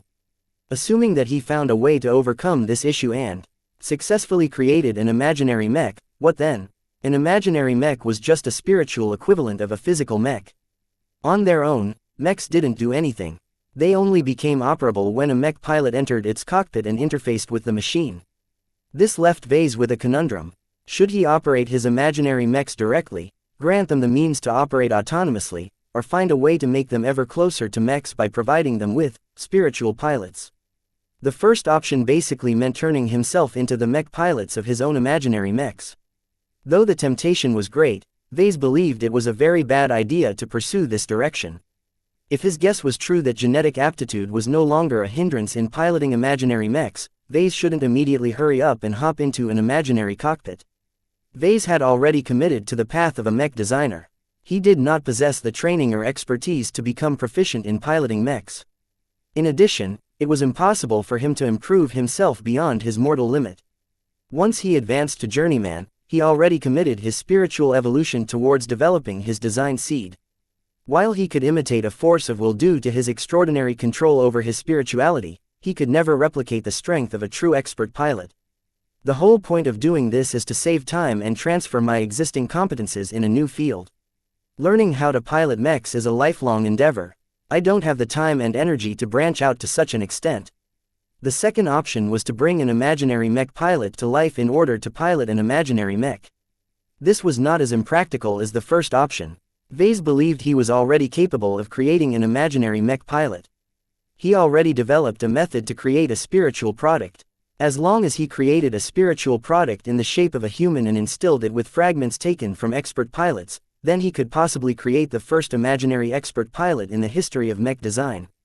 Crazy. This is crazy. Vase had no idea whether it was possible to create an artificial expert pilot that consisted of pure spirituality.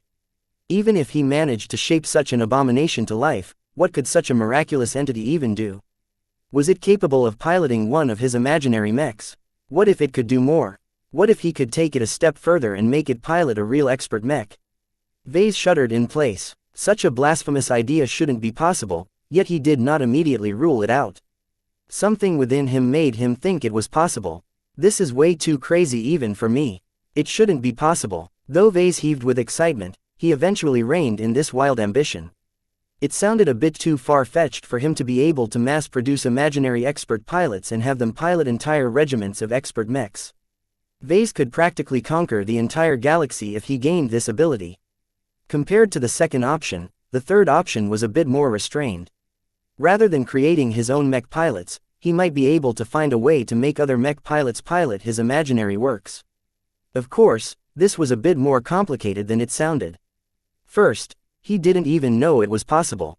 Should he harvest a spiritual fragment from a mech pilot and deposit it inside the cockpit of an imaginary mech? Would the mech pilot in question still be able to control the imaginary mech through his connection with the fragment, or would the fragment start to behave in an autonomous fashion? Assuming that it was possible, would he really wish to expose imaginary mechs to his avatars of myth and other mech pilots under his employ? Regardless which one was right, the issue of trust and control still hung over his head. Though Vase was filled with uncertainties, these questions also made him excited. He couldn't wait to explore the possibilities. Even if the result fell short of his expectation, the entire concept of imaginary mechs was already unprecedented enough to spark a revolution in mech design. These ideas are so astounding that Gloriana will probably explode when she hears about them. I wonder what she will think. She would probably think he was creating divine soldiers or something. Every god needed a heavenly army after all. Right, for now, Vase intended to keep these ideas to himself. Gloriana wouldn't be of much help at this premature stage, and he still doubted whether she could contribute at all to the creation of an imaginary mech. This was something that closely matched his specialty, but the same could not be said for Gloriana. This is something I have to explore alone, at least for now. He concluded. Though all of these fantasies sounded great, Vase still turned his thoughts back to the original reason why he wanted to create an imaginary mech. Regardless of its other applications, it at least has to be able to fight. Vase needed to protect his mind from external attacks and influencing attempts. He did not have a lot of confidence in the simple spiritual shield he wrapped around his mind. Such a primitive means of defense was not only inflexible, but also simple to defeat due to its obvious strengths and weaknesses. Though an imaginary mech did not wrap around his mind like a spiritual shield, it was capable of performing both defensive and offensive actions. That meant that aside from guarding his mind, he could also actively send it out in order to attack another spiritual entity. Naturally, Vase had to make a lot of considerations concerning its strength before he became reassured that the imaginary mech stayed alive. If it turned out that even his best imaginary mechs were too weak to resist the strength of his weaker designed spirits, then Vase was better off sticking with a spiritual shield. As Vase continued to speculate, the Woden fleet almost reached the Kesseling system. If Gloriana didn't remind him of their impending arrival, Vase would have remained consumed in his unending calculations for a couple more weeks. He entered into such a creative daze that he practically ran his life on autopilot during these past few days. He was lucky his girlfriend understood the preciousness of this state. With all of the enthusiasm and passion bursting out of Vase, this was the best time to formulate his ideas. "I'm sorry, Gloriana," he spoke when his girlfriend finally decided to shake him out of his fugue. "I guess I got too absorbed into my new ideas. Are you willing to tell?" she asked as she cuddled with Clixie while she sat down at a couch placed in his stateroom. "It seems like you've come across something truly exciting this time." Vase couldn't help but grin. "Oh, if anyone hears what's in my mind, they'll probably think I'm crazy."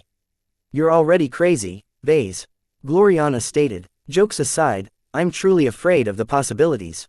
I can't help but think my latest notions will cause a huge storm in the mech community once they become known."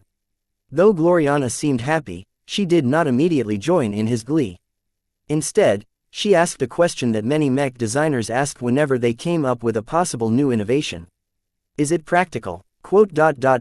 Maybe." Vase hesitated. "I only have ideas to go on.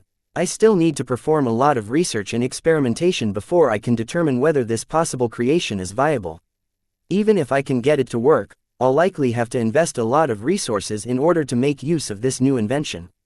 Everything had a price. Vase did not believe that something as fantastical as an imaginary mech could be formed out of pure spiritual energy.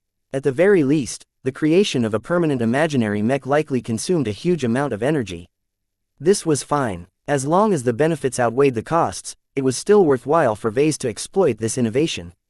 A few minutes passed by as Gloriana tried to pry some secrets out of Vase. Even though he found her adorable when she started to beg, Vase held up his hand and stopped her pitiful act. This is something I have to do on my own. I'll let you in once I develop a solid framework. How long will that take?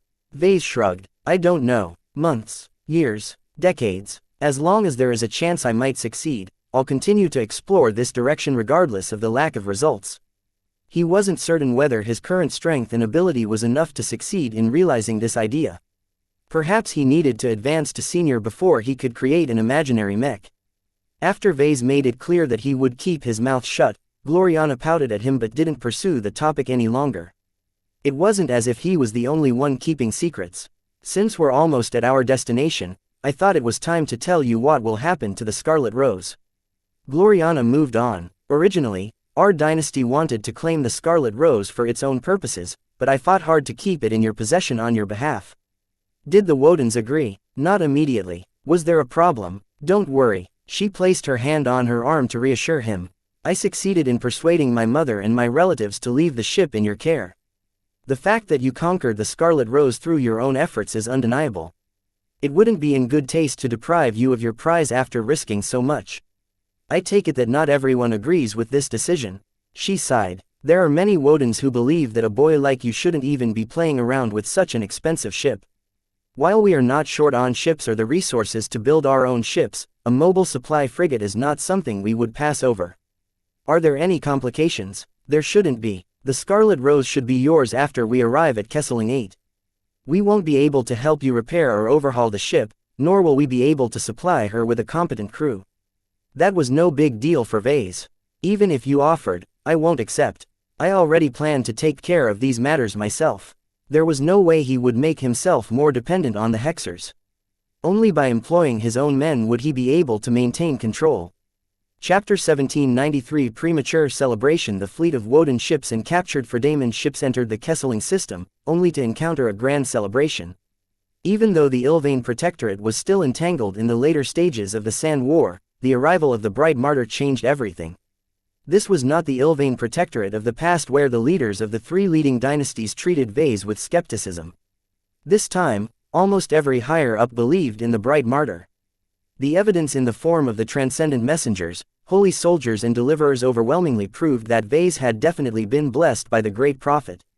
Only the most bone-headed traditionalists still argued against recognizing Vase as the Bright Martyr. Everyone else, even the staunchest inquisitors of the Poxco dynasty, fully bought into the myth that Prophet Ilvain watched out over his flock through the medium of mechs. Many churches and cathedrals even started adopting his mechs as altars. Compared to cold, unfeeling statues made in the great prophet's likeness, a deliverer mech was fully capable of strengthening the faith of the believers by its ambient glow alone. In these past several years, the Protectorate had already been inching towards accepting Vase. Yet the outbreak of the Sand War and the pressure exerted towards the state made many Ilvainans yearning for salvation. While the Cronin dynasty fought bravely against the Sandmen, not a single hero in the war managed to eclipse the Bright Martyr. While individual heroes won entire battles through their earnest efforts, only Vase managed to swing the war decisively in the Protectorate's favor. That he managed to do so by releasing a couple of Ilvainan mech designs was incredible. In less than a year, the lukewarm attitude towards Vase turned into full-throated support. Many Ilvainans, from the grassroots to the very top, believed that Vase was definitely a boon to the faith. As for minor details such as his foreign origins and his apparent lack of faith, what did it matter? The mechs he designed were so clearly blessed by the great prophet himself that he deserved to be recorded into the annals of the Ilvainan faith. With such a massive and all-encompassing turnaround, the Ilvainans couldn't possibly treat Vase like a regular foreign guest. They already prepared a grand parade for his entry. The moment the Hexer fleet transitioned into the Kesseling system, numerous combat carriers flanked the new arrivals and deployed some of their mechs. For a moment, the Glory Battalion became perplexed. Had the Hexers succumbed to the pressure exerted by the Fredaman and switched their support? Calm down. Vase urgently tried to tell the crew. They're not hostile. He didn't need to speak. Please like and follow the Cultivation Audiobooks channel out. The Cronin dynasty already contacted the commanding officer of the fleet and told them of their upcoming arrangements. The Hexers soon relaxed, though they still maintained some vigilance. While it was unlikely for the Ilvainans to turn hostile against them, the Glory Battalion still had a duty to uphold. It could never allow third parties to take over its primary mission. For this reason, The eager Ilvanen honor guard had to escort the fleet to Kesseling 8 from a very healthy distance. In no way were they allowed to get close enough to threaten the stellar chaser. While all of this was going on, celebrations already started to take place on the surface of their destination planet. Both Vase and Gloriana watched the local news feed with astonishment. The Sandman invasion hasn't subsided yet, Vase uttered. Many star systems are still being flooded by Sandman fleets. It's too soon to run the victory lap. While the Ilvanens are definitely happy to receive the bright martyr, it's partially political theater. Gloriana opined. The Ilvane Protectorate is ascendant right now due to the deals it made with other states. However, the gains it made from the Sand War can all go up in smoke once the Komodo War spills over this region. I'm already aware of the threat the Protectorate faces from the Coalition and Coalition-aligned states. What does that have to do with this overblown spectacle, though? The Ilvanens are trying to appeal to their profit by using you as medium. What? Gloriana spread her arms. The Protectorate's geopolitical landscape is highly unfavorable, as you already know. While the states closer to the frontier have all been wiped out, the Sandmen are still a threat. In almost every other direction, the Protectorate is surrounded by states that all lean towards the Coalition.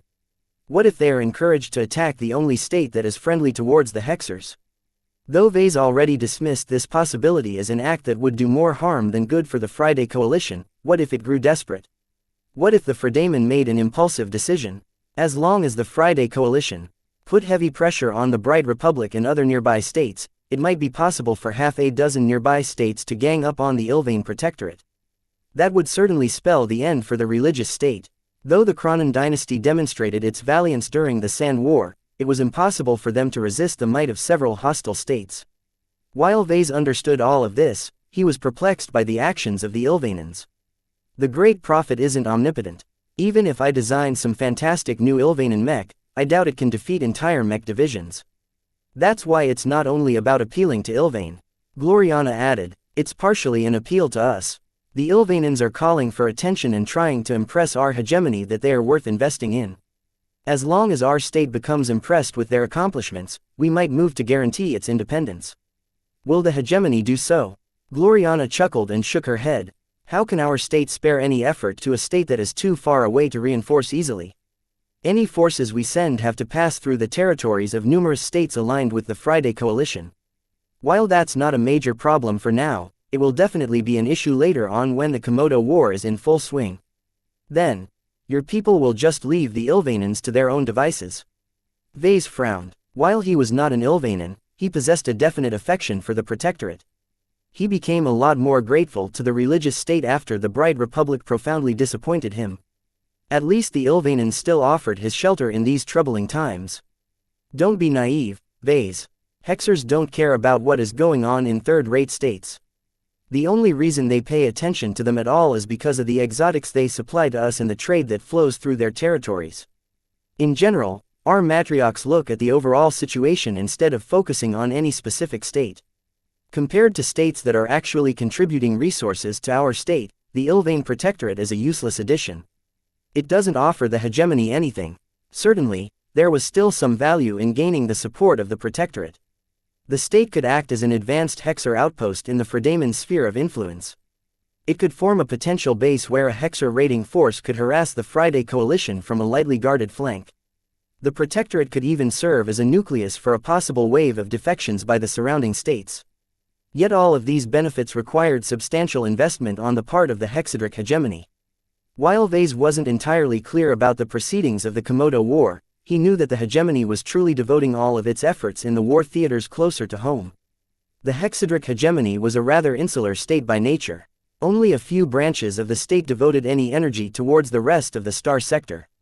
Their leaders didn't have much say in the decision-making of the government. All in all, the likelihood that the hegemony would spare any thought towards the Protectorate was virtually zero. Once Vase realized this, his expression turned grave. He watched the celebrations taking place at Kesseling 8 and couldn't help but think that they were partying before an impending crash. Is there any way the Protectorate can avoid this fate? It's up to the Friday Coalition, I think. Gloriana said. That did not leave Vase with a lot of confidence. Neither Vase nor the Ilvanens had any way of influencing the decision-making of the coalition.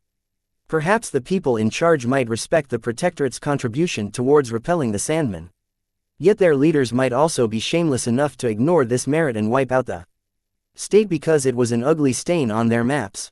Time passed and the fleet slowly reached orbit. The Ilvanan patrols didn't even bother approaching the Woden ships for inspection. Only a single ship out of 5 made landfall. The stellar chaser soon landed at a spaceport at the capital city of Krent.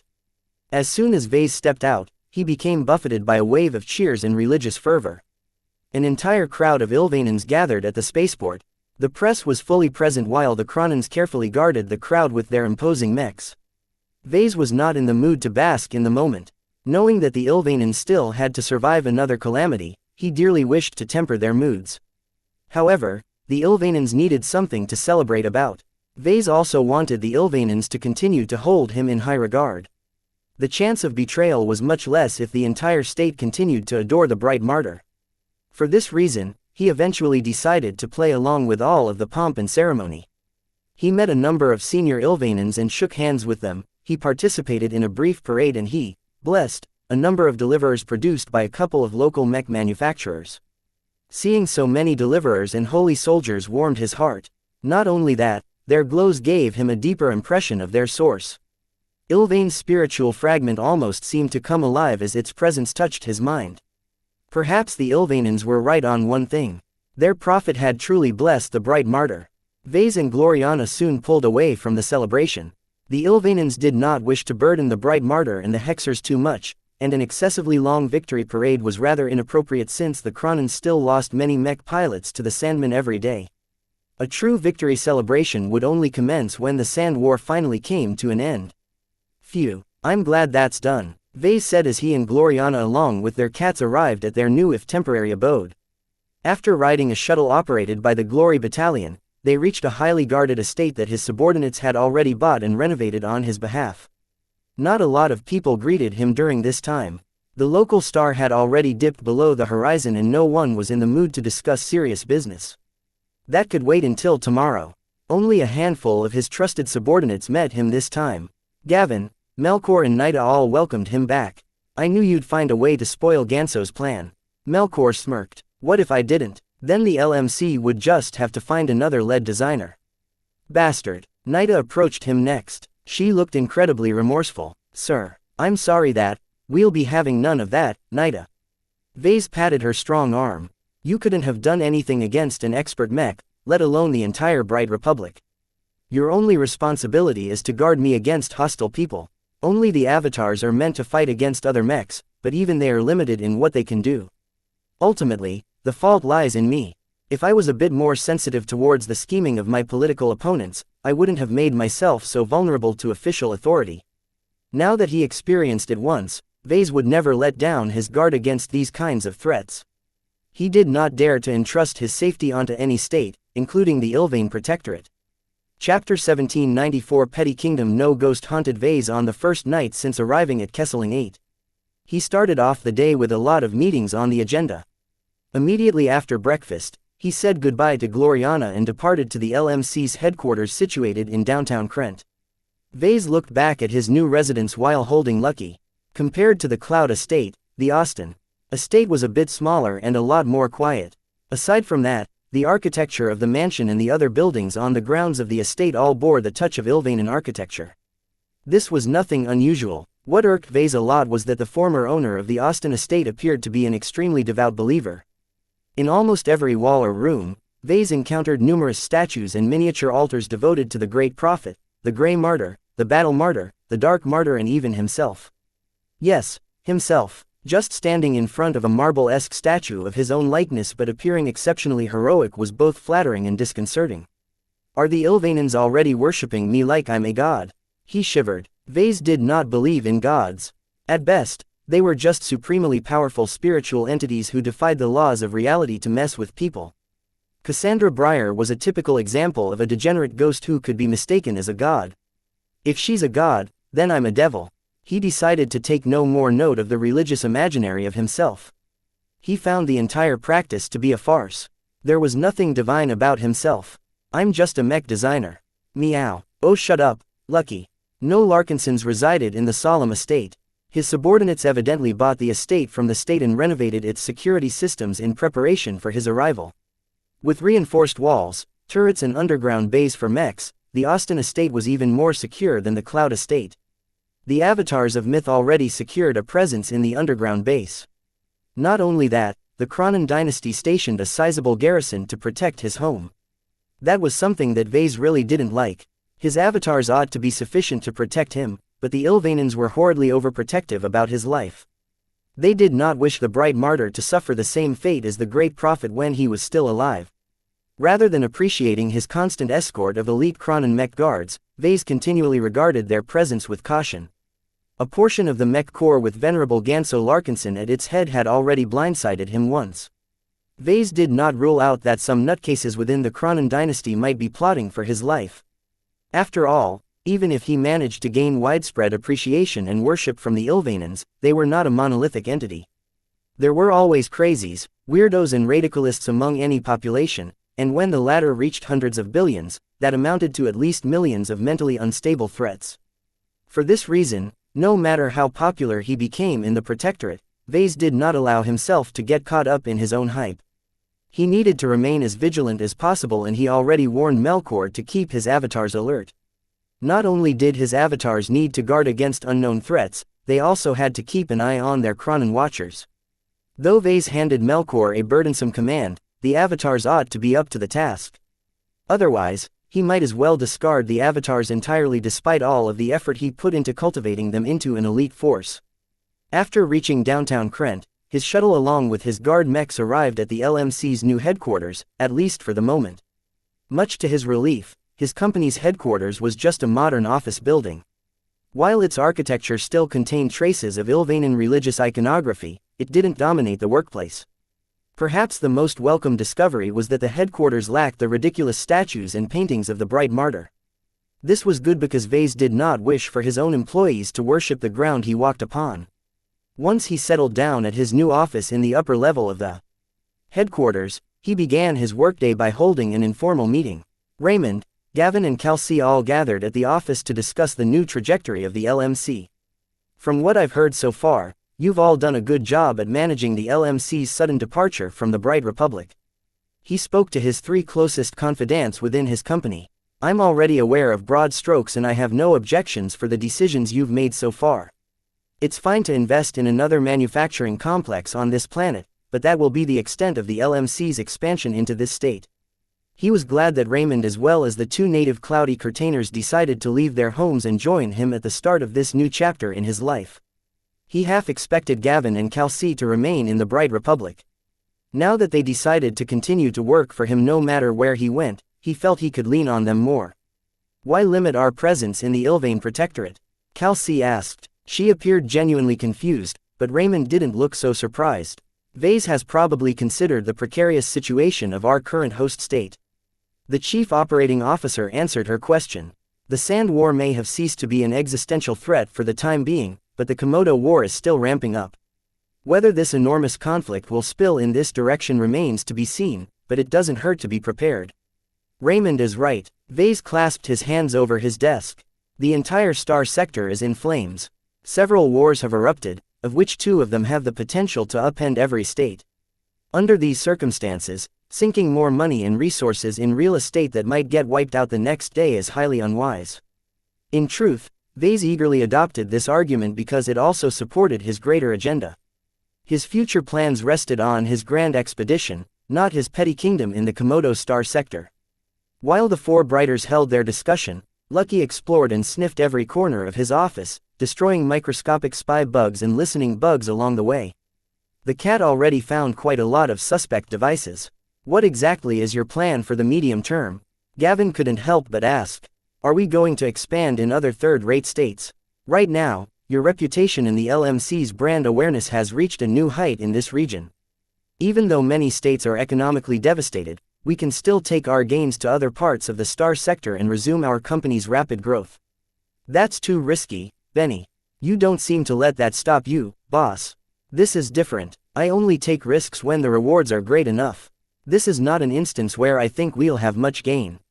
Have you forgotten that we sold over 1 million mechs ever since the Sand War erupted? Even now we are still selling a lot of soldier mechs in many foreign states. As long as we use our successful product line as a springboard, we can establish a strong presence in each of their mech markets. Vase shook his head. I'm not chasing after market dominance anymore. I'm not interested in increasing our revenue. We have plenty of money, and the soldier product line will ensure our economic prosperity for at least a couple more years. This gives us the luxury to do something different. Which is what? Reimagining the living mech corporation. He outlined his plans and some of his visions for the future. Before he left for the Red Ocean, Vase felt obliged to leave his mark on the Komodo star sector. This was something he emotionally desired in order to leave this star sector with no regrets. While Gavin and Kelsey didn't understand his motivation, Raymond was older and wiser. His eyes sparkled as he nodded thoughtfully. Vase wants to leave a legacy behind, Raymond explained to the two younger Brighters. Now that the LMC has secured a solid and stable cash flow, Vase is looking to use the LMC to develop himself in other ways, is that right? Vase smiled. At least one of them understood his thoughts. As a mech designer, my personal development is more important than the concerns of the LMC. My company is always meant to serve my purposes, not the other way around. Now that I've regained some shares and own 59% of the company, I can do anything I please. That was right. Even though Vase would still retain effective control over the company if the Ilvanans hadn't gifted him with some of their shares, he wouldn't be able to act as unscrupulously as now. Owning 49% was a massive difference from owning 59% of the LMC. The former forced him to take at least some of his shareholders into consideration. The latter allowed him to run his company as he pleased without anyone able to hinder his moves. Of course, the reality was not that absolute. If he was determined to run his company to the ground, the local jurisdictions would certainly move to counteract his ruinous actions. Therefore, as long as his decisions didn't cross a line, Vase had no reason to pay the other stakeholders any mind. So what's in store for us, boss? Will you dedicate yourself completely to designing second-class mechs? Who are we even selling our mechs to? The Friday Coalition hates our guts and the Hexadric hegemony is a notoriously difficult market to enter. The former is off the table. Vase immediately answered. The latter is a possible prospect. I'm not sure yet myself.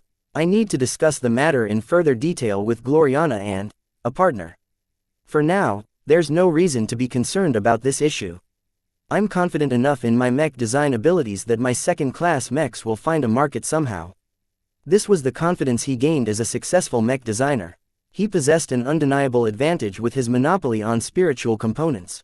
Adding glows to third-class mechs already turned them into valuable machines. Doing the same to second-class mechs would definitely become a sensation.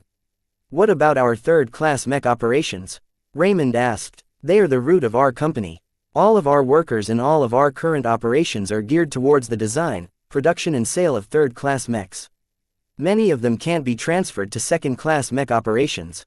Mech technicians who were qualified to work on third-class mechs needed to learn all kinds of advanced skills and knowledge to participate in the production of second-class mechs.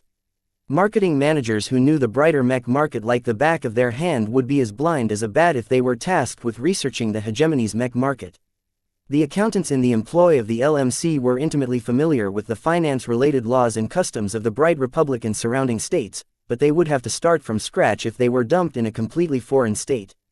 And this only accounted for the people who pledged to work for the LMC even as the company left the Bright Republic. Vase could not abandon them, and he didn't plan to do so.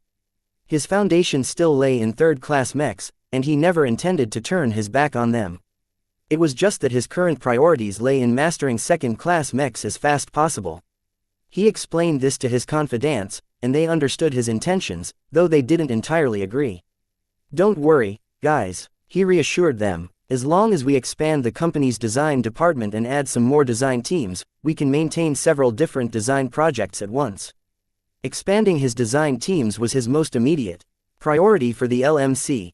If he wanted his company to expand its mech catalog as fast as possible, Vase urgently needed to address this chronic shortcoming. Chapter 1795 Second Design Team. He spent 2 whole hours discussing his short to medium-term goals with his confidants. Though Raymond, Gavin and Kelsey questioned most of his decisions, Vase did not change his mind.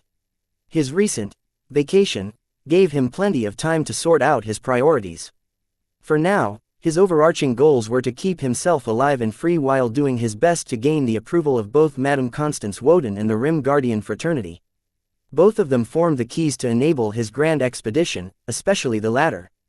After making sure that his confidants knew what they had to do, Vase left his office and descended to the underground and highly secure design labs. 2 design teams as well as a group of Larkinson students greeted his arrival. Vase noted with surprise that all 5 Tovar mech designers chose to follow him to the Ilvain Protectorate rather than stay in the Bright Republic. The Tovar family still wishes to maintain relations with you, Miles Tovar humbly explained. If you will accept our continued presence, then Senator Tovar and the rest of our family will keep looking out for your interests in the Bright Republic. Miles spoke plainly, perhaps aware that Vase had no patience for duplicity. Though Vase did not really want to tangle with the Tovar family any further, it wasn't wise to cut off this relationship. While he no longer depended on the founding family's support, the LMC still possessed a hefty presence in the Bright Republic. Many workers refused the offer to move to the Ilvain Protectorate, which meant that the mech nursery at Cloudy Curtain and the offices and manufacturing complexes at Bentheim were still viable.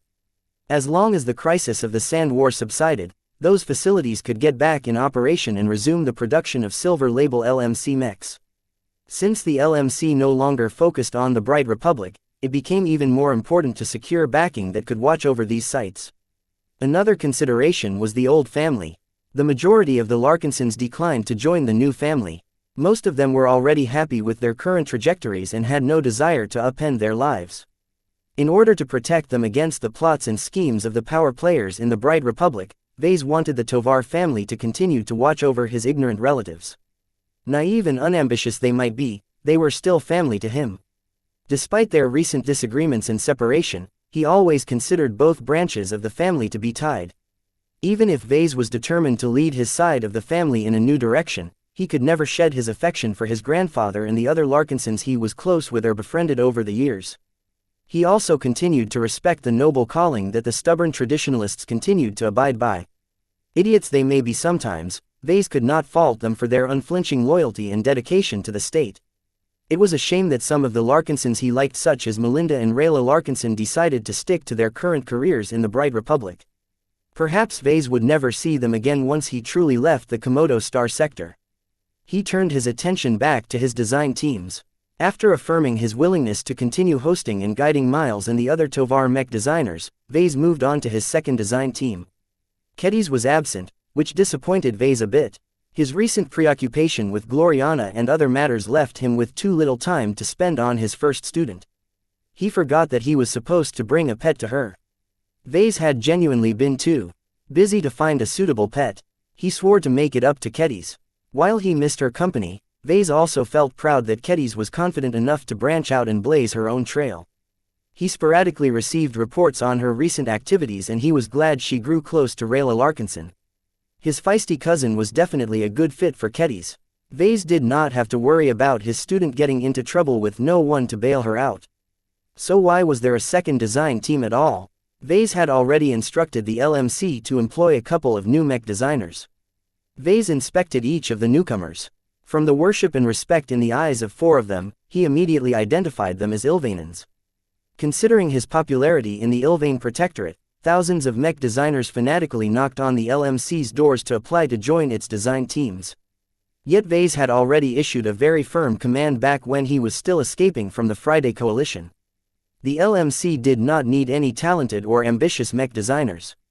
What the company needed the most were those who were willing to remain loyal to Vase and the LMC regardless if they stayed or left the Ilvain Protectorate.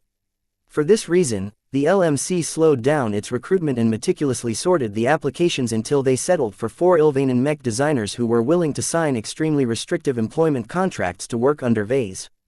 While the LMC could have hired hundreds of eager Ilvainan mech designers at once, it would be impossible for Vase to control them all. It was better to adopt a measured pace and integrate the newcomers in batches. Another reason to restrict the LMC's recruitment pace was to limit the amount of Ilvainan mech designers in its design team. Vase refused to turn his mech company into an Ilvainan organization. If he did not set this limitation, then everyone around him would soon sing the great prophet's praises. That was not what Vase wanted to see. Please introduce yourselves, Vase curtly instructed. Start with your names and specialization. I need to know what you are capable of. Since you managed to pass the LMC's recruitment process, I trust that all of you are competent in your own fields. I don't employ useless mech designers. Despite the ominous warning, the Ilvanan mech designers only had respect in their eyes. Oscar D. Martin, apprentice mech designer. Specialized in efficient musculature design, Your Excellency. The first person who spoke was the oldest of the bunch by far. Vase estimated Oscar's age to be in the mid-40s. He already appeared to be in charge of the second design team, which was a very convenient surprise. That last bit made Vase frown. Being referred to as Your Excellency sounded awfully close to being called Your Holiness, which was the proper way to address a holy son of the Five Scrolls Compact. We'll be having none of that, Your Excellency, nonsense here. Vase firmly commanded. The four Ilvanans looked confused. Your Excellency, you are a saint of the Ilvanan faith. The Poxco dynasty has already declared, the Poxco dynasty doesn't speak. Please like and follow the Cultivation Audiobooks channel on my behalf. Just call me as if I'm a regular mech designer or citizen. Then, Mr. Larkinson, Oscar apprehensively ventured. Vase nodded in satisfaction. That sounds better. The introductions resumed after this minor interruption. Renee Zellin, apprentice mech designer. I excel in programming mech operating systems. A software specialist. Vase immediately lit up. He recalled the missing and presumably dead Alec Brandstad of the 6th Flagrant Vandals. Vase learned firsthand how much value a software specialist could add to a design team. I'll be counting on you to optimize the operating systems of our upcoming mech designs. I will endeavor to meet your expectations, sir. The next woman introduced herself. Erica Sprint, apprentice mech designer. I specialize in light mechs. That's not specific enough. What exactly about light mechs fascinates you? What value do you bring to my design team? I am good in maximizing mobility. Erica described. Light mechs embody speed, acceleration and agility. Balancing these aspects while making sure the design doesn't become too fragile is a very interesting challenge to me. My works have always boasted superior mobility compared to some of my peers. That sounded very interesting to Vase. If designing light mechs was all he did. This was not the case, however. Are you aware that the LMC isn't limited to designing light mechs? Are you still able to contribute to projects centered around more massive mechs? That won't be a problem, sir. I can still leverage my expertise on mobility onto heavy mechs if necessary. She sounded confident to pass his test, so Vase did not concern himself with her specialty any longer. Since the LMC decided to hire her in the first wave, then she was definitely capable. The fourth Ilvanan mech designer finally had his turn. Pascal Curran, apprentice mech designer. I specialize in heavy armor systems. Vase wanted to scratch his head. Was it a coincidence that he got both a light mech and a heavy mech specialist? Does that mean you work exclusively on heavy mechs? Not exactly, sir. Pascal respectfully replied. I am capable of working with any armor system of any thickness, but the heavier they are, the more I can do. I am very comfortable with optimizing the armor systems of medium defensive mechs such as your Blackbeak design. I see. That sounds satisfactory. After hearing out the four Ilvanan mech designers, he finally turned to the fifth and only non-Ilvanan in the second design team. Mayor Tordo, novice mech designer. I intend to specialize in communication and control systems, but I still require more study to flesh out my specialization. What a welcome surprise to see you here. It's a long distance away from your home. Did you finally graduate from Rawlings University, or did you drop or something? The mild-looking mech designer nodded. I studied extra hard to finish my semester early. I am still committed to working for you. Even in the Sentinel Kingdom, my former classmates and I have heard of your accomplishments. Vase was a pretty famous mech designer in the Star Sector, now.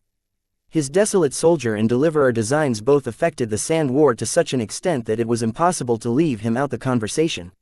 This explained why Mayor Tordo decided to take the risk to travel LLTHE way to the Ilvain Protectorate immediately after he graduated early. He was shrewd enough to determine that he might be able to ride on Vess's coattails. Vase respected such determination, though it also indicated that Mayor possessed a strong ambition. After all, with 2 wars raging throughout the Star Sector, it took a lot of courage for an elite Rawlings graduate to leave the safety and comfort of the Sentinel Kingdom for a state that was still under active attack by the Sandman race. As long as you do your part, I'll take good care of you. Vase spoke gently to Mayor. Mayor Tordo ranked higher than all of the Ilvanan mech designers in his heart. This was because Mayor was the only mech designer in the second design that possessed spiritual potential. Though Vase found it to be a shame that Oscar and his fellow Ilvanans in the design lacked the potential to advance to journeyman and higher, he didn't really require them to grow too much. The primary responsibility of a design team was to assist the lead designer in completing his design projects. They addressed all of the lesser design issues and solved all of the trivial problems that didn't require the expertise of a high-ranking mech designer. From this perspective, it made little difference whether a design team contained a journeyman or not. In fact, Vase deliberately commanded the LMC to reject any applications from journeymen and seniors. If Vase wanted to, he could probably hire at least senior to join the LMC, but that was not what he wanted to see. Not only would he not be able to exert enough control on them, but it was an industry standard for high-ranking mech designers to be remunerated with equity. The last thing Vase wanted to do was to dilute his stock or pass some off to other mech designers. Even if a devout Ilvanan senior went on his knees and begged the bright martyr to take him on for free, Vase would steadfastly refuse. To him, maintaining control mattered the most. Chapter 1796 Training Opportunities. His second design team all consisted of relatively young and junior mech designers. None of them made any exceptional achievements, but all of them bar one were experienced in working in a team environment. This was exactly what Vase wanted. For a design team tasked with assisting his design activities, he did not need any strong personalities or talented prodigies. Vase also declined to add any older and more competent mech designers to his design team because he wanted to train his assistant mech designers. It was much easier to indoctrinate and adjust the mentalities of younger mech designers. If Vase employed a bunch of highly competent but older journeymen or seniors, it would be virtually impossible for him to shape them into his desired forms. Even if every Ilvanan mech designer worshipped him as the bright martyr, they were still mech designers, and it was genuinely hard for older and better mech designers to follow the instructions of a younger upstart. By keeping his design teams young, Vase might not get as much immediate value out of them, but they would slowly grow over time and become more suitable for his needs. Not only that, but the mech designers here would predominantly stick with him for many decades. Younger employees possessed a much longer lifespan than older ones. As long as Vase kept investing in them, they would continue to provide him with value over a very lengthy period of time until they finally neared their expiration dates. It was safe to say that Vase opted for a strategy that pursued long-term prosperity over short-term benefits. The two design teams the LMC employed so far were just the beginnings of a formidable design operation that solely worked for Vase and Gloriana. After getting to know the new mech designers some more, Vase handed over a couple of assignments and routine work to them. Just because he hadn't started any design projects didn't mean that his design teams could slack off. Aside from keeping his bees busy, he also wanted to take their measure. Vase would be able to make much better use of his new mech designers when he learned what they were actually capable of in a new design environment. If they failed to meet his standards, then Vase would not hesitate to kick them out. There were thousands of mech designers eager to take their place. Of course, Mayor Torto required special consideration. As a freshly graduate novice, Mayor might possess an excellent foundation due to his elite education, but just because he possessed spiritual potential didn't mean he had what it took to become a journeyman. While Vase treated the other mech designers as disposable assistants, he wanted to cultivate at least a couple of talents to handle the more important design responsibilities in the future. Whether they eventually set off on their own or continued to remain in his employ, Vase needed to develop a network of loyal and aligned mech designers eventually. Every senior and master appeared to do the same, and for good reasons. Once Vase settled his design teams, he returned to his office to meet with the commanders of his three mech forces. Commander Melkor Larkinson, Commander Magdalena Larkinson and Commander Cinnabar all gathered together in the same room. While Melkor and Magdalena were already familiar with each other, they hadn't interacted at all with Commander Hugin Cinnabar. Fortunately, the mood between them wasn't as awkward as Vase feared. Commander Magdalena was an old dog while Commander Cinnabar was an experienced mercenary commander. Both of them soon got along like comrades. Vase took his seat while Lucky started dozing on his desk. "Well, commanders, we're all finally here. Welcome back, Commander Cinnabar. I've heard you've made fruitful gains in your last excursion. We completed your assignments as best as possible, Mr. Larkinson, though I'm sorry to say we failed to track down some of the people you wanted to find. That's okay. It's unrealistic to obtain everything on my wish list. Let's discuss this matter later in private. For now, we have to discuss the future of all of your troops." He met the gazes of each of his mech commanders until he finally settled on Magdalena. "We haven't been able to discuss this issue over the comm, but now that I'm here, I'd like for you to speak. Please like and follow the Cultivation Audiobooks channel. Frankly, are you willing to commit to me and take part in my grand expedition?" Commander Magdalena shrugged. "Why not, sir? While I still have family, my children are all grown up now. They can take care of themselves. While I'm not as young as the more eager Larkinsons in the new family, I think you need a steady hand like me to keep them in line." "Thank you," Vase sincerely said. "I am truly grateful for your continued support." He turned to the youngest commander next. "How are you, Melkor?" "I'm okay," he said as he shifted the visor over his face. "I have been having some doubts lately. Is it anything serious?" "It shouldn't affect my ability to do my job, sir. Magdalena and the other veteran Larkinsons have already offered me plenty of advice." Since Melkor seemed reluctant to voice his doubts, Vase dropped the matter. If the commander said his issues didn't impact his productivity, then it wasn't worth pursuing. Now that Vase became responsible for hundreds of Larkinsons and thousands of employees, he was too busy to manage the lives of his subordinates. "The reason I've called you here is to make it clear what I am seeking from each of your three forces in the future." He turned to Melkor again. "I've already made it clear that my avatars of myth are supposed to be my elites. I've also said that I intend to turn every avatar in a second-class mech pilot. That is very difficult, I know, but I believe it's doable as long as I supply enough funding and resources. It helps that none of the avatars are average mech pilots. Each of them should not only be skilled or elite, but also battle-hardened. With their excellent foundation, my avatars ought to be able to pass this challenge." Though Melkor didn't appear as confident, Vase revealed a welcome piece of news. "One of the biggest hurdles in this kind of training is the lack of real mech piloting experience. Let me tell you that your men will each be able to pilot a real second-class mech and accrue valuable experience." "Do you mean?" "It's exactly what you think. The Scarlet Rose of Captured from the Fredaman also come with a quartet of 4 premier second-class mechs. If footage of my battles in the Great Zona Republic have leaked, then you should know how powerful they are. The fact that they can already crush hundreds of third-class mechs despite lacking mech pilots should give my avatars a very exhilarating piloting moment."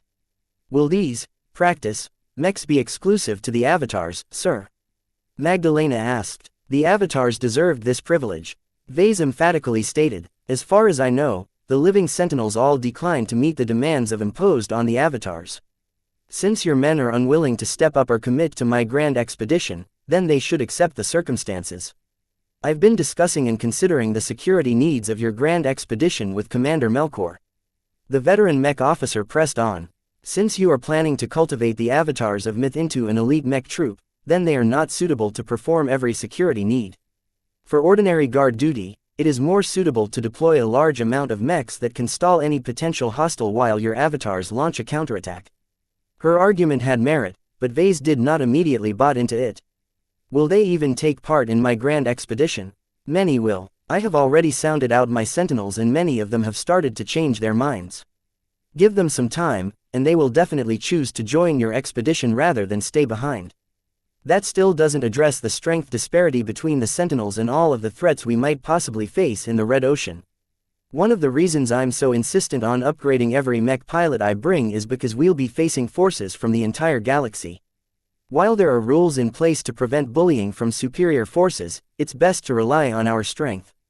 As a second-class fleet, our grand expedition will at least be able to explore most of the zones in the Red Ocean. Not only that, but second-class fleets were also considerably faster than third-class fleets." Vase did not wish to waste too much time in accessing the Galactic Gate network or remain in the outskirts of the Red Ocean for several decades. "How will you take care of the need for guards for your grand expedition, sir? If you truly intend to form a fleet numbering 20 valuable ships, then you will need at least several hundred mechs to guard such valuable assets." This was a conundrum that Vase admittedly hadn't considered very much. He initially passed on this responsibility to the avatars, but due to their arduous standards and customs, Vase did not expect to be able to expand them quickly enough in the next couple of years. Apparently, Magdalena already had an answer. "What is your proposal?" Vase asked directly. "Let some of the living sentinels who are willing to join your expedition join the second-class training program. As long as you don't hold them to the highest standards, they won't fail." Remember that many of the Larkinsons in the new family have opted to join the living Sentinels over the Avatars. They will definitely be able to pass this hurdle. Then what? You supply my living Sentinels with enough second-class mechs to allow them to perform their duties. Because of their lower training standards, you don't have to supply them with top second-class mech models. Just a mid-range or budget equivalent of the mechs we are already familiar with are fine. Not only does this allow you to expand the number of mechs that can guard your valuable fleet, but also avoid burdening your finances. He had to admit that Commander Magdalena offered him a sensible proposal. Vase weighed it in his mind and decided to take a small step in this direction. I'm not fully on board with this plan, but I'm willing to see how well your Sentinels can transition to second-class mech designers. Mind you, the Avatars of Myth have priority access to the 4 second-class training mechs. As long as they aren't currently using the training mechs, then your Sentinels are allowed to make use of them. Of course, every training session will be supervised and I'll make sure to install some control systems in the mechs to prevent abuse. The last thing I want to see is someone trying to drive these expensive machines to ruin. Both Melkor and Magdalena nodded in understanding. Ordinarily, they would have objected to such an insulting proposal. Installing kill switches or backdoors in mechs was a considerable taboo in the mech community. This was because any kill switch could always be taken over by adversaries. However, this was not that big of a deal when it came to training mechs. They weren't meant to participate in actual battles, so they were never at risk of destruction as soon as the mech lost power or something. In this case, the matter was 10 times more sensitive due to the insane value of the Kraven, Selzer, Paravan and Fliskin. Each of Ashling's former bodyguard mechs was worth a fortune even in a second-rate state. Theft prevention should be a top priority to the Avatars and Sentinels tasked with keeping them safe. Vase continued to outline his plans for his mech troops. All 3 had to serve a distinctive purpose, and none of them were redundant. After a good talk with the 3 commanders, he eventually dismissed Melkor and Magdalena. Only Commander Cinnabar was left. The bearded Kinner was finally ready to report on his activities while he was on assignment during the Sand War. Chapter 1797 Trusted Customer. A virtual member card hovered in front of Vase just after he activated a jamming field. The card looked almost identical to the invitation card that Vase won from the Church of Hatumik years ago.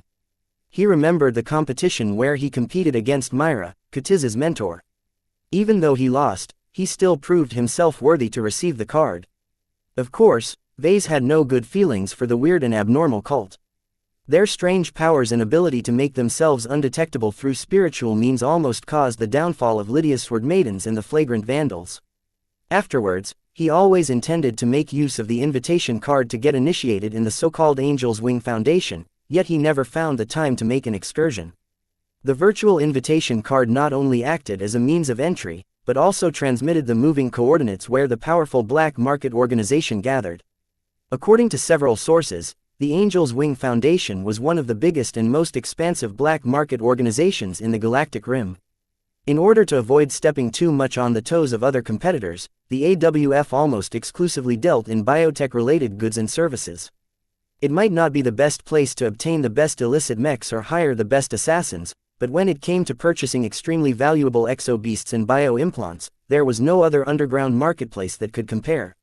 It took us a long time to reach the site where the Angel's Wing Foundation opened for business. Commander Cinnabar calmly explained. The organization set its gathering point in the frontier, which forced us to cross into unregulated space. What? Did you enter Sandman territory? Rest assured, we didn't encounter too many Sandmen. The AWF set up shop well outside the sphere of influence of the Sandmen. Aside from some sporadic Sandman fleets that went astray, the space we traveled through was fairly safe. Since nothing went wrong during the round trip, Vase put down his worries and instead focused on the gains. What did you accomplish while you were at their place? We encountered a large fleet, including a capital ship that served as their main trading hub. The experience was incredible. The Angel's Wing Foundation is truly powerful enough to be able to extend their reach throughout the entire Galactic Rim. Commander Cinnabar explained the procedures he went through. The invitation card wasn't locked to Vess's identity, so the mercenary commander managed to become a registered member without any problem. Rather than risking his own life and reputation, Vase was fine with allowing his Kinner cash in the invitation card. If he needed anything from the AWF, then he could just dispatch Commander Cinnabar in his stead. So what's it like to be a member? It's not that special, sir. Inside the massive trading ship are countless rare and lucrative trading opportunities. Every member who enters dons a cloak or employs other means of obscuring their identities, so no one knows anyone there. It would have taken too much time for us to explore them all, so we placed all of our efforts into obtaining the items on your list. Vase leaned forward. Did you? I'm sorry to say we only obtained some samples of just one item on your list. The trading vessel only offers scattered trading opportunities for exotics. They're mostly offered by members and clients who are in urgent need to raise hard currency to purchase or bid on the biotech goods they want. Just like any other true black market organization, the AWF did not accept or deal with regular currencies such as bright credits or coalition credits. Instead, the use of cabinet coins and other forms of bartering governed most transactions. When Commander Cinnabar passed on the list to Vase, he erupted into a smile. This was because the battle criers obtained one of the materials he needed the most. 13 peace stones. Though the peace stone was one of the most basic spiritually reactive materials he discovered, its uses were myriad. He could use them as spiritual energy batteries to capture his excess output, or he could use them as makeshift containers for spiritual entities. Yet that only scratched the surface of their possible uses. He suspected that he could employ the peace stones to other ends. If one of his hypotheses were correct, then perhaps the peace stone was an essential component in making permanent spiritual matter. With 13 chunks of minerals that Commander Cinnabar tentatively identified as peace stones, Vase did not have to be so stingy with their use. Though Vase still planned to stash most of them in his vault, he could afford to experiment with a handful of them without feeling pained over their loss. Make sure to move all of the peace stones in my vault. They're very precious and I don't want anyone else to touch them, including my own girlfriend. Vase commanded. We'll take care of it, sir. Now what are your other gains? After we departed from the AWF, we attempted to search the people on your bounty list. It was difficult. While the Sand War allowed us to move anywhere without attracting too much attention by blending in with the refugee ships, the lack of tracking makes it almost impossible to locate specific people. How did you solve this problem? The red-haired mercenary commander smiled. We employed the use of an underground intelligence broker. We had to go through a significant amount of our remaining budget to obtain the coordinates of some of your targets. Who did you get? Cinnabar passed him another data pad. The pad only contained a single list, which Vase silently read. Ronnie Blast, Merrill Truman, the Alloy Sculptor, the Hand of Sin, Timothy Moriarty. The moment his eyes spotted the first name, they grew red. Of all the people on the list, Vase hated the first one the most.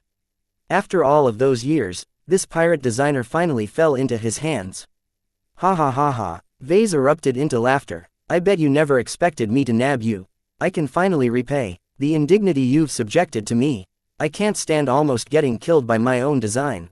His fury became especially heated when he recalled he'd been threatened by a plagiarized version of his own work.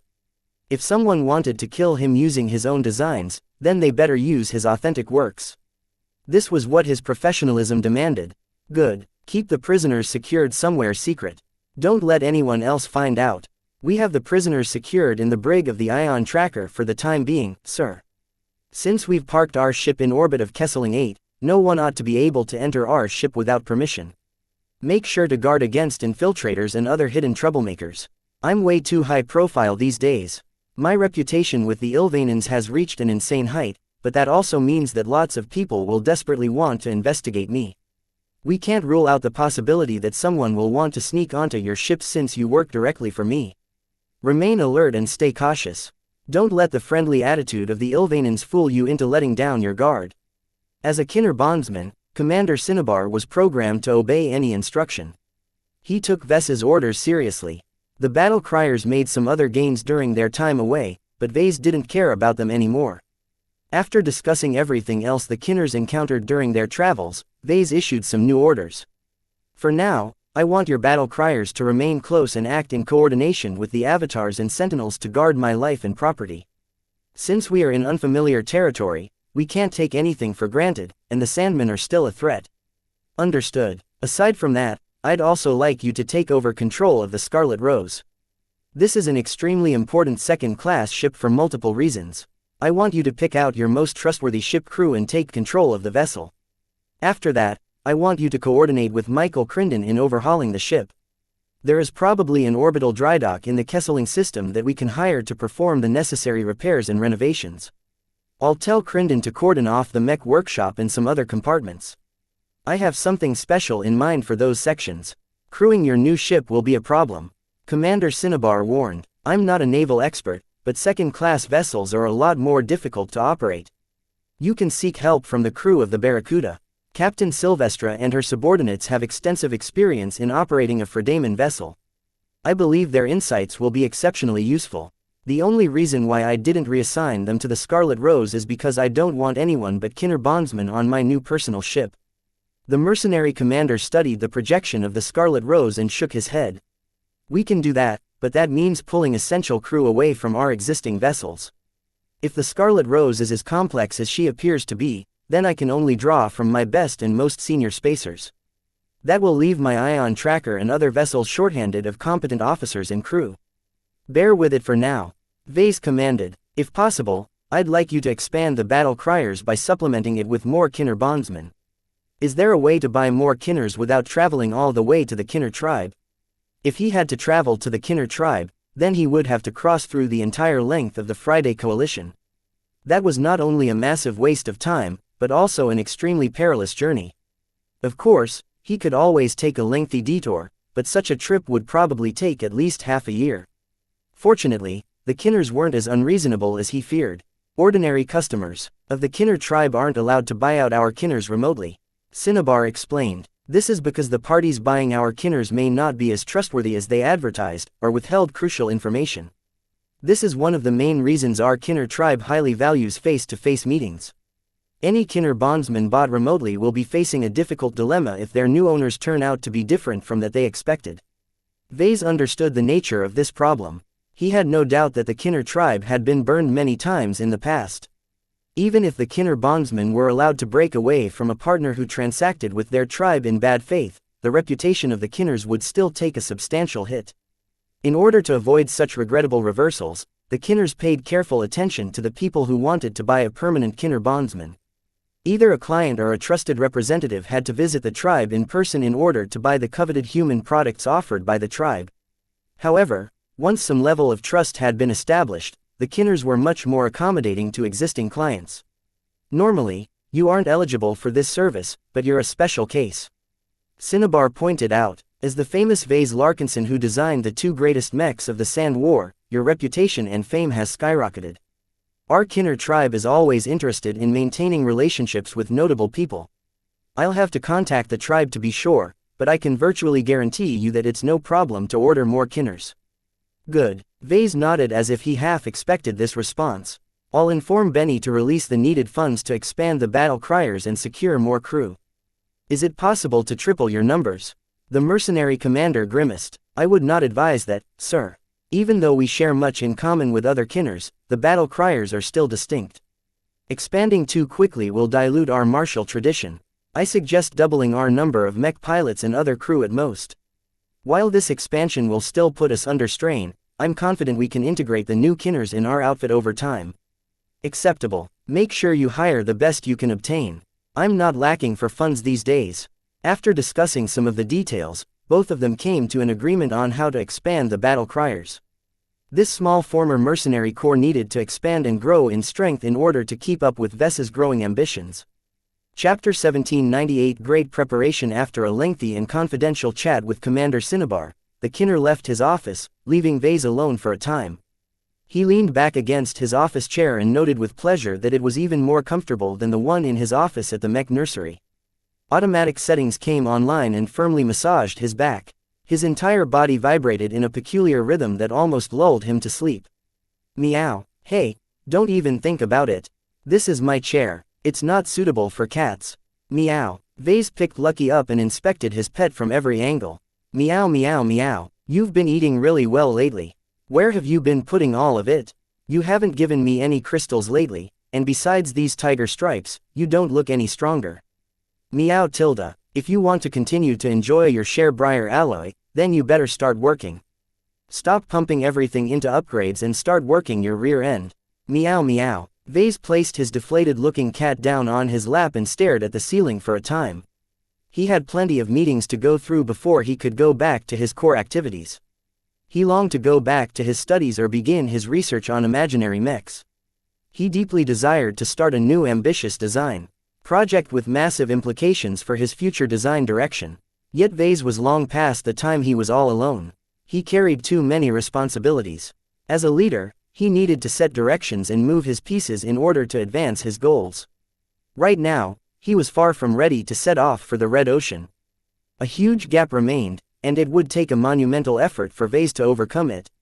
Ordinary journeymen couldn't even dream of making so much progress, but he never doubted his ability to overcome the odds. I have to get back to making progress as soon as possible.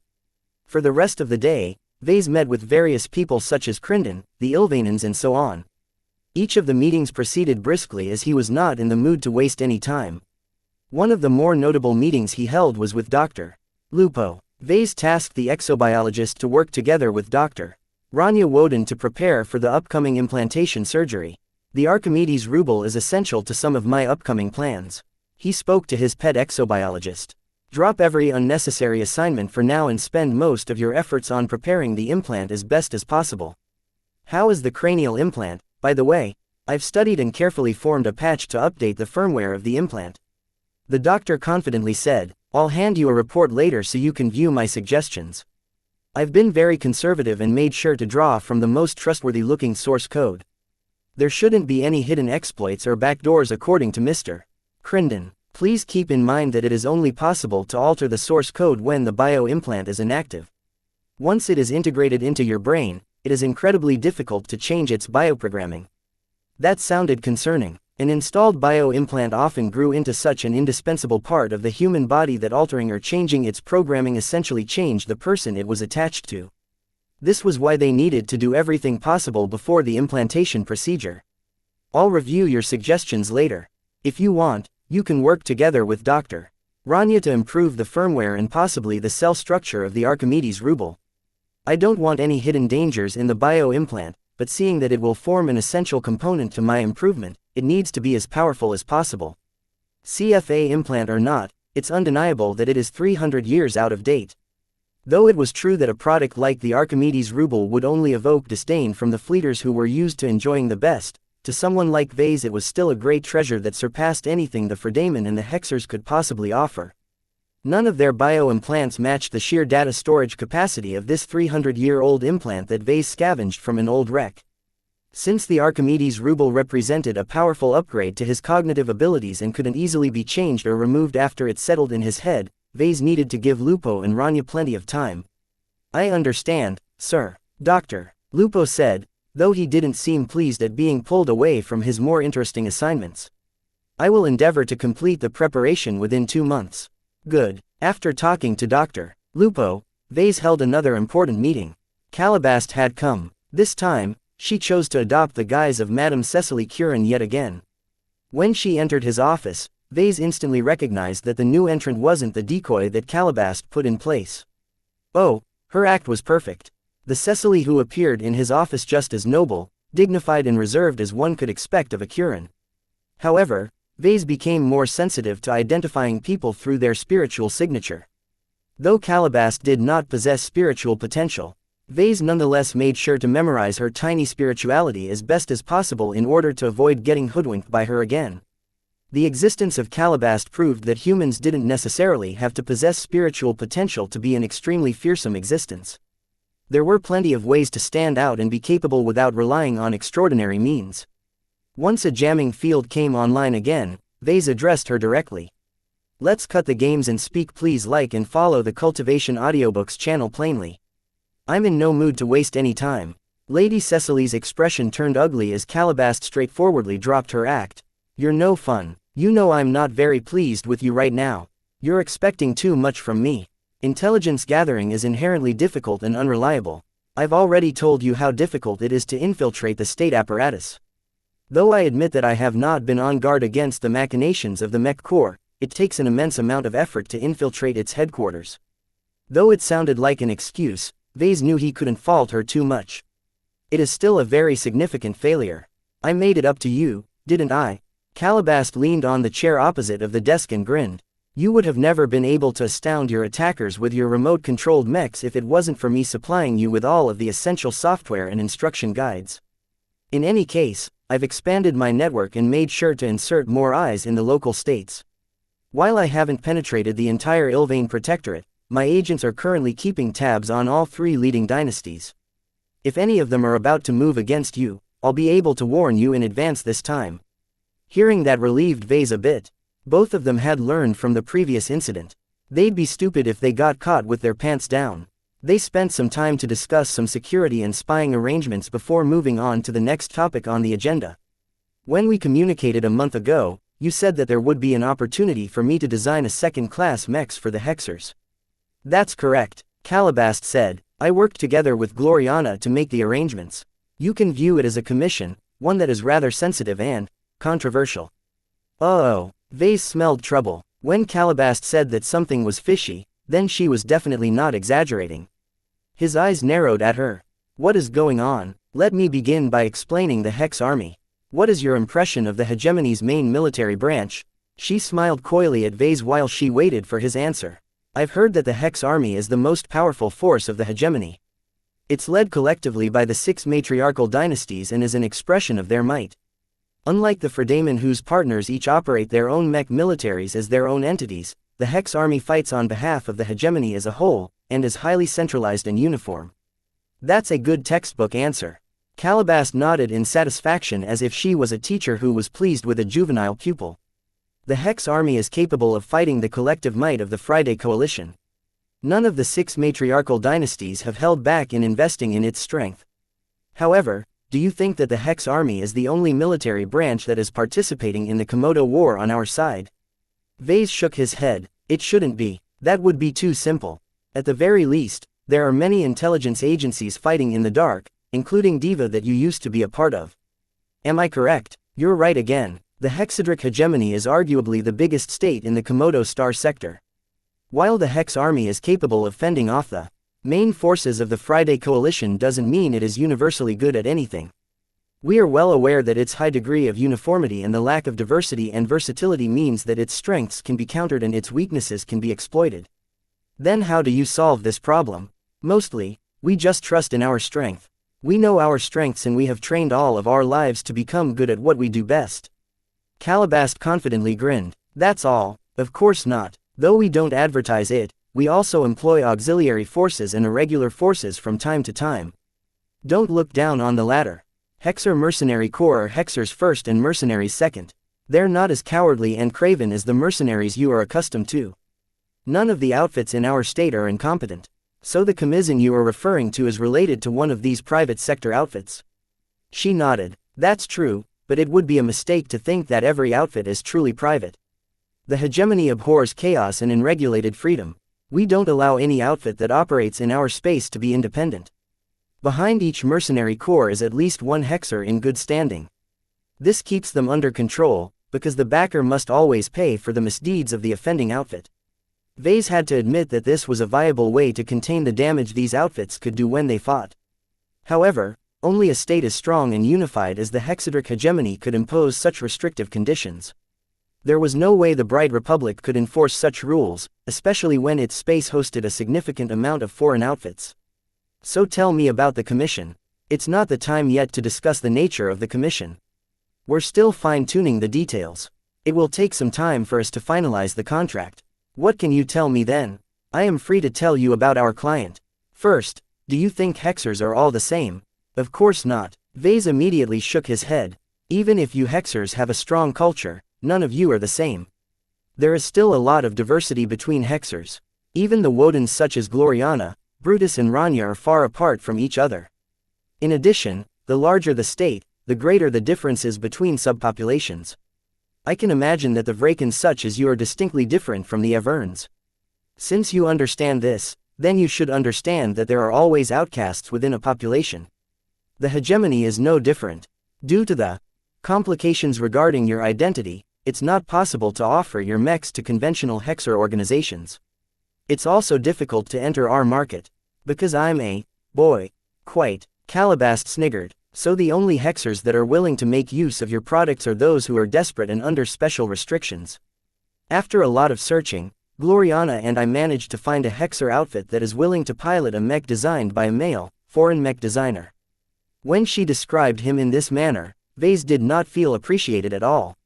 Which hexer outfit was desperate enough to resort to him for mechs? What are they called? The Penitent Sisters. Chapter 1799 Religious Doctrine. Calabast gave Vase the time to process the name of his future client. The name of an outfit often revealed their essence. It described their values, their history or their aspirations. Vase suspected there was a remarkable story behind the formation of the Penitent Sisters. If their names accurately reflected their history, then it was impossible for it to be an ordinary mercenary corps from the hegemony. The word sister sounds ordinary in most contexts, but when combined with a word like penitent, it sounds like there is a religious connotation. Vase threw out his guess. Calabast nodded. You're on the right track. Go on. What else can you figure out? Penitent is a word that is related to feeling remorseful and seeking forgiveness. Someone who is penitent wishes to repent for their sins, whatever they may be. This makes it distinct from general guilt. All of this leads me to conclude that the Penitent Sisters have something to do with religion. Are they related to Hexism? The Temple of Hexism founded the Penitent Sisters, but to say they are backing them is not entirely accurate. Because the sisters are guilty of something, right? Right. The Penitent Sisters are basically made up of devout followers of Hexism who went astray. All of them consist of hexers who believed in deviant interpretations of Hexism. They're extremists, basically. Not only that, but every sister believed in the same radical doctrine that made them run afoul with the Temple of Hexism. This sounded rather thorny to Vase. He really didn't want to participate in another religious dispute. What is so serious that caused these sisters to run afoul with what passes for your state's religion? Did Gloriana tell you about the 6 phases of existence? She did, though it makes no sense to me. It sounds too much like a fabrication. Vase couldn't determine from Calabast's vague expression whether she bought into this nonsense or not.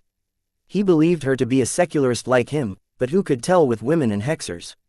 Well, to many hexers, the 6 phases of existence is an inviolable truth. I highly advise you to never mention your true feelings about it to Gloriana or other hexers. I can assure you they will go absolutely mad if they hear you disparage their beliefs. I know. Vase sighed. I'm not so cautious in your company because I know you aren't like the other hexers.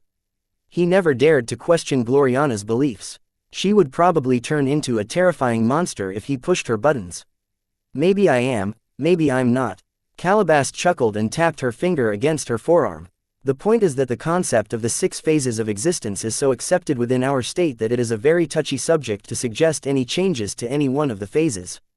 This is important because the Penitent Sisters all belong to a cult that once dared to suggest a correction. What's the controversy? List out the 6 phases of existence. Calabast adopted a school teacher tone again. Vase recalled the so-called phases from the back of his mind. The 6 phases are life, death, godhood, damnation, dust and woman, right? His school teacher nodded in satisfaction. Good boy, at least your memory is better than your apparent age. Now what Gloriana probably didn't tell you is that the order of the phases is important. It describes the cycle of life, death and transcendence, with women as the penultimate phase that is the reward of all living entities. To become a woman is to become a top existence in life, death and the beyond. How could Vase accept such a self-serving explanation? Only hexers could come up with this stupid belief. He predictably grew sour. Hexism didn't even bother including males. That's right, and there are several different interpretations why that is so. The orthodox belief is that the initial phase, meaning life, is essentially a euphemism for boy. Accepting this interpretation means that every human life starts off as a boy. Only after they pass through some of the other phases will they shed their inadequacies and become a woman. The reason why this is the most widely accepted interpretation is because it explains why boys deserve to be treated the way they are in the hegemony. They are newborns who have not experienced any waves or winds in their short existences. Boys are too immature and incapable because they haven't grown up, as it were. A woman has gone through at least several lifetimes that has slowly sublimated their existence to the peak form. Compared to the majesty of the superior gender, a boy will always be a juvenile no matter how old they grow in their initial lifetimes. What a creative story. Vase widened his eyes as he took in some of the implications of this interpretation. Believing in it basically excused all of the derogatory behavior of female hexers towards their male counterparts. Men were boys, And each of them were toddlers compared to the wise and mature women who had already gone through several different evolutions. This twisted logic gave no room for boys to gain any measure of equality in Hexer society. Since Gloriana was a devout follower of Hexism, Vase finally learned why she could never stop regarding him as a boy no matter how impressed she was at him. Even if he did his best to prove he was a man, he was still a couple of eons too young to match her status. A strange thought flitted through his mind. Didn't this mean that Gloriana was a pedophile? Despair struck his eyes for a moment before he quickly shook himself out of it. No matter what Gloriana believed, she genuinely respected him and always treated him more than just a boy. Perhaps in the future, Vase could slowly wean her away from the more extreme beliefs of Hexism. As long as he kept her out of the hegemony and away from other Hexers, Vase was confident he could temper some of her more undesirable Hexer traits. His inner thoughts didn't escape the keen perception of Calabast. A twinkle appeared in her eyes. It was as if she looked forward to a show in the future.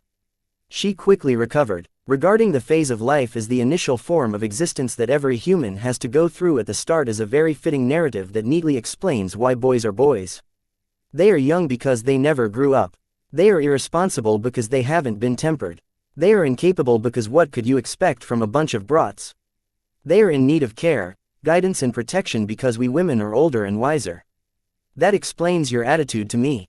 Vase snorted. I don't need to resort to Hexism to justify my treatment towards you.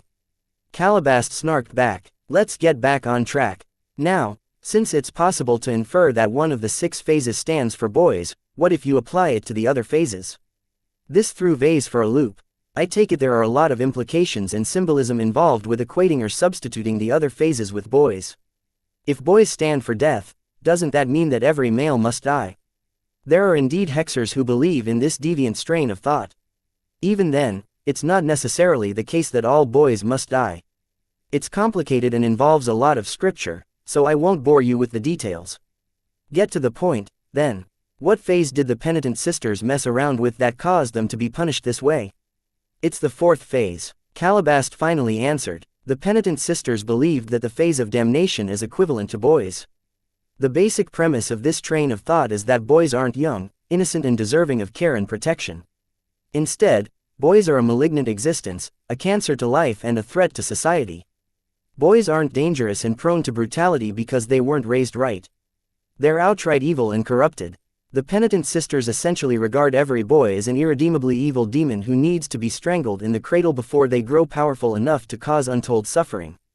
The latter half of the Age of Conquest is the clearest example of what could happen if boys are allowed to grow in strength. How brutal. From the way Calabast described these deviant Hexers, he had no doubt that they would truly kill babies just because of their extra appendages. Is this really an unorthodox belief? Calabast glanced at Vase as if he affronted her personally. We Hexers don't exactly have the best reputation, but we aren't mass murderers. Not only does that lower us to the same level as boys, we're quite aware our beliefs will never be tolerated by the male-dominant power structure of human civilization. Vase already understood this argument. The Hexers aren't totally insane. At least they knew how to moderate their values and beliefs to avoid getting squashed by the big two. Then, what is the matter with the penitent sisters? If their beliefs are so dangerous when spread, then why doesn't the Hexer equivalent of an inquisition lock them away or put them to death? These punishments are too straightforward. She replied and crossed her legs, showing off her smooth, bare legs that shone like glass. While death or imprisonment are heavy punishments, the Temple of Hexism is not satisfied with letting the cultists off. No, they deserve a harsher punishment. They must undergo the cruelest punishment for their temerity for challenging established doctrine. Vase grew confused. Gloriana said that belief in Hexism is rather relaxed. Oh, it's fine for Hexers to be relaxed or outright dismissive of Hexism. The Temple of Hexism never bothers too much with them. It's when strong believers think they know better that touches their bottom line. Okay, now, the members that now make up the penitent sisters riled up the Temple of Hexism so much that they have been issued with one of the cruelest punishments that they have come up with. It is so abhorrent that the very idea is incredibly repulsive to any Hexer. What is the punishment? The penitent sisters are forced to form a mercenary corps and wash their sins in battle. Only until they have made sufficient accomplishments in the Komodo War are they considered absolved. That doesn't sound so bad.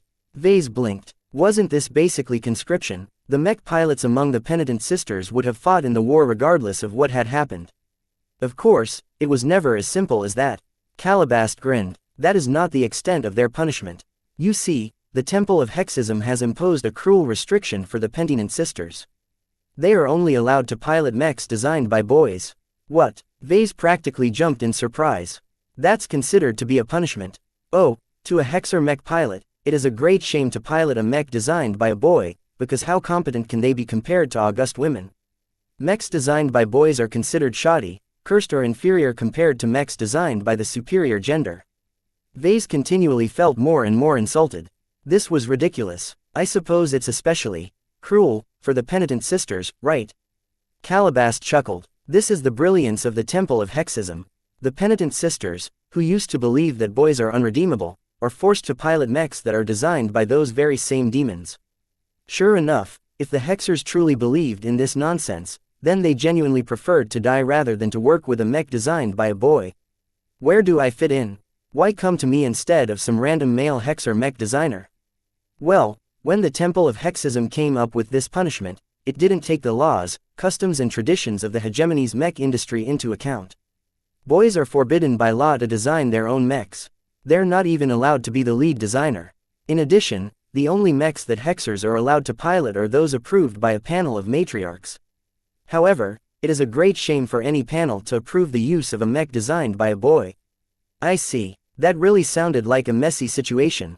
Though the Temple of Hexism could have revised its punishment for the penitent sisters, it would only humiliate itself in the process.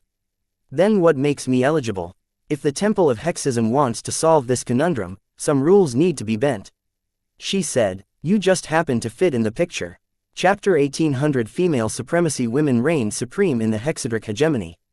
Founded by an extremist group exiled from the more prosperous parts of the galaxy, the hegemony stood strong as a testament to the indomitable will of its citizens. Each woman in the state lifted their heads with pride, believing themselves to be the superior gender and the most supreme form of life. Unlike the rest of the galaxy, the Hexers believed that their state was the only one that was governed properly. With only the wisest matriarchs at the helm, the hegemony was infinitely greater than the states where equality reigned. True equality didn't exist. Males and females were undeniably different, and of the two, the latter were clearly better suited to rule the galaxy. What happened when boys gained power without restraint? They abused their might like children shooting a gun for fun. Boys were too young, stupid and inexperienced to know what was best. In the long history of the human race, males always played an indispensable role. Though human civilization had reached a new apex in the age of mechs, the Hexers believed that their race would have swept the entire galaxy were it not for all of the idiotic decisions made by boys.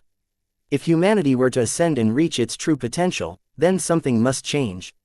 The Hexers had been raised and taught to believe that only women were suited to guide their race to its maximum potential. It's a wonder how humanity hasn't gone extinct yet with all of the blunders made by the boys in charge. No more. We must stand up and stop these irresponsible children from leading us to ruin. The Hexers dreamt of ruling the galaxy. Their ambitions ran deep as they each believed that women were destined to take over the galaxy. We shall thrust our boots against the necks of the MTA and CFA and force them to step aside. We will smash the alien empires and turn all of their territories over to our race. We must bring the boys to heel and put them in their proper place. Such slogans invigorated the Hexers and drove them to aspire for more. The Komodo star sector was one of the most trivial star sectors in the Milky Way galaxy. The density of stars close to the edge of the galaxy was very low, and many of these stars possessed so little energy and matter that humans disdained occupying them. This was not the stage where Hexers should embark on their ambitious takeover of human civilization. Defeating the Friday Coalition and taking full control of the star sector was a necessary test. If the Hexers couldn't even defeat the weak and divided Fredaimon, then what capital did they possess to conquer the rest of the galaxy? If Vase heard what many Hexers dreamt of, he would have labeled them all as hopping mad. How could these women ever think of taking over human civilization? The countless states in their way would never agree to adopt their warped ideology. The first-rate superstates could squash the hegemony a million times over without putting any strain on their war-making potential. The Big Two were so mighty that their leaders wouldn't even be aware of the existence of hegemony from beginning to end. Clearly that didn't bother the Hexers. They were so confident and assured of their eventual victory that they did not hesitate to bring forth the war that had the potential to shatter their entire state. We must not falter, sisters. We are hexers. We are superior. The Fredamen are weak, divided and cruel. Through espousing false notions such as gender equality and respect for diversity, their boys keep their women shackled. Do not be fooled by their utopian facade. Once we break into the coalition, we must liberate their women and teach our freed sisters their true birthright. The Komodo War began with Operation K as a declaration of Hexer resolve. The female supremacists did not hesitate to start the conflict with a strong punch in order to unbalance the Fredamen and widen the cracks between their partners. Unfortunately, reality did not proceed as they envisioned. The Friday coalition showed some surprising resolve and banded together more rapidly than the Hexers initially predicted. By all accounts, the Komodo War that was ramping up was about to turn into a giant slugfest. In this backdrop, the penitent sisters came into being. Rounded up by the Temple of Hexism and other authorities, the militants among the cultists who believed that boys were irredeemably damned were sentenced to a crime that they considered to be worse than death. The cruel followers of Hexism damned the deviants into participating in the war while fielding mechs designed by a boy. It was said that when the cultists received this verdict, the distressed women all kneeled and cried out in anguish.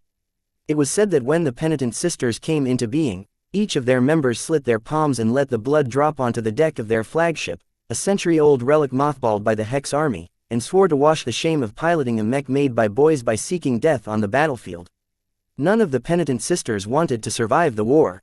All they wished for was to kill as many Fredamen as possible until they died.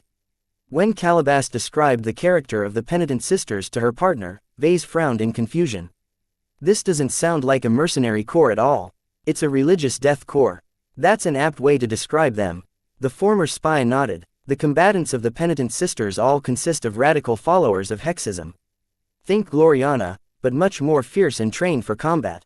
And they're all willing to accept this punishment.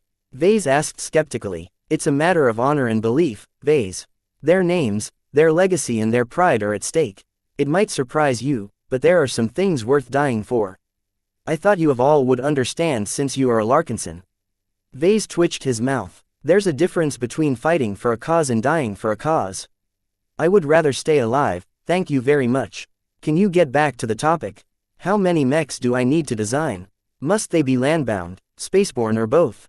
How many copies of my designs will the penitent sisters field? How will my designs be able to pass the panel of matriarchs who are allergic to mechs designed by males? You only need to design one second-class spaceborne mech with Gloriana. It must be fairly versatile, capable of attacking up close and from afar, and be useful in multiple different combat scenarios. That, second-class mechs and second-class mech pilots are different from the inferior mechs and mech pilots you are used to. Don't mistake the mech pilots of the penitent sisters as the dregs of the hegemony. Each of them are highly trained and possess at least basic competences in both melee combat and ranged combat. That made things a lot easier for Vase. It sounded as if the mech pilots of the penitent sisters were close to meeting the elite standard in their state. Still, her requirements sounded a bit thorny, and suspicious as well. Why must I design a single mech? An outfit must field at least several different mech models to form a balanced makeup. Calabash shook her head. The penitent sisters is a punishment outfit. Its purpose is to grant their members a shot of redemption. That doesn't mean that absolution should come easily. From what I can gather, the penitent sisters will be thrown in a variety of high-intensity battles and be made to perform dangerous and vital tasks. Those are some very steep demands. What is my budget? The mechs can't be too expensive, so you can assume your mech must cost around the same as a mid-range mech. He winced. If they were talking about third-class mechs, then Vase would have rejected this commission without hearing Calabash out. The demands issued by the client were too much. Not only did the client expect the mech to be able to fight at various ranges, but also wanted the mech to be versatile enough to fight in many different settings. In addition, since the penitent sisters were expected to be employed in many desperate situations, the mech had to be robust as well. Vase might have found this commission to be tolerable if he was given a generous budget, but he seriously doubted if he could check all of the boxes if he could only design a mid-range mech. You're misunderstanding something, Vase. Calabash smirked and tapped her cheek with her finger. The hegemony doesn't expect you to design a good mech. Both the Temple of Hexism and the penitent sisters expect little from a male mech designer. In their eyes, it's impossible for a boy like you to understand the essence of proper hex or mech design. In other words, the client didn't even want him to succeed. Vase became indignant. How could his professionalism be tarnished by such low expectations? He couldn't stand the thought of hexers ridiculing his mech design and disparaging it as a failed product. It should never be a punishment to pilot his mechs. Each and every mech pilot fortunate enough to experience his mechs all submitted positive feedback. His mechs were a joy to pilot and trustworthy enough to depend on their performance. Throughout his entire career, Vase never encountered a situation where the majority of his customers became dissatisfied with his products. He clenched his fists. This entire commission insulted him and he hadn't even heard the final details. What is the point of designing such a mech? What do I get out of it, exactly? You will gain some favor from the Woden dynasty, who will take some credit for the success of this commission. This will help offset some of the debts and favors that Gloriana accrued to assist you.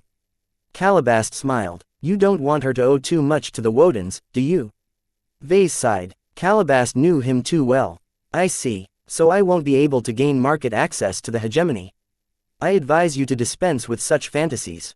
Even if you design the best mech in the star sector, the hegemony will still reject your work because you are a boy. Not every hexer deserves to be punished as harshly as the penitent sisters. Since you hexers are so repelled towards mechs designed by males, then how will my mech even be approved? A lot of lawyers in the employ of the Temple of Hexism pored over this problem. They finally found a way to pass your work. First, the commission must be designed as a classified design project. Second, the initial lead designer must be a female hexer in good standing. Third, the project must have an opening for a contributing mech designer that is potentially open to foreigners under strict conditions. This last point is a bit difficult to work with, as hexer mech designers generally don't collaborate with foreigners on classified design projects. How will the hexers overcome this rule? We'll be taking advantage of an obscure substitution rule. The lead designer will initially appoint Gloriana as a contributing designer of the project.